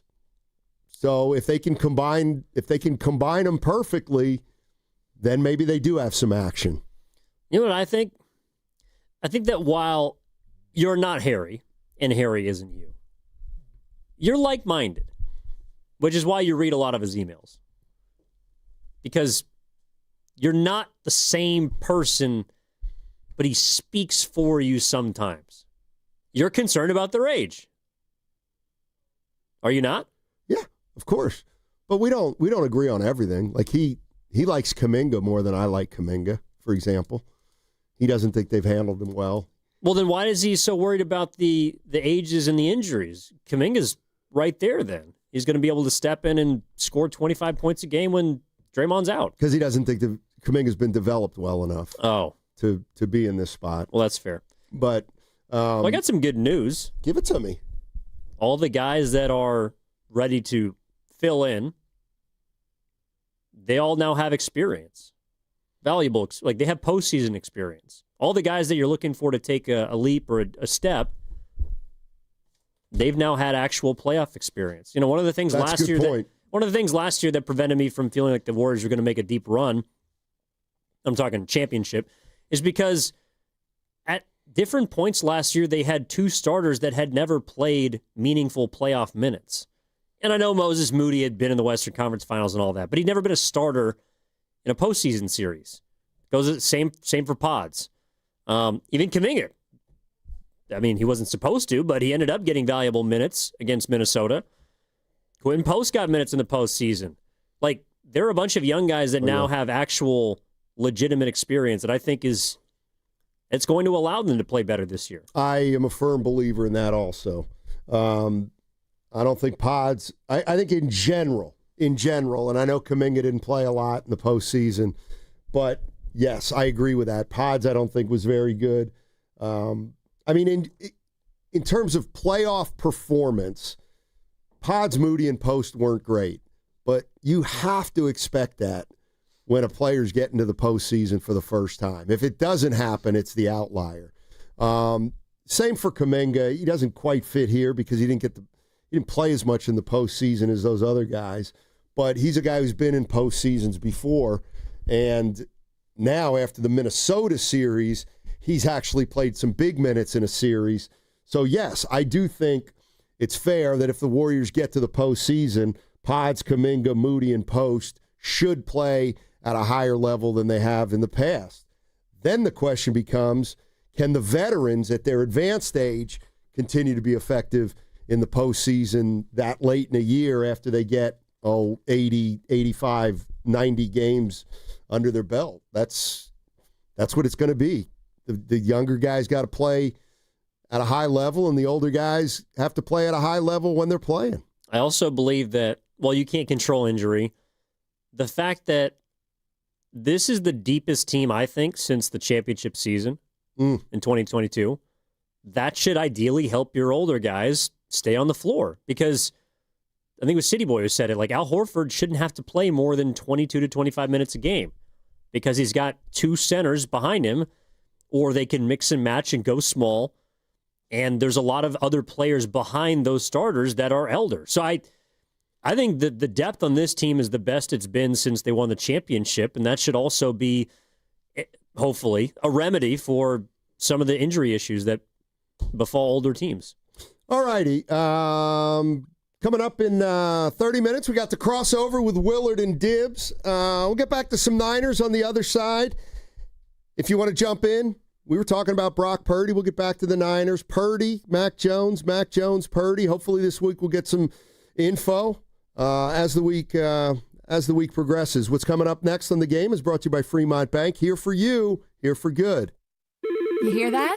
That's the sound of your business losing money. Legacy phone systems weren't built for today's teams. Quo, formerly OpenPhone, gives your business a smarter way to stay connected. Quo lets you manage calls, texts, voicemail, and contacts all in one place so that you can deliver a seamless customer experience from ring to...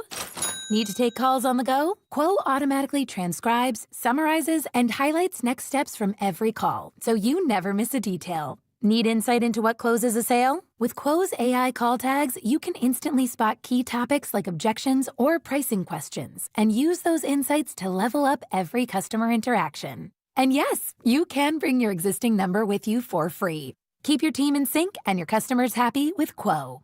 Quo. No missed calls, no missed customers. Try Quo for free at quo.com/sports and get 20% off your first 6 months. That's quo.com/sports. QUO.com/sports. For over 70 years, Golden State Lumber and Showroom has developed strong partnerships with top brands like Trex. Leading the way in performance-engineered decking and railing, Trex offers products that won't rot, splinter, or fade. Their sun-comfortable, heat-mitigating technology keeps decks cool underfoot, and Trex marine-grade decking withstands salt water, sun, and sand. Explore their latest Transcend colors, Hatteras, and Salt Flat, featuring a 50-year limited residential warranty. For a link to Trex, visit GoldenStateLumber.com. Golden State, when you succeed, we succeed. Want to interact with the hosts but can't call? Text the Boxer and Gerson Work Injury Attorneys text line at 888-957-9570. Boxer and Gerson, Northern California's premier workers' compensation law firm, helping injured workers get their lives back for over 40 years.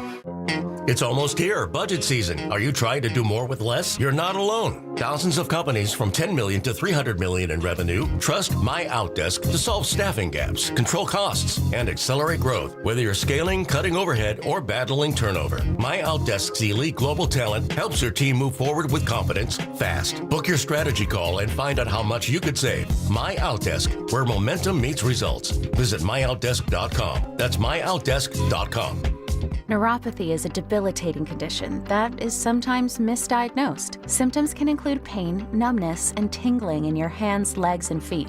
Neuropathy is a progressive condition that only worsens unless you get effective treatment. SF Bay Wellness is a leader in neuropathy reversal and uses FDA-cleared, non-invasive electric cell therapy to restore nerve function with no injections, no drugs, and no surgery. The treatments have a 95% success rate. If distance is a factor, ask about our virtual consultation option. Call SF Bay Wellness at 844-94-NERVE for the $99 neuropathy evaluation and receive a personal treatment plan that is tailored to your needs. Don't wait another day. Call 844-94-NERVE. That's 844-94-NERVE. Why keep suffering with the painful symptoms of neuropathy? You deserve to live a pain-free life. Start getting the treatment you need for your neuropathy symptoms. Call today. What makes Crystal Geyser Alpine Spring Water different? We always bottle our Alpine Spring Water less than 1.5 miles from the spring source, and all our bottles are made with 50% recycled plastic from our own recycling plants.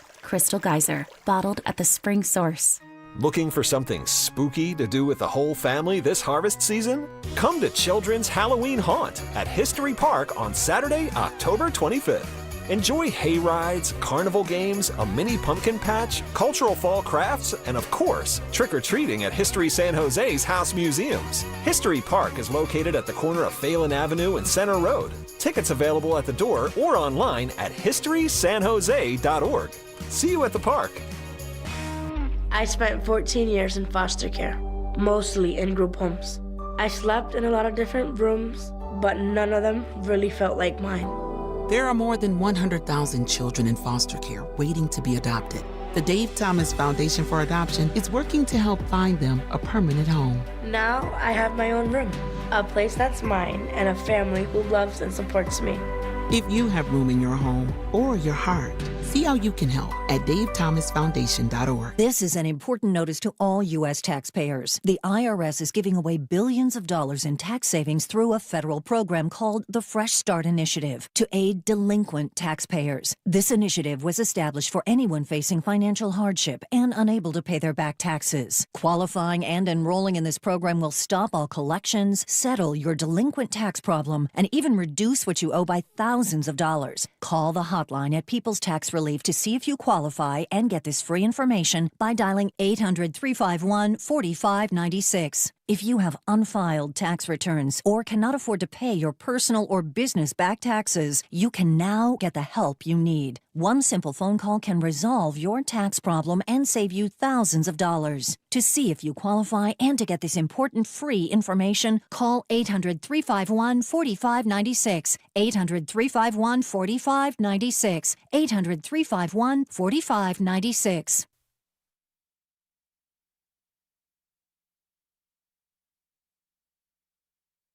Now, back to Steiny and Guru on 95.7 The Game. What do you mean? What are you talking about? Get a life. Hold on, California. What's the museum? Hardly Strictly was this weekend at Golden Gate. It was awesome. I didn't have a chance to go because I was working both days during the event. Yeah. But you had a chance to go, and you chose not to. Correct. For golf. Correct. You can golf literally any day. See, Evan, this is where you're flawed. Well, I can't golf every day. Not just one. I can't golf Mondays. I can't golf Tuesdays, Thursdays, Wednesdays, Fridays, all of the above. And so I had my daughter was going to Hardly Strictly Bluegrass, and I decided I'm going to go play golf. And this is where I got to tell you where you lack. Yeah. You lack determination. if you wanted to play golf Monday through Friday after the show, you could. No, I couldn't. You just choose not to. Not 18 anymore. Sunset you don't 7, have to play 18. Sunset is at 7:15. I get out of here. So get your ass over to the nearest golf course and sprint through 18. That's not the way golf works, Evan. You could also just play 9, God forbid. No, that's the biggest tease in sports. 9 holes of golf. No, it's actually LeBron James right before Prime Day. Well, that's true. That is true. By the way, Hardly Strictly Bluegrass on Saturday. My daughter said it was incredible. Really good. Yeah, I would have gone if I could. Yeah. Still wasn't as good as my 91 at Contra Costa Country Club. Boy, Evan, get the... Oh, my God. So... Someone take the mic. They can hear that. They can hear you laughing at my 91. I just thought you'd do better. You know what? See, this is where... Not all 91s are created equal. That is a fact. I had 2 lip outs on consecutive putts. And then... Like Rory? Then on 11, I hit a drive, pretty good drive down the left side. Bad kick left, hits a tree and kicks left again. Wow. Yeah, it hurt. It's not funny. I'm not laughing because of that. By the way, do you walk or do you ride? You know what? Ken, it's interesting you asked that because I made a change. I've gone from carrying my bag, then I went stroller or push cart for 2 years. I'm back to carrying. And that's why he can't do 3 to 7, 4 hours. You could just get a cart. And that way you could play every day. You're still at the mercy of the group in front of you. Well, then ask them to play through. If you're a twosome, if you're a pair. Why can I hear his laugh? Turn that mic off. Probably because he's still in your ear. He had the mic on. Whoops. Love you, Ken. Anytime Bobby in Los Altos is on hold, it doesn't really matter what he wants to talk about. He's going to get to talk about it. So let's go to Bobby in Los Altos, and he's got the definitive prognosis on what you do with Purdy and what you do with Mac Jones. Hey, Bobby. How you doing? Man, you're so complimentary to me, Steinmetz. It's I appreciate it so much. You're one of my favorites, I'll be honest. Okay, you may not like what I'm going to say then. So first of all, I'm going to start with Giddy Gids. Giddy Gids, whenever you're on, I am very happy to hear you. I'm your biggest stan. I may be the only one in the Bay Area, but yeah, probably. I am the biggest stan. Thanks, Bobby. But look, Steinmetz, I want to talk about Purdy. But look, I don't like the way this is going. Go ahead. Stop playing Steinmetz. There ain't no Harry, okay? It's a brilliant bit, but we all know it's fake, brother. We all know it's fake because first of all, I'm your age, okay? And I don't know one dude named Harry. It's not Harry. It's a made-up name, but the person's real. And then when the dude emails you his thoughts? Yes. When's the last time you emailed your friend your thoughts? You text your thoughts to your friend. He's 92 years old. He only has email. You only email people because you're forwarding them some document. You do not email your friend your thoughts. So stop. It's brilliant. It's brilliant. But we all know there ain't no Harry. And maybe I'm just jealous because I don't get to email you 20 times a day and you read them I'll give you his email, Bobby. I'll give you the bat phone. Bobby, hold on 1 second. I'm being serious. Harry said that at some point he may call in to talk to Guru, but it sounds like even if he does, you won't believe it anyway. It's going to be someone you hired, brother, to keep the bit going. Okay, all right. I'll give you the benefit of the doubt. Look. Let's talk about football, I guess. So, hey, on Thursday, right? Last Thursday? Yeah. I think it's undeniable. We saw that a compromised Mac Jones is better than a compromised Brock Purdy. So unless you can tell me on a Monday before a Sunday game that Brock is good to go, I don't want him to start. Okay, that means that I'm tired of this. It's Thursday, it's Friday, and Brock's still a maybe. What are we doing, brothers? He should not be starting unless you can tell me on a Monday, 6 days before a game, that Brock Purdy is ready to go. He should not start. I don't know why we're debating this and why we're still indecision on a Thursday and Friday, wondering if he should start. He should absolutely not start. Mac Jones has shown that obviously he's capable. He's shown that his injured PCL still makes him a more effective quarterback than Brock's injured toe. That's not a knock on Brock. It's just the fact is his injury makes him less compromised than Brock Purdy. And that's all we need to know right now. There's no controversy, and he should not start. And if you want to start a controversy, I did look this up. If we do trade Brock Purdy, there's about $32 million dead cap hit that the Niners would take. So if you want to start with that on the next segment, we can talk about the financial implications of trading him, which obviously I don't think we should do. But right now, saying that Mac Jones should start is not a knock on Brock Purdy. It's saying that Brock Purdy injured is just not he's not good enough to start. Thanks, Bobby. Thank you, Harry. I'd love to hear your thoughts, Harry. Thank you. Hey, Bob. You know what? Bobby, don't worry. You can still reach Steiny by carrier pigeon. You know what, Bobby? That's a bunch of BS. And I'll tell you what, and here's how you know that Harry is real. P1s know he's real. Harry was mentioned on this show 5 years ago, and Goo has the famous drop, "To hell with Harry." So let me get this straight. I've been playing this for 5 years? No.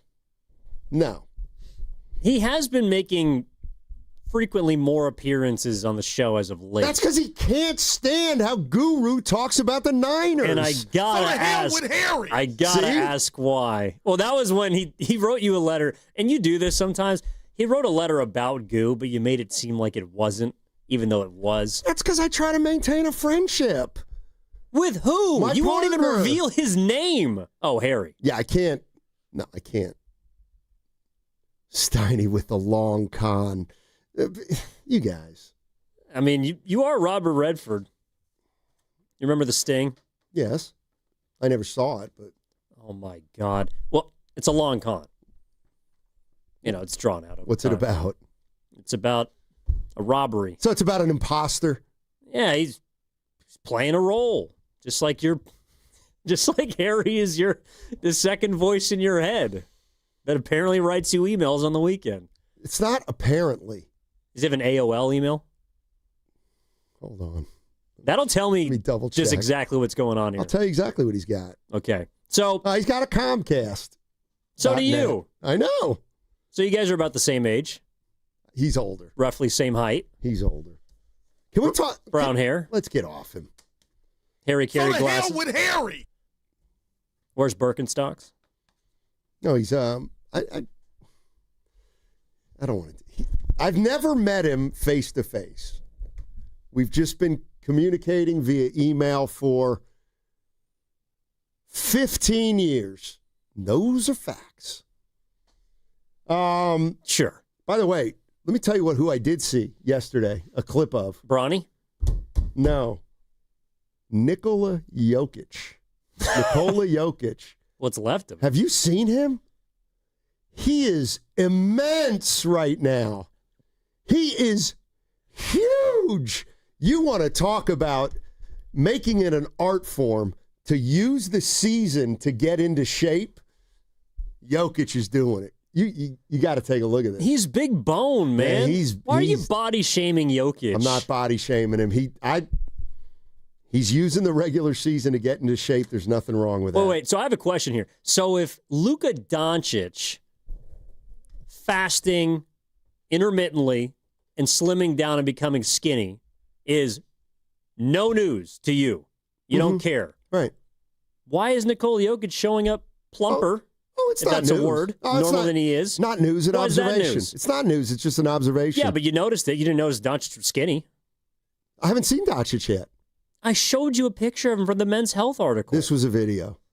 So I got to see him move around a little bit. Well, you didn't watch the video of him over the summer when he was running to grab his horse in tears because he won another European horse racing thingamajig, you know? Anyway, he's got to get into shape. He will. In better shape than Al Horford. Why don't you ask the question to me during the break to our listeners? What question did I ask? You said, why? Oh, yeah. So we'll talk about it with Willard and Dibs in like 15 minutes. But so why? Oh, damn it! You're rubbing off on me. What did I say? Why do people think Mac Jones is a better quarterback than Brock Purdy? Oh yeah. First of all, I always like to narrow it down. What percentage of fans are we talking about, do you think? Well, I would normally just say the lunatic fringe, but it seems like there's more than that.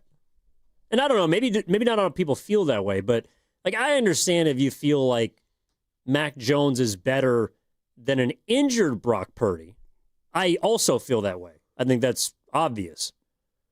But better than Brock Purdy, we've heard a couple people say that today. And I've seen some of that on social media. And I don't really know how you can come to that conclusion yet. The only way you could come to that conclusion is if you, you're going to think I'm joking here, but does like Mac Jones's Alabama career count? Sure. Like he's had a body of work that at times has been impressive, Mac Jones. I don't think he's better than Brock Purdy. And even if he is, I couldn't say it yet because he's only played a few games for the Niners. Or he's as good. Yeah, that's fair. I think Austin and San Jose on the chat is saying as good. Why? Like, I could see how somebody would be like, well, Purdy's more mobile, but Mac Jones has a better arm. So it's kind of a wash. Well, not if he's been accurate so far, but not if he starts throwing the ball into the other team. But what we've seen so far, he looks pretty good. I don't think it's as big of a deal as we're making. I don't think there's anybody that's saying Mac Jones should be our starting quarterback. They're saying Mac Jones should be our starting quarterback until Brock Purdy is fully healthy. I think most fans would say that. No, I got to. Jim Mole's been hitting us on the Boxer and Gerson work injury attorneys text line. I mentioned this. You didn't really. I don't know if you responded or not. Say what you will, but you can't deny there's a feeling in the air around Mac Jones. Yeah, sure. There has been. But why wasn't there that feeling around, or if there was, I could be wrong, why wasn't there a feeling around Brock Purdy after the Seattle win? Is it because last year just left such a stain on his resume that one win with Jake Tonjes catching a jump ball was not enough? The problem Purdy's having is he's not himself. And this is what I was telling Goo. I believe that he is not playing well because of his injury. Because he didn't look against Jacksonville, to me, like he's looked against other teams. There just was something that was not comfortable about him. And I got to believe it was the foot because he's played a lot of good games in the past when he's been healthy. And this is kind of what I mean. The 49ers have no choice but to believe that it's his toe. A, because it probably is. B, because they've seen him play great when he's healthy. So, to me, I don't think there's a lot to see here right now, but I don't know how long Purdy's going to be out. I mean, could it reach a point where too much of the season has gone by, and now you just got to go with Mac Jones because he's got 5 straight starts under his belt, let's theoretically say, under worst-case scenario? I mean, I think it's a win-win. Like, Mac Jones is playing well and can buy Brock Purdy more time, and in the meantime, you haven't lost a game. When the backup quarterback steps in, you're supposed to lose. I mean, I don't think this is a Minnesota situation where Carson Wentz might still be the starter by the end of this thing, even though J.J. McCarthy is supposed to be the next man up. Again, like at Mac Jones, this is not a new quarterback we're seeing. And I guess I'm just not ignoring what preceded his time in San Francisco. And I think that Mac Jones is, while he's been better and certainly has been good enough to win you 3 games, one of which on the road in a short week, not to be dismissed. But him being just as good as Brock Purdy, I think that's a reach. Hey, guys, I just want to jump in real quick just to give you some updates. The Niners did practice today, so Cam Inman, Niners insider, was there, and he said that he didn't see Brock Purdy practice. Mac Jones suited up, but he only saw Amar throw. George Kittle is still running on the side, still on IR, along with Upton Stout, Alfred Collins, Ben Barch, Jordan Watkins. Jawan Jennings suited up today, so that's good news. Also, he didn't spot Ricky Pearsall or Christian McCaffrey, and I don't think Trent Williams played at all. Well, they don't practice at all. Right, practice all. Vet days. Yeah. But that's also, well, yeah, and then the Kittle news lines up. He's more likely to return week 7 against Atlanta. And Brock Purdy's not out there. I think that Mac Jones should start on Sunday against Tampa Bay. But it's not because I think he's the better quarterback. I think it's because Brock Purdy is not healthy. I agree. No, I agree. And I know it's very little information, but it sounds to me like Purdy didn't practice today and Mac Jones was in uniform. So that in and of itself tells me Mac Jones is probably closer. Yeah, I mean, the two guys I'd also like to know about moving forward this week are not the quarterbacks, but they'd be the wide receivers. Where's Pearsall at? Where's Jennings at? Jennings has been in and out throughout the season, and that was the first game Pearsall missed. So, I mean, I don't know. Is Pearsall's knee more serious than he was letting on? Did he not play just because it was a short week and they didn't want to push him? I thought it was interesting that they, we talked all week like they were going into that game and they were just going to Thomas Morstead punt on it, but they ended up looking pretty good out of the gates, and I didn't get the feeling at all like they had it. They went out there the first 2 drives and just rolled. Yeah, I don't think they went into that game thinking they didn't have a chance, obviously. Let's go to Leroy in Oakland. He's got something. Oh, he's got something, all right. What's up, Leroy? What's up, Steiny? What's up, Evan? Yo. Man, Brock Purdy, I hope you are listening. You better hurry up and get back, and this will take care of everything, but it's dependent on you, Brock. You better heal up, and you better heal up fast, because this notion about, a quarterback can't lose his job to injury is bull. Just ask Alex Smith. He was out for injury. Kaepernick came in. Curtains. Sometimes things just shape up. Basically, Mac Jones has been throwing to Kendrick Bourne his whole career. So he's familiar with Kendrick Bourne. He fits Kyle Shanahan's system to a T. There's some quarterbacks that are good in Kyle Shanahan's system, and there's some quarterbacks that just fit it even better, that fit it great. And if Purdy don't hurry up and get back, hey, oh, man, it's going to get juicy. That's all I got to say. Hey, Leroy. Yeah. He should probably come back even if he's hurt, right? No. Just, I mean, he's going to have to put up with some pain, not if he's hurt. Man, you guys have been talking about hurt versus injured, and not if he's hurt. But, man, if you just injured, man, you might have to suck it up, man, and come in and play, because this cat is balling, and sometimes you can't deny certain things. So if you let Mac continue to ball, Purdy, look, I'm just saying, it's going to get juicy. I mean, I don't know if it's a good problem to have. I keep hearing good problem to have, good problem. I don't know about that, because Shanahan is the type of guy, he'll just eliminate the problem. And, he loves Mac anyway. He wanted Mac Jones anyway. And that's because he just feels like he really, really fits. Does Purdy fit? Yeah, he fits Kyle Shanahan's system. Like I said, there's some guys that really, really, really, really fit. And Mac Jones is that guy. So, Purdy, let's go. Get back, baby. If you want to keep your job, get back. All right. Love you guys, man. Thanks, Leroy. Thanks, Leroy. Appreciate the call. How far do you think we are away from that? We are 2 to 3 weeks. 2 to 3 wins away. Yeah, 2 to 3 wins in the next 2 to 3 weeks. Let me ask you. Here's the way I look at it, and I get it. Controversy is a bad word. We're having a conversation about it. But what's the worst thing? Like, there is no worst thing that can happen. The worst thing is that you look bad. Okay, fine. That's fine. Yeah. But you look bad having 2 good quarterbacks.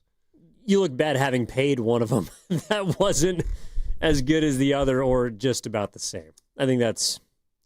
It looked like you made a premature decision about a guy. But again, that to me is worst case scenario, and I don't think it's going to get to that point. But I think you're jumping to the conclusion that Purdy just stinks from here on out. Mac Jones is good, and Mac Jones becomes the starter. No, it's not that Purdy stinks. It's that Mac Jones proves that he can do for this team what Brock Purdy can do, but at a tenth of the price. I think that's what. I mean, for some reason, like, people have always been fixated on the number for Purdy, the contract number. The contract number, and to me, that hasn't gone away. Last year was, well, he's not worth 50, or I think 60 might have been thrown out at some point. And now he's still not worth that number, even though, and I do have to remind people that, yes, $53 million per year is a lot of cash, but he didn't reset the market, which is what a ton of quarterbacks in his position did before him. He's like, what, the 9th highest paid quarterback by AAV? Something like that, yeah. I mean, by NFL starting quarterback standards, the deal that they got for Purdy was at the time considered a pretty good deal. Now, if he doesn't play well, doesn't age well, that's a different decision. But at the time, I don't remember a lot of people that came in and said, that's a bad deal, other than the people that didn't want to pay him in the first place. Right. I don't really make a distinction between 45, 53, and 60. Because to me, it's more about they've made a decision that he's their guy, or at least they're paying him like he's their guy. So if it got you, if you get 45, 52, 60, if you believed in him, you believed in him. So it's not so much the money for me. It's that, you know what, pro sport, if somebody comes in and he's better, then you do have an issue. But I'm with you right now. He's only played 3 games. Let's see what happens the next 3 to 5 games. All right, we got the crossover coming up next with Mark Willard and Dan Dibley, so don't go anywhere. We are 95.7 The Game. Ready for the ultimate red and gold game day? Laughing Monk Brewing is the place to park, party, and ride. Skip the traffic. Forget the expensive parking. Park for free and dive into an epic tailgate with mouth-watering food, ice-cold Laughing Monk beer, and every game on TV. Catch 95.7 The Game's pregame show with Lorenzo Neal and Evan Giddings. Then hop on the free shuttle minutes away from the stadium. Shuttles are first come, first serve. So head to 957thegame.com to sign up and join the party. What if you had the smartest Wi-Fi? If you did, it'd be Xfinity, of course, and it'd come with their best state-of-the-art equipment. It would boost speeds to the devices that needed them most, prioritizing your most important connections, whether you were streaming, gaming, or gaming while pretending to work. And it would let you stream 4. That's right, 4 games on one screen. It would even power your mobile connection so you could bring faster, secure Wi-Fi speeds with you where you use it most. It would be proactive and fix problems before you knew you had them. Impressive, right? And it would have security features that protect you from threats at home and online. Kinda like a force field for your life. If you had the smartest Wi-Fi, well, everything would work together seamlessly to keep you connected, no matter what. Xfinity. Imagine that. Restrictions apply. Attention taxpayers. If you owe $5,000 or more and have missed another tax deadline, you're officially on the IRS's radar. The IRS has resumed aggressive collections. That means wage garnishments, bank levies, even seizures of your home, car, or retirement accounts. If you owe $5,000 or more and missed the deadline, you're stacking new debt on top of what you already owe. Call Priority Tax Relief now. Their experts fight back fast and are saving their clients millions in tax debt every month. I owed over $50,000. And they settled it for pennies on the dollar. These guys are as legit as they come. After speaking on my behalf with the IRS, my entire debt of $25,000 will be eliminated. Whether you've received collection letters or you're already facing liens and garnishments, call for your free consultation. There are no upfront fees. Priority Tax Relief. Let's make your taxes our priority. Call 800-464-1899. 800-464-1899. 800-464-1899. Priority Tax Relief. This is the story of the one. As a custodial supervisor at a high school, he knows that during cold and flu season, germs spread fast. It's why he partners with Grainger to stay fully stocked on the products and supplies he needs, from tissues to disinfectants to floor scrubbers. All so that he can help students, staff, and teachers stay healthy and focused. Call 1-800-GRAINGER, click Grainger.com, or just stop by. Grainger, for the ones who get it done. 1-877 Cars for Kids. KARS Cars for Kids. 1-877 Cars for Kids. Donate your car today. 1-877 Cars for Kids. KARS Cars for Kids.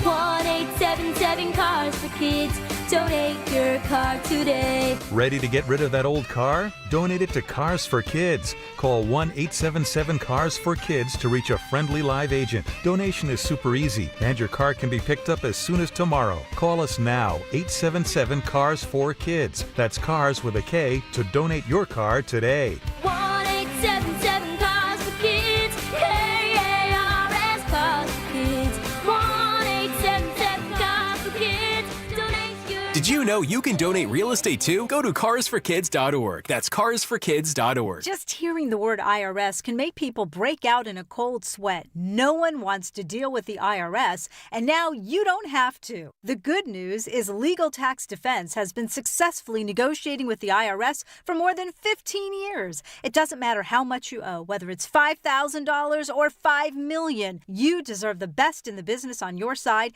and that is Legal Tax Defense. Even if you're working with someone else and just want a second opinion, there is no cost or obligation to call. They can prevent levies, liens, wage garnishments, even file back tax returns. And the best news about Legal Tax Defense is they won't take your case unless they know they will reduce or eliminate your tax debt. Call Legal Tax Defense right now for a free no-risk consultation. 800-323-8922. 800-323-8922. You have nothing to lose but everything to gain. 800-323-8922. With great deals coming this Prime Big Deal Days, October 7th and 8th, greatness is a deal away. So if you love baking, you can get a deal on a new mixer, transforming you into the Lord of the Loaves.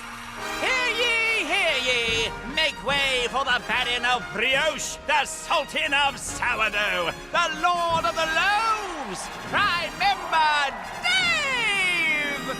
Yeah, hi? Get up to 40% off with Prime Big Deal Days, October 7th and 8th. This is Greg Nemitz from the Autism Society. The Pettinelli Financial Golf Tournament raised over $100,000 for our organization. Thank you, sponsors, players, volunteers, and thank you, Pettinelli Financial.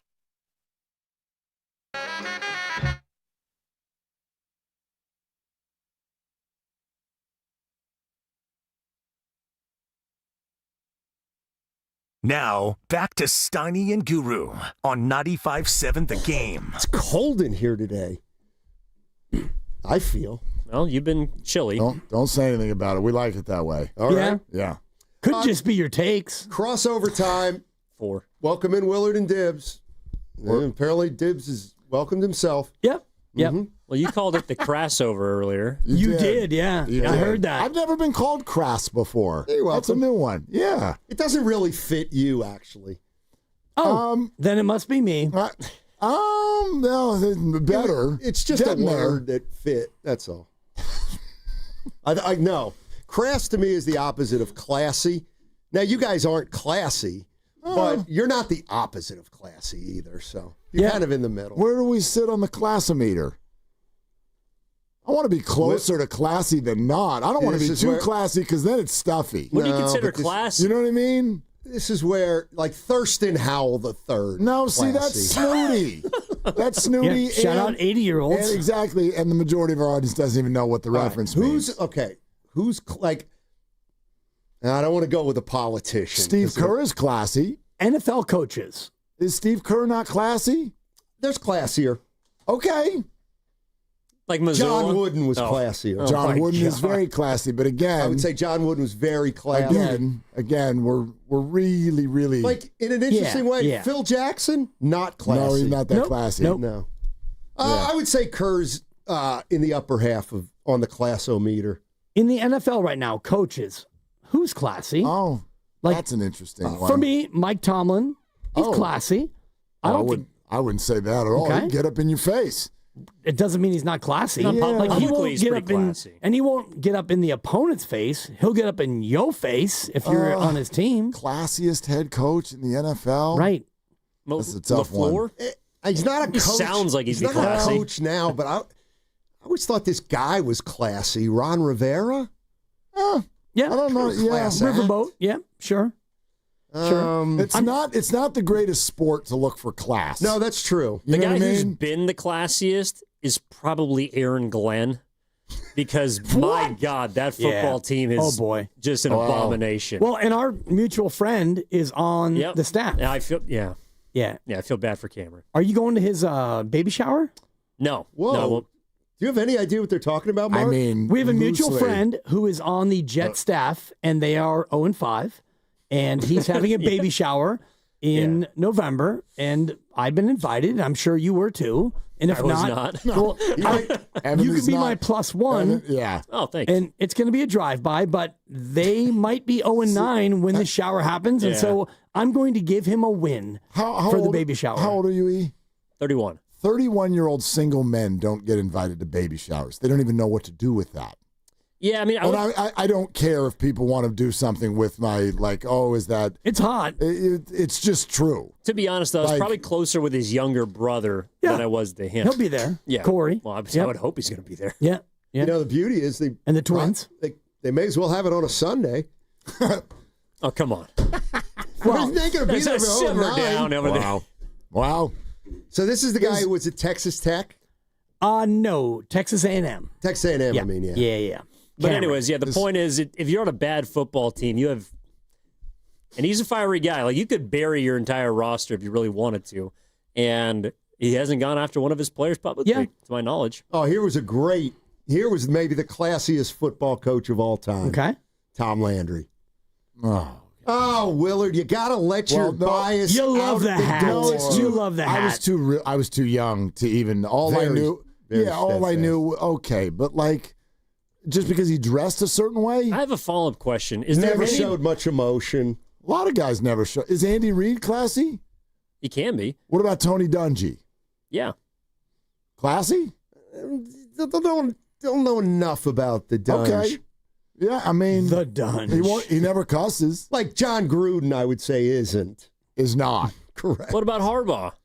Which one? Not Harbaugh. John is Harbaugh. much more classy. no. John is much more classy than Jim. According to you, it doesn't sound like there's been a classy person born after 1980. Disagree. It's a good observation right there. Well, the 49ers had two of the classiest coaches going, Walsh and Seifert. Yeah, I thought. Again, 1980. This feels ageist. It really does. Okay, well, let's... like, do you hate the world now? What? No, that's what it sounds like. I hate the world? Who's good now? Now. Who do you like now? Not 35 years ago when life was grand in the greatest generation. But give me a category of what we're talking about. Who's classy now? Oh, well, Finchy. Chris Finch. Okay, not just Class your personified. I would say Kerr's got some class. Okay. For sure. Some. Oh, and I know. God, I forgot. J.P. Adelman. Steph Curry's classy. No doubt. Steph Curry's very classy. No doubt. All class. All right. Although, I mean, yesterday in the second half, so they play the first half, and then you come out for the second half, and you look at the bench, and, well, no Steph, no Draymond, no Al, brand new, no Draymond. Are they back there, like, showering and playing cards and dominoes, or can we come out and support Quentin Post as he's trying to knock down a three? I don't know. How many players? I mean, did they have enough bench spots? Like 40 people played. The bench was wide open. How about the Lakers stars didn't even come? Didn't even show up. I think LeBron was there in streets. No, I mean, like... He said hi to Draymond after the game. Yeah, they didn't play. They didn't play. Warm embrace. Before his big announcement tomorrow. Yeah, what do you think that is? What, LeBron? You didn't hear? No. The decision 2. You think you guys didn't hear? October 7th, 12 o'clock Eastern. I have no idea what's going on. Give it to him, No Evan. clue. What's happening? Well, it was a video released by LeBron a couple hours ago. No audio, just him walking to a chair opposite another gentleman, and it then ends with Jim Gray? Yeah, the was it decision Jim Gray? 2. It wasn't Jim Gray. I honestly don't know who it was, but it ends with the decision 2 coming tomorrow, October 7th. LeBron James teases major announcement Tuesday with a post mentioning the second decision. Yeah, he's probably announcing that this will be his last year. Yeah, that's what I said. Yeah, because he wants a retirement tour. I've always thought LeBron would do that before the year, not at the end of the year, because he wants every city to get him wine and, you know, maybe a new set of golf clubs or thank him and standing ovations every night. No, Sure. Yeah, I bet that's what he's doing. And That'd be my Steiny, guess. you remember the original retirement tour? Of LeBron's? No, the original retirement tour was made by a true legend. Serving. Kareem Abdul-Jabbar. This is where I don't like to do this on air. You can do it. Do it live. He was classy. He was, and he retired in '89. And Julius Erving did the same thing in '87. Yeah, remember they went around. don't the remember. Lakers gave him a rocking chair. Okay. The Celtics gave him a bunch of stuff. Did you hate watch his last few games or something? Yeah. Is that I hate is how you watching. knew? What did I the hate Pistons watching give every him? single 3 body That's slams. amazing. Yeah. What did the Mavericks and a give him? headlock.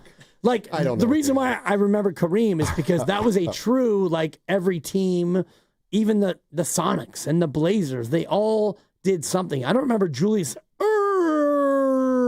Erving. Yeah, it was a big one. That was for you. It was a big one. I don't think he's going to announce his retirement. What do you think? What do you Apparently, think it there's is? something. Go ahead. So there's a lot of people hypothesizing tomorrow, which is also Prime Day, Amazon Prime. Oh, okay. So this is a partnership. It's sponsored. LeBron has a deal coming with Prime, and he's going to announce something related to it tomorrow. Okay. What would I don't he know be, what it is. What I would just he be doing? Buying half of it? $1 billion contract. I don't know, of which he already has one with Nike. Right. Let me tell you something. If it has anything to do with Amazon, he's a tool. Well, The highest order. That's not a very fair. classy thing to say. In my book, he now becomes a tool. Come on. The last game of the year There's on no Prime. way. On Prime, by the way, this regular season is Lakers at Warriors. Just saying. April 7th. Tomorrow is Prime Day. You get some good deals. Yeah, Steiny. yeah. You get some good And I deals. wonder if you're Deion Sanders, how are you not like? That's a great point. Okay, how that's are you good. not totally deep on like Prime Day? I put that on Prime, though. That's on Amazon. You got to hire Dion. No, that's on Prime. Amazon is bigger than Deion Sanders. Right, but he's Don't the tell him perfect. that. Yeah, he's the perfect. Like if you need a pitch man, that would be the one I would go get. Right, but if I was Deion Sanders, prime time, I would have had Amazon give me, I don't know, $100 million in money for my fledgling, struggling college team. That they could use about $100 million now. They're not great. He'll be fine. Yep.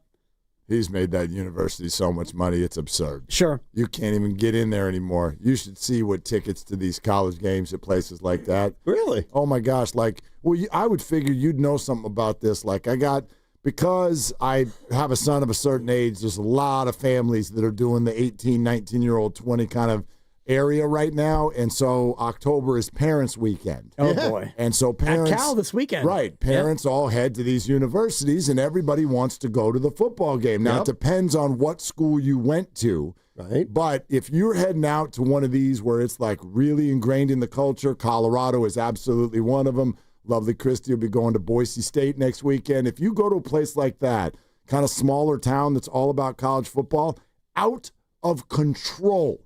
Like, you want to go there with a spouse and bring your child to the football game, I hope you brought at least $1,000 and a 4-leaf clover.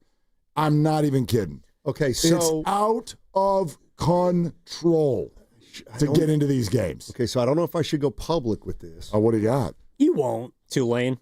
Yep. So, well, you probably know somebody. We're gonna surprise my daughter for Parents Week. She's not listening. I know that's definitely not. But she can't hear if I whisper. She's in New Orleans. Good point. So, that's radio knowledge right It's funny. there. We're like, let's do it, and they're looking at tickets for the Tulane, Florida International. It's like $190. FIU travels now. See? $190 Well, you don't want a loss. And I don't think New Orleans. You don't want a loss on Parents Weekend. You Good tell point. me, is the area like totally all about Tulane football? No, nobody cares outside the campus. That's my point. They now care go on the campus. But we'll go to one of the cities where like that's their jam. Go to Boise. Go to Boulder. Go to, I would imagine, Nebraska. Go to Lincoln. Go to cities like this. Yeah. Out of this world. Like, we're already sending a kid there. I got to think these parents are you kidding me? Steiny, it's an easy solution. And I'm gonna give you 2 words in honor of your earlier 2-word thing about what was it, the development, the environment. Thank you. Yeah. Those 2 words. Scalper.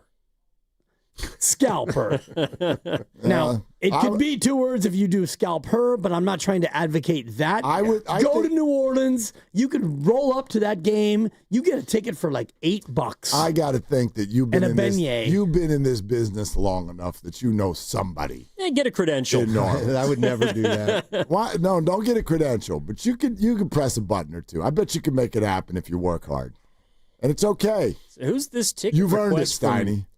Matt Steinmetz. Steinmetz. Bay Area. I knew the. You're listening. Oh, boy. To 95.7 The Game, KGMZ FM and HD1 San Francisco and Odyssey Sports Station. Always live on the free Odyssey app. Now broadcasting from the Laughing Monk Studios. Willard, I know 49ers didn't have a game this weekend, but boy, Brock Purdy seems to be losing ground in this quarterback competition. According to who? Oh, A lot of people. Matt Steinmetz the people, is the answer. the people who call radio shows. Exactly. Yeah. Okay. That's been that way for the whole time, has it not? The faithful. The unfaithful, exactly. The 49er faithful. They're losing faith. The lacking faith full. Yeah. No, it was a perfect weekend for the 49ers. Not according to Evan. Why not? Well, it was from the standpoint of the division. You gain a game on guys. You're already 3-0. And beyond. I would go past the division. Yeah.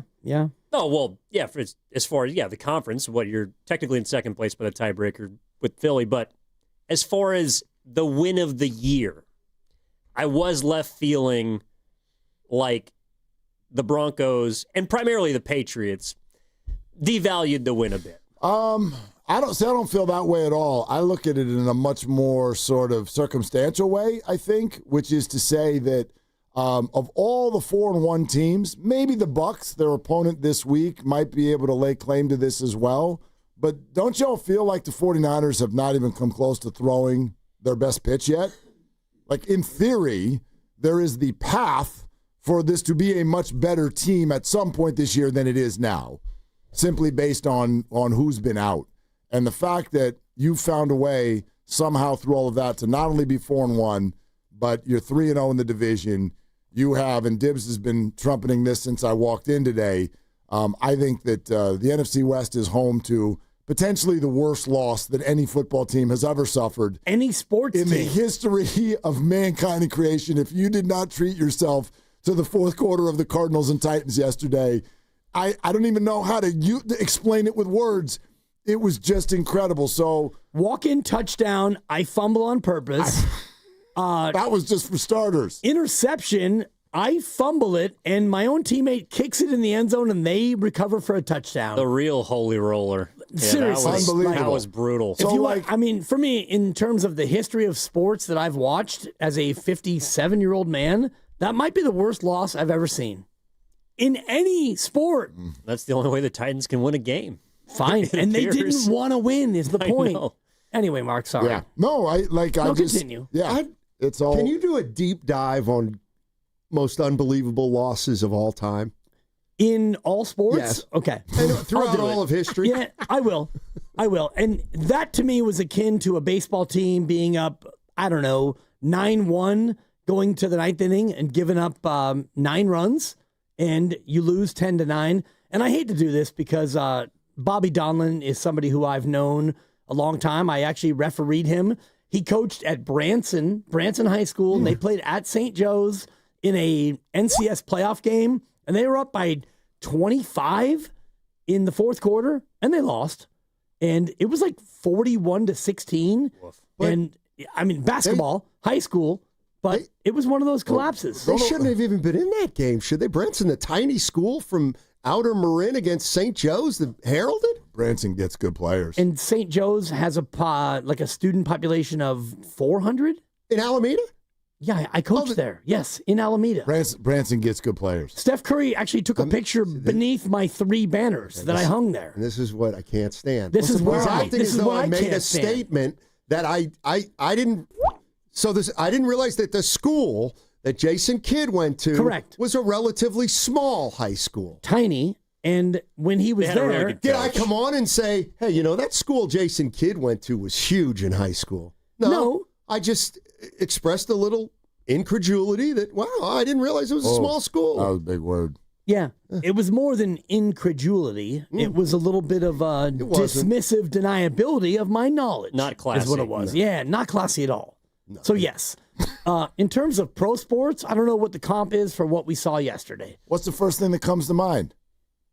Like the most Kyle Shanahan, 28-3. The incredible losses. That's a good one. Yeah, that's the one it's not Kyle Shanahan, but right. Yeah, that's a good one. Well, what about the what's his name? Reich. Yep, the old Frank quarterback Reich. was in it, but 30, he was a coach. 35-3. Yeah. Warren Moon, right? Yeah, 28-3. Wasn't it 35? Super Bowl. Oh, 28. 28-3. Wasn't there a game Tom Brady down. Wasn't there a game in the NBA last year where a team came back from like 30? And it was one of the biggest of all time? There's almost, but well, now that I happens feel all like the time. The Warriors blew a 10-point lead with like a minute left to the Jazz, I think. They did. Pretty incredible. On the night they sent Andrew Wiggins to Miami. Yeah, that's true. That was tough. But yeah, you're right. The Warriors have about 4 or 5 of them every year, it feels like.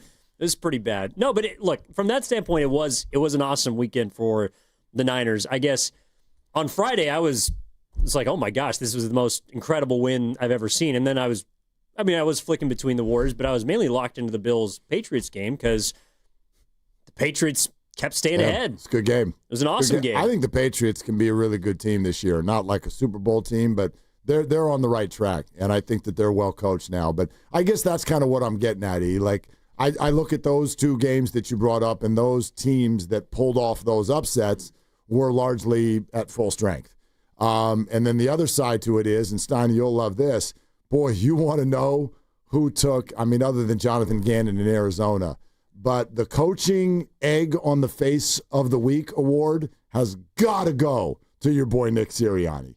I'm sorry, because dive that box score and I have. Explain this to me. It's called chess over checkers. Okay, explain that to me. Go ahead. They're punching it. They're punching the clock middle of the season. They jumped out. Listen, here's how it's going. But do you even know what I'm talking about? Absolutely not. Okay. Go ahead. No, you're on one. Go ahead. I saw Saquon only had 6 touches. Does that have something to do with it? 6 carries. We're saving him for the Eagles. year. The Eagles as a team carried the ball 11 times. Yep. They carried the ball 11 times. That's already not them. That's out of character. Mm-hmm. Now add in that you were up by 2 touchdowns in the fourth quarter, and you still didn't run the ball. Now add in that Diana Rossini wrote an article that morning that said A.J. Brown, and now join in Devontae Smith too, are super frustrated and livid with the way this offense goes. And, oh, look at that. Devontae Smith and A.J. Brown combine their targets, and they are 18 versus 11 carries to a team that has won 17 games in a row doing something a certain way. And I would argue, I think Nick Sirianni blinked at his receivers. Yeah. And he lost a football game because of it. I would take another look at that. All right. Take another look. I feel what's happening right now with the Philadelphia. First of all, chaos is our middle name. We've had it for years. I'm there. I got it. Yeah. Go ahead. Yeah. We'll get A.J. Brown squared away. He had 5 catches. He's coming. He We're did fine. for 43 yards, and then a full interview after the game, ripping his quarterback for throwing the ball over his head when he stopped running. Well, but so super. The 49ers going very well. 49ers obviously can improve because they got health coming their way. Hopefully. But how come a team like Philly or even Buffalo, who clearly had some underlying issues that eventually caught up with them in the 5th week, how come they can't reach another level as well? Of course they can. I'm not sitting here telling you that the Niners are better than the Bills or the Eagles. What I'm telling you is that not all 4-1s are cut from the same cloth. The Bills, I'm pretty sure, are going to win that division, and I'm pretty sure that the Eagles are going to win theirs. The 49ers have set themselves up to win their division better than anybody else in football, though, due to the fact that, A, they are not only now in first place and the rest of the division lost, but B, they're already 3-0 in the division, and C, they've done it with most of their major players not playing. And nobody else can claim anything like that. So it doesn't mean they're going to be healthy at any point this season. But in theory, you'd think that they would be, and that they've got a completely different pitch coming. And when that pitch arrives, they're going to have a lead. They're going to have a lead on the rest of the division now. Like, I would argue the Seahawks, Rams, and Cardinals, they all gaffed games away this weekend. All 3 of them. Yep. Even the Seahawks? Absolutely.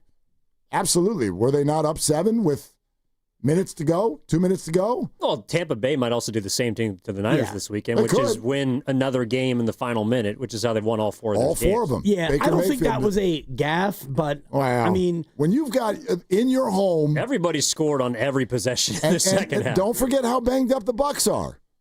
Super banged up. Best receiver, best running back out. Not best receiver. Ibuka. Exactly. Seattle's supposed to be, right? We've said it all year. Really tough place to play. Good defense. Not yesterday. So, anyway, a game they should have won. They were favored, and they had the lead with a couple minutes to go. Narrowly favored, and that was, came down to who has it last. And actually, the Chargers also 3-0 in the division. So, as we look at who else is 3-0 in the division, the Chargers are. And Steiny before, maybe it was off the air, you're like, oh, big game for us in our bet. Will the Chiefs make the playoffs? Big game. It's a medium game. It's not to me, it's not a big game because it's not a, late season game. But 3 weeks after us writing them off, they're already going to be tied for first place. Nobody wrote them off. No one. We made a prediction. Well, I did. And I did too. And I stick with it. Like, look at the schedule that comes after this game for Kansas City. That's why it's a big game. Well, they okay. can't afford to lose this game. Well, now that's different than what you said. You kind of made it sound like Dibs and I are riding on our hubcaps right now. You guys are in big trouble, and you know it. And you know it. Go I get it. 3-2. It's still early. Let's say they're 3-2 after tonight. Let's say they're 3-2. I looked at their schedule. Detroit, we're fine. Washington, Buffalo, Denver, and Indy. Stinks. Well, no, they don't. Stink. No, they don't. Kansas City handles them. Who else? I just said it. They go to Buffalo. They go to Buffalo. Buffalo got hammered last night. They didn't get hammered. They go to Denver. Field goal.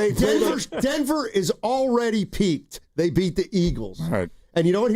Take this one to the bank. It's true. 49ers absolutely win Sunday because of the way the Buccaneers won yesterday. That's the way it works in the NFL. Like they've won every game? What is that? What's the way? 95-7. No, you have to describe the way. You have to describe that. They won a game they shouldn't have won. They've been winning too many of those. The Niners didn't? No. Oh. No, Niners have earned theirs. I see. Because we're in the Bay. The Buccaneers still have a lot to prove because they're in Tampa. I see. And we're in 95-7 the game territory. Classy take. Are they the smartest show in the Bay Area? You guys are an intellectual feast for the smart sports fan in the Bay Area. Wow. You're pretty much the smartest guys on the radio. I agree. Good Lord, how big is your ego? Are they the funniest show in the Bay Area? Give it a laugh. Come on. You're a funny guy. Come on. Give me a laugh. You are funny, dude. Hit that S again. Are they the coolest show in the Bay Area? And no white boys.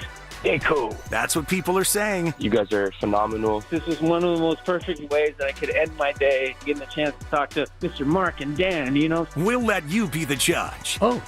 All I know is it's a couple of Bay Area boys talking sports. I know nothing. Thanks. It's Willard and Dibs on 95.7 The Game. All right, let's start this week. Let's do this thing. All right.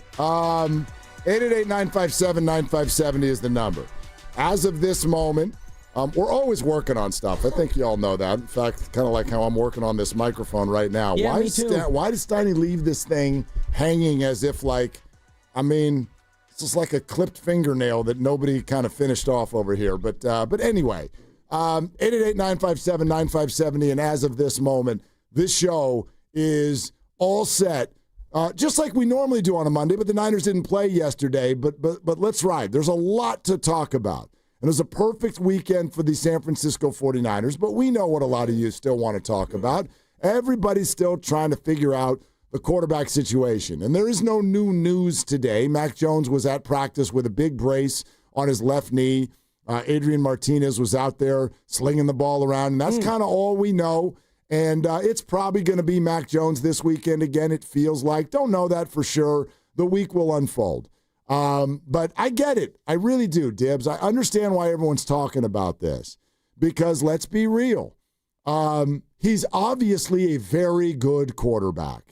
Multiple times he has taken teams to the playoffs, so we know he's good. He just hasn't won the big one. He hasn't won the whole thing as of yet. But he is subject to the fact that when things start to kind of crumble around him, if he doesn't have a really good defense next to him, then it becomes really hard, and the performance goes down. And now we have to sit here and also worry about his health. Forget the health of the rest of the team. We have to worry about his health, and that's scary. So I get why everybody's questioning the quarterback. I'm talking about Lamar Jackson. You realize that, right? Yeah, I wasn't sure. Yeah, Lamar Jackson. That's who I'm talking about. Wait. No. Joe Burrow. Joe Burrow. That's who I'm talking about. Joe Burrow. Sure, he's been to the playoffs. He's been to a Super Bowl. Yeah. Hasn't been able to get his team over the top, and darn it, when things aren't going well around him, doesn't always make the playoffs. And Who else, Mark? Who else? Justin Herbert. No, that's right. I'm talking about Justin Herbert. Multiple times he's gone to the playoffs, but it just when things aren't, when he lost 2 offensive linemen, and now he's lost his second running back of the year, by the way, Omarion Hampton, on his way to IR. Sorry, fantasy football community. So, yeah, I'm talking about Justin Herbert. Are you really? And Joe Burrow. Yeah. And Lamar Jackson. And Brock Purdy. Right, and Brock Purdy. So there you go. Yeah. So, and we could talk about Brock Purdy as Brock Purdy, but the way you laid that out is totally true. Like Baltimore, okay, lost Lamar for who knows how long, and now you can't win, and your defense, which was already shaky, is now far, far worse because complimentary football, let's all remember that part of it. And the Chargers, where you lost your running back again and you lost your tackle, and now your quarterback, who's supposed to be super shiny and sparkly, well, now you're having a hard time as well. You can go to any team, any situation. When you lose key guys, you're going to be worse. And if it's the quarterback or the tackle or the wide receiver or the tight end, whatever it is, we have to all look at it in terms of the team, not the guy, the team. Well, thank you. Why, y'all want to do this from the other side? You don't want me to put Brock's name with those quarterbacks? Fine. Let's do it from the other side. Okay. Why is Daniel Jones good? Why is Baker Mayfield good? Why is Sam Darnold good? Why are they suddenly good? Magic? They just don't. Why is Mac Jones suddenly good? Mac Jones. Yep. Why is he suddenly good? It's like, wow. All of a sudden, these guys just, they found it. I wonder what they found. Well, they're not Browns, Jets, and Patriots anymore. That's what they found. So what does this say? The funniest one to me is how many people I hear think, because first of all, Mac Jones isn't even a free agent at the end of this year. He signed a 2-year deal with the 49ers. But how many people think that after these 3 football games that the rest of the league is salivating to make Mac Jones their future? He's going to get the 5-year, $220 million deal as soon as he's a free agent because somebody's going to bring him in because they see that Mac's now figured it out. Mac has become an adult. He now knows how to play NFL football, and he is ready. He is ready to live up to his first-round draft status, and he is going to take somebody to the promised land. The rest of the league knows the same thing that we should all know here in the Bay Area. If he doesn't bring Kyle Shanahan with him, he's going to go right back to looking like he used to look. So I'm not here to criticize any quarterback, not Mac, not Brock, or any of these other guys either, because they're all wonderful quarterbacks. Not everybody in the league is, but a lot of them are, or at least capable of being really good if the team around them is healthy and well-constructed and well-coached.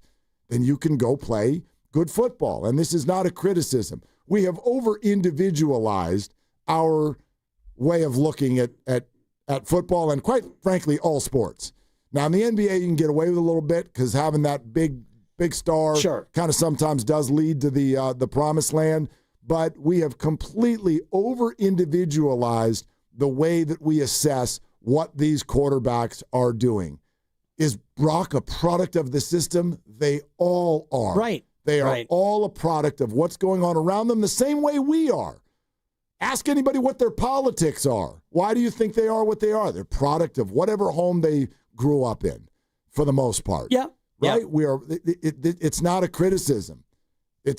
We keep looking at it as a criticism of these quarterbacks. It's not a criticism. It's the way it works. It's a reality. Yes. And you look at Sam Darnold, who signed 3 years, $100 million with Seattle, and he's got a deal, and he has a good offensive coach who is, somebody who's going to help him play well. And so, yeah, Sam, go out there and be good. Geno Smith got a deal with Vegas, and whether or not that works out, he did that based on what he did in Seattle. And Daniel Jones is the interesting one because he signed a 1-year deal in Indy. And so, okay, if he has that kind of a year, they have to decide what they want to do because they drafted a guy.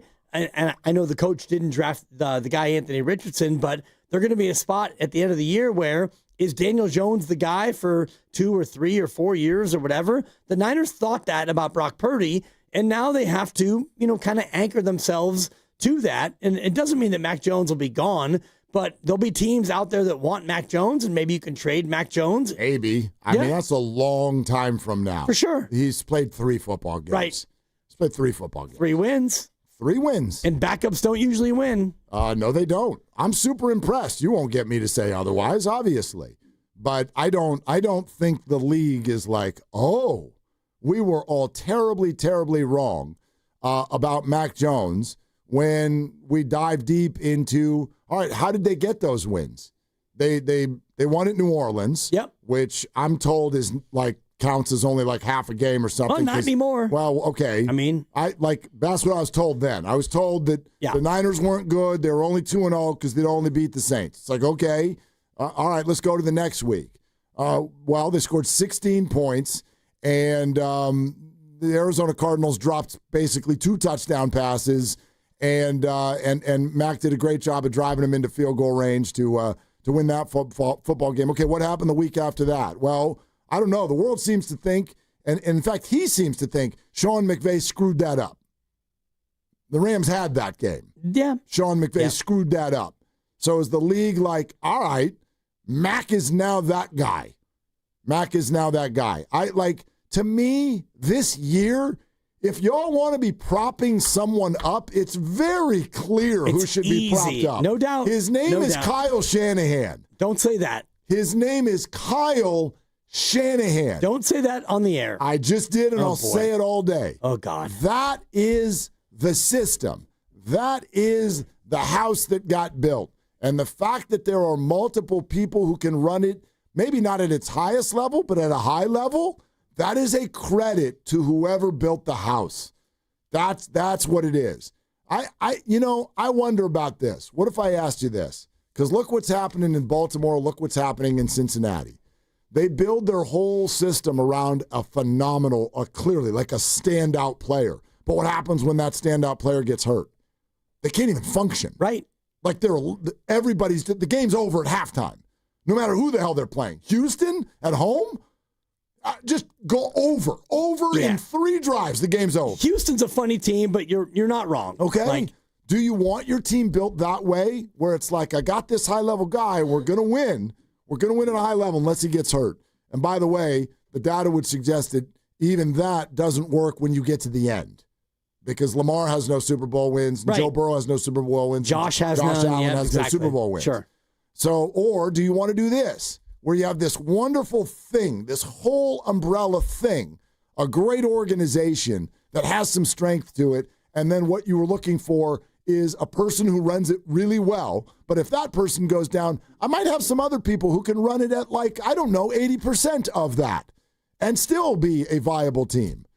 I don't know. You tell me. What's the better way to run a team? The better way would be to be sustainable through injury. And, we talked a lot about the Niners and how they've led football for the majority of 5 or 6 years in injuries, and yet they've been right there in the playoffs and right there in the end. So for me, it's not even a question. And you look at all these other teams and, Buffalo, Josh Allen never misses a game, and he's good and they're good. And you get to the playoffs and maybe they're not good enough to win those games. And so you have to look across the league and figure out what other teams are this sustainable. Like Kansas City, Patrick Mahomes never misses games. Right. He breaks his ankle, whatever. He still plays, and they still win.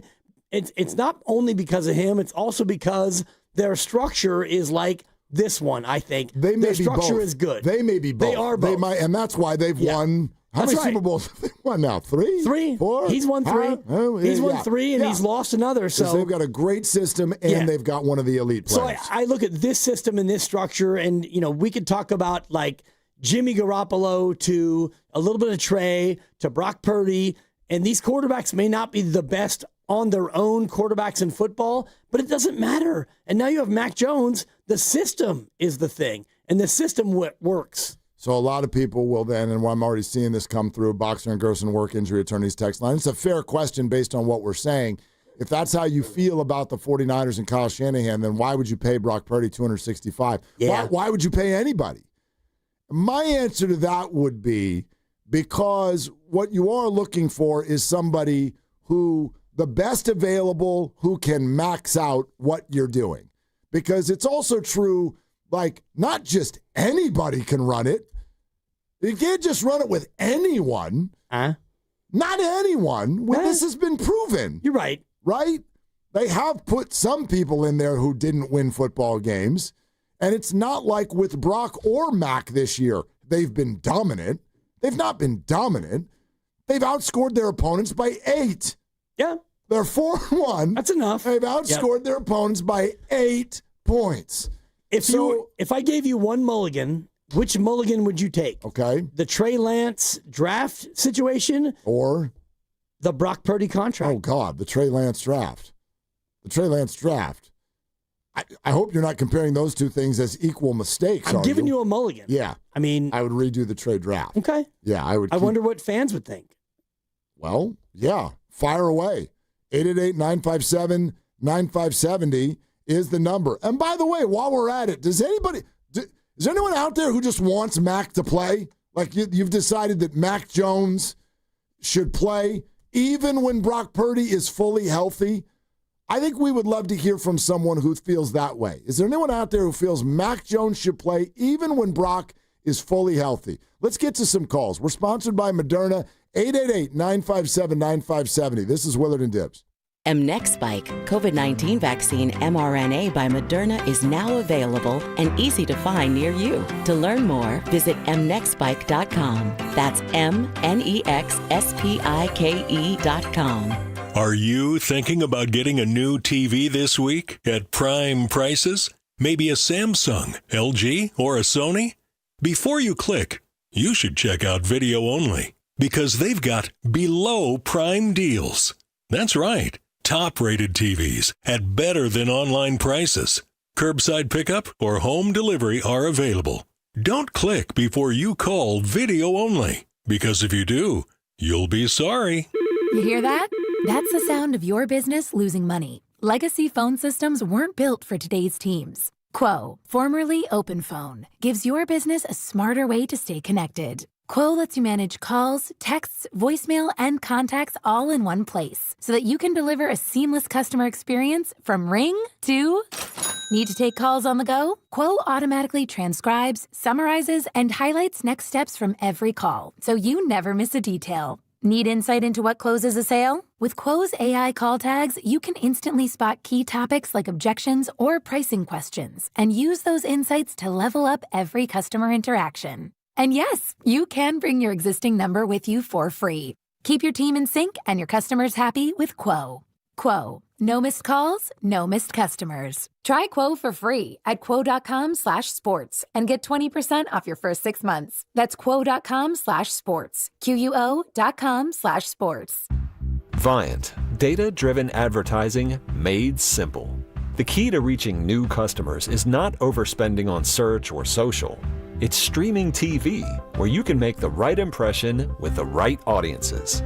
No stress, no guesswork. Just smarter advertising that drives new business growth. Viant. Visit ViantCTV.com to learn how easy data-driven advertising can be. This is Chris Dolan. And I'm Vanessa Deniston, senior attorney from the Dolan Law Firm. Chris, what's with all these out-of-town personal injury firms coming into the Bay Area with these catchy jingles and funny names? Unlike the Dolan Law Firm, most of these firms are from out of state or in L.A. The Dolan Law Firm is headquartered right here in San Francisco, going on 30 years. We live here, we work here, we win here. The Dolan Law Firm, we're the best lawyers we hope you'll never need.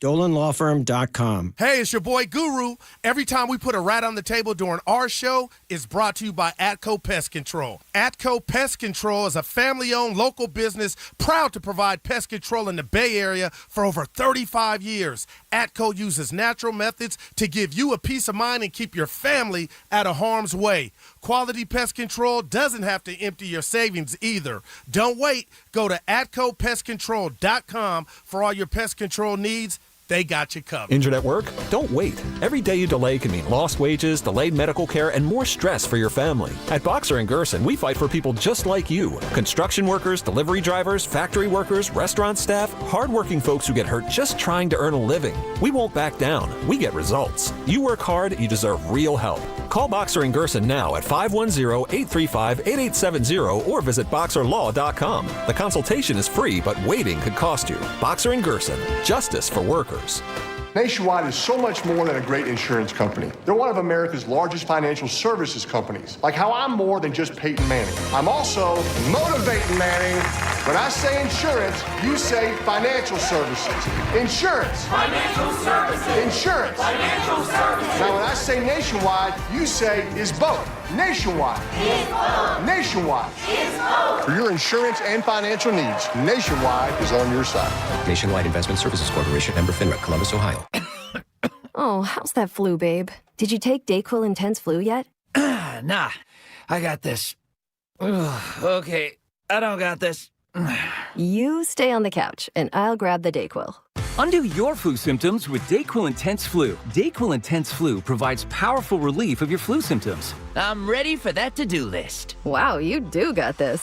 Dayquil Intense Flu. The daytime coughing, aching, fever, under your flu medicine. Use as directed, keep out of reach of children. When your reputation's on the line, you don't leave anything to chance, especially your primer. Painters trust Kills primers for a smooth start, strong adhesion, and serious stain-blocking power. And now, the full Kills lineup is available exclusively at the Home Depot. Need it fast? Get same-day or next-day delivery, or order online and pick up in-store. Kills primers. Pro results, faster. The Home Depot. If you're a pro, you know. Straight Talk presents The Math of More. Here's how it works. When you say yes to more with Straight Talk, you're left with more for all the other good stuff. So getting an unlimited plan starting at just $25 a month equals more savings for your family's weekend adventures. And with a network covered by Verizon, you can share more from wherever you go. It's simple math, really. More equals more with Straight Talk. Available at straighttalk.com and Walmart.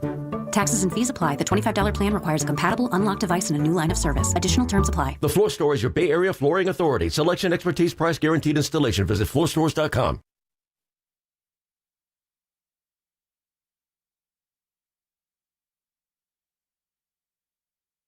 Now, back to Willard and Dibs. It's a fantastic question. It really is. It's the first time I've been asked it this way.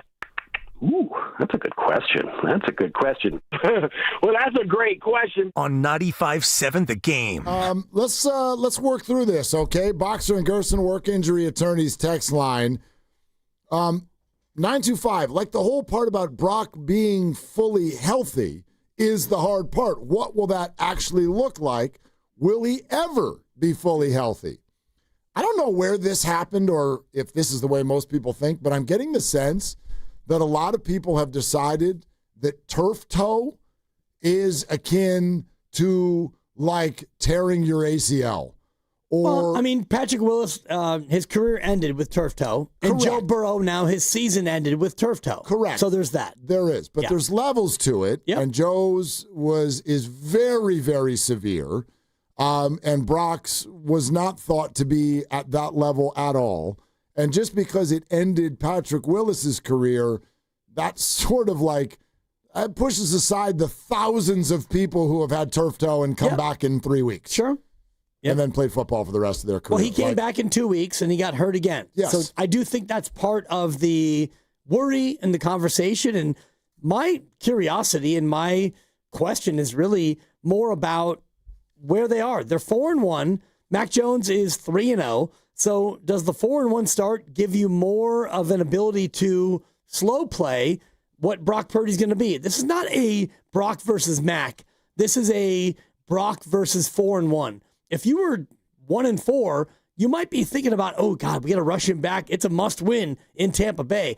For me, the fact that you're 4-1 makes it a little bit more likely that you can slow play Brock and, have him come back when he's really, really, really ready. I'll buy that. Yeah, I'll buy that. I still don't know exactly how you're supposed to know when he's really, really, really ready.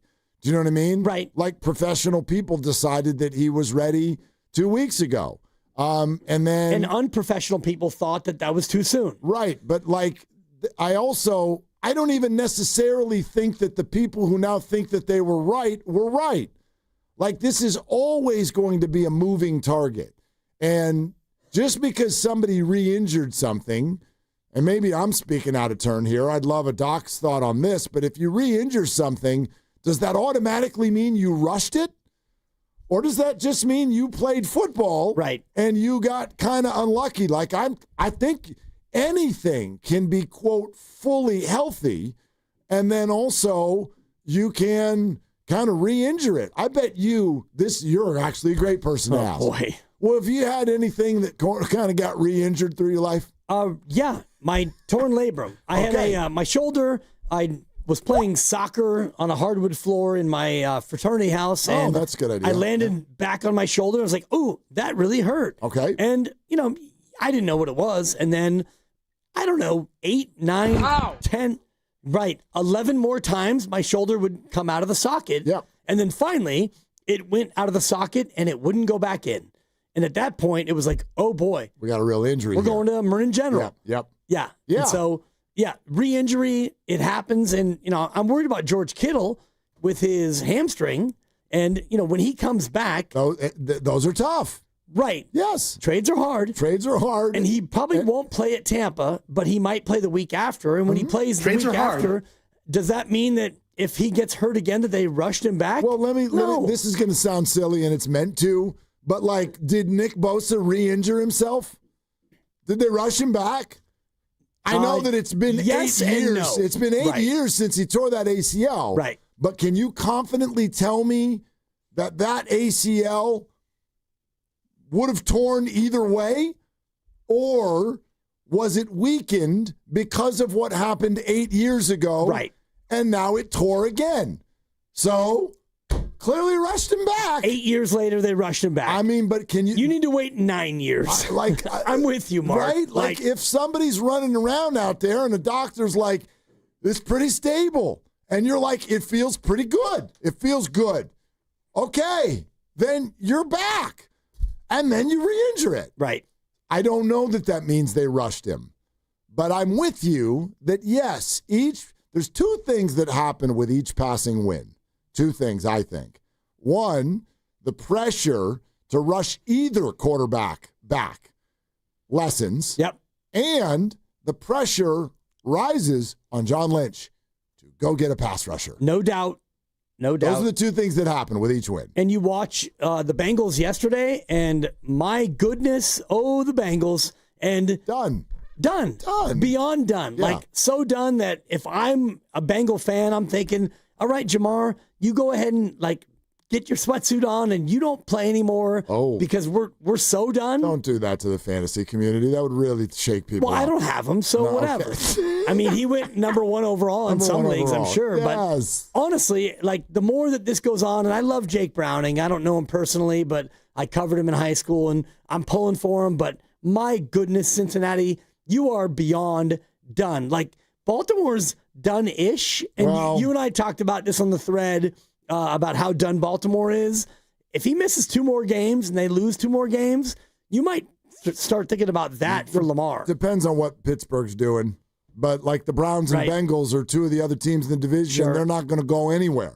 So I mean, Cleveland is Cleveland's sneaky, not bad. You might win the division with 6 wins this year. My God, you go 6-11 and be like, we're hosting division, round 1. You normally go 9-8, and you take third. I know. And Pittsburgh is fine. I think they're 3-1. I think so. They're in decent. Yeah, they're in decent shape. But I don't think that's a great football team by any stretch. So I just don't think anybody's going to run away. Therefore, I think Baltimore, at least for another week or two, is still alive but they've got some tough games coming up too. So all 4 teams with a negative point differential, right, including Pittsburgh, right. And I guess I think better about Cleveland, assuming that they won yesterday and the wake and take. But as I texted the group, my Minnesota -3.5 stone cold lock.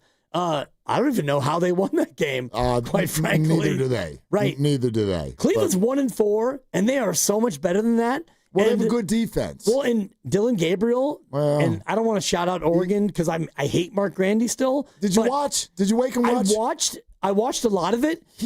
For a first ever start. Oh, great! Across the pond. Yeah, but not bad. Pretty good. I thought it felt like Dylan was playing football to not turn the ball over, which is not a bad way to play in your first ever game. It's not a bad way to play. Yep. But man. The wide receivers are never going to touch the ball. Let's put it that way. Dylan's one of those QBs where, you know what I mean? Who has Njoku in our pool? Right, Njoku and Fannin, they both scored. Right. Because that's what he's going to do. He's going to hand the ball off to this kid Judkins, who I really like. That's my guy. He's going to throw the ball to him out of the backfield. He's going to throw the ball to the tight ends. And then on 3rd and 8, he'll look at one of the receivers, throw it 5 yards over his head out of bounds, punt the ball, and hope that his defense causes a turnover and you can kick a field goal. That's what they did in general. Yeah, it's not a criticism. Yep. He did a great job of not throwing picks and losing the game. But they're not going to ever score 25 points. They're not going to win the division. Yeah, you're right. But anyway, I think the bigger picture is what we talked about before about like systems and constructs. And the Niners with the backup, he's 3-0, and their system, their constructure is so good that, even if you had to go to Adrian Martinez, you wouldn't automatically think that they're going to lose. You'd at least just kind of go into it with curiosity. Yep. I can't tell you that the guy's no good because I've never seen him play football. Who knows what he would go out there and do? I'm not itching to find out, right? But who knows? 888-957-9570. Let's start taking some calls, okay? Is that where some of you are? Is there anyone out there who thinks the Niners should start Mac Jones even when Brock Purdy is fully healthy? Whatever fully healthy means. I'll acknowledge that's a fluid at best. Jonathan's in the city. Hi, Jonathan. Thanks for the call. Hey, guys. Thanks for taking my phone call. Hey, at the very least, he needs to get an extended look, because the way he played, bunch of backups on the road, won. And not only that, like I said in my previous call, let Kyle Shanahan's play calling speak for itself. He actually trusts this guy, He's letting him throw the ball all around the yard.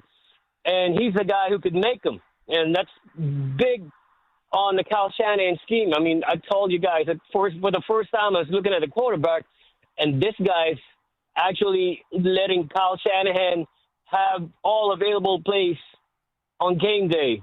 And also I want to say is it's also because I have yet to see a clean game from Brock Purdy, guys. I mean, Dibs, you could probably go on a deep dive after I hang up and look up when was the last game Brock Purdy had a clean game. Go Niners. Okay, Jonathan. Okay. What does he mean? A turnover-free game? That's what I think he means. That's what we mean by a clean game. I would imagine. I mean, it's not going to ever be like no incompletes and no mistakes. Right. Yeah, this is a fascinating thing. So Jonathan says that Mac Jones needs an extended look. I'm nowhere near the idea of Mac Jones playing or starting if Brock Purdy is fully healthy. And I'm glad Jonathan brought this up because I'd like to push back on this point that I hear a lot of people make. Kyle clearly trusts Mac Jones because they're throwing it all over the yard. 49 pass attempts, Dibs. Yeah. Okay, just my eyes, my way of thinking. I wonder if anybody has acknowledged the idea that maybe the 49ers are throwing the ball so much this year because they can't run it. Oh, yeah. And he knows that. And so that's why they're throwing the ball. The concept that Kyle Shanahan would work with Brock Purdy for 4 years, sign him to a $265 million extension, and then bring in Mac Jones as a backup and have him play, and I won't even give you 3 because it happened in the third game, so have him play twice.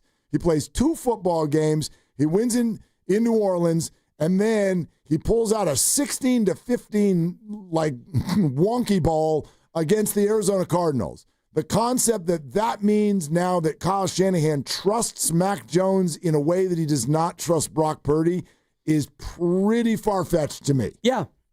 Pretty far-fetched. For sure. I think a lot of you have gone on a little storybook journey with that take. And the take that you started with is the actual factual take, which is they're throwing it a ton, not because of Mac or Brock or Adrian or Nick or CJ. I mean, whoever they would have, they would be doing the same thing. It's because they cannot run the ball. And right now this year, and I know not every team's played 5 times, but Christian McCaffrey is number 2 in the league in rushing attempts. Yep. Number 1 is Jonathan Taylor. He leads in carries. He leads in yards. He has 6 touchdowns. He has 6 touchdowns. Right. And if you want to go to success percentage, which is based on down and distance and how you do based on every down, I won't bore you with the numbers of what makes it a successful run. McCaffrey is 36th in success. He's number 2 in attempts. He's number 36 in success. So they keep running it because they have to, but they don't want to run it a lot because they can't. They ran it. They threw the ball in Seattle on opening day 35 times in a low-scoring, close game that normally would call for a lot of running. But they didn't because they couldn't. Right. Everybody, Purdy, Mac, whoever, they're all this year throwing the ball a lot more than we're used to under Kyle Shanahan. And to me, it's a function of one thing and one thing only. This has nothing to do with who Kyle trusts. He put both these guys out there. If he had eyes for Mac 5 years ago, okay. Right. He had eyes for Mac this offseason as a backup. He's got eyes for Purdy. They drafted him. They signed him. They've made him the starter. All of these things that have happened that show support. Support is not being shown with play call numbers. Kyle Shanahan's trying to get first downs on every play, and he is assessing what's the best way to go about doing it. And anybody with eyes can see that running the ball right now ain't doing it. It's not. So you throw the ball. Exactly. You throw it. And if you look at the running backs or all the ball carriers who have had enough carries to qualify, quote unquote, for stats, he's 40th out of 44 in yards per attempt. And he's right behind Saquon Barkley, which is interesting. Saquon's at 3.2 on the year. Yeah. McCaffrey's at 3.1. Yep. You got James Conner below him, Zach Charbonnet, and Chase Brown, who, Cincinnati, God love them, they can't do anything. No. They can't throw it. They can't run it. So that's the company that McCaffrey's keeping. He's down there among the other teams that absolutely cannot run the ball. 888-957-9570 is the number here on Willard and Dibs, talking out the situation that clearly everybody kind of wants to figure out, and that is the quarterback thing. I know Adam Schefter even had to, I don't want to say had to, but he came out today with a public statement with regard to the quarterback position. This is on the Pat McAfee show, actually. Take a listen to Adam Schefter. Personally, he's been unbelievable. And I think people were surprised at how well he's played, but the environment has elevated his performance. And there aren't a lot of people who would have thought on Thursday Night Football, in front of Big Wit and Fitzy there, that Mac Jones would have led that team to the victory that he did. But they've rebuilt him, they've reprogrammed him, and he's playing the way that they thought he would when he left Alabama, and they considered taking him. Like they initially traded up with the idea that they were going to pick him and fell in love with Trey Lance along the process. Now Mac is back there playing exceptionally well. No, I still think it is absolutely Brock Purdy's job. I don't even think it's a question. Mac Jones did say the right things because I think that's the real situation right now, where he's going to be in a situation where he's called upon when Brock's not playing, and he'll step in and play the way he did. It was fantastic. And he's got a 2-year contract.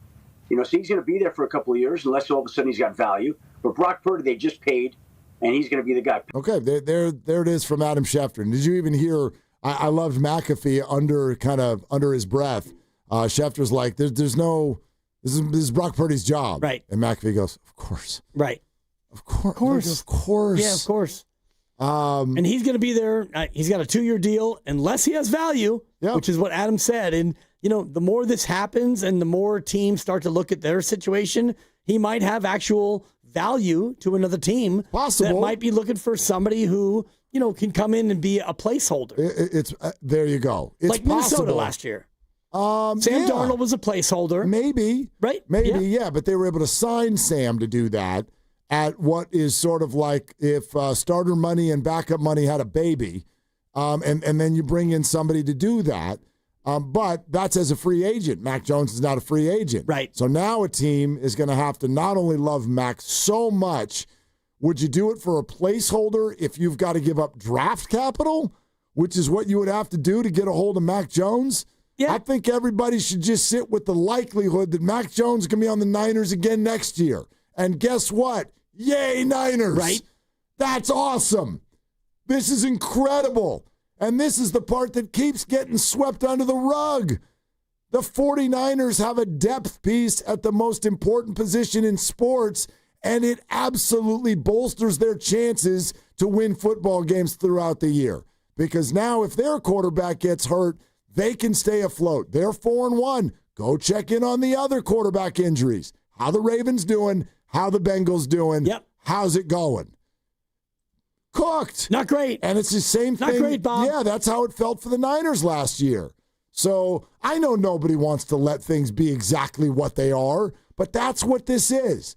Brock Purdy's the quarterback. The Niners are good, and now they've got somebody who, if Brock needs to miss a few games, can keep your season afloat. And who knows, if Brock gets a really bad injury, maybe Matt can even take you somewhere kind of sort of special. Oh, boy. I don't know if is anybody's eyes telling them, oh, yeah, they can win a Super Bowl. Like, good Lord, I'm not there. I'm not there at all. But if Mac had to start the rest of the year, could you still, I don't know, maybe work your way into being a playoff team in the NFC? You probably could. Of course. You'd have a shot. I mean, these games are all razor thin. Right. I don't know which way they'd all go, but he can keep you in the game. Of course, and if you think about what you're going to get back, and forget the trade deadline, but you're going to get back George Kittle, maybe not Sunday, but probably the week after that. Yep. Brandon Ayuk, you would assume at some point he gets to play football again, and you got Demarcus Robinson, and he sure looks to be, and I was watching a little bit more of the cut-ups, your guy, JT O'Sullivan, and the QB school. Yeah. I was watching all of his stuff on Mac Jones, and the more you watch Demarcus Robinson, he is a good wide receiver. He's not great. He's a good, though. I really like him. And when you get Pearsall and Jawan, and maybe Brandon at some point. And who knows, and you get Kittle back, and Tonjes already is a touchdown machine, so you start to think about pass rusher, too. Trade for that pass rusher. Sure. I mean, It would be great because right now you don't really pressure the other quarterback very often, and it'd be cool if you did. But through all of it, you're 4-1, and the one thing that I think you can bank on if he's healthy is Mac Jones is a real NFL quarterback. Of course. He was already, look, You watched him in Jacksonville last year, and I would already say, well, it's like a better than most backup. This is a better than most backup. Yeah. I'm not looking at him right now and saying there's a franchise QB. I don't think that. It's way too early to think that. It's way too early to think that, and these games have been way too close. This is like, to me, emotions battle one another. I think it's funny. I think it's funny that people would go to bed Thursday night and be like, I can't believe they won that game. That was miraculous. All of the things that had to happen absolutely perfectly, including a fumble at the 1 and a 4th and 1. So I can't believe the Niners won that game. And in the next breath, they're like, I think Mac Jones is a franchise QB. Right. Well, if he was a franchise QB, you'd have been up by 13. Maybe. That's not the way the flow of these games look. This is phenomenal what he's doing. But that's not what these games have been. These games have not been like, wow, the quarterback is slicing the other team and dicing the other team. Right. I think we should give him $265 million. That's not what it is. And that is actually almost non-existent in the league. The only QBs who do that are so important to their team that when they get hurt, the season's over. Yeah. And the only teams that have done that, the slicing and the dicing, Indianapolis, Buffalo, who lost last night, and Detroit. Like, those are the only teams that have sliced and or diced, and yet the Niners are also among the 4-1 group with them. Jared Goff's another great example. That was another guy that a team gave up on, and the world was kind of like, not very good. And now here we are. Daniel Jones. On a 1-year deal. We're brought to you by Fremont Bank. Here for you, here for good, here for your calls. Romney, you'll be first up, but keep them coming. Does anybody want to just start Mac, even if Brock is fully healthy? Boy, we'd love to talk this out with you. 888-957-9570 is the number. Your calls right now continue. Jason La Canfora joins us in 2 hours. It's Willard and Dibs. And Dan Dibley over here to talk about Fremont Bank. Happy Monday, if there is such a thing, and there is when you're a Fremont Bank customer, because it's a family-owned bank with the family-owned feel. And I can't help but think back to last week when I had to make a call over my account to the Livermore office and talk to somebody in customer service, and the service I got was a 13 out of 10. It was so good, helpful, friendly, responsive, all of the things you want from customer service, and that's what I got from Fremont Bank. They've been doing it now for 61 years, since 1964. When they built it, they built a local ecosystem that has created around relationships between the bank and the customers and the management and all the other people that surround Fremont Bank. When you deposit your money with Fremont Bank, it gets reinvested into home ownership and philanthropy and businesses right here in the Bay Area. It's not a big box bank. It's a bank that supports local people and does a lot with local businesses. I encourage you, go into one of the branches and see for yourself what full-service banking looks like. It's Fremont Bank, here for you and here for good. In San Diego, kids are standing up against big tobacco. We are here to discuss the urgent issue of vapes being sold near schools and other places where people gather. I was enticed, like so many others my age, and this is exactly how the tobacco market was trying to get me to react, and I was completely unaware. Today, over 100 California communities restrict tobacco sales near youth spaces, like schools and parks. Learn how these teens and other Californians are beating big tobacco at undo.org. What if you had the smartest Wi-Fi? If you did, it'd be Xfinity, and it'd come with their best state-of-the-art equipment. It would boost speeds to the devices that needed them most, whether you were streaming, gaming, or gaming while pretending to work. It would even power your mobile connection so you could bring faster, secure Wi-Fi speeds with you where you use it most. If you had the smartest Wi-Fi, everything would work together seamlessly to keep you connected. Xfinity. Imagine that. Restrictions apply. Wesley Financial Group is not a law firm, and Chuck McDowell definitely not an attorney. This is Chuck. If someone talked you into buying something really silly and you want to get out of that silly little thing, my advice, get the facts. Call me and I'll send you our timeshare exit kit absolutely free. Inside, you'll learn how timeshare works and all your options for cancellation. Call Wesley now for your free timeshare exit information kit. 800-384-9393. That's 800-384-9393. When your reputation's on the line, you don't leave anything to chance, especially your primer. Painters trust Kills primers for a smooth start, strong adhesion, and serious stain blocking power. And now, the full Kills lineup is available exclusively at the Home Depot. Need it fast? Get same day or next day delivery, or order online and pick up in store. Kills primers. Pro results faster. The Home Depot. If you're a pro, you know.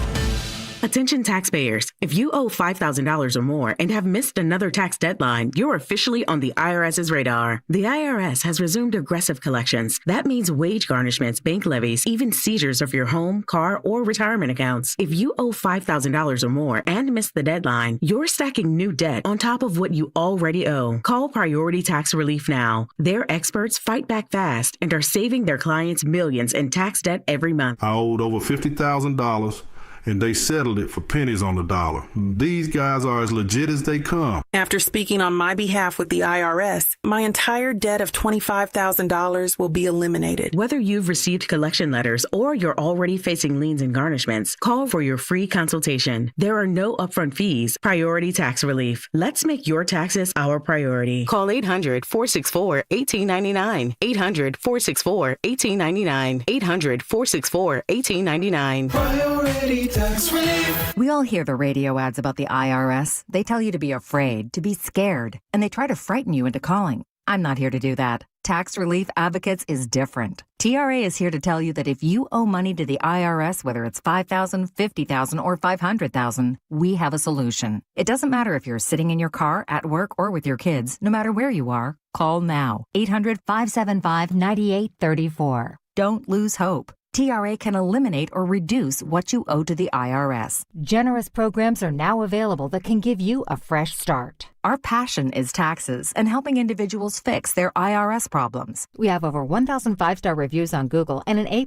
with the Better Business Bureau. You don't need to be afraid of the IRS any longer. End your tax nightmare today by visiting us online at TRA.com or call 800-575-9834. That's 800-575-9834. Tax Relief Advocates. Real solutions for real people. You're listening to 95.7 The Game, KGMZ-FM and HD1 San Francisco on Odyssey Sports Station and the home of the Golden State Warriors and Valkyries. Always live on the free Odyssey app and now coming to you live from the Laughing Monk Studios.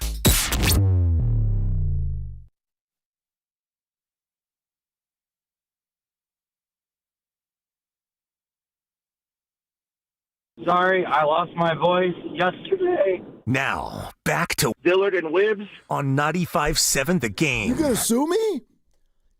You gonna sue me? For what? You better be careful. Yeah, well, I'm gonna sue Grandy for sure. What'd he do to you? Beat me in fantasy. Well, ain't nothing wrong with that, dude. Nope. Yeah, you know what? That's allowed. I checked.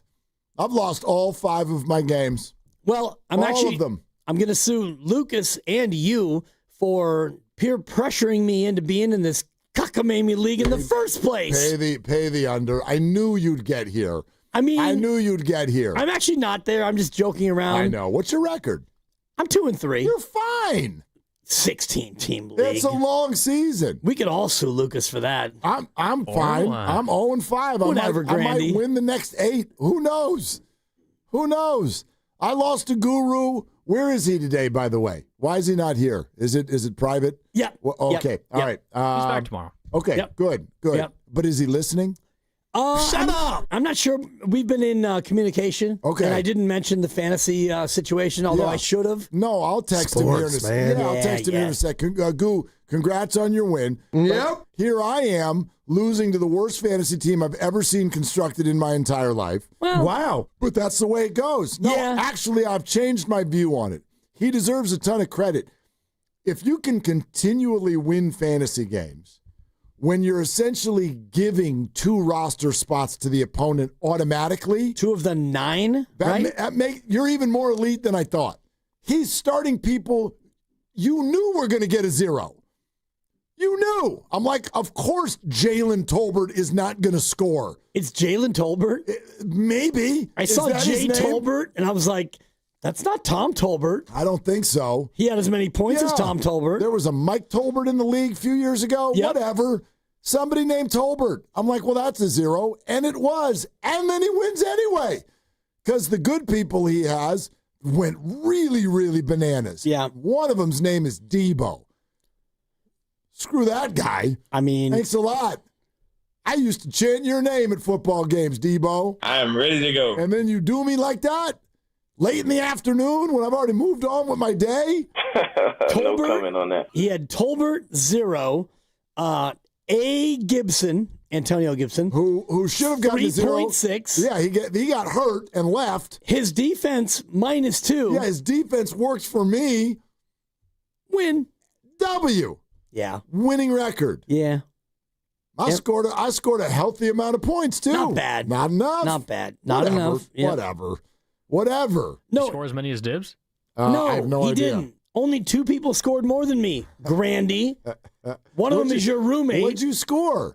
Like $130 something. Oh, that's a good score. Not enough. Nice job. No. It's not enough. You know I what? scored 144. Whatever. Nobody asked you. Yeah, thanks, Grandy. Turn his mic off. Oh, wait, you're in control. You know what we should Never do? mind. You know, hey, Lucas, you should think about this. The high school guys did a thing, because you know how there's always somebody who kind of does what Dibs does, where you get to the end of the year and you're like, my luck was terrible. Right. Like, and I was the 7th leading scorer in the league, but I came in last place. Like, there's always that guy. And so we're trying to remove that guy.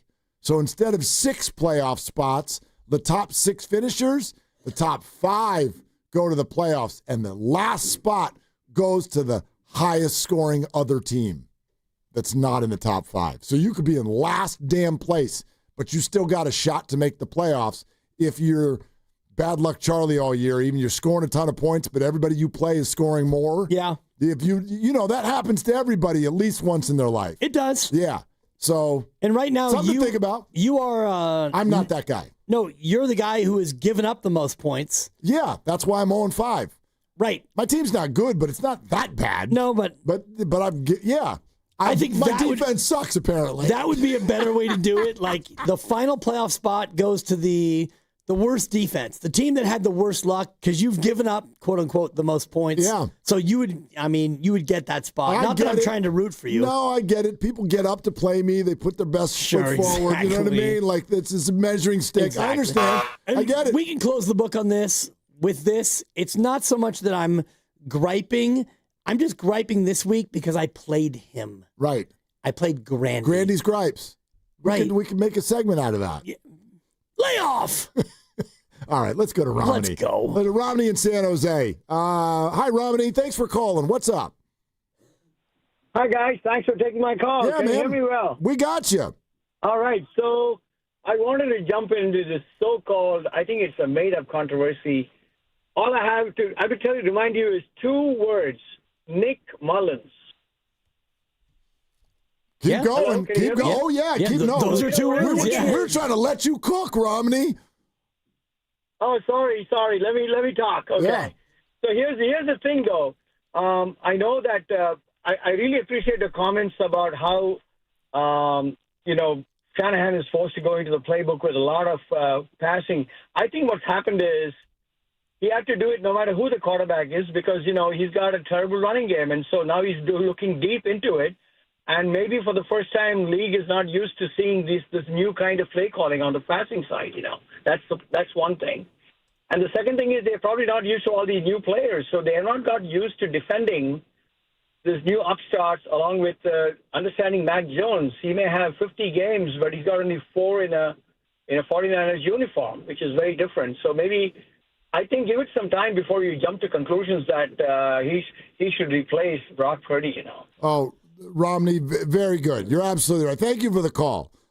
Just rack that guy. Go ahead and rack that guy. Rack him. Yeah, maybe instead of being like Mac Jones is this and Baker Mayfield's that and Daniel Jones is over here and Jared Goff is this, we brand people, and that's kind of what I mean by the over-individualization of our assessment of these players.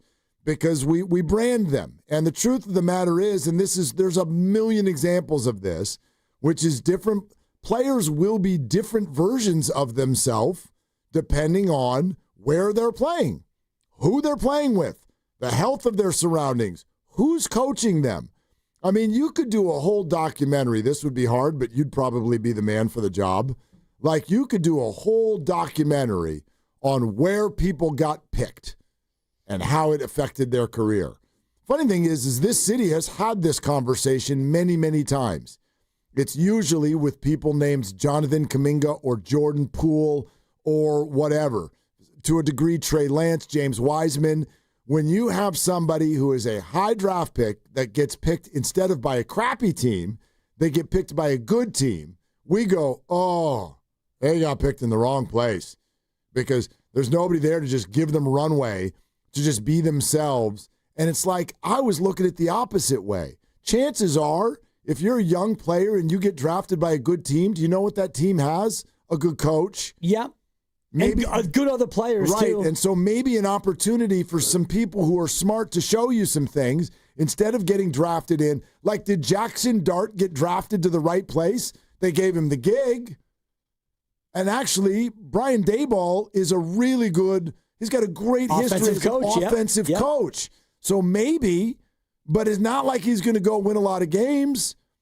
I don't know what he's necessarily got around him. His top receivers now got a blown-up leg. Yep.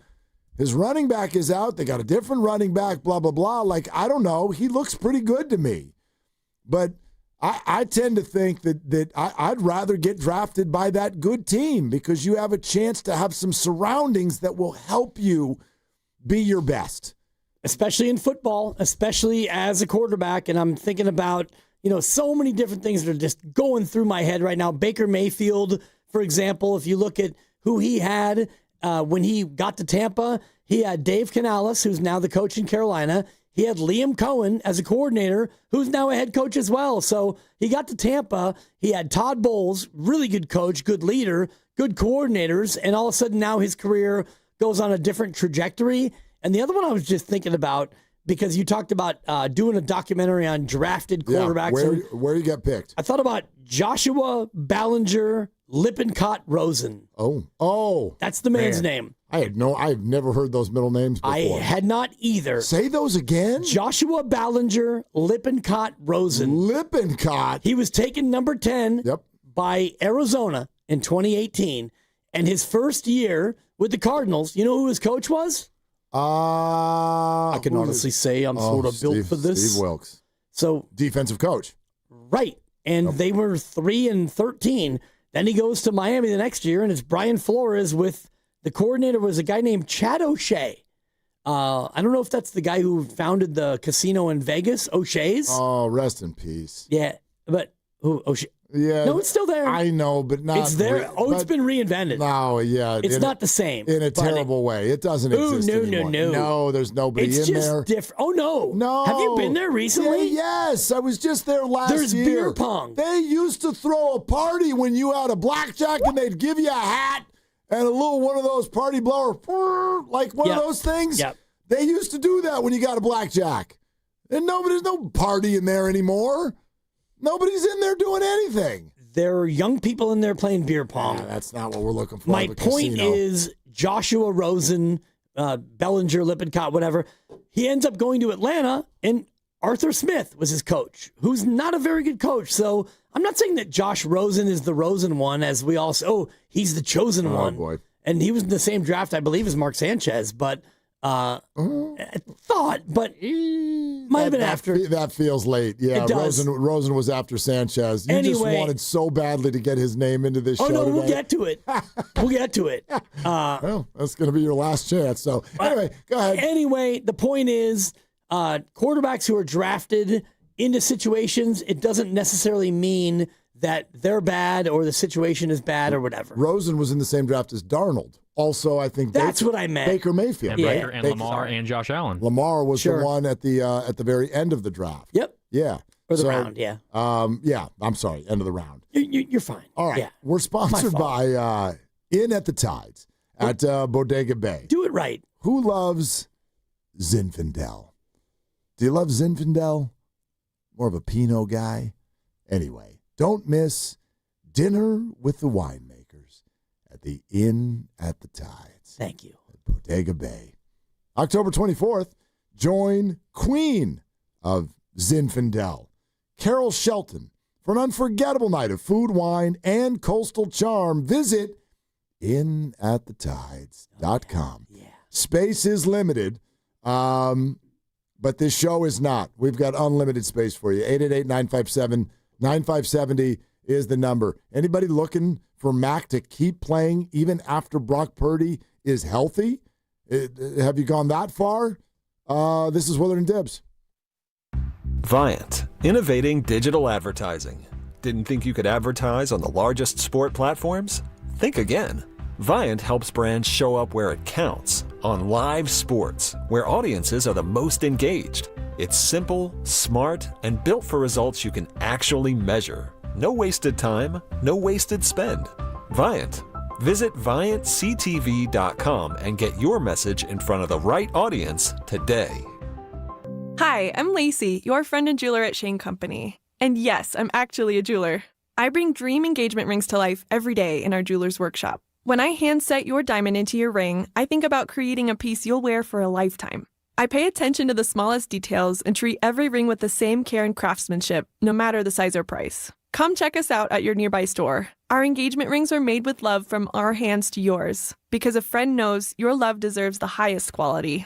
Shane Company, your friend and jeweler. Comcast Business can help turn your small business into a connected, secure, modern business. It's how restaurants become reliably up and running neighborhood favorites. How healthcare offices become the data protecting caregivers that we all depend on. And how wealth management firms become cyber securing guardians of your information. With reliable connectivity, enhanced cybersecurity, and Wi-Fi backup, your business can stay connected and get threat ready with Comcast Business. Powering possibilities. Now through November 16th, new Comcast Business customers can get started with 150 megabit internet plus security for $59.99 a month for 12 months with a 2-year agreement. Plus, ask how to get a $500 prepaid card on a qualifying gig package. Call today. Restrictions apply. Requires enrollment in paperless billing and auto-pay with bank account. Early termination fee applies. Equipment, taxes, and fees extra. Injured at work? Don't wait. Every moment counts. You may be entitled to medical care and financial compensation, but time matters. The attorneys at Boxer & Gerson are here to protect your rights and fight for the treatment and support you need. Boxer & Gerson have helped thousands of people across Northern California who were hurt on the job. Don't wait, don't guess. Get answers. Call Boxer & Gerson today at 510-835-8870 or visit boxerlaw.com for a free consultation. Boxer & Gerson, your life is worth the fight. You hear that? That's the sound of your business losing money. Legacy phone systems weren't built for today's teams. Quo, formerly OpenPhone, gives your business a smarter way to stay connected. Quo lets you manage calls, texts, voicemail, and contacts all in one place so that you can deliver a seamless customer experience from ring to... Need to take calls on the go? Quo automatically transcribes, summarizes, and highlights next steps from every call, so you never miss a detail. Need insight into what closes a sale? With Quo's AI call tags, you can instantly spot key topics like objections or pricing questions and use those insights to level up every customer interaction. And yes, you can bring your existing number with you for free. Keep your team in sync and your customers happy with Quo.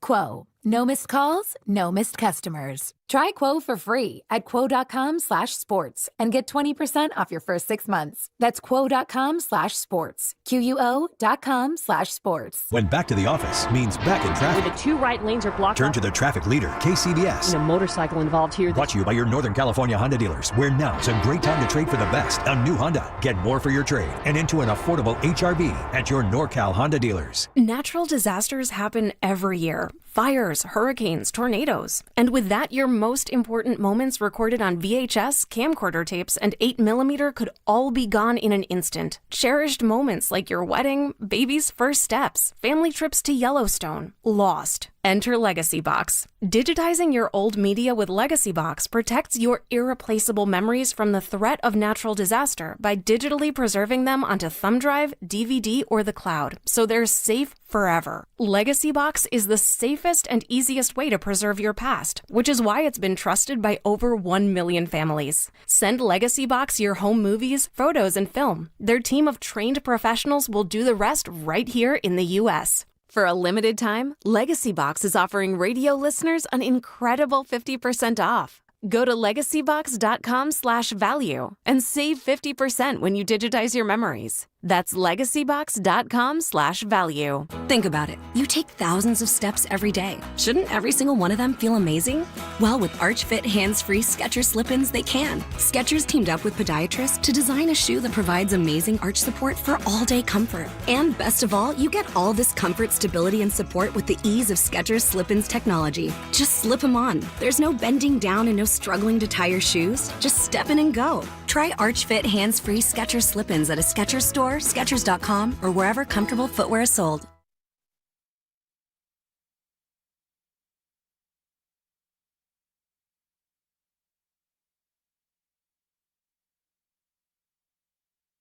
You bastard! I love you! Now, back to Will and Dibby on 95.7 The Game. Yeah, that rant from Joe Shasky was something so out of the ordinary. And with that, I give you Alice in Winterland is back. And Alex Warren will be headlining the show. Awesome. Some of you got the reference. Probably went over the heads of most. That's okay. It wasn't a great reference. Okay. But Alex Warren, Rob Thomas, John Kay, Alice in Winterland is back Thursday, December 4th at the Masonic, which is an unbelievable venue. Okay, so our friends at Alice 97.3 made a huge announcement today, and we want to let you know about it. So again, Alex Warren, who I love, I'm already working back channels to see if I can make this show. December 4th, Thursday at the Masonic. Pre-sale starts Wednesday at 10 a.m. with a pre-sale code of gift. Pre-sale code is gift. Buy tickets at radioalice.com or ticketmaster.com. Public on sale Friday, 10 a.m. at radioalice.com. So if you want to do Wednesday at 10 a.m., you got the pre-sale code gift.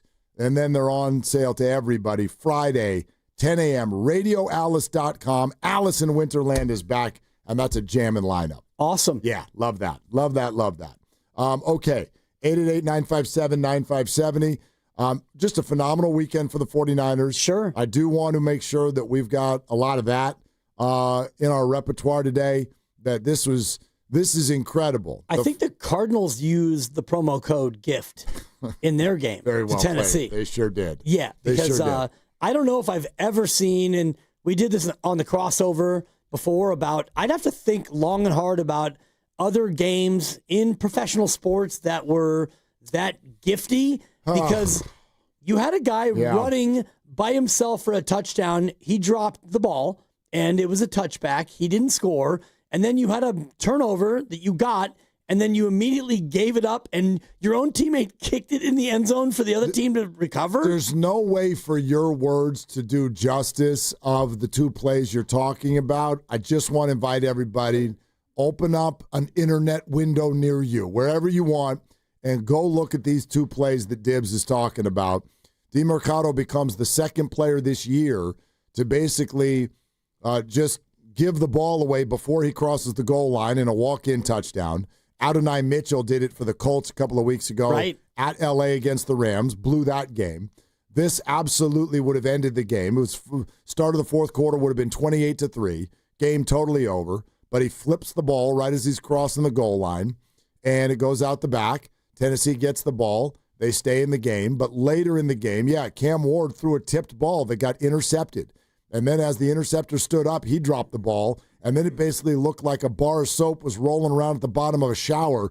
And someone kicked it. It squirted over there. Somebody else grabbed it. It flew through four Cardinals and ends up in the end zone. Titans fall on it. They were still losing. And then they still had to go down and score again, which they did. But you'll give yourself a laugh and a wow if you go watch these plays. You're right. Arizona gagged one worse than I've seen anyone do all year. They're up 21-6, and DeMercado runs 72 yards for a... Gone. Right.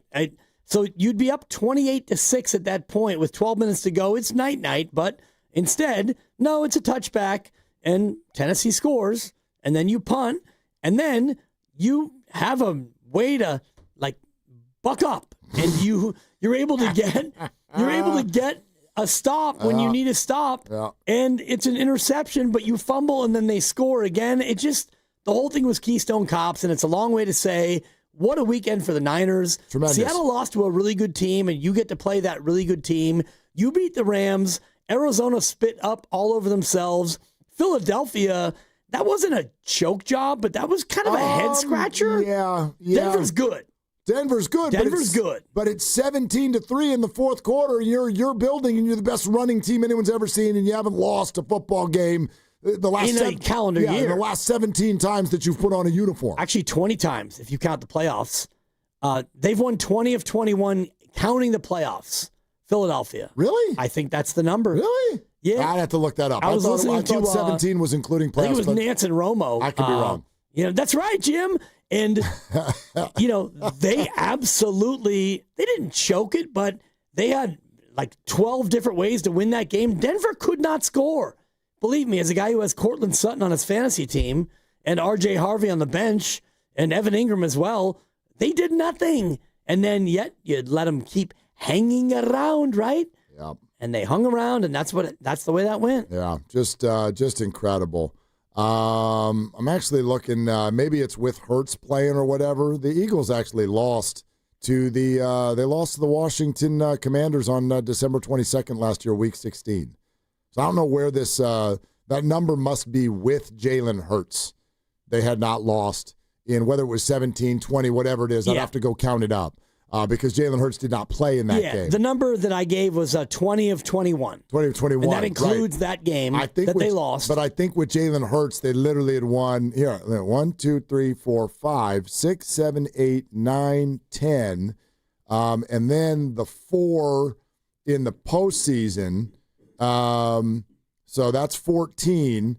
And then go to this year where there had been 4. So I'm seeing it as 18 games in a row when Jalen Hurts starts. Yeah, Hurts actually started that game against Washington, and he... Well, okay. Yeah, he got knocked out. 4 passes, and he's out. But the thing that I heard from, I think it was Nance and Romo, who were on the game this weekend, by the way, the big game down there in Tampa, 20 of 21, including the playoffs, and yet that was the way you lost that game, where you have this great running back who was absolutely epic last year, and you don't run him at all? 6 carries and 11 carries for the team in a game where 11 carries. 11 carries. Oh my God. And only 2 for Jalen Hurts, 6 for Saquon Barkley, and you're up by 14 in the fourth quarter.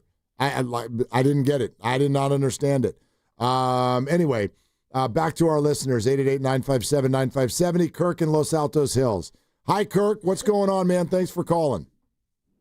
No, thank you for having me. No, I just called in response to what you posited was the question as to if Mac Jones was still healthy or after Brock Purdy got healthy and he came back and was ready to go, would you stick with Mac Jones? And my question is a resounding and absolute yes.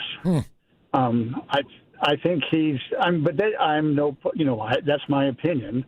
I'm no football guy, really of great import, but I've just watched the way he plays, the way he throws. He's tall enough to see over the defensive line, and he's got pizzazz on his throws, and they're accurate, and he's a leader, and Purdy is too, to a certain degree. And I will admit it, it's a close race, so to speak. But, yeah, if it were me, I would, even after, as long as Mac Jones is upright and healthy, I would stick with him absolutely. But you'd really, after, you've watched Mac Jones now play these 3 football games. You've watched Brock Purdy, if you're a Niner fan, for better part of 4 seasons, 2 of which have ended up in at least the NFC title game. And off of these 3 games that the 49ers won, these one-score games, you've decided that Mac Jones is clearly a better presence than Purdy back there. I would say I'm no scientist. I don't have enough. That's not enough power in the analysis to make that absolute conclusion. Nor would I say that he's clearly, the one to pick. It's just that if I had to choose, he would be my guy. No. And I just think Purdy's, prone to injuries to a certain degree. We've seen Jones's toughness, if I were to, I'm getting way over my skis here, but yeah, if everything stayed the same and Jones was healthy and he was looking good, I'd package up all that money you gave Brock Purdy and see if there was another club that needed a quarterback. Yeah. Kirk, thanks. Appreciate it. Yeah, you don't need to qualify the opinion with all the, just my opinion, and I'm no football person. Like, we're all just, everything's all welcome here. That's fine. I don't understand, first of all, the idea that you could package up Purdy and another team, or Mac, quite frankly, is going to be dying for it. Like, the rest of the league comfortably sees the same thing all of you do, which is that no, they wouldn't be as good without Kyle Shanahan. They wouldn't. And that's okay. That's okay. That's what I would love to get to. I'd love to get to a spot where somehow that's not a criticism of the quarterback. Because I know where people's minds will go when we say that. Well, then why would you pay him? Because not everybody comes in and runs it at that level. Is everybody maybe the best version of themselves? Is everybody able to maybe win football games? I wouldn't even say that. No, not everybody is able to win football games. But a lot of good quarterbacks can come in and win football games without saying, actually, they can take us all the way to the end. The biggest flaw in the whole argument that I hear from people right now is that you've decided, based on 3 early season narrow victories, that Mac Jones has something that Brock Purdy doesn't, when Brock Purdy has already shown that in this system, he is a quarterback who not only wins football games, but maneuvers through the playoffs and gets all the way to the end. That is not proven for, quite frankly, I guess you could say Garoppolo did it once, maybe even multiple times. He won playoff games. But that has not been, we've got no evidence of that on Mac Jones. And I find it to be wild how quickly that history under Brock Purdy has gotten brushed aside through this first month of the season. Well, the history, I don't think, is what people are looking at. It's a small sample, and it's got people thinking about what if. What if you didn't give Brock Purdy $53 million a year? And what if you just decided to roll with what you have here? And I know Brock Purdy wouldn't have come back and played whatever. Maybe you would have given Brock Purdy 1 year and $30 million or 1 year and $50 million, whatever the contract would be. Yeah. Let's put the contract aside. I do think the hypothetical that people are wrestling with is, what if you had Mac Jones and Brock Purdy and the contract wasn't the thing? Like, what would you want going forward? Would you want Mac Jones for a bargain, or would you want Brock Purdy for $265 million? Brock Purdy. Right. I don't think that everybody agrees with you. But I'm not trying to go 4-1. I'm trying to win the Super Bowl. This is the big thing, and it sucks. It sucks so bad because Mac has been so impressive. Oh, yeah. Mac has been such a warrior. My guy. Such a warrior. I don't want to do anything that diminishes how incredibly impressive this is.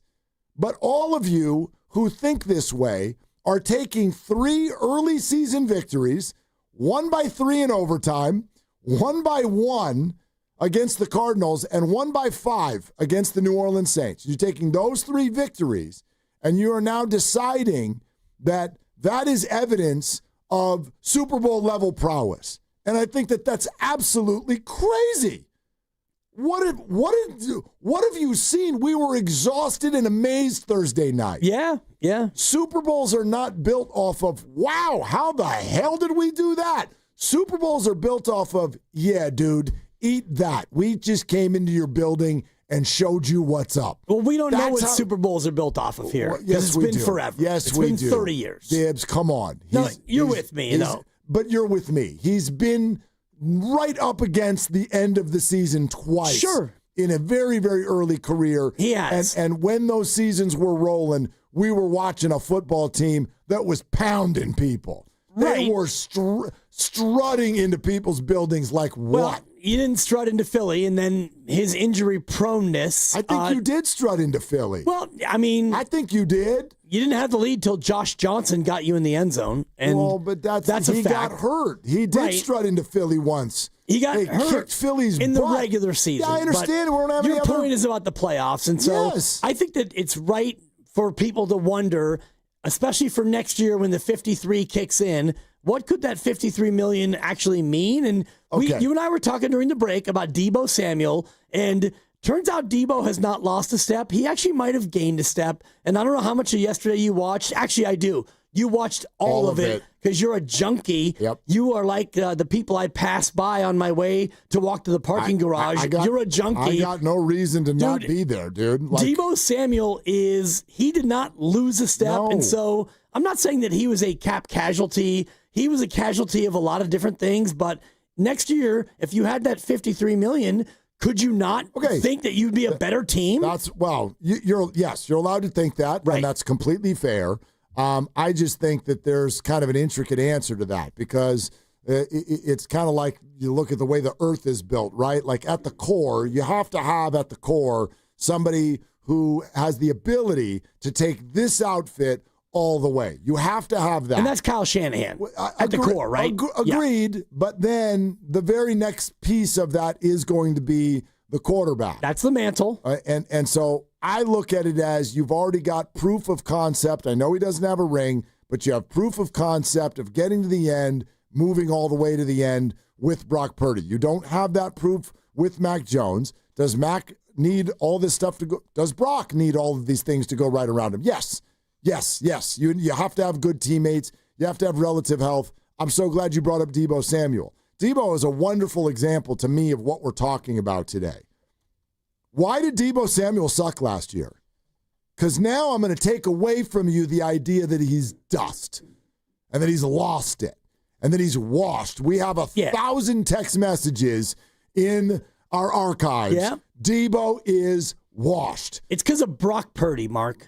But he's not washed. So why did Deebo stink last year? Because they all stunk. Like the offense was not good. Why did they all stink?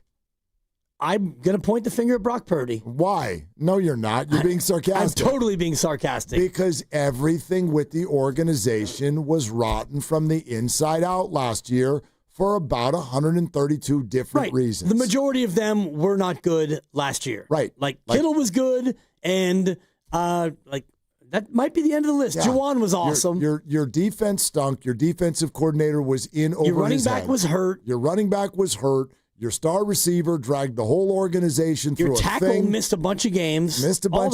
All of it. We don't need to redo history. Nope. You all were here. So when you come out of last year and what you come up with was, well, Brock wasn't very good. That's like somebody putting a 7-course meal in front of you. You take one bite of a little cucumber and you don't like it and you're like, crappy meal. You got to look at this whole damn thing. Sure, Brock was kind of mediocre last year, and there are reasons for that. And this put a cape on and just grab crappy organization and take it to the promised land by yourself because we paid you thing is cartoonish.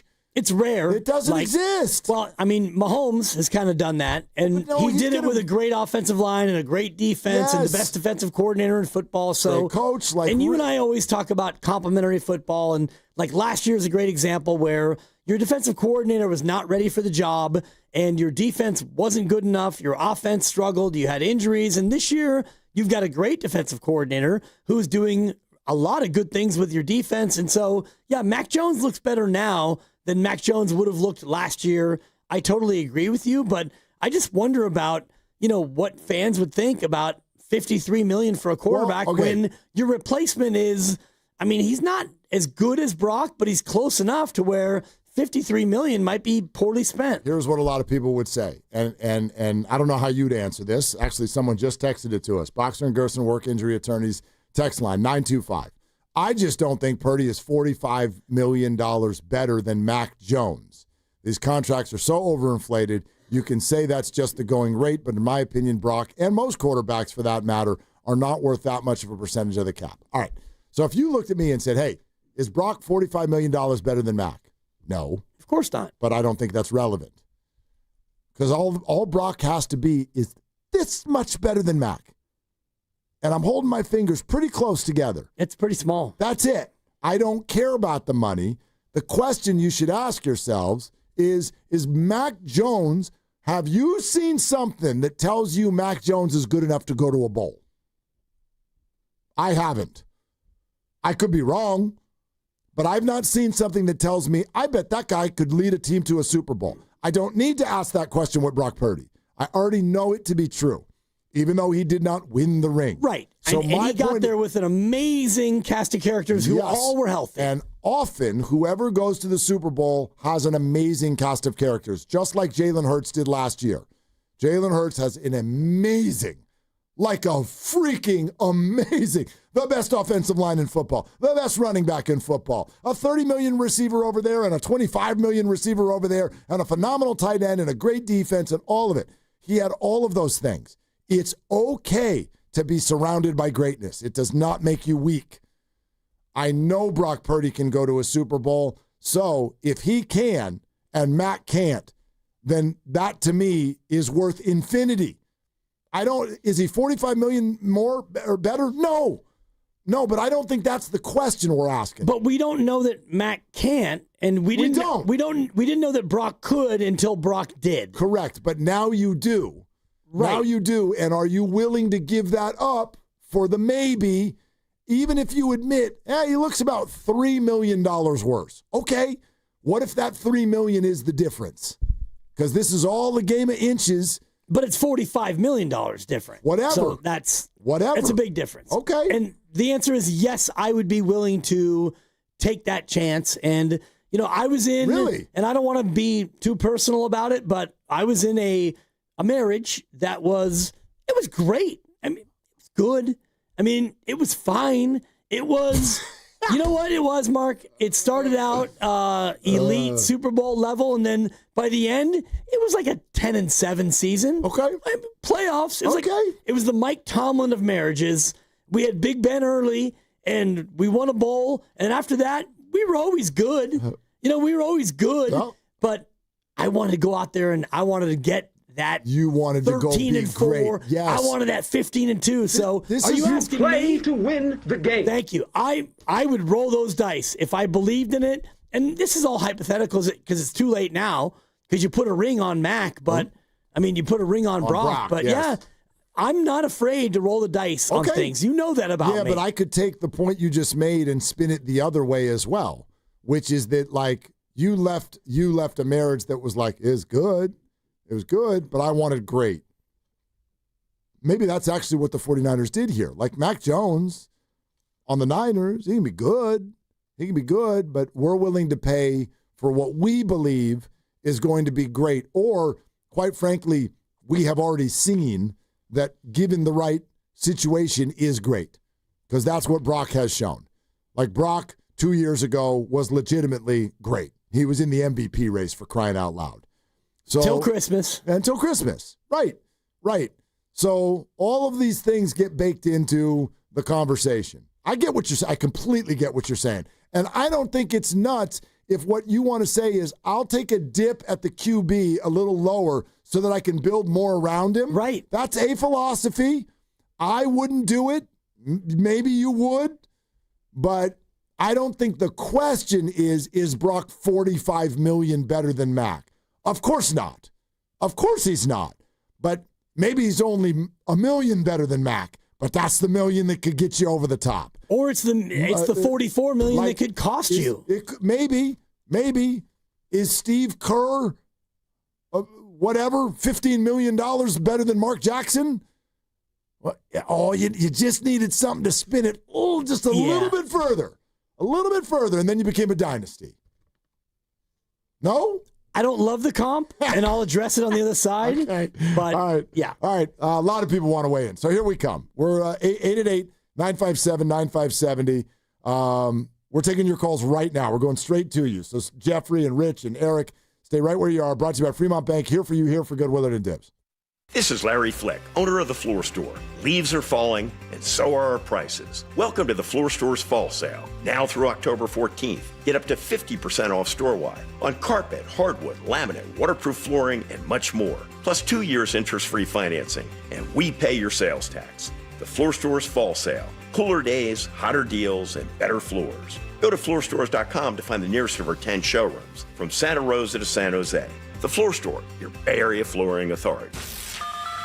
All guests on 95.7 The Game appear on the River Islands guest line. Warriors head coach Steve Kerr now joining us on the River Islands guest line. Joining us right now on the River Islands guest line, none other than Steph Curry. River Islands in Lathrop is the best-selling master plan community in all of Northern California. With its lakes, parks, trails, and collection of new home neighborhoods, the good life can be your life. Isn't it time for you to discover the islands? Hey, football fans, tune in this week to kick off with Boomer and Valenti, where the guys break down the biggest headlines and storylines from across the NFL. Kickoff with Boomer and Valenti is brought to you by the Home Depot. When the job calls for the best, call on Makita. Available at the Home Depot. How pros get more done. Jumpstart MD is your Bay Area expert in weight loss and hormone care. And October is Menopause Awareness Month. Let's be real, one size fits all doesn't work. That's why Jumpstart MD created a personalized program that combines weight loss and hormone optimization, all for one low price. Even better, you'll save $200 this month when you choose the plan that fits your life. With 13 Bay Area locations and online visits, expert support is always within reach. Call 855-JUMPSTART or visit jumpstartmd.com to reclaim your energy, your balance, and your confidence. Celebrating 40 years with extraordinary rewards. Since our humble beginnings, we've believed in setting the standard for luxury, entertainment, and hospitality. This year, we invite you to be part of a defining moment in our story. Join us as we celebrate 4 decades of excellence and experience the unparalleled luxury that has made us a legend. Indulge in the extraordinary. Be part of our legacy. Cash in at Cache Creek Casino Resort. Ragnar the Terrible is interviewing at a big bank. Let's listen. So, your last job was, 5th century warlord. Yes, I am expert at inflicting pain, just like your big bank. Question, should we raise customer loan rates? Raise customers' village. Raise, as in make higher? Raise, as in destroy. At Star One, we remove the painful parts of banking with low fees, lower loan rates, and higher savings rates. Star One, in your best interest. Are you thinking about getting a new TV this week at prime prices? Maybe a Samsung, LG, or a Sony?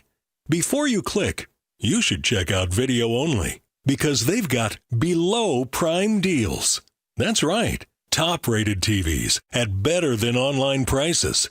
Curbside pickup or home delivery are available. Don't click before you call Video Only, because if you do, you'll be sorry. Change is always happening. It's part of life. And when it comes to music, change is all around us. Songs are rewritten. Classics are remixed. Bands and artists come and go. Even our taste in music changes.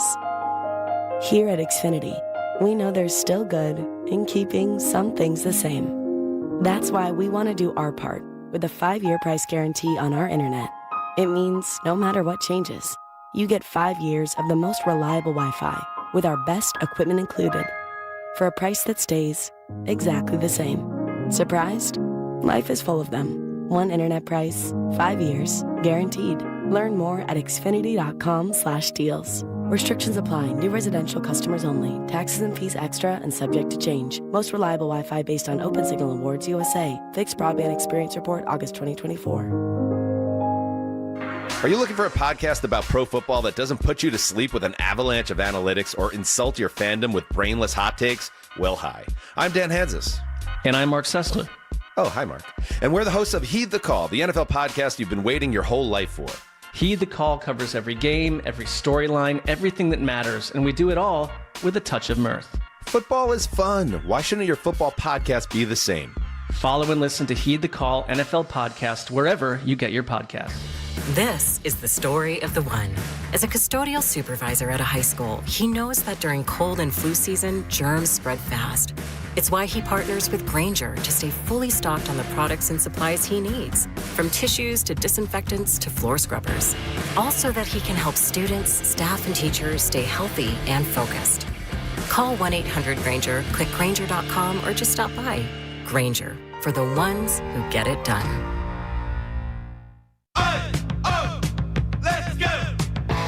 You're still glowing, flirting, grooving. You still got it. But your immune system weakens as you age, making it harder to fight flu, pneumococcal pneumonia, RSV, and COVID-19. Vaccines are a key part of any health routine and help strengthen your immune response. Ask your doctor or pharmacist which vaccines you need. Schedule in minutes at vaxassist.com. Sponsored by Pfizer.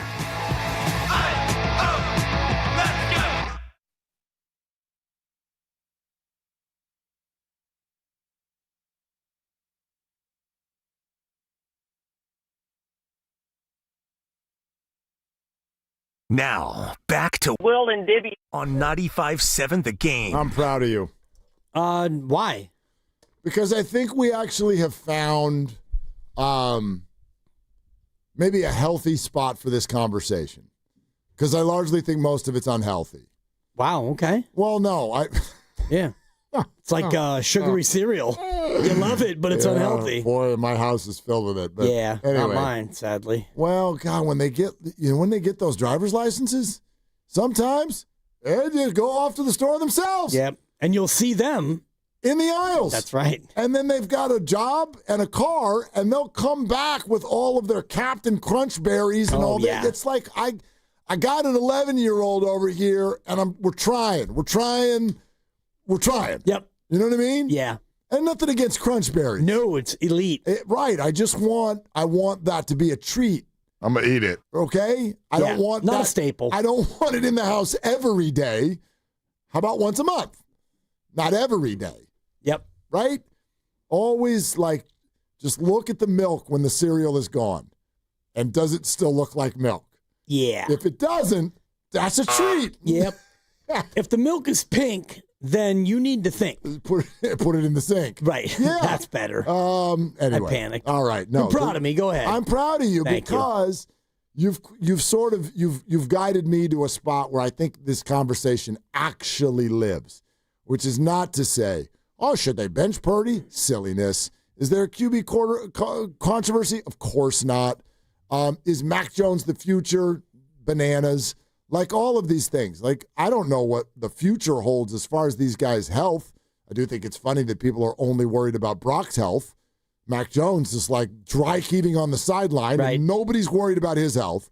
Nobody's got any questions about his health. But the conversation lies in the scenario that you just kind of threw out there and that we were talking out. And it is this. Do you think for the future of the 49ers, or quite frankly, any team, is the idea, hey, let's find a good quarterback and let's do $50+ million because the quarterback is the quarterback?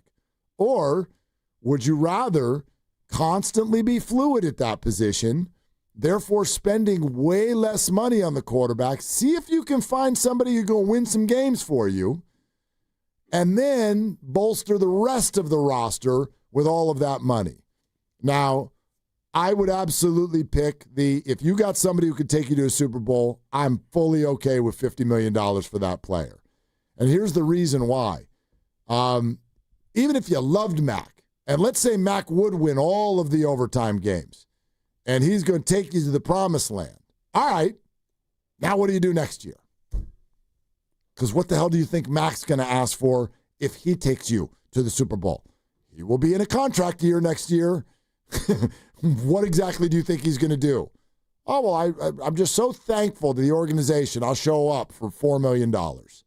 Nope, that's not the way. So at a certain point, you're going to have to address this unless you feel like you can just make this a relay race and have people handing batons to each other every year or two. But if you have this elite head coach who is the quarterback whisperer and he got Sam Darnold paid and then he got paid again and now Mac Jones comes in and he's looking good. So, yeah, why not? Go ahead and just kick the can down the road and don't pay a guy $53 million who is good when you can find pretty good for $4 million and have him be pretty good, and then you find the next pretty good and you continue to build your roster around him, and you have a team that's much more complete than what you have now. I mean, it's risky. The answer is that you're not going to bat 1,000 on finding the guy to come in and actually still win games for you. But you'll bat 900 if you're Kyle Shanahan. Will you? Absolutely. He drafted C.J. Beathard. He drafted Trey Lance. Like, I don't know where the evidence is that you'll bat that. Like, so far, prior to Mac Jones, the sum total of what we got is Jimmy and Brock. That's it. You found Jimmy. You made Jimmy into something that he's never been again. Correct. And you brought in Mac Jones, and Mac Jones, so far, he's undefeated. Yes. And you had Sam come in, and Sam gives all his praise to Brock Purdy. He does. And Brock learned from Kyle, so, and Kyle gets credit for everything else he did previous to this as an offensive coordinator. Matt Schaub was never as good as Matt Schaub was under Kyle. So I do think that there's a lot to that. Yeah, you don't need to sell Kyle to me. I'm not. But, I mean, the other side to it is Sam Darnold is a wonderful example. What happens when a QB comes in and you're like, and he didn't even play. He didn't even play for Kyle Shanahan. Once, and he lost. Exactly. But Sam Darnold, okay, this was like a pivot point in his career, right? Well, as soon as it happens, where does he go? He leaves. And he goes to Minnesota. And Kevin O'Connell kind of did what you're suggesting. Let's just bring Sam Darnold in here, and we'll ham and egg this thing. And Sam Darnold has a wonderful year, and the Vikings go 14-3. Flames out in the playoffs, but whatever. He went 14-3. Then what happened the very next year? Gone. So now what? You gonna go do it again? And are you gonna bat that kind of an average where you honestly feel like he could just almost bring in anybody and do this? These guys do not grow on trees.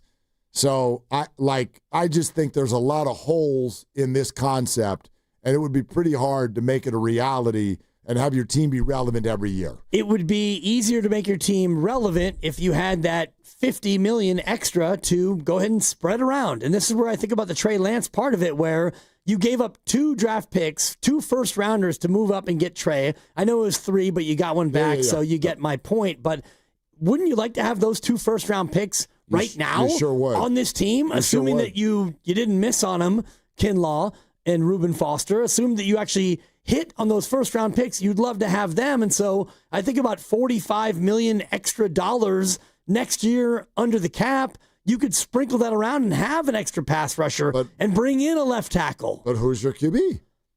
Right. Let's say they didn't do the Trey Lance deal. Whoever, fresh Who's body. your QB? Jimmy Fresh Body.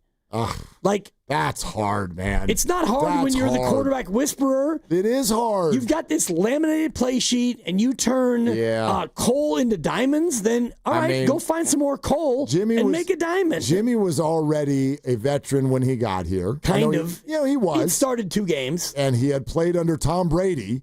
Like, if we're going to give credit to people who you learn under, then there's something to be said for that, right? Brock Purdy comes in. He was a rookie. I happen to think he's pretty special. So there's that. But outside of that, all the examples of what you're talking about, I don't know how they would have worked. And if they're rookies all the time that you're bringing in, whew, like, because the rookies, even the good ones, man, it takes a second usually. It takes a minute. I like the way Jackson Dart looked. He's not going to win anything this year. No. He's not going to win. Right? So Jackson Shart yesterday, am I right? Well, a lot of turnovers. Yeah, they weren't all on him. Yeah. I stand by it, Grandy. And I just was watching your fantasy team. I was watching all the fantasy team. I'm like, he started Jackson Dart. And then I have to start Jackson Dart. Sure. Joe Burrow was my QB. Yeah, that's it's unfortunate. A tough break. There are enough younger veterans out there that you can go ahead and repurpose this thing. You could go grab somebody else's backup and slap them in there. Let's go, Shanahan. That's tough. You guys are asking. That's asking a lot. All right, let's go to Rich in Los Altos. Hey, Rich. Hey, guys. Thanks for letting me on. I'm really liking the show today. First, if I could say real quick, I mean it respectfully, of course. I don't like the narrative that blaming everyone for Trey Lance. That was a huge catastrophic injury he had. And had he not had that, I don't think everyone can say for sure that he'd be a bust. I'm not prepared to say that. It was bad circumstance. But, I mean, that injury, he could barely, is a miracle he can walk almost. Anyway, but as a side note, I think the reason the guys like Brock Purdy and just a handful of guys get the $50 zillion a second is because basically you got to be born. You can't throw a duck. You can't. You saw it. Jimmy G didn't throw ducks. He had a pretty nice deep ball, but that mid range, the thing floated. That's my problem with him all the time, and that's Mac too. So I think these games are barely winning against not too good teams. I know the Rams are legit, but look at Stafford the other night. You saw when he was on to play. That's major league quarterback. 30 yards, 20 yards, 20 yards. So, and I think that's the difference between Brock Purdy. So when you're going to go against teams like Philadelphia and the big boys, these days it's a no-brainer. You need one of those guys. And like you said, those guys don't grow on trees. But Mac Jones, he got to study same as Jimmy G under the same guys, right? So he came with a lot of benefit, and he's obviously a smart guy. And he's cool. I'm not bashing him by any means, but I think it's just a silly talk. That's why the league isn't paying him $50 million. And he's like, anyway, I don't want to turn this into negative. That's all I got. Yeah. I'm going to keep listening. I really like today's show. Yeah, Rich, thanks. Appreciate it. Yeah, 888-957-9570. Again, I get where you're coming from. I think a lot gets asked of the quarterbacks and the head coaches in this league. You are now suggesting we ask even more. Now you're asking a coach basically every 3 years, go find somebody new, and you're asking that quarterback to pick up a very complicated system in now a condensed period of time, come in and be amazing right away. And then, and I know we're in a hypothetical space, I also think this would be very, very bad for the team's PR around the league with other players and agents. Because there is absolutely the idea of if somebody comes in and does really well, you take care of them. I don't think players, free agents and whatnot, and teammates, I think teammates would hate that. I'm going to go play for the team that's swapping out their QB every 2.5 years, even if he wins. I have no idea what's about to happen next. So I just think that I get the financial side of what you're all saying. It does not feel realistic to me as an actual approach to their business. It depends on how you go about it. And I think about Seattle, who is now on their third quarterback in the last 4 years. They had Russ, and they got to a spot where they thought that he was not good anymore, and they were right. And so they brought in Geno Smith for a couple, and then they didn't want to pay Geno, so they brought in Sam Darnold. And so that team has been able to do exactly kind of this, which is go from an aging veteran to another veteran to another veteran. And I don't know who's going to come behind Sam Darnold, but Seattle right now is a team that is still competitive, still winning. Competitive. Right. Competitive. Well, what are the Niners? The Niners have been deep in the playoffs twice, actually 3 times, 4 times under Kyle Shanahan. Right, but the only Seahawks, twice under Brock Purdy. Yes. And so he's only played for, this is only his 4th year. Right. I'm not going to look at Seattle and be like, they're doing it right. They're not relevant. They're okay. They might sneak into the playoffs and get blasted in round 1, but they're not threatening anybody, and they won't this year either. I don't think. And I don't believe will the Niners threaten anyone this year? Maybe if they get all their guys back, maybe. Right. They're 4-1. Sure. They're 4-1, and they've built that while they have nowhere near their best pitch. Seattle has been largely healthy. They're 3-2. No, he's good. He's solid. Right. I don't think he's going to win a bowl. I don't think that they, at any point... Well, I don't think either one of these teams will win the bowl. I have no idea what the Niners are going to become when they get their people. I would say they both are going to be in the playoffs, Seattle and the Niners, I would bet. That's going to be... And, you look at 3 teams coming out of the West? Right, you look at 3 wild cards, and if I look at the East, well, I don't think that the Giants or Dallas are going to be in the playoffs. Washington's a maybe at this point. Yep. The North, you've got Detroit and Green Bay. Okay. Minnesota and Chicago, no. The South, please. You're a one bid conference. You always are. No, if you're and so then you need 2 more, and those 2 they come from the West. No, if the West gets 3, then you're automatically saying either Green Bay or Washington's not going. Right. Okay. Right. Washington, they're not going. All right. And, I mean, Washington's win yesterday was... I think Washington's going. It was nice win. I think Washington's going. Let's give them some credit. They're 3-2, and they've lost their QB for 2 games, too. Right, and they got him back, and they beat a Charger team that was... really good. But really bad yesterday. And, now they don't have a running back, and they don't have a tackle. And that offense yesterday, the Chargers' offense was not very impressive. It's unfortunate. Yeah, you're listening to 95.7 The Game, KGMZ FM in HD1 San Francisco and Odyssey Sports Station in the home of the Golden State Warriors and Valkyries. Always live on the free Odyssey app. Coming to you live from the Laughing Monk Studios. Okay, Jan in Mountain View. Hey, Jan, thanks for calling. What's going on? Yes, good afternoon. I just wanted to point out that, as far as the quarterback goes, I'm not really concerned who it is. I'm more concerned about that,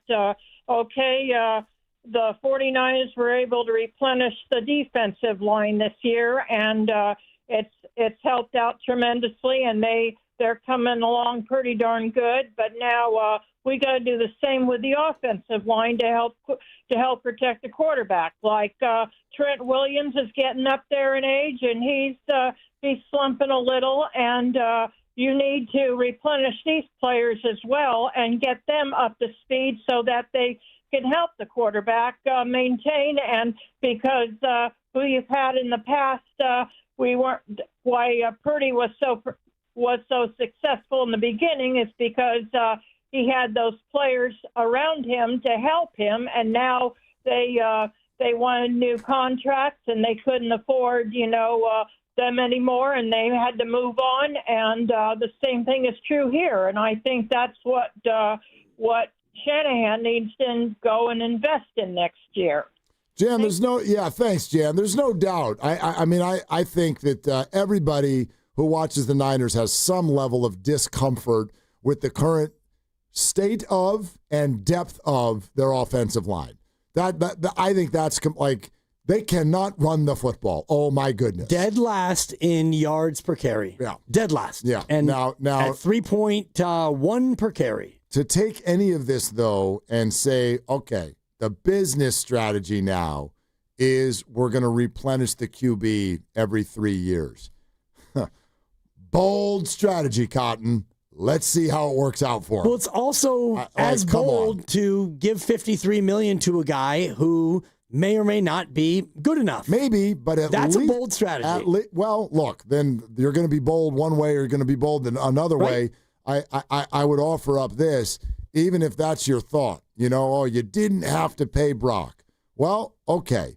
So if the contract doesn't end up being perfect, at least you are offering stability.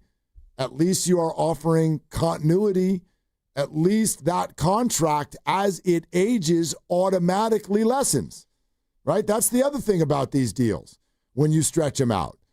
Patrick Mahomes' deal, when he signed it, it was like, holy hell. Yeah. They could give him $1 billion. And then a couple years later, it's like they're paying their quarterback less than any other good team in the entire NFL. And that's true here, too. It's completely true. Like, this contract hasn't even started yet. Yep. So 4 years from now, where does it rank in the NFL? Probably middle of the pack. It's already behind almost 10 contracts as it stands now. Right? 53? Sure. There's at least and it hasn't even started. Right. And when you actually get to that 4 years down the road, the numbers, they start to get crazy. And I'm looking at the contract right now. 2029, the cap hit is $72.5 million. So when you get to that point, if he is still a Niner, that gets ripped up. That gets ripped up, and you get another restarted deal where it's cash up front, you lessen the cap hit, and all the rest of it. Sure. So I understand that part of it, and I'm not saying that I'm out on Brock Purdy. I'm in on Brock Purdy, but I just think about next year when he starts to make the $53 million and what you can and cannot do with the rest of your roster, and a roster that needs desperately some upgrades. No doubt about it. And that's why I think that this is an interesting conversation. I find it to be, but I'm going to keep pushing people to answer that age-old question. If you didn't want to pay Brock, then let's go. Roll down the road of what exactly you wanted to do. Let's do it. Let's hear it. All of us crazy people who are just throwing $53 million out. Okay, fine. We're wrong. We're wrong. What did you want to do? What did you want to do that has actually some staying power, some smarts, some sustainability that makes sense around the league, and it keeps the 49ers relevant going forward? Please tell me you're offering something more than, I don't know, look around. Big Mac. See what we can find. Mac Jones is right. And Mac Jones. Okay, so and it's easier to say now than it was a month ago. Correct. And so now Mac takes you to the playoffs, and then he goes into the final year of his deal, and he holds out next August. Right. All right. What do? You poke around at who has a wristband and can throw the football, and you say, you know what, Kyle? You're so good at this. You're the best coach in football. You know what? You're the best coach in all of sports. I'm going to give you this lump of crap, and you go ahead and make him into a winning quarterback because that's what you do, QB whisperer. And that's what he'll do. Didn't they already answer this when they realized Jimmy wasn't the guy? They went and they tried to get the young quarterback on a rookie scale deal, and they just struck out on winning during that rookie scale deal. And how'd that go? They ended up finding the rookie quarterback. That was an incredible value. Lucky. Not lucky, skill. You're Kyle Shanahan. Come on, man. No, you come on, man. Come on. Are you telling me Brock Purdy in Carolina is Brock Purdy here? No, of course not. Of course Or not. Brock Purdy in Jacksonville. But you're not going to discredit Brock to the point of like that could have been anybody, and you know that. No, you know that it couldn't have been anybody. But this worked out for them, but it did not have to go that way. And Grandy is right. Grandy's not right. The mental approach they took to this, at minimum, threatened to totally blow up in their faces. So I just wow. But that approach was born from them signing a quarterback to a record-breaking deal, realizing he wasn't good enough, and then having to scrap that, is my point. They signed Jimmy Garoppolo to a record deal at that point, correct. Realized he wasn't good enough, and said, you know what, we're going to package 3 first-round picks and take a shot on the young guy. I'm not terribly comfortable with the word realized, because he also took them to a Super Bowl and 2 long playoff runs. I think that they thought, you know what, for the money we're spending, we think that we can do better. We think that we can find someone that's going to replicate this for a lot less so that we can bolster things around him with this particular player. By the way, they were totally wrong. And then they lucked into being right. Right? Yes, but So, all I'm saying is what you guys are suggesting is not off the table, but my God, you're walking through a minefield. And you could end up really crappy for a really long time. And by the way, I don't even know how the hell Kyle keeps his job through that. You're basically being like, find someone. Okay, what if you're wrong the first time? Are you keeping him? You keeping Kyle? Yeah. Okay. Kyle's amazeballs. What if he's wrong the second time? I mean, how would he be wrong? By drafting or signing the wrong person, which he has done.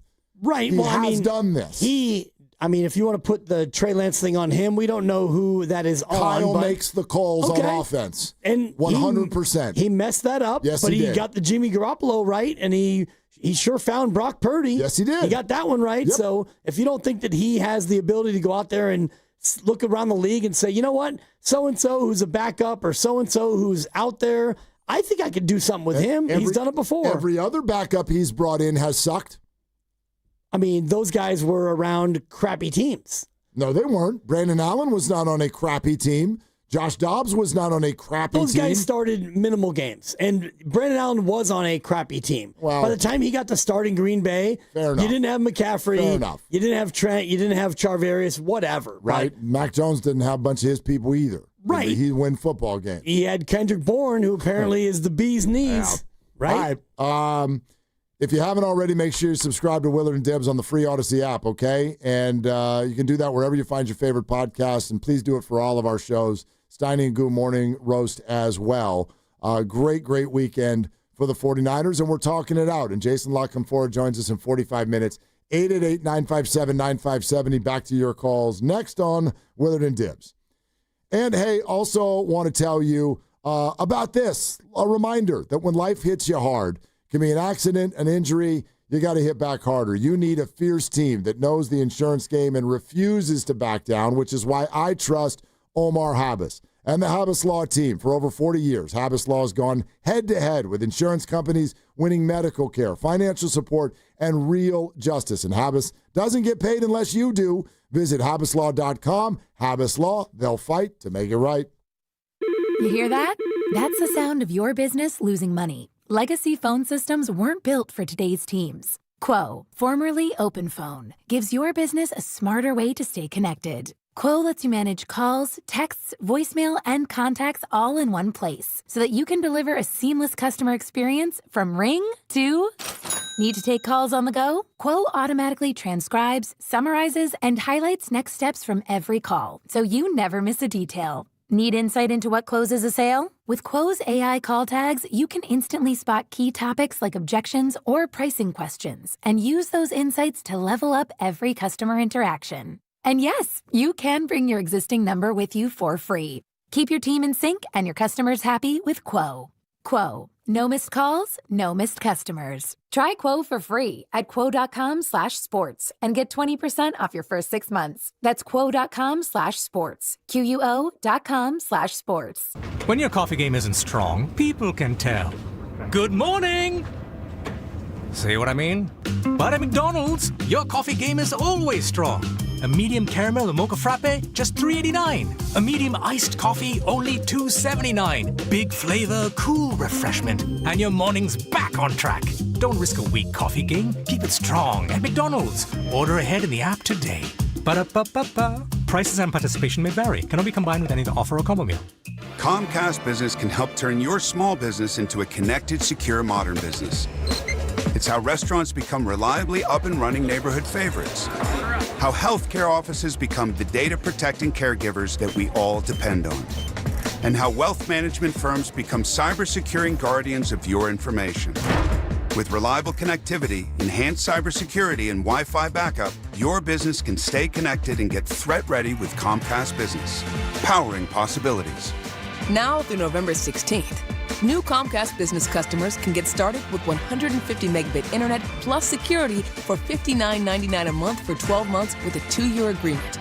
Plus, ask how to get a $500 prepaid card on a qualifying gig package. Call today. Restrictions apply. Requires enrollment in paperless billing and auto-pay with bank account. Early termination fee applies. Equipment, taxes, and fees extra. From Carriage House to glass aluminum doors, R&S Doors has a full line of commercial and residential garage doors and gates to suit anyone's taste and budget. Visit rsdoors.com. R&S Doors. Look for the red truck. 1-877 Cars for Kids. KARS Cars for Kids. 1-877 Cars for Kids. Donate your car today.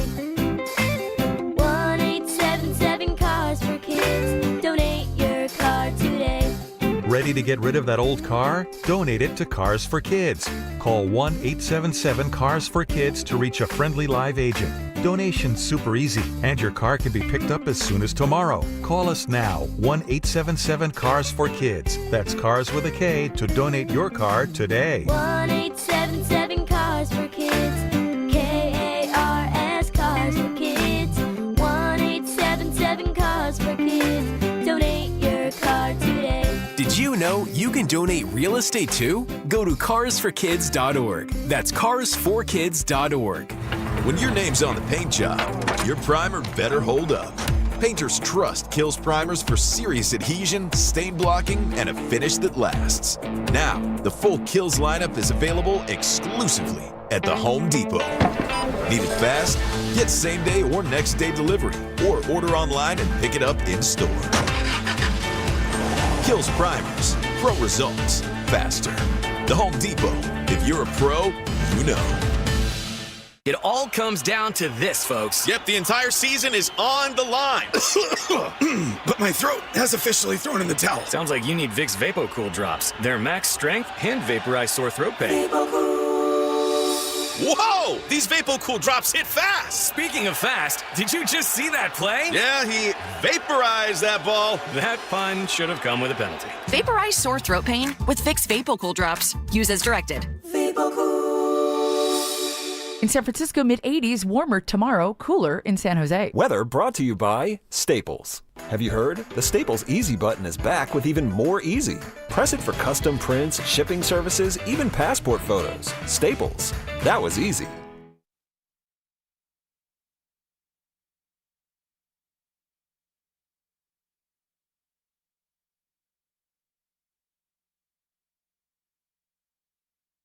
Brock Purdy. I'm not insulting Brock Purdy, but Now, back to Will and Dibby on 95.7 The Game. Yeah, Jason La Canfora at 5 and punch me in the face next time. You heard that, right? Get over here and punch me in the face. I can't believe I even said this yet. I would love to. Then do it. I've been waiting to throw a punch all day. Do it. I'm not going to punch you. I know, you're not actually mad at me. You want to punch the other Mark. On the eve of our anniversary, and I can't even punch you. Like, oh, don't start talking about our anniversary like you knew. Lucas is right. I had to bring this to your attention, and this is your thing. And the fact that you didn't even know. Thing. And why is it my thing? Because you and Christy just had your date-iversary. You're Mr. Anniversary. You're out here. You know when people were fired and when they were rehired and how many days you had with this person and that person. March 11th, you know what's going on here. You know about shows that aren't even yours. No, it's true. And then I'm over here being like, do you know that tomorrow's 4 years for us? And you're like, oh. I had no idea. Oh, like, oh, you didn't know that one, did you? I knew it was this time of year. And I knew that it was after the Giants had their plucky little 107-win season because I know that you and I were doing the show at that time, and you were so pumped. But at the same time, you're like, I think you used to work for the station that houses that 107-win team. I might have been. Yeah, I might have been over there. Your emotions might have been a little mixed because... Well, it was a weird time. Super weird. Yeah. And then once they flamed out, you're like, all right, that's over. I think the Giants and that station now know exactly what happened. Obviously. You're out here winning 107 games. With you. And right as the playoffs strike, what happens? Gone. Air out of the balloon. Yeah. Oh, but what the Warriors do that year? I'm trying to remember. Later that year. Yeah. Yeah, that season. Yeah. Trying to think what happened. Oh, right. You and I ended up with confetti in our bags. That's right. For about 6 months. It's a great picture that you and I have with the boss in the background getting showered by confetti on the phone. He's on the phone. With Zenny glasses. Stay present. Yeah. I still have those. But anyway. Yeah, me too. And what did the Niners do that year? Oh, wait. Yeah, well, yeah. Yeah. What did they do that year? Oh, that was and they did pretty well, but Brock's arm fell off, right? Or was that the next year? They all blend together. I can't even remember. Yeah, they were You're good. too young for things to blend together in there. They were 29. Good. Or was that the Trey Lance year?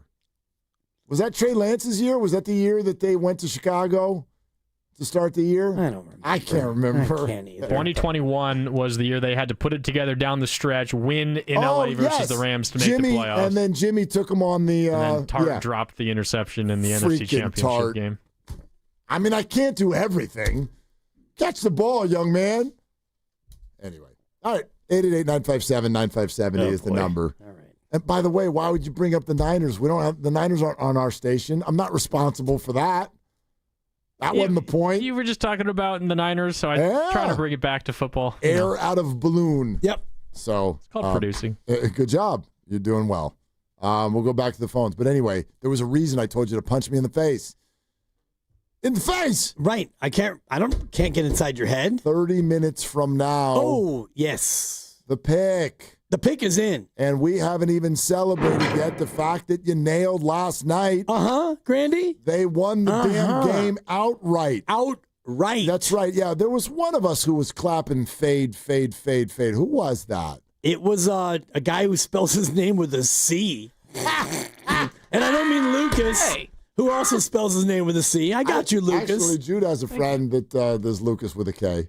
Some people do Lucas with a K. It's allowable. It is. It's more allowable than Mark with a C. Yeah, that's silly. Anyway, not fade. Patriots +8 was an absolute jam, and they won the game. And the reason why he faded is what's so offensive, because he was fading me based on, like, you're bound to start losing. Yeah, he just wanted somebody to fade you.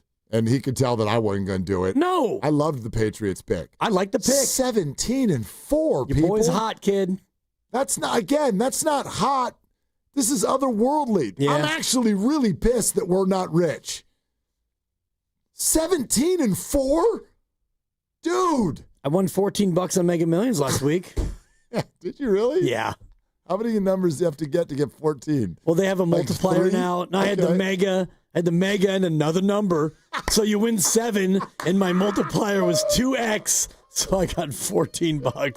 Cost $5 to play now. Oh my God. Whatever. So stupid. You know, you just made me think of lovely Christy and I were in Tahoe a few weeks ago. And have you ever seen this? We go play blackjack, and there's a special table, and I didn't realize that it was different. I'm just like, right, blackjack. Yeah. But now you got to really look at where you sit down because they got signs and spinny things and little extra circles to stick money into. Yeah. And I'm like, okay, that's fine if it's like optional, but you sit down and they're like, no. You almost have to pay to play. So the extra circle is a blackjack bet. That's it. Just yes or no. Yes or no. Right. But you have to stick like a quarter in there or something like that. But if you get blackjack, then you get to spin the wheel. Right. And the wheel's got like, there's one space that's like $13,000. Sure. But it's digital. So the guy, like, it's very O'Shea's-esque. The guy's like, blackjack, and we're going to push the button. Here's the button, Mark. Push the button. Like a clown. Right.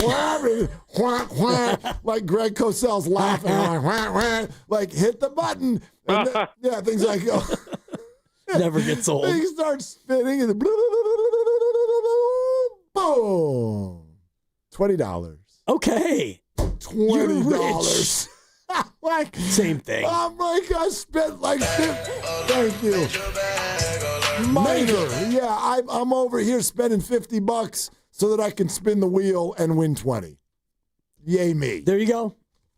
Anyway, the pick is in. The pick That's coming up in 450. Yep. All right. 450. Yep. What's the number tonight? What's the number? Chiefs and Jags. What's the number? 3.5 is 3.5 is what I saw it at. Is this game in Jacksonville? Or yes, in Jacksonville. Right? Jacksonville. Yeah, Jacksonville. Okay. Which is North Florida, I think.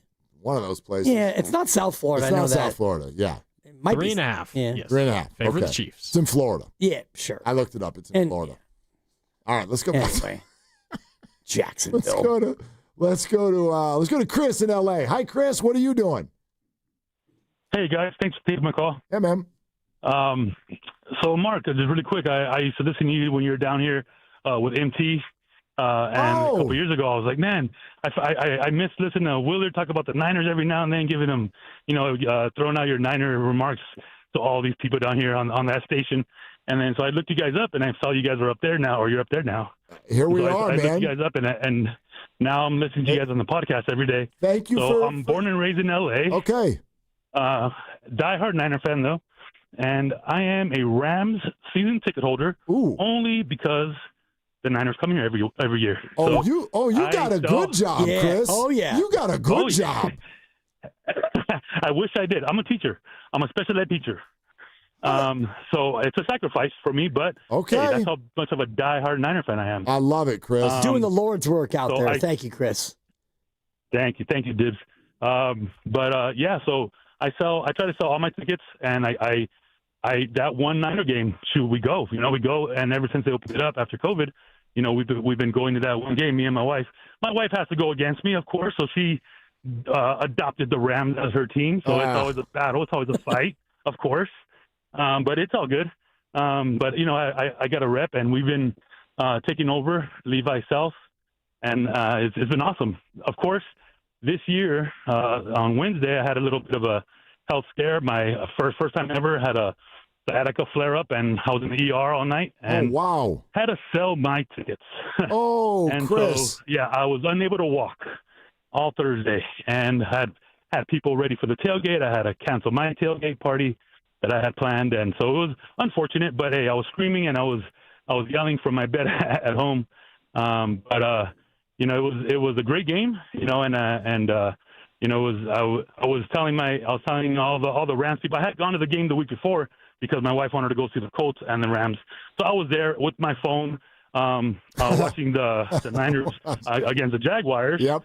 and screaming. I wasn't even paying attention. I was going for the Colts, obviously, in that game live, but I was watching the Jaguars-Niners game on my phone, and but I was screaming all the Rams fans talking about, I'll be here on Thursday, I'll be back, and yeah, so it was just it's always a battle with those Rams fans, but and we were always cheering Levi South down there when we represent. But yeah, it was definitely an awesome game. One of the highlights of my year is every year is going to that game, and it was unfortunate I had to miss it. But I'm super pumped for the rest of the year. I agree with you as far as your Kyle Shanahan is a great coach. He is frustrating to me sometimes, but overall, hey, he is a great coach. The one thing I do want to ask or get your opinion on before I get off is which I haven't heard anybody talk about specifically on a couple plays that really gets me frustrated with him. Like overall, I said I love him, but like on fourth and one, instead of going for a quarterback sneak with a already hurt Mac Jones, we have Brian Robinson, 6'20" back there, 300 pounds almost, running back. Why not put him as almost like a what's it called, the Wildcat? The Wildcat. There you go, the Wildcat sneak instead of Mac Jones. I think he did it twice. Well, instead of him, or somebody else, somebody maybe with better hands or something. Well, McCaffrey instead of putting Mac Jones. So it's just little small specific stuff like that gets me a little frustrated with him. But overall, love the guy. I think he's a great coach. I couldn't ask for anybody better. Agree with the sentiments. Dibs, I'm scared to go with your bets just because I don't want to jinx it. Yeah, I know. Now we're all kind of. Thanks, Chris. Yeah, Chris. Yeah. Thank you so much for the call, and I'm glad you're doing better. Appreciate that. Listen. I get that sentiment. Like, why don't you sneak with a running back? And again, Kyle Shanahan doesn't do that because nobody else does either. And right. I'm thinking the main reason is that while I know that quarterback sneaking looks easy, there is actual execution and practice to this. There is actually the norm of being under center and taking a snap, which running backs don't do. And so also the idea of turning around and handing off to a running back has a way, way lower success rate than a quarterback sneak does. Nobody can grab the ball and get kind of into that gap quicker than the quarterback can. They practice this. They know how to do it, and they do it very well. I know that it seems scary, especially when your quarterback is a little bit physically compromised, but we've talked about it a lot before. Football coaches just don't coach that way. If you're scared of getting people hurt, you probably should just, probably go coach golf or something like that. Yeah, and they were 3 for 3 on fourth down, and I know what he's talking about with the quarterback sneaks, and they actually snuck it the one time on 3rd and 1, and his knee was down. Even though he wasn't touched, it's still, and I didn't know this rule, and I still learned, even though I love the officials, but if you're a quarterback and you're going head first and your knee touches down, you're down, even if you're not touched. And that was the first one. Remember, they reviewed it, and they realized that, he's short. And then 4th and 1, they snuck it again, and he actually got there. So I didn't have a problem with it, and I'm kind of aligned with you, Mark. Like, if you're out there and you're able to play quarterback and it's 3rd and short or 4th and short and we need to sneak, you got to do it. You got to sneak it. Yeah, you got to do it. We're not going to bring somebody else in just because you're hampered. You're going to have to sneak it now. Yeah, well, and again, I think there's something to being used to and learning how to receive a snap For from sure. under center. I'm not going to have a running back go do that who's never done it before. They're very likely to fumble the football. So anyway, that's kind of what I think about that. 888-957-9570. Nick in South City is next up. Hi, Nick. Thanks for calling. Hey, just want to say, listen to you guys all the time. You're my favorite crew on 95.7 The Game.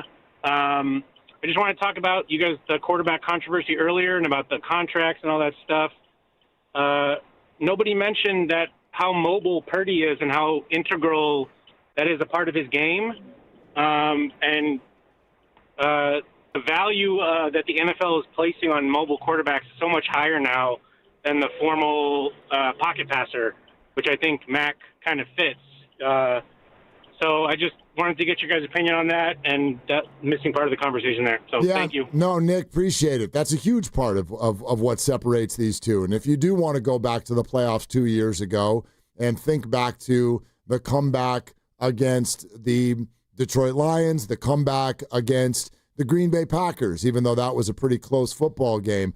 People leave that out a lot. They leave out how many different things Brock did with his legs in those games. They also leave it out of the conversation when assessing Brock last week against Jacksonville.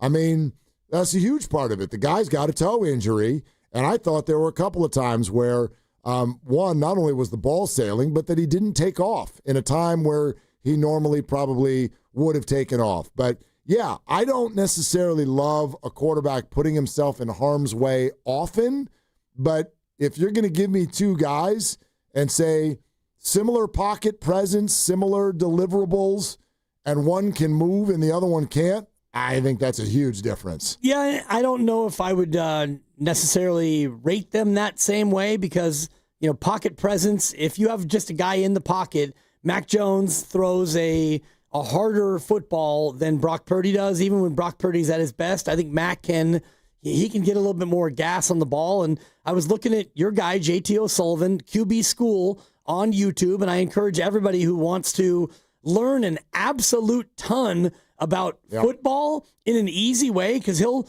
use his different color-coded things to show you what's about to happen, and you'll watch a play 5 or 6 times. And so today I was watching all of the Mac Jones Thursday night game, and Mac Jones, he moves in the pocket. He's not mobile, but he's got pocket mobility, which is a little bit different to where, they don't do a lot of the bootleg action that they do with Brock because Mac is not that quick, even when Mac is 100%. But there was a couple of throws that Mac made where he comes out and he moves a little bit and then he moves back in the pocket and he's able to set up and fire the football. So it's a little bit different than what Brock does. Like, Brock's more of a threat. He's not a Lamar Jackson, Josh Allen threat, or even Patrick Mahomes, who, Mahomes will just do that weird sort of waddle run. The way he runs is bark, bark, bark, bark, bark.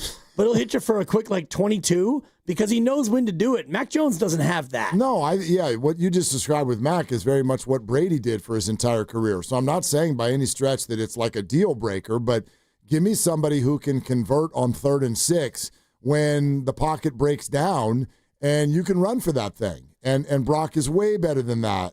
Than Mac at that, I should say.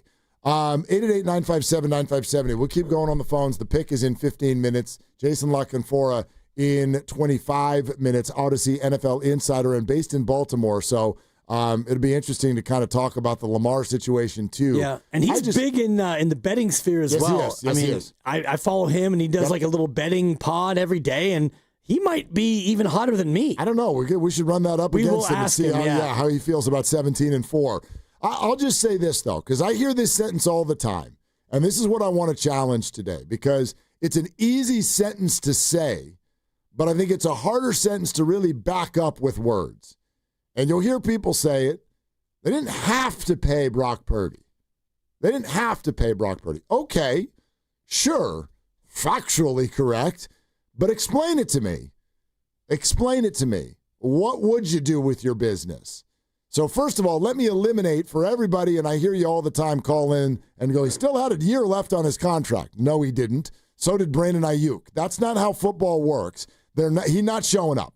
Flat out not showing up. So even for $9 million? Not for anything.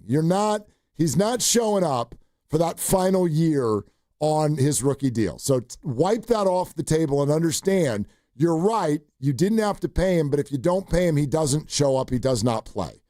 So what would you do? And I don't just mean what would you do that year. What would you do for your business model? Your business model. Are you suggesting that the 49ers just willy-nilly this year by year? And if you're going to find those stop gaps when they come in and perform really well, then they're going to hold out the following year and ask for a contract, which is what Mac would do if he won the Super Bowl for the 49ers this year, 100%. So, that's all I ever question. You don't have to like Brock Purdy. You don't have to think $53 million was the right number. But I think it's too easy for people because they didn't have to do that.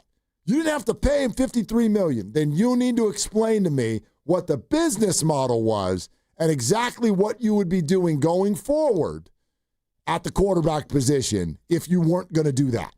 Because I don't even see anything as realistic or viable. Well, the business model would be that you invest in your head coach, who is really good at turning quarterbacks into being better than what they normally are. And that would be the business model. And it's risky because you're expecting him to be right more than just once. Like, he was right with Garoppolo. He was wrong with Trey Lance, let's just say, because Trey's career is not over. But it doesn't look like he was right with Trey. But he was sure right with Brock Purdy. So, I mean, his percentage is pretty high. And so that's what you would be banking on. You'd be banking on the head coach who is really, really good at getting quarterbacks to be better than they've ever been before. You would be looking for him to be able to do that on the regular. Every time. Most of the time. I don't want most of the time. Like, that's the whole point of stability, is to have a quarterback who, unless things all crater within your team, which I believe is what happened last year, unless that happens, you're viable.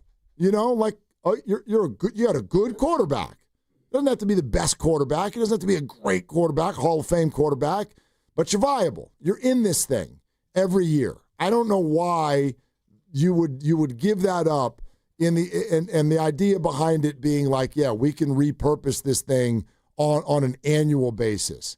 That is wow. To me, that's a Hail Mary getting thrown up every single year.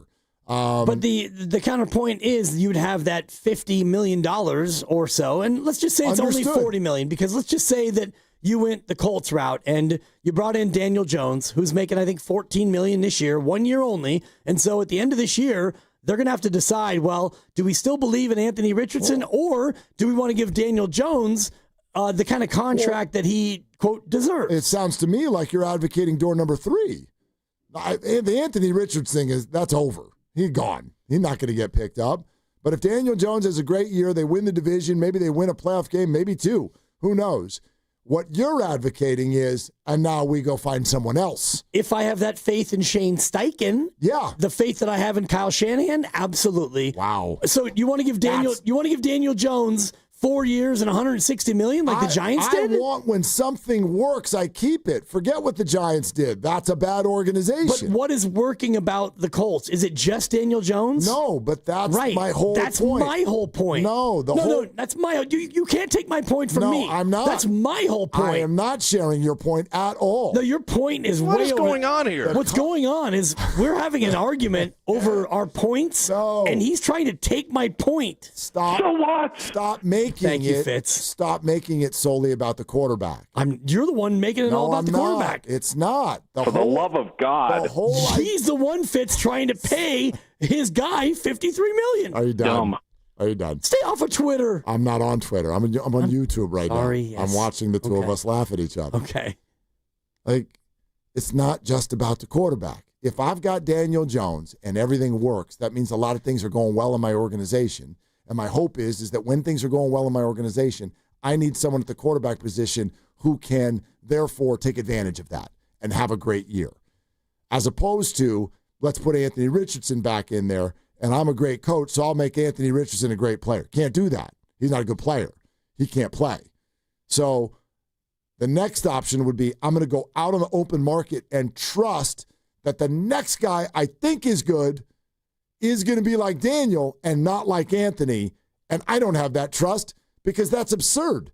Like, that's not how drafting or free agent signings work. Even the best evaluators mess that up all the time. All the time.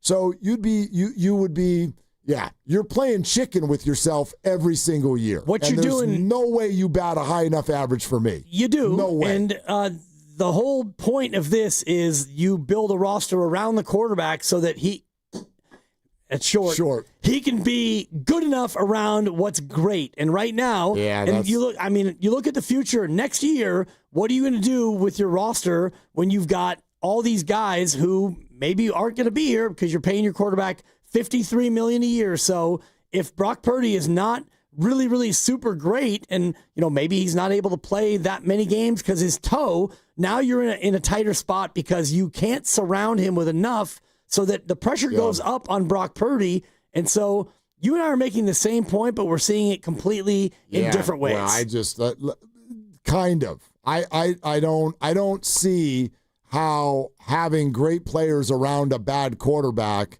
do you know what I mean? Jamar Chase and T. Higgins are great. How are we doing?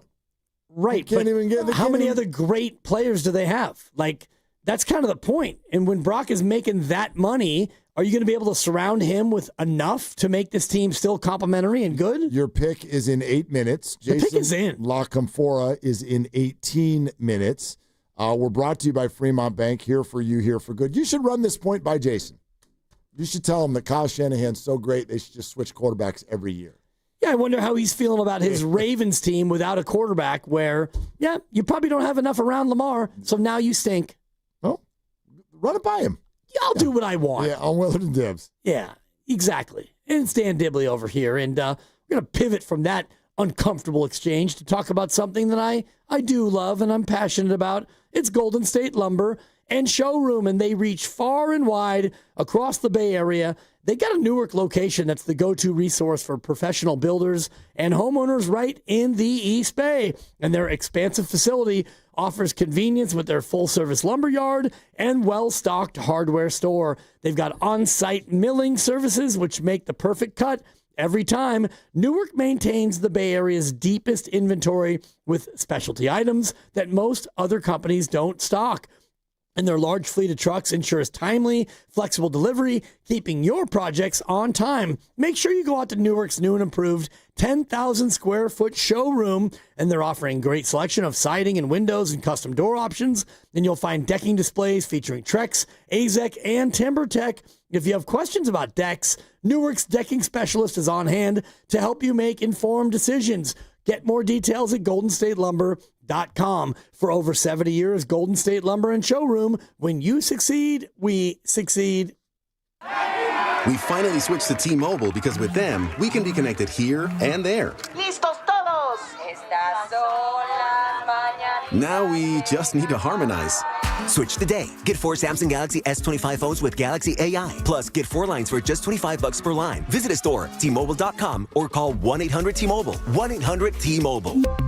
For well-qualified customers with autopay plus taxes and fees and $35 per line connection charge. Minimum 4 lines on plan. Contact us if canceling lines. Plus $5 per line without autopay. Debit or bank account required. Visit T-Mobile.com. I joined the military for my kid and his mom. I miss my son a lot. One of the things with the military is tobacco. But I saw a lot of people try to deal with mental issues. Everyone's vaping constantly. After my first hit of a vape, I was hooked like that. Once I got back home from my deployment, I caught my son trying to hit my vape. That was it. I had to quit. Isaiah started vaping to try to deal with stress and quit because of his son. Learn how he and other Californians are rising above big tobacco at undo.org. Injured at work? Don't wait. Every day you delay can mean lost wages, delayed medical care, and more stress for your family. At Boxer & Gerson, we fight for people just like you. Construction workers, delivery drivers, factory workers, restaurant staff, hardworking folks who get hurt just trying to earn a living. We won't back down. We get results. You work hard, you deserve real help. Call Boxer & Gerson now at 510-835-8870 or visit boxerlaw.com. The consultation is free, but waiting could cost you. Boxer & Gerson. Justice for workers. Attention taxpayers. If you owe $5,000 or more and have missed another tax deadline, you're officially on the IRS's radar. The IRS has resumed aggressive collections. That means wage garnishments, bank levies, even seizures of your home, car, or retirement accounts. If you owe $5,000 or more and missed the deadline, you're stacking new debt on top of what you already owe. Call Priority Tax Relief now. Their experts fight back fast and are saving their clients millions in tax debt every month. I owed over $50,000. And they settled it for pennies on the dollar. These guys are as legit as they come. After speaking on my behalf with the IRS, my entire debt of $25,000 will be eliminated. Whether you've received collection letters or you're already facing liens and garnishments, call for your free consultation. There are no upfront fees. Priority Tax Relief. Let's make your taxes our priority. Call 800-464-1899. 800-464-1899. 800-464-1899. Priority Tax Relief. Are you thinking about getting a new TV this week at prime prices? Maybe a Samsung, LG, or a Sony?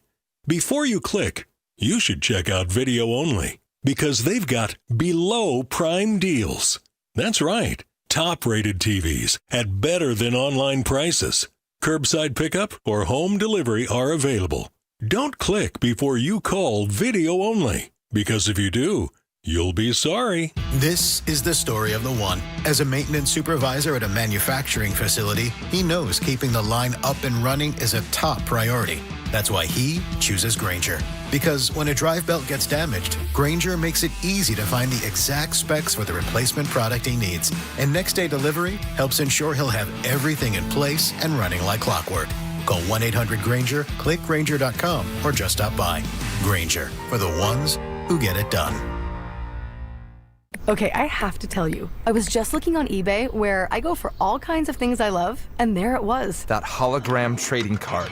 One of the rarest, the last one I needed for my set. Shiny like the designer handbag of my dreams. One of a kind. eBay had it, and now everyone's asking, ooh, where'd you get your windshield wipers? eBay has all the parts that fit my car. No more annoying, just beautiful.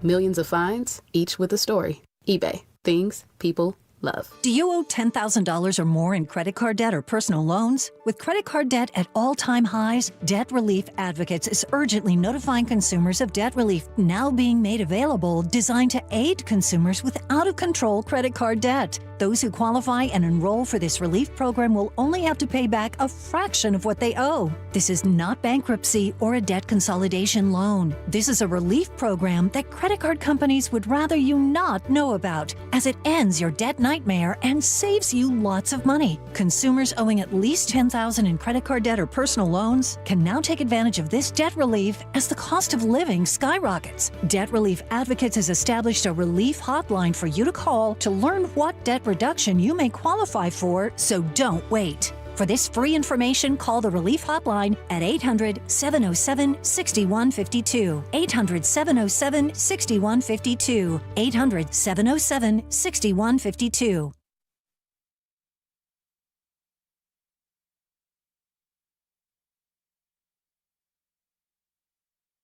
Now, back to Willard and Dibs. He used to, allow himself a slice of toast. That would be too fatty. Oh, no, babe. No, come on. On 95.7 The Game. Not Harbaugh. I allowed myself some pancakes this morning. Look at you. Yeah.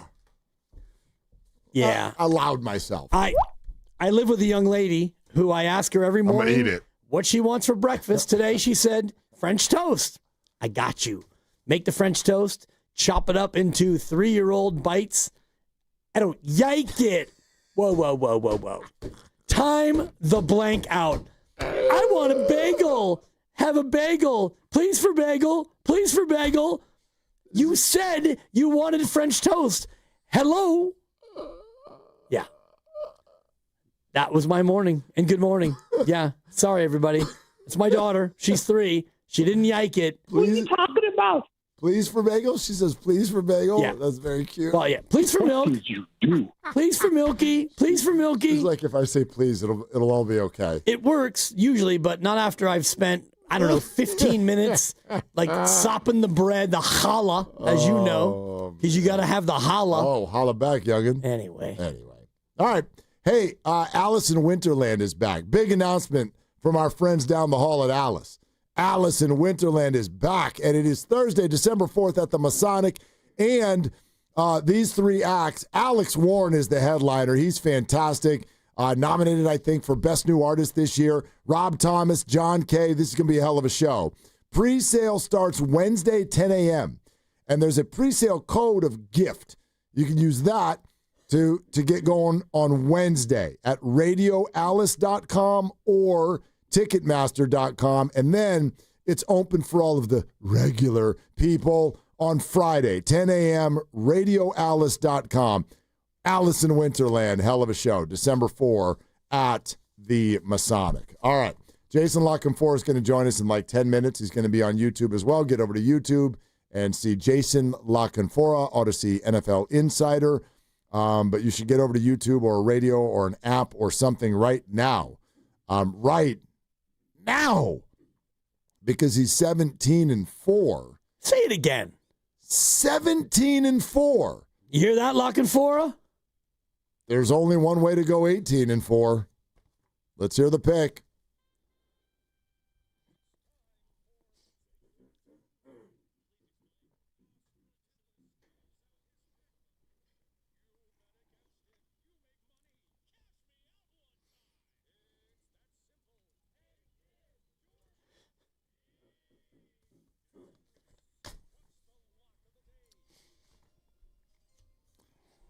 Well, here we go to Jacksonville, Florida, which is somewhere in Florida. And on the way into town, it's none other than Patrick Mahomes and the Kansas City Chiefs, the hated ones, if you will. A winning record or a losing record is on the line. Will they tie for first, or will they fall into a hole as they get ready to play the Detroit Lions next week? A lot on the line, but oh, what a wonderful moment this is. Gambling has often been built, Dibs, on moments like this. Oh, yeah. Tonight is a home dog. And a home dog on Monday night. 3.5 is the number. The Chiefs are the favorite against a team the Niners know well, the Jacksonville Jaguars. Dibs? Interesting one tonight, because if you look at the advanced metrics and DVOA, I've talked a lot about it, defense adjusted value over average. These are two of the top 8 teams in football. Yes, Jacksonville is among them. Then you look at EPA, expected points added per play. Jacksonville's got the second or third best defense in football. We saw it up close and personal. Kansas City's defense is dead on average. Their offense, though, better than most, and they will have Xavier Worthy in action tonight. He has been cleared. He will play football. Mark, I love a home dog, especially a team that's getting more than a field goal. Yet you look at this one, when you look at Kansas City, equal rest for both these teams.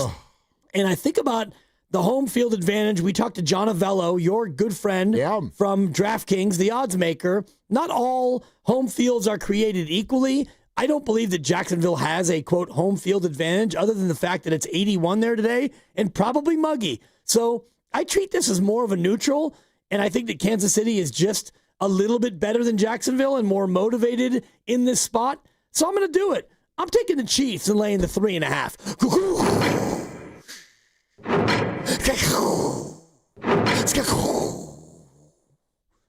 Any opinions from my brethren? Well, couple of Marks and a Lucas. Oh, I'm so torn. It's a tough one. 3.5 is tough. No, but like all of this gets spreads are hard. This gets just it runs up against the fact that Trades are hard. You're 17-4. Say it again. Well, you're 17-4. What we gonna do? Start clapping like a seal?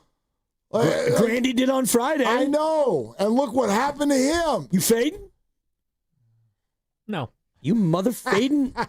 And the other thing that gives me pause. The other thing that gives me pause is pause. I don't want emotion to get in the way of gambling. And I don't like the Kansas City Chiefs. Nope. And you and I now have a show bet against the Kansas City Chiefs. We do. Dinner, right? Yeah. So with Steiny and Guru. Yeah, which is, the hard part is the dinner. Like, we're going to have to go either way. But this guy is such a D. Love to see Guru, but Steiny out in the world, I don't know. But anyway. Pretty fun out in the world. I hope so. We'll find out. Point is I'm just kind of all twisted in knots about this game. And I think I've decided I just want to sit down and root for the Jaguars. I don't feel like it's going to go very well. But I don't want to go with you and then root against myself. But I think it'd be stupid to go against you. So I'm just going to sit here and let you make a pick. All right. Yeah. That's it. Yeah. Like fade. I hope. Yeah. I hope. I get it. Not for gambling purposes, but just for me purposes. That makes sense. Yeah. And I'm not thrilled to hope that Kansas City wins. And I do that spreads pick 'em pool, as I've told you, and so I make these picks on Wednesday, and I looked at the pick today, and I thought, oh, okay. I mean, I'm not thrilled with the pick. How'd you do this week? I am, as we sit, I think I am, what did I say, 2? I'm 8-5. Okay. It's a 14-game week. There's nothing wrong with that. 8-5. Yeah. Solid. And in the 8-5 is an absolute crock of you-know-what. Losing the Arizona minus 8.5. Well, 8.5 is different than the game itself. They should have been up 28-6, bro. I understand. And I say bro because I'm really upset about that. I know. I watched. Bro, I'm looking at my afternoon and it's like Seattle minus 3 to Tampa. Okay, that thing was going either way. Fine, I lost that. The Chargers given 3 to Washington. Well, Washington was better than healthier than I thought. That's a loss. Arizona minus 8.5 to Tennessee. That thing was in the house, bro. Bruh? That thing was in the house. Do you know that I lost two fantasy games because that guy dropped the ball. Oh yeah, DiMercato? Yeah. 2 fantasy games. I'm very, unless something crazy happens, I'm gonna lose them both. And that's a 10-point swing when he does that. Right. Like you get the fumble lost, but you don't get the touchdown. Like Correct. the whole thing just falls apart. Yeah. And I was looking at the cost me stats. 2 fantasy games. Apparently, he only gets 56 yards rushing because it comes out to the 20. Right. So you don't get this full 76. That's what I'm saying. 10 points. So you lose the 20 yards you lose and the 6 tud. and then you get the -2 for the fumble. Oh, my God. Yeah. You just took 10 points and threw it out of the back of the end zone. If Arizona had another human being who could carry the ball. Well, they do. You're not even starting. Everybody went and got him like he was going to be the starter, and he's not the starter. Michael Carter is the starter. And he's not the finisher either. Carter, the starter. Right. And it had me thinking, and we're going to have Jason Lockenfora here in just mere moments, but it had me thinking about Kyle Shanahan. Like, has a 49er player ever done anything so reckless and careless and, I don't want to say stupid, but that kind of is the epitome of stupidity. Probably not on the field. Right. Definitely off the field. Well, you had a guy who show up with the wrong shorts on, and he barged over and said... That was in practice, though. Correct. Yeah. That's my point is, like, these teams that have players dropping the ball short of the goal line, like, what's going on? What's going on at organizations? It's pretty funny. All right, you're listening to 95.7 The Game, KGMZ, FM, in HD1 San Francisco and Odyssey Sports Station in the home of the Golden State Warriors and Valkyries, always live on the free Odyssey app, coming to you live from the Laughing Monk Studios. And joining us now on the River Islands guest line is Odyssey NFL insider Jason LaConfora, host of the Odyssey original podcast, Wanna Bet? Listen to Wanna Bet now on Spotify or Apple Podcasts, or watch it live daily on Jason's X account. Insider calls are brought to you by Nationwide for your insurance and financial needs. Nationwide is on your side. Jason, glad to have you, and he's with us on YouTube. How's the podcast going? It's going well. We got some plays for tonight's game, some plays on the 9 p.m. MLB game that we feel good about. So, yeah, we're not just a football betting podcast. Doing really well in soccer and can't wait for the NBA. So, yes, it's a good night to bet. Beautiful. Aren't they all? Aren't they all? And I'm sitting across from a man here. That's true. Right, Jason? So I'm sitting, my partner over here, we do something called Fade the Dibbers because last year, well, his picks kind of sucked. And so we started out this year, and the rules basically are he does all the Monday night games, the Thursday night game, the Sunday night game, and any Niner game. So we've amassed so far 21 games into this season. Jason, he's 17-4. Wow. Talk to me about what kind of run that is in the gambling community. That's beyond a heater. It's funny. We had a former producer on my radio show who didn't know anything about gambling whatsoever, and he started jumping in with us, and we had to explain to him what over-unders were and lines and everything. He lost 16 straight bets. Like that, I thought that was the most remarkable thing I'd ever, like, literally lost 16 straight against the spread bets before he finally hit one. But 17-4, yeah, I need access to this individual. Yeah, I'm right here, Jason, and longtime fan of yours and scorching. Last year in the playoffs, I think I wound up going 3-11 or 2-12, whatever it was. So the bit actually worked last year, but tonight the pick is in, and we, and by we I mean me, I like the Chiefs given the 3.5. Your thoughts? I like the under here. With the hook, I'd have to take the Jags. Like I'm buying the Jags defense. I think they found themselves a legitimate defensive coordinator here, and talked to some people. And look, I don't know anything about the guy. Like, I just started making calls for my column at the Washington Post, asking people about the Jags, and people kept saying the D coordinator, the D coordinator, the D coordinator. And then you look at his background. He's with Hafley in Green Bay last year. What do? They go from can't take the ball over to turn people over all over the place, right? And they were top 5 in yards per play. And then you go back to Miami, and he's there with Vic Fangio, and he's there with Brian Flores. And, you know, he's from Jersey. He's 43. He's pretty tough. Like, I don't know, man. I think Liam Cohen found himself one here. Are they going to continue to turn people over? A defense that had 9 takeaways all of last year already has 9 interceptions and 13 total takeaways. Like, I don't think that's sustainable. But you look at the advanced run metrics, there's 74% success rate stopping the run. That's best in the NFL. Opposing quarterback rating, 69. Like, I don't trust Trevor Lawrence. I don't think they trust Trevor Lawrence. I think they want to run Etienne 16, 18, 20 times, right? Play ball control, keep it simple, stupid. I don't buy Andy Reid's prolific offense. They look prolific against the Ravens. The Ravens defense is a joke. It's a fraud. Like, I think they'll have to fight for it more tonight. So I think both teams trust their kickers, even though Butker looks like he's tailing off. So I kind of think it's an under game. I'd have to take 3.5 with Jacksonville if you made me take a side. But I think Trevor Lawrence throws a pick, and I think Etienne does get at least the 15 carries that you would need to cash that over. Odyssey NFL Insider Jason La Canfora is with us. He can go all around the league, and Insider calls are brought to you by Nationwide for your insurance and financial needs. Nationwide is on your side. Jason, I started off the show by saying, look, obviously he's a very, very good quarterback. He's taken multiple teams to the playoffs, multiple years at least, so we know he's good. But, now he's struggling because not everything around him is structured well and it's not going well. Now we have to worry about his health. And then I said, of course, I'm talking about Lamar Jackson, which was my way of being like, leave Brock Purdy alone for this whole, system thing. He needs everything to be perfect around him. Joe Burrow, Justin Herbert, don't all quarterbacks need some level of things going well around them in order to succeed? Yeah, they do, undoubtedly. And look, the Purdy thing's going to have plenty of time to play out, right? I mean, that die's been cast. They're going to have to play football games probably without Trent Williams next year. There's going to continue to be a metamorphosis of that roster.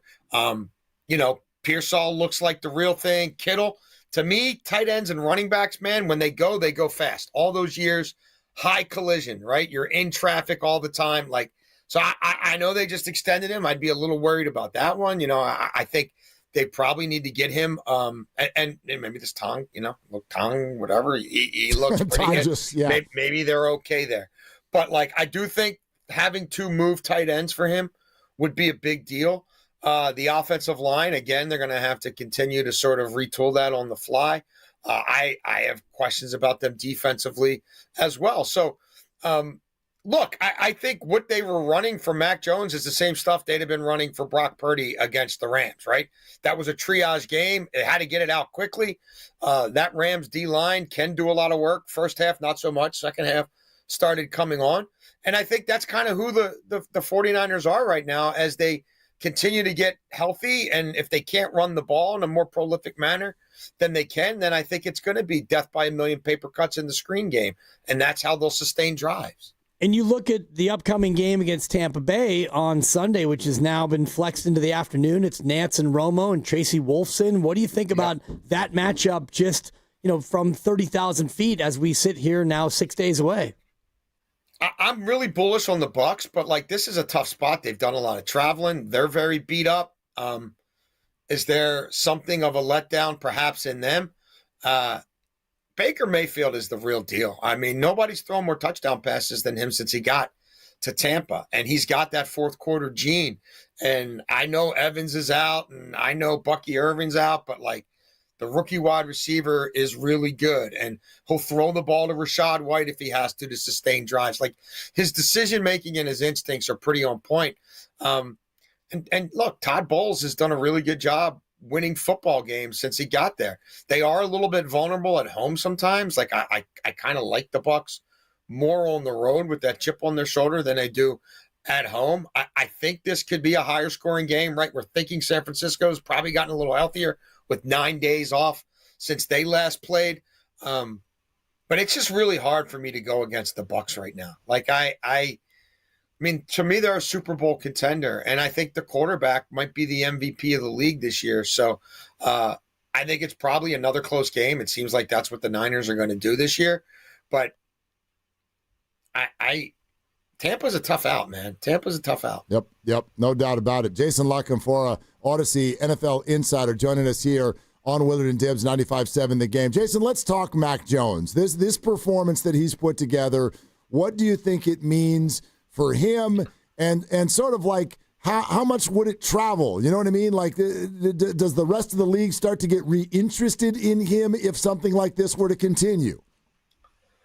Well, we just talked about Baker Mayfield. Did you see what Sam Darnold's doing? Like, how are you not? I mean, right? Like, they spend a little time around him. I mean, those two were in Carolina and the Panthers, who haven't had a quarterback in forever, they didn't want anything to do with either of them. They wanted both of them out of their building. And then Baker spends 3 weeks with Liam Cohen, right? He gets picked up off the street by the Rams. They run out of quarterbacks. He plays that Thursday night game against the Raiders, wins. He gets sort of polished up.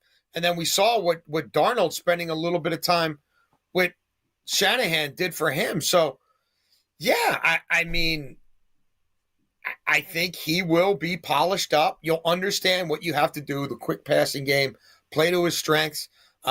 He looks like a gamer. Obviously, he was a part of an untenable thing in New England with the end of Belichick, and we can see, that he might have been a little off his rocker there himself. That offense without McDaniels really hadn't done much. So, yeah, man, I think he will be somebody who will have an opportunity to further his career someplace else next year, making more money than he is now. Any chance that Shanahan sticks with him if Brock's out for 2 or 3 weeks and he keeps winning? I mean, crazier things have happened, right? Brock Purdy wasn't supposed to get this job in the first place. They moved heaven and earth to get Trey Lance. I'm old enough to remember that. I mean, look, I could it play out that way?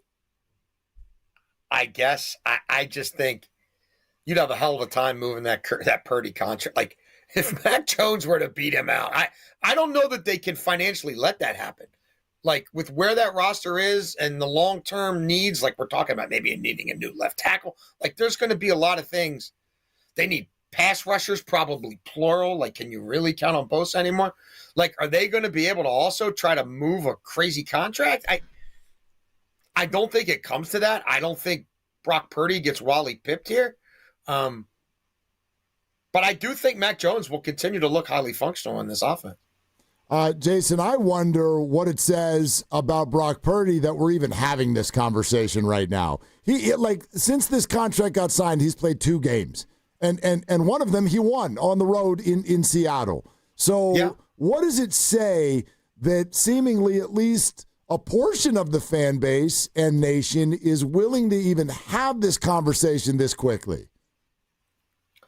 I think it says that $60 million quarterbacks, excluding like Tua, who that was just a bad deal, they generally have some superpower in their skill set that propels them and makes you think that they're different than the average bear, right? Whether it's to Josh Allen and what that looks like, or Joe Burrow with maybe arguably just the best pure arm in the league, or Herbert and that unique athletic skill set, right? The Lamar Jackson. Like, usually you're a freak of nature athletically, and Burrow's pretty athletic. I think he's more athletic than maybe some might think. Or you just, he took the Bengals to a Super Bowl like in his second year, like that.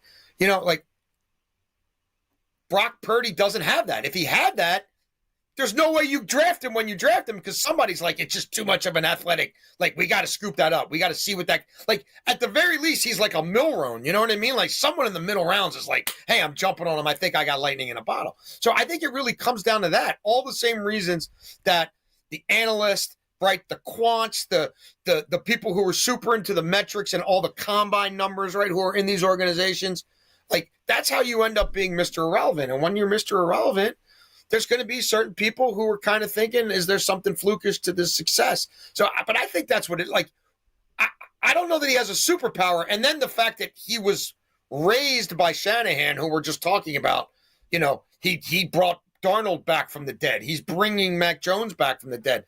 I think that works against him as well. And is that truly the superpower, the fact that he's working with Kyle? In other words, can Kyle rightly get another quarterback, not just Mac or Sam, but anybody else, and turn them into something that they otherwise weren't?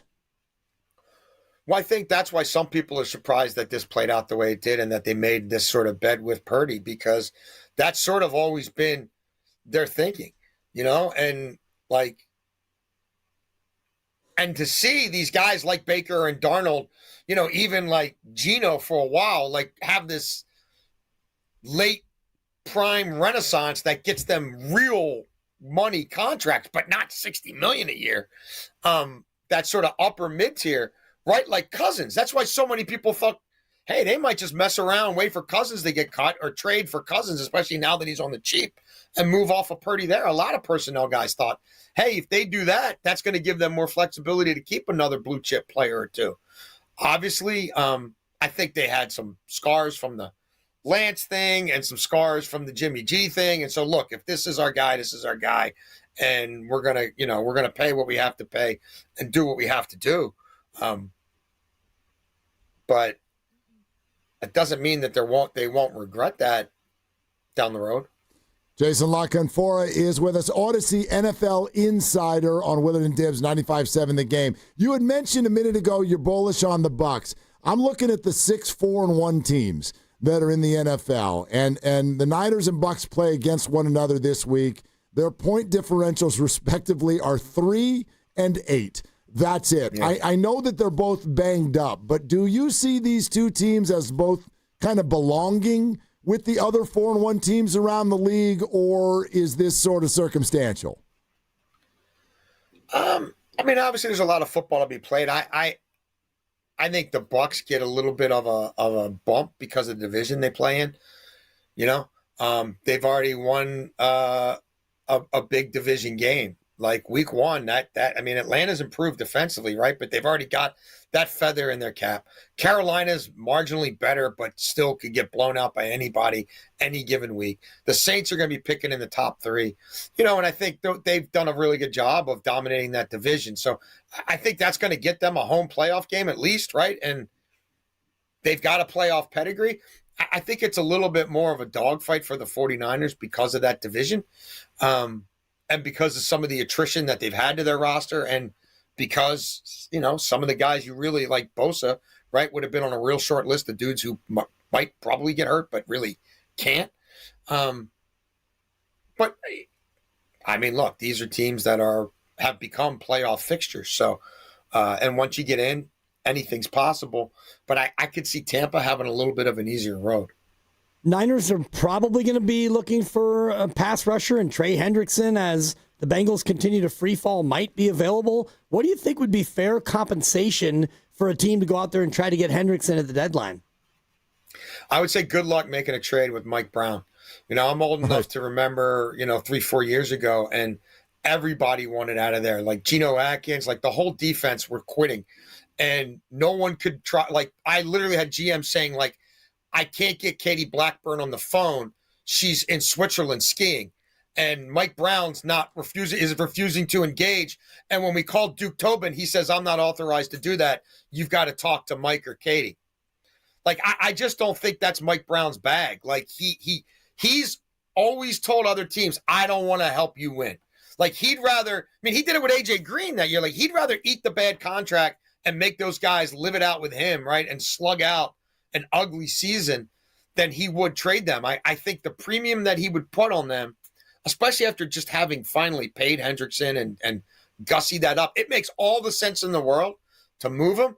But just too many people have told me over the years, like, my God, it's really painful trying to engage him on these kind of matters. He's like a conscientious objector to the trade deadline. So good luck. Whatever you think it's going to cost, it'll probably cost more.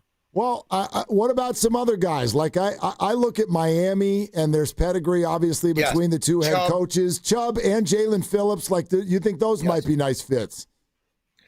Yeah, I think that owner knows he's going to have to fire the coach, and so why not move some salary? Nobody's going to come to their games anyway. I think he's got to clear the deck. He's got to finally get Chris Greer out of there as well. So, yeah, I think Miami, the Giants.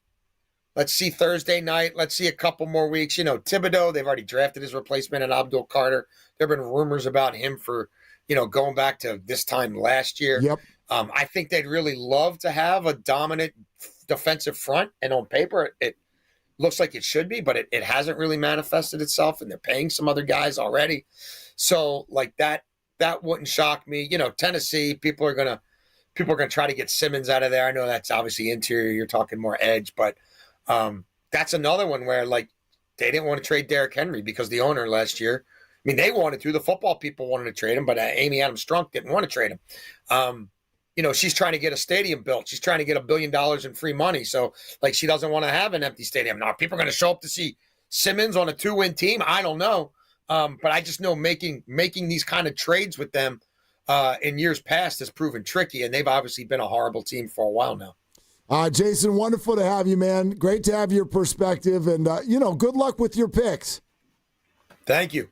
Let's go. We've been really good on these one-game NFL windows, so hopefully we get after it. Thank you, guys. Boom. All right, Jason. Thanks, Jason. That was Odyssey NFL insider Jason La Canfora. Insider calls are brought to you by Nationwide for your insurance and financial needs. Nationwide is on your side. Jason is the host of the Odyssey original podcast, Wanna Bet. Remember to listen to Wanna Bet on Spotify or Apple Podcast, or watch it live daily on Jason's X account.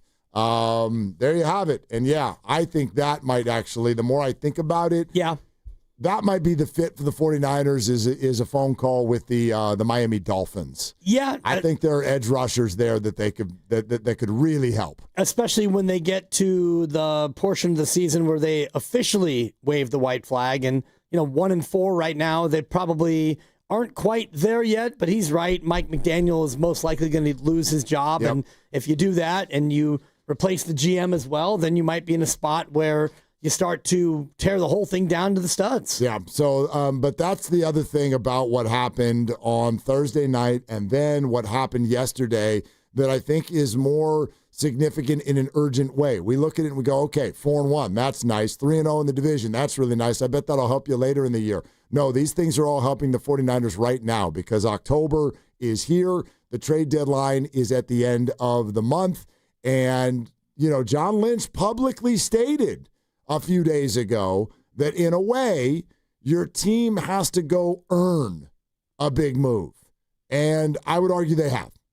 They have. Because now, think even if something doesn't go well, let's say they lose this week or what have you, but pretty hard to imagine that what has been built to this point has fully cratered prior to the trade deadline. I think they only play 3 more games. Worst you can be is 4-4. And based on the opponents you have and the health that you have coming back, I think you feel pretty good that it's going to be better than that. So if the Niners are even sitting kind of dead even with their divisional counterparts and they've got wins already in the bank against each of them, how on earth are you going to get to the end of October and not feel like they have earned some reinforcements? John Lynch has got to make a move. I agree, and I think it goes back for me to the year where they got Christian McCaffrey, which is, when they got to that spot, they were 3-3 after a loss in Atlanta, and the team was better than their 3-3 record, and you looked at what that team needed. They needed somebody who could run the ball. You needed to be able to be a better running team, and Christian McCaffrey turns out was available, and you got him for a second, a third, a fourth, and a fifth, and the rest is history. You went to the Super Bowl. You didn't win it, but you got there eventually, and that was kind of where I see this team. If you look at this team right now, what do you need if you're the 49ers? Well, first and foremost, you need health. Okay, fine. Yeah. And Kittle should be back soon. Your quarterback should be back soon. And beyond that, what do you need that you don't have? And that is a pass rush. You need an edge rusher. You need somebody who can come in and, quote, wreck the game like Nick Bosa did. And Nick Bosa's not limping through that door. So beyond that, what do you really need? I don't think you have any other great need. Could you use an interior offensive lineman? Yeah. You need a tackle going forward. Jason La Canfora even said, I don't know if Trent Williams is going to be blocking next year. And that felt a little soon, but he's not wrong. No, he's probably potentially. Right. Yeah. And so as you look into the future, yeah, you have needs. But right now, you're 4-1. The number one thing you need more than anything else is to be able to get to the other team's quarterback. No question about it. I think, do I have this right? They had 1 sack against the Rams, no sacks against Trevor Lawrence. I don't remember. Hits. No hits against Trevor Lawrence. Right. So and going back to the game in which Nick was hurt, which was the week earlier against Arizona. I don't remember exactly what the numbers were after he left. I also know that's Kyler Murray. That kind of messes with the stats a little bit because he's so fast and he's elusive and whatnot, but the bottom line is the bottom line. Second Nick Bosa left, you can't rush the passer anymore. Like, that's the other thing, and I hate saying this about this year, but, like, let's be real. Let's be real. They can't keep living this way. Stop this is disingenuous. Oh, the Niners are crushing it. Yeah, they're 4-1. Right. They cannot keep living this way. You don't intercept the ball. No. You have 6 sacks in 5 games. And your pressure rate, I'm looking at it right now, you are 31st in pressure rate, ahead of only Carolina. So your defense has been really, really good, especially if you look at it through this lens. You don't sack the quarterback, you don't intercept the ball, and you don't pressure the quarterback. And you don't run the ball on offense. And you're 4-1. And you're 4-1. Right. But, like, come on with this whole – and, yes, Mac deserves a ton of credit because in many ways that's sort of saying – hey, like, we got nothing for you but complete passes. And watch out because they're going to rush you. And he's done a wonderful job of it. A wonderful job. And to be in that scenario and not turn the ball over, what does he have, 2 turnovers in the 3 games? Yeah. 1 fumble, 1 pick? Incredible. Absolutely incredible. But the idea, the notion, 49er fans, that what you're watching is now what you want going forward, I think is laughable. It's beyond laughable to think that you can just keep playing football like this, and every week you're going to have a new rabbit to pull out of your butt and show to the whole nation. Look at us. We won again. Come on. The Chiefs looked like this all year last year. They made it to the Super Bowl, but we laughed at them the whole time. Like, you can't do it again. And they would do it again. And it's the number one reason why I don't think that they're going to have a great year this year. You can't live this way for a full year and have it go well. And the Vikings, too, last year, it was very similar where they were, winning games. They were a good team, but you're winning games that, you probably don't always get to win. And if the 49ers continue on this trajectory for the season, that's awesome, but it's not really that sustainable when you are unable to run it, which is your staple, and you can't really rush the passer, and you don't intercept the ball.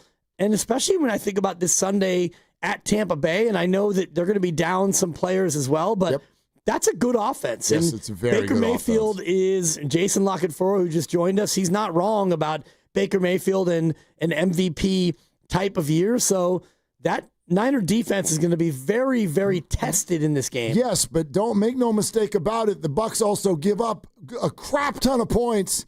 Do you know how many teams in the NFC have given up more points than Tampa Bay? 1? 2. Wow. The Saints and the Cowboys. There you go. There's your list. The Cowboys. That's it. So, like, both of these teams are pulling rabbits out of their hats every single week. Look at Tampa's 4 wins. You know this. Baker Mayfield's losing with 2 minutes to go in all 5 of his games. Right.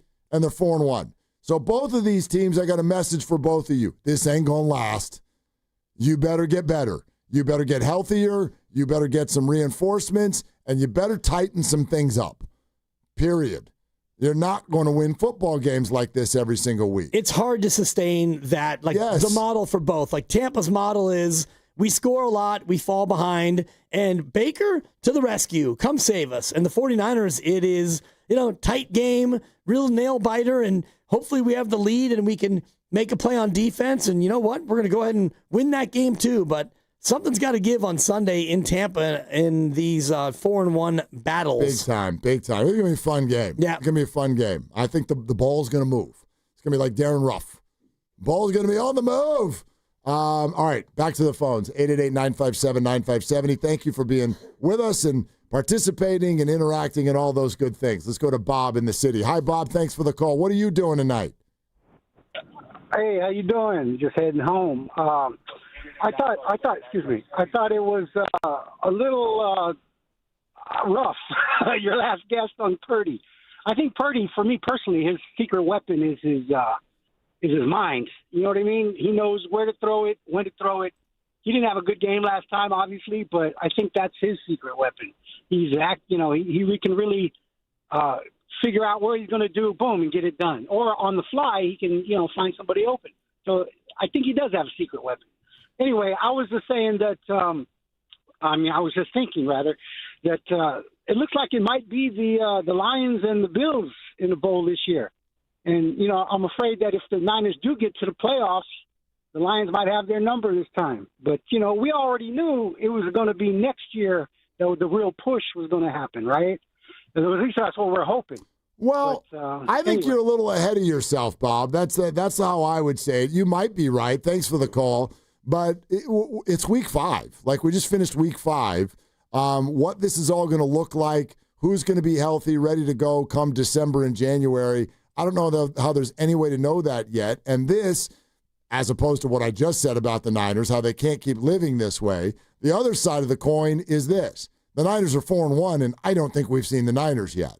Pretty much, right? There's a path for this to look completely different, to get healthy, to get reinforcements, so to look at these 5 games and suggest if they make the playoffs, this is what they'll look like when they get to the playoffs. Geez, I hope not. I hope Kittle's not out. The entire wide receiver core is out. The quarterback is out. We're still not rushing the passer. I hope that's not what it looks like, and I don't think that it will. So I don't know. That's just that. I think we're getting a little far down the road to be thinking about the playoffs after week 5. I think the Niners have put themselves in a wonderful position based on the games they've been able to pull out. But that's all. They've just set the table. Now you got to go eat. You have to go eat, and I'm afraid that when it comes time for them to eat, certain things, I don't know if they can be changed in the middle of the season. Number one, we've talked about it ad nauseum. In terms of yards per carry, they are dead last. Yep. And the stats will show you they're tied with the Bengals, but I actually did the exact math, and they're fractionally worse than Cincinnati on the ground. So they are the worst per carry rushing team in football, and Shanahan loves to run it. They all do, but Shanahan especially, when they run it well, they win. And when they don't run it well, they have a hard time winning. So I don't know if that is fixable in season. And the other piece of it, and you mentioned the pass rush and get a pass rusher and a couple of guys in Miami and the Cincinnati guy who maybe they won't trade because they don't do that. That is an area where you absolutely need to go out there and find somebody. So can you find an offensive lineman who can help you run the ball? That's tougher. That's tough. Unless John Feliciano wants to come out of the podcast booth in retirement. Why are you trying to ruin our Tuesday show? What's the matter with you? Yeah. I'm not, but he can still join us. Tuesday's usually an off day. That's true. So he can come on down. But I think that getting a better pass rush and being able to run the ball, if they can't do both of those things, then 4-1 to me doesn't really matter. Yeah, and the other thing Bob brought up that, and I'm glad he brought this up. So Jason La Canfora, when he said, he was kind of made reference to the whole like quarterbacks have superpower things, and Brock doesn't have a superpower. He was referring to the quarterbacks who are all making north of 50, and he said outside of Tua, they've all got this superpower. And I'm glad Bob brought this up because we didn't really have a chance in the conversation to kind of challenge him on that, but I'd like to challenge him on that. Does Dak Prescott have a superpower? What's a superpower? Trevor Lawrence? Superpower? Jared Goff? Does he have a superpower? I don't see that. Josh Allen has a superpower. And Patrick Mahomes and Lamar Jackson and Joe Burrow, and I guess now we get into the whole like Justin Herbert, Jordan Love thing. Is there a superpower? Like they're big and strong. Yeah, it's always okay, but like Patrick Mahomes' superpower is he wins, and he's a great player. Yeah, right. He does a lot of things. I know, but he makes winning plays in the moments where you need winning plays, whether it's a behind the back or an I'm falling down flippy pass, whatever he does. It's like, oh my God, like anybody else would do that and you would criticize him. And I do think that Brock Purdy's superpower is his ability to pre-snap be able to see it. Yeah. And that is a superpower. Like Trevor Lawrence is big and he's got this great arm, but he, and Jason La Canfora even said it to us in our conversation, well, he's going to throw a pick tonight. Yeah. And that's almost a guarantee. He almost did already. Right. That's what he does. Yeah. He doesn't see it. He doesn't always read it. So some of the superpowers we talk about are more like under the covers than the obvious thing. Like Lamar Jackson, okay, you're the best athlete on the planet. That's a superpower. Look, this is this might be a conversation for tomorrow, but this is making me think of the quote that Grandy and Lucas were sending us last night from Pat Spencer after the Warriors preseason game. And I don't have it in front of me right now, and that's fine. Again, we can go into it tomorrow. The basic idea was Spencer goes on about a 5-sentence rant about like what makes a sustainable player in the NBA. And then his last ending quip was, for some reason, there are teams around this league that continually fall in love with length and athleticism. The bottom feeders. And he said they continually find themselves in the lottery. Yep. Now, I know this fan base. Bay Area, it's Pat Spencer. Yeah, hi, Pat. And I know where this fan base is going to take it. They're going to be like, ooh, Pat's shots fired at Jonathan Kuminga. Okay, we can talk about this tomorrow. But what he's talking about is the same thing as everybody out there who falls in love with 6'5" and your howitzer arm. Great. 6'5", howitzer arm. Hi, Trevor Lawrence. How you doing? And we can do this through the years of Jeff George and Jamarcus Russell and on and on and on. Geno Smith is 6'5" with a howitzer arm. How we doing? So to me, do you want those things in a vacuum? Sure, they're great. It'd be great to have everybody built like Patrick Mahomes and Josh Allen. But that's not the whole picture to playing quarterback. You can play quarterback a lot of ways. And the number 1, 2, 3, and 4 thing are not 6'5" howitzer arm. It's great if you can blend those with decision-making and seeing and reading a defense and leading a team and anticipation and leverage and all of that. It's great if you can do that too, but I'll take all those other things first. You got to have that first. Yeah. A lot of people have played quarterback at 6 feet. Drew Brees, Russell Wilson, these people have won Super Bowls at the same size as Brock Purdy. A lot of quarterbacks have played at 6'6" and 6'7" and been bums. Terrible. And I'm thinking about Dan McGuire, Mark McGuire's brother, who was like 6'8", and he never could really get it done at that height. And you look at Josh Allen, and Josh Allen, his first year, that was a massive struggle. His accuracy was horrendous. And then you got a better coach around you, you got a better coordinator, and he actually improved as a player. So a lot of these things are not in a vacuum. And the Trevor Lawrence conversation, we had it a couple weeks ago, whether or not I think that he can be better than he has been. And he's got a good offensive-minded head coach. And so this would be a time where he would be able to show growth and show that he is better than what he had under all of the revolving door coaches and coordinators. Next up is Chris on 680. Hi, Chris. Thanks for the call. What's up? Good afternoon, fellas. How are you? We're fantastic, man. We appreciate your call. Well, thanks for taking my call. So it just occurred to me, I'm sitting here driving, when you were talking about the 49ers' lack of these defensive quarterback stats of hurries and pressures and sacks and all that stuff. And yes, it's true. But two things came to mind. One is they're giving up just under 20 points a game. That's pretty good. And number two, a great quote from Mike Krukow years ago. There's one thing you can't measure on a stat sheet, and that's the size of a man's heart. And I think the Niners defense collectively has that heart. It sure seems the way they make plays when they have to make plays. Now, is that sustainable, Mark? You don't think it is? I ask why not. They are getting guys back. Mustafa should be back. They're confident he'll be back within the next 3 weeks because they opened his practice window. That will help. But all these kids that are playing are making a play when it has to be made. Marquise Siegel got torched by the Rams until the last play of the game where he filled the gap. So my point is, let's not just rely on these statistics that tell us, oh my gosh, how are they doing this? And let's just kind of look at the overall picture, which is, to me, when you have Fred Warner on your defense, you got a chance. That's what I wanted to say. Yeah, Chris, I love it. And I agree with that. Here's the other thing, though. When you say, like, oh, you know, maybe it is sustainable because they're going to get Mustafa. And obviously we've talked about whether or not they'd acquire a pass rusher.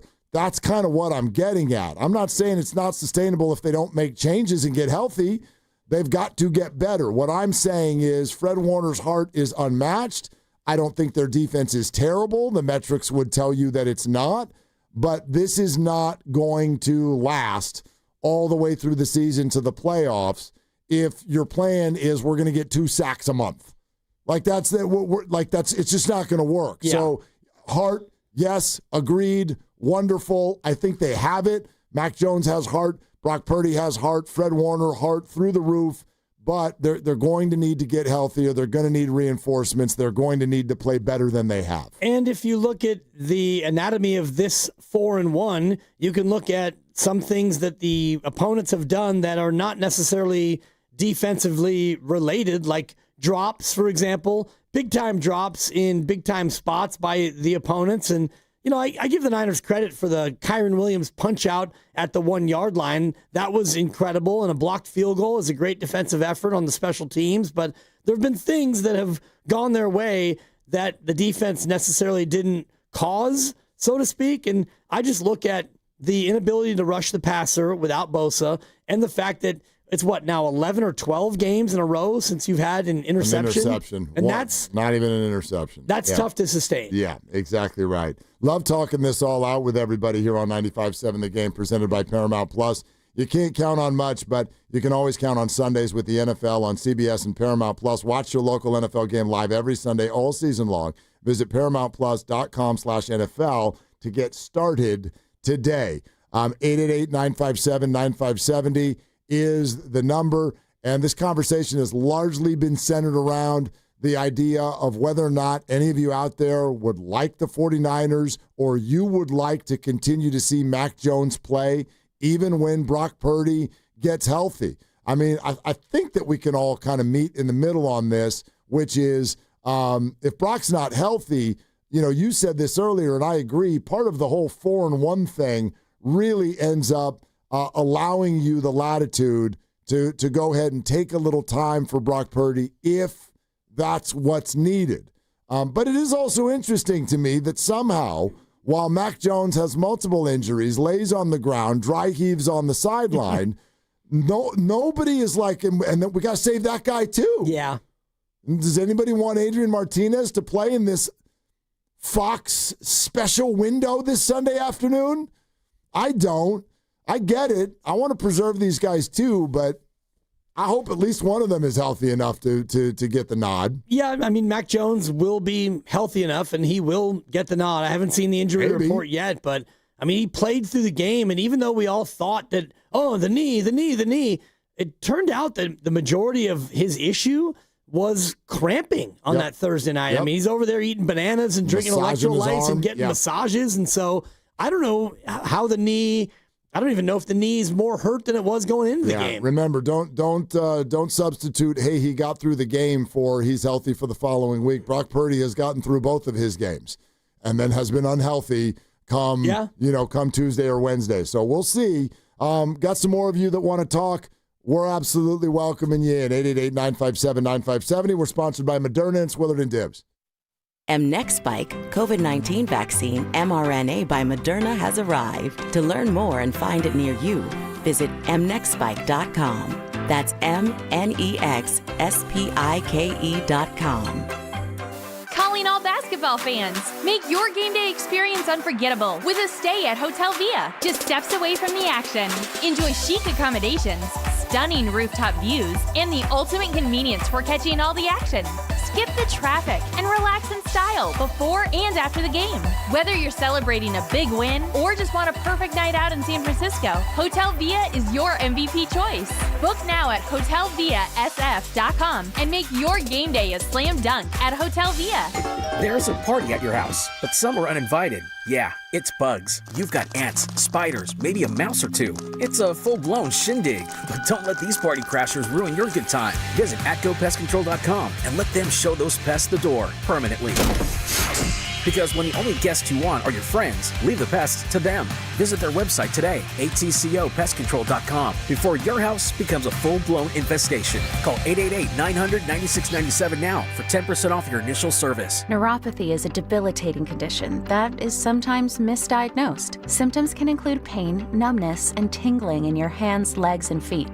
Neuropathy is a progressive condition that only worsens unless you get effective treatment. SF Bay Wellness is a leader in neuropathy reversal and uses FDA-cleared, non-invasive electric cell therapy to restore nerve function with no injections, no drugs, and no surgery. The treatments have a 95% success rate. If distance is a factor, ask about our virtual consultation option. Call SF Bay Wellness at 844-94-NERVE for the $99 neuropathy evaluation and receive a personal treatment plan that is tailored to your needs. Don't wait another day. Call 844-94-NERVE. That's 844-94-NERVE. Why keep suffering with the painful symptoms of neuropathy? You deserve to live a pain-free life. Start getting the treatment you need for your neuropathy symptoms. Call today. At Odyssey, we believe in creating a diverse and inclusive workforce. We also value the power of community and encourage local organizations to help us in referring qualified applicants to our stations. If you're a community organization interested in receiving our vacancy information, simply email equalemployment@odyssey.com. You'll be notified of all our open positions. That's equalemployment@odyssey.com. And for all our listeners, please visit odysseyinc.com/careers for a list of job openings at all Odyssey radio stations. From carriage house to glass aluminum doors, R&S Doors has a full line of commercial and residential garage doors and gates to suit anyone's taste and budget. Visit rsdoors.com. R&S Doors. Look for the red truck. When selecting a financial institution, how do you know you're making the right choice? As Bay Area bank customers find themselves at a crossroads, maybe it's good to consider if you want your bank to be community-oriented or corporate-minded. Fremont Bank has grown by providing stable, consistent service to the region, its families, and its businesses for 60 years, all without a single merger. And we intend for more of the same for the next 60. Fremont Bank. Here for you, here for good. You hear that?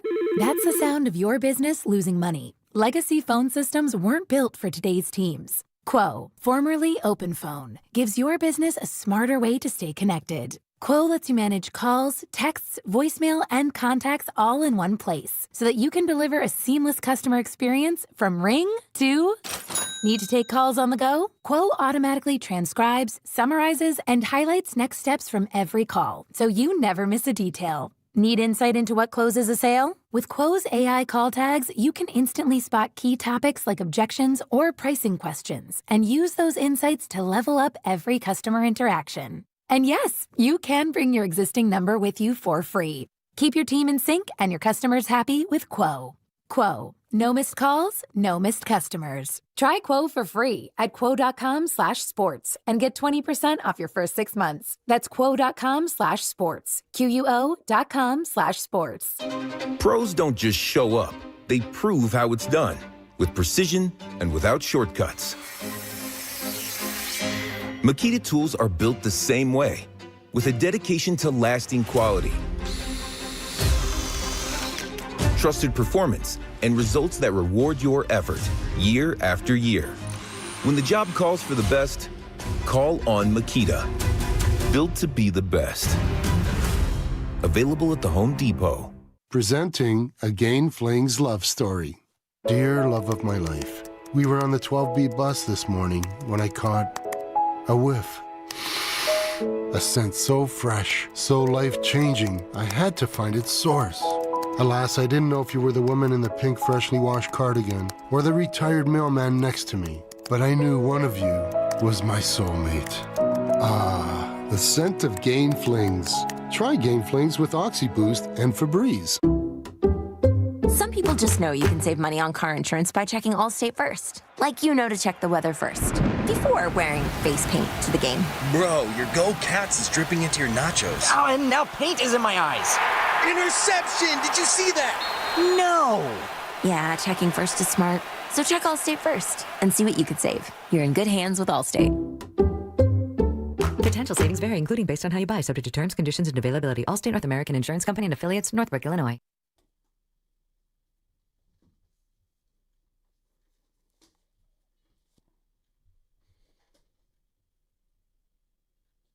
Dub Nation, it's Stephen Curry. You're listening to Willard and Dibs on 95.7 The Game. Coming to you live from the Laughing Monk Studios. Fresh Curry. Warriors must have had media day, huh? Yeah. Huh? Oh, yeah. Somebody was there. Yep. Steph Curry was there. He sure was. Al Horford? No. Jonathan Kuminga? Nope. No. Seth Curry? D'Anthony Melton? Nope. Hi, this is D'Anthony Melton. I don't even know what he sounds like. But Steph Curry was there. Yep. And I have Melton from last year. You want to hear what he sounded Let like? me get some Melton. Hey, Dibs, your pick Dub Nation, it's D'Anthony Melton. You're listening to Willard and Dibs on 95.7 The Game. Hey, Dibs, your pick stink. Yeah, D'Anthony. Hey, Dibs, your pick stink. I mean, he's back. Yeah. That's why they brought him back. That's right. They're like, we got to use that thing because we barely got to use that thing because he got hurt so damn fast. We never got to use that thing. Got to use that thing now. Hi, this is Andrew Wiggins. You're listening to Willard and Dibs on 95.7 The Game. He does get close to the mic, doesn't he? Hi, this is Andrew Wiggins. Yeah, Grandy's looking for it. Yeah, he's looking. All right. Good diction. I don't have it on this on board. that Wiggins. Right. Sad. Yeah, he does. Good afternoon. This is Andrew Wiggins. Enunciation sensation is That's what it $1. was. Yeah. That's what that is. All right. Thank you. Let's go back to the phones. Hey, Jose in Oakland is on the line. Hello, Jose. What you doing? Good afternoon, guys. I'm commuting home after work. Yep. Long day. Too hot for this time of the year. Okay. Obviously, it seems like the Bengals do not have any intentions of trading their pass rusher. Why? What is keeping the 49ers from actually reaching out to the Raiders? I mean, the Raiders are 1-4. It's obvious that they need a lot of new players. They need a lot of draft picks. Why not reach out to Tom Brady and Pete Carroll? I mean, it's not like Pete Carroll is our friend, but he has to be realistic about his situation as a head coach. If he doesn't have the players, he's going to keep losing and losing. Max Crosby would be, to me, probably the next best choice as a pass rusher, because just trading for a pass rusher to trade for one doesn't make any sense for me. It has to be an impact pass rusher, and he would fit that mold. Plus, the Niners will have control, over the player for at least 2-3 years. And if it comes down to the salary cap, the salary cap implications, forget about the salary cap. They always have to find a way to work around it. If not, look at the Rams. I mean, that year when they won the Super Bowl, they were well over the salary cap, and still they kept adding and adding players.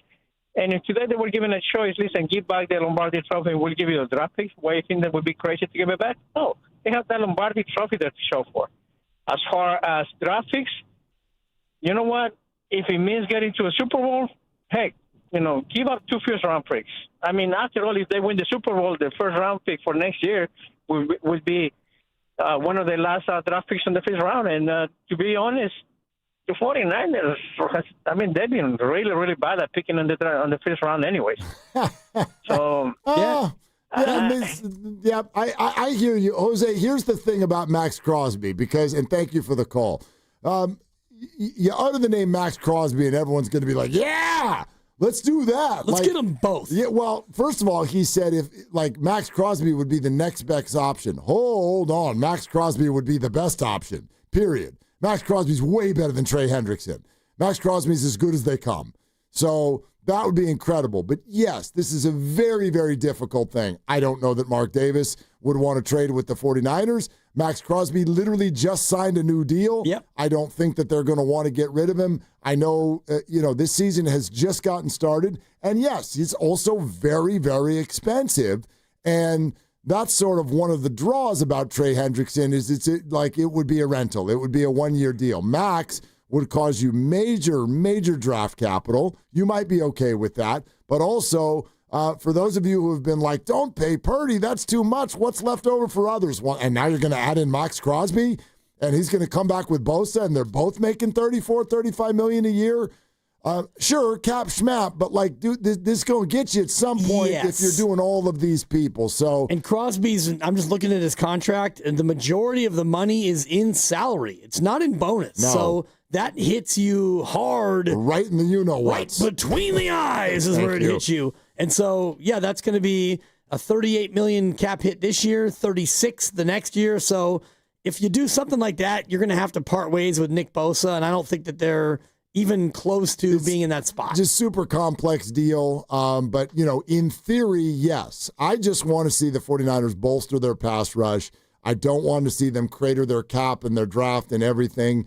And I don't know that the Raiders would do it. But if they would, sure, it's worth a call. But I'm probably thinking more along the lines of people that'll cost you, I don't know, fourth rounder to Miami for Jalen Phillips, Bradley Chubb. Let's talk about those kinds of names. Sure, Hendrickson and Crosby, but yeah, those get real complex based on the owners of those respective teams. How about K-Dog in Corte Madera? Hi, K-Dog. What you doing? Hey, Willard Dibby. How you guys doing? So good. Okay. Good. I'm calling to talk about Brock Purdy and Mac Jones. And, I think people have a short memory with Brock Purdy. He took them to the Super Bowl 2 years ago and left the field with the lead. When he left the field, they were winning the game. So it's obviously awesome that we have Mac Jones to come in and win these games. And I'm a Brock Purdy believer. I'm a short white guy myself, so I got to be on his side. And I think when he comes back, he's going to do great. And we've also seen backup quarterbacks, have like a 3 or 4 day or 3 or 4 week run, and then things run out of steam. Like the guy that he was with Minnesota or whatever, won 3 or 4 games, and Dobbins or whatever the guy's name is, the rocket scientist guy. He folded up his tent, and so we don't know. I mean, Mac Jones, obviously a first-round draft pick out of Alabama, but I don't think there's a controversy. It's unfortunate that Brock's hurt. And it's very fortunate that we have a system that Mac Jones can come in and run. So I'm glad we've got a great backup, but I'm looking forward to having Brock come back healthy and take us hopefully into the playoffs and make a good run if everybody gets healthy. K-Dog, thanks. Speaking way too much sense. By the way, my mind's going on this Vikings QB that he's trying to think of. Was he thinking of Case Keenum? Case Keenum a few years ago? Maybe. Which rocket scientist? I don't know if he's a rocket scientist, but Case Keenum was it looked like he was taking the Vikings to the Super Bowl. And then it didn't happen. And Case Keenum was the quarterback to the lost Diggs to Nick touchdown, Foles, right? the Minneapolis Miracle yes, in the playoffs. Right, and then didn't he lose next week to Nick Foles? Josh Dobbs, according to AI, is the Vikings quarterback who was also an aerospace engineer. Okay. Yeah, he did come in and win some games. Thank you. He won some games, for sure. But yes, that's who I think he was referring to. The answer, thank you, AI. The answer is 1,000% yes. For a lot of people have forgotten what Brock Purdy has done. Now, does that mean that lasts forever if he keeps throwing picks? Of course not.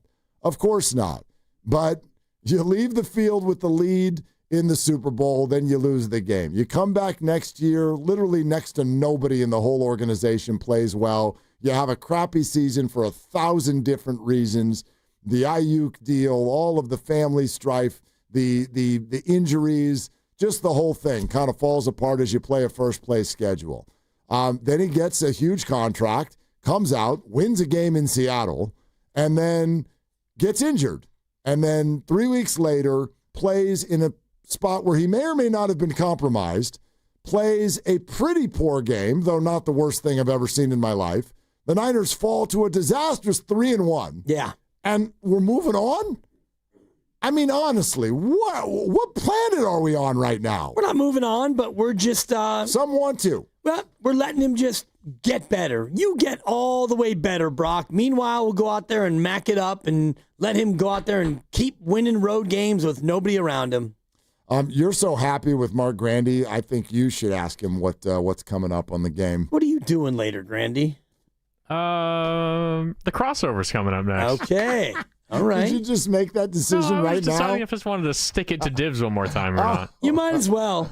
Crossover coming up next. Right. Crossover. You two, and then Steiny and Ev, who was in today. Love it. All right. That's what's coming up, and it's brought to you by Fremont Bank. Here for you, here for good. Tomorrow, working on a lot, including Mongo. Mongo. Mongo. We'll see if you two continue your fight. John Feliciano will be on the show as we start to move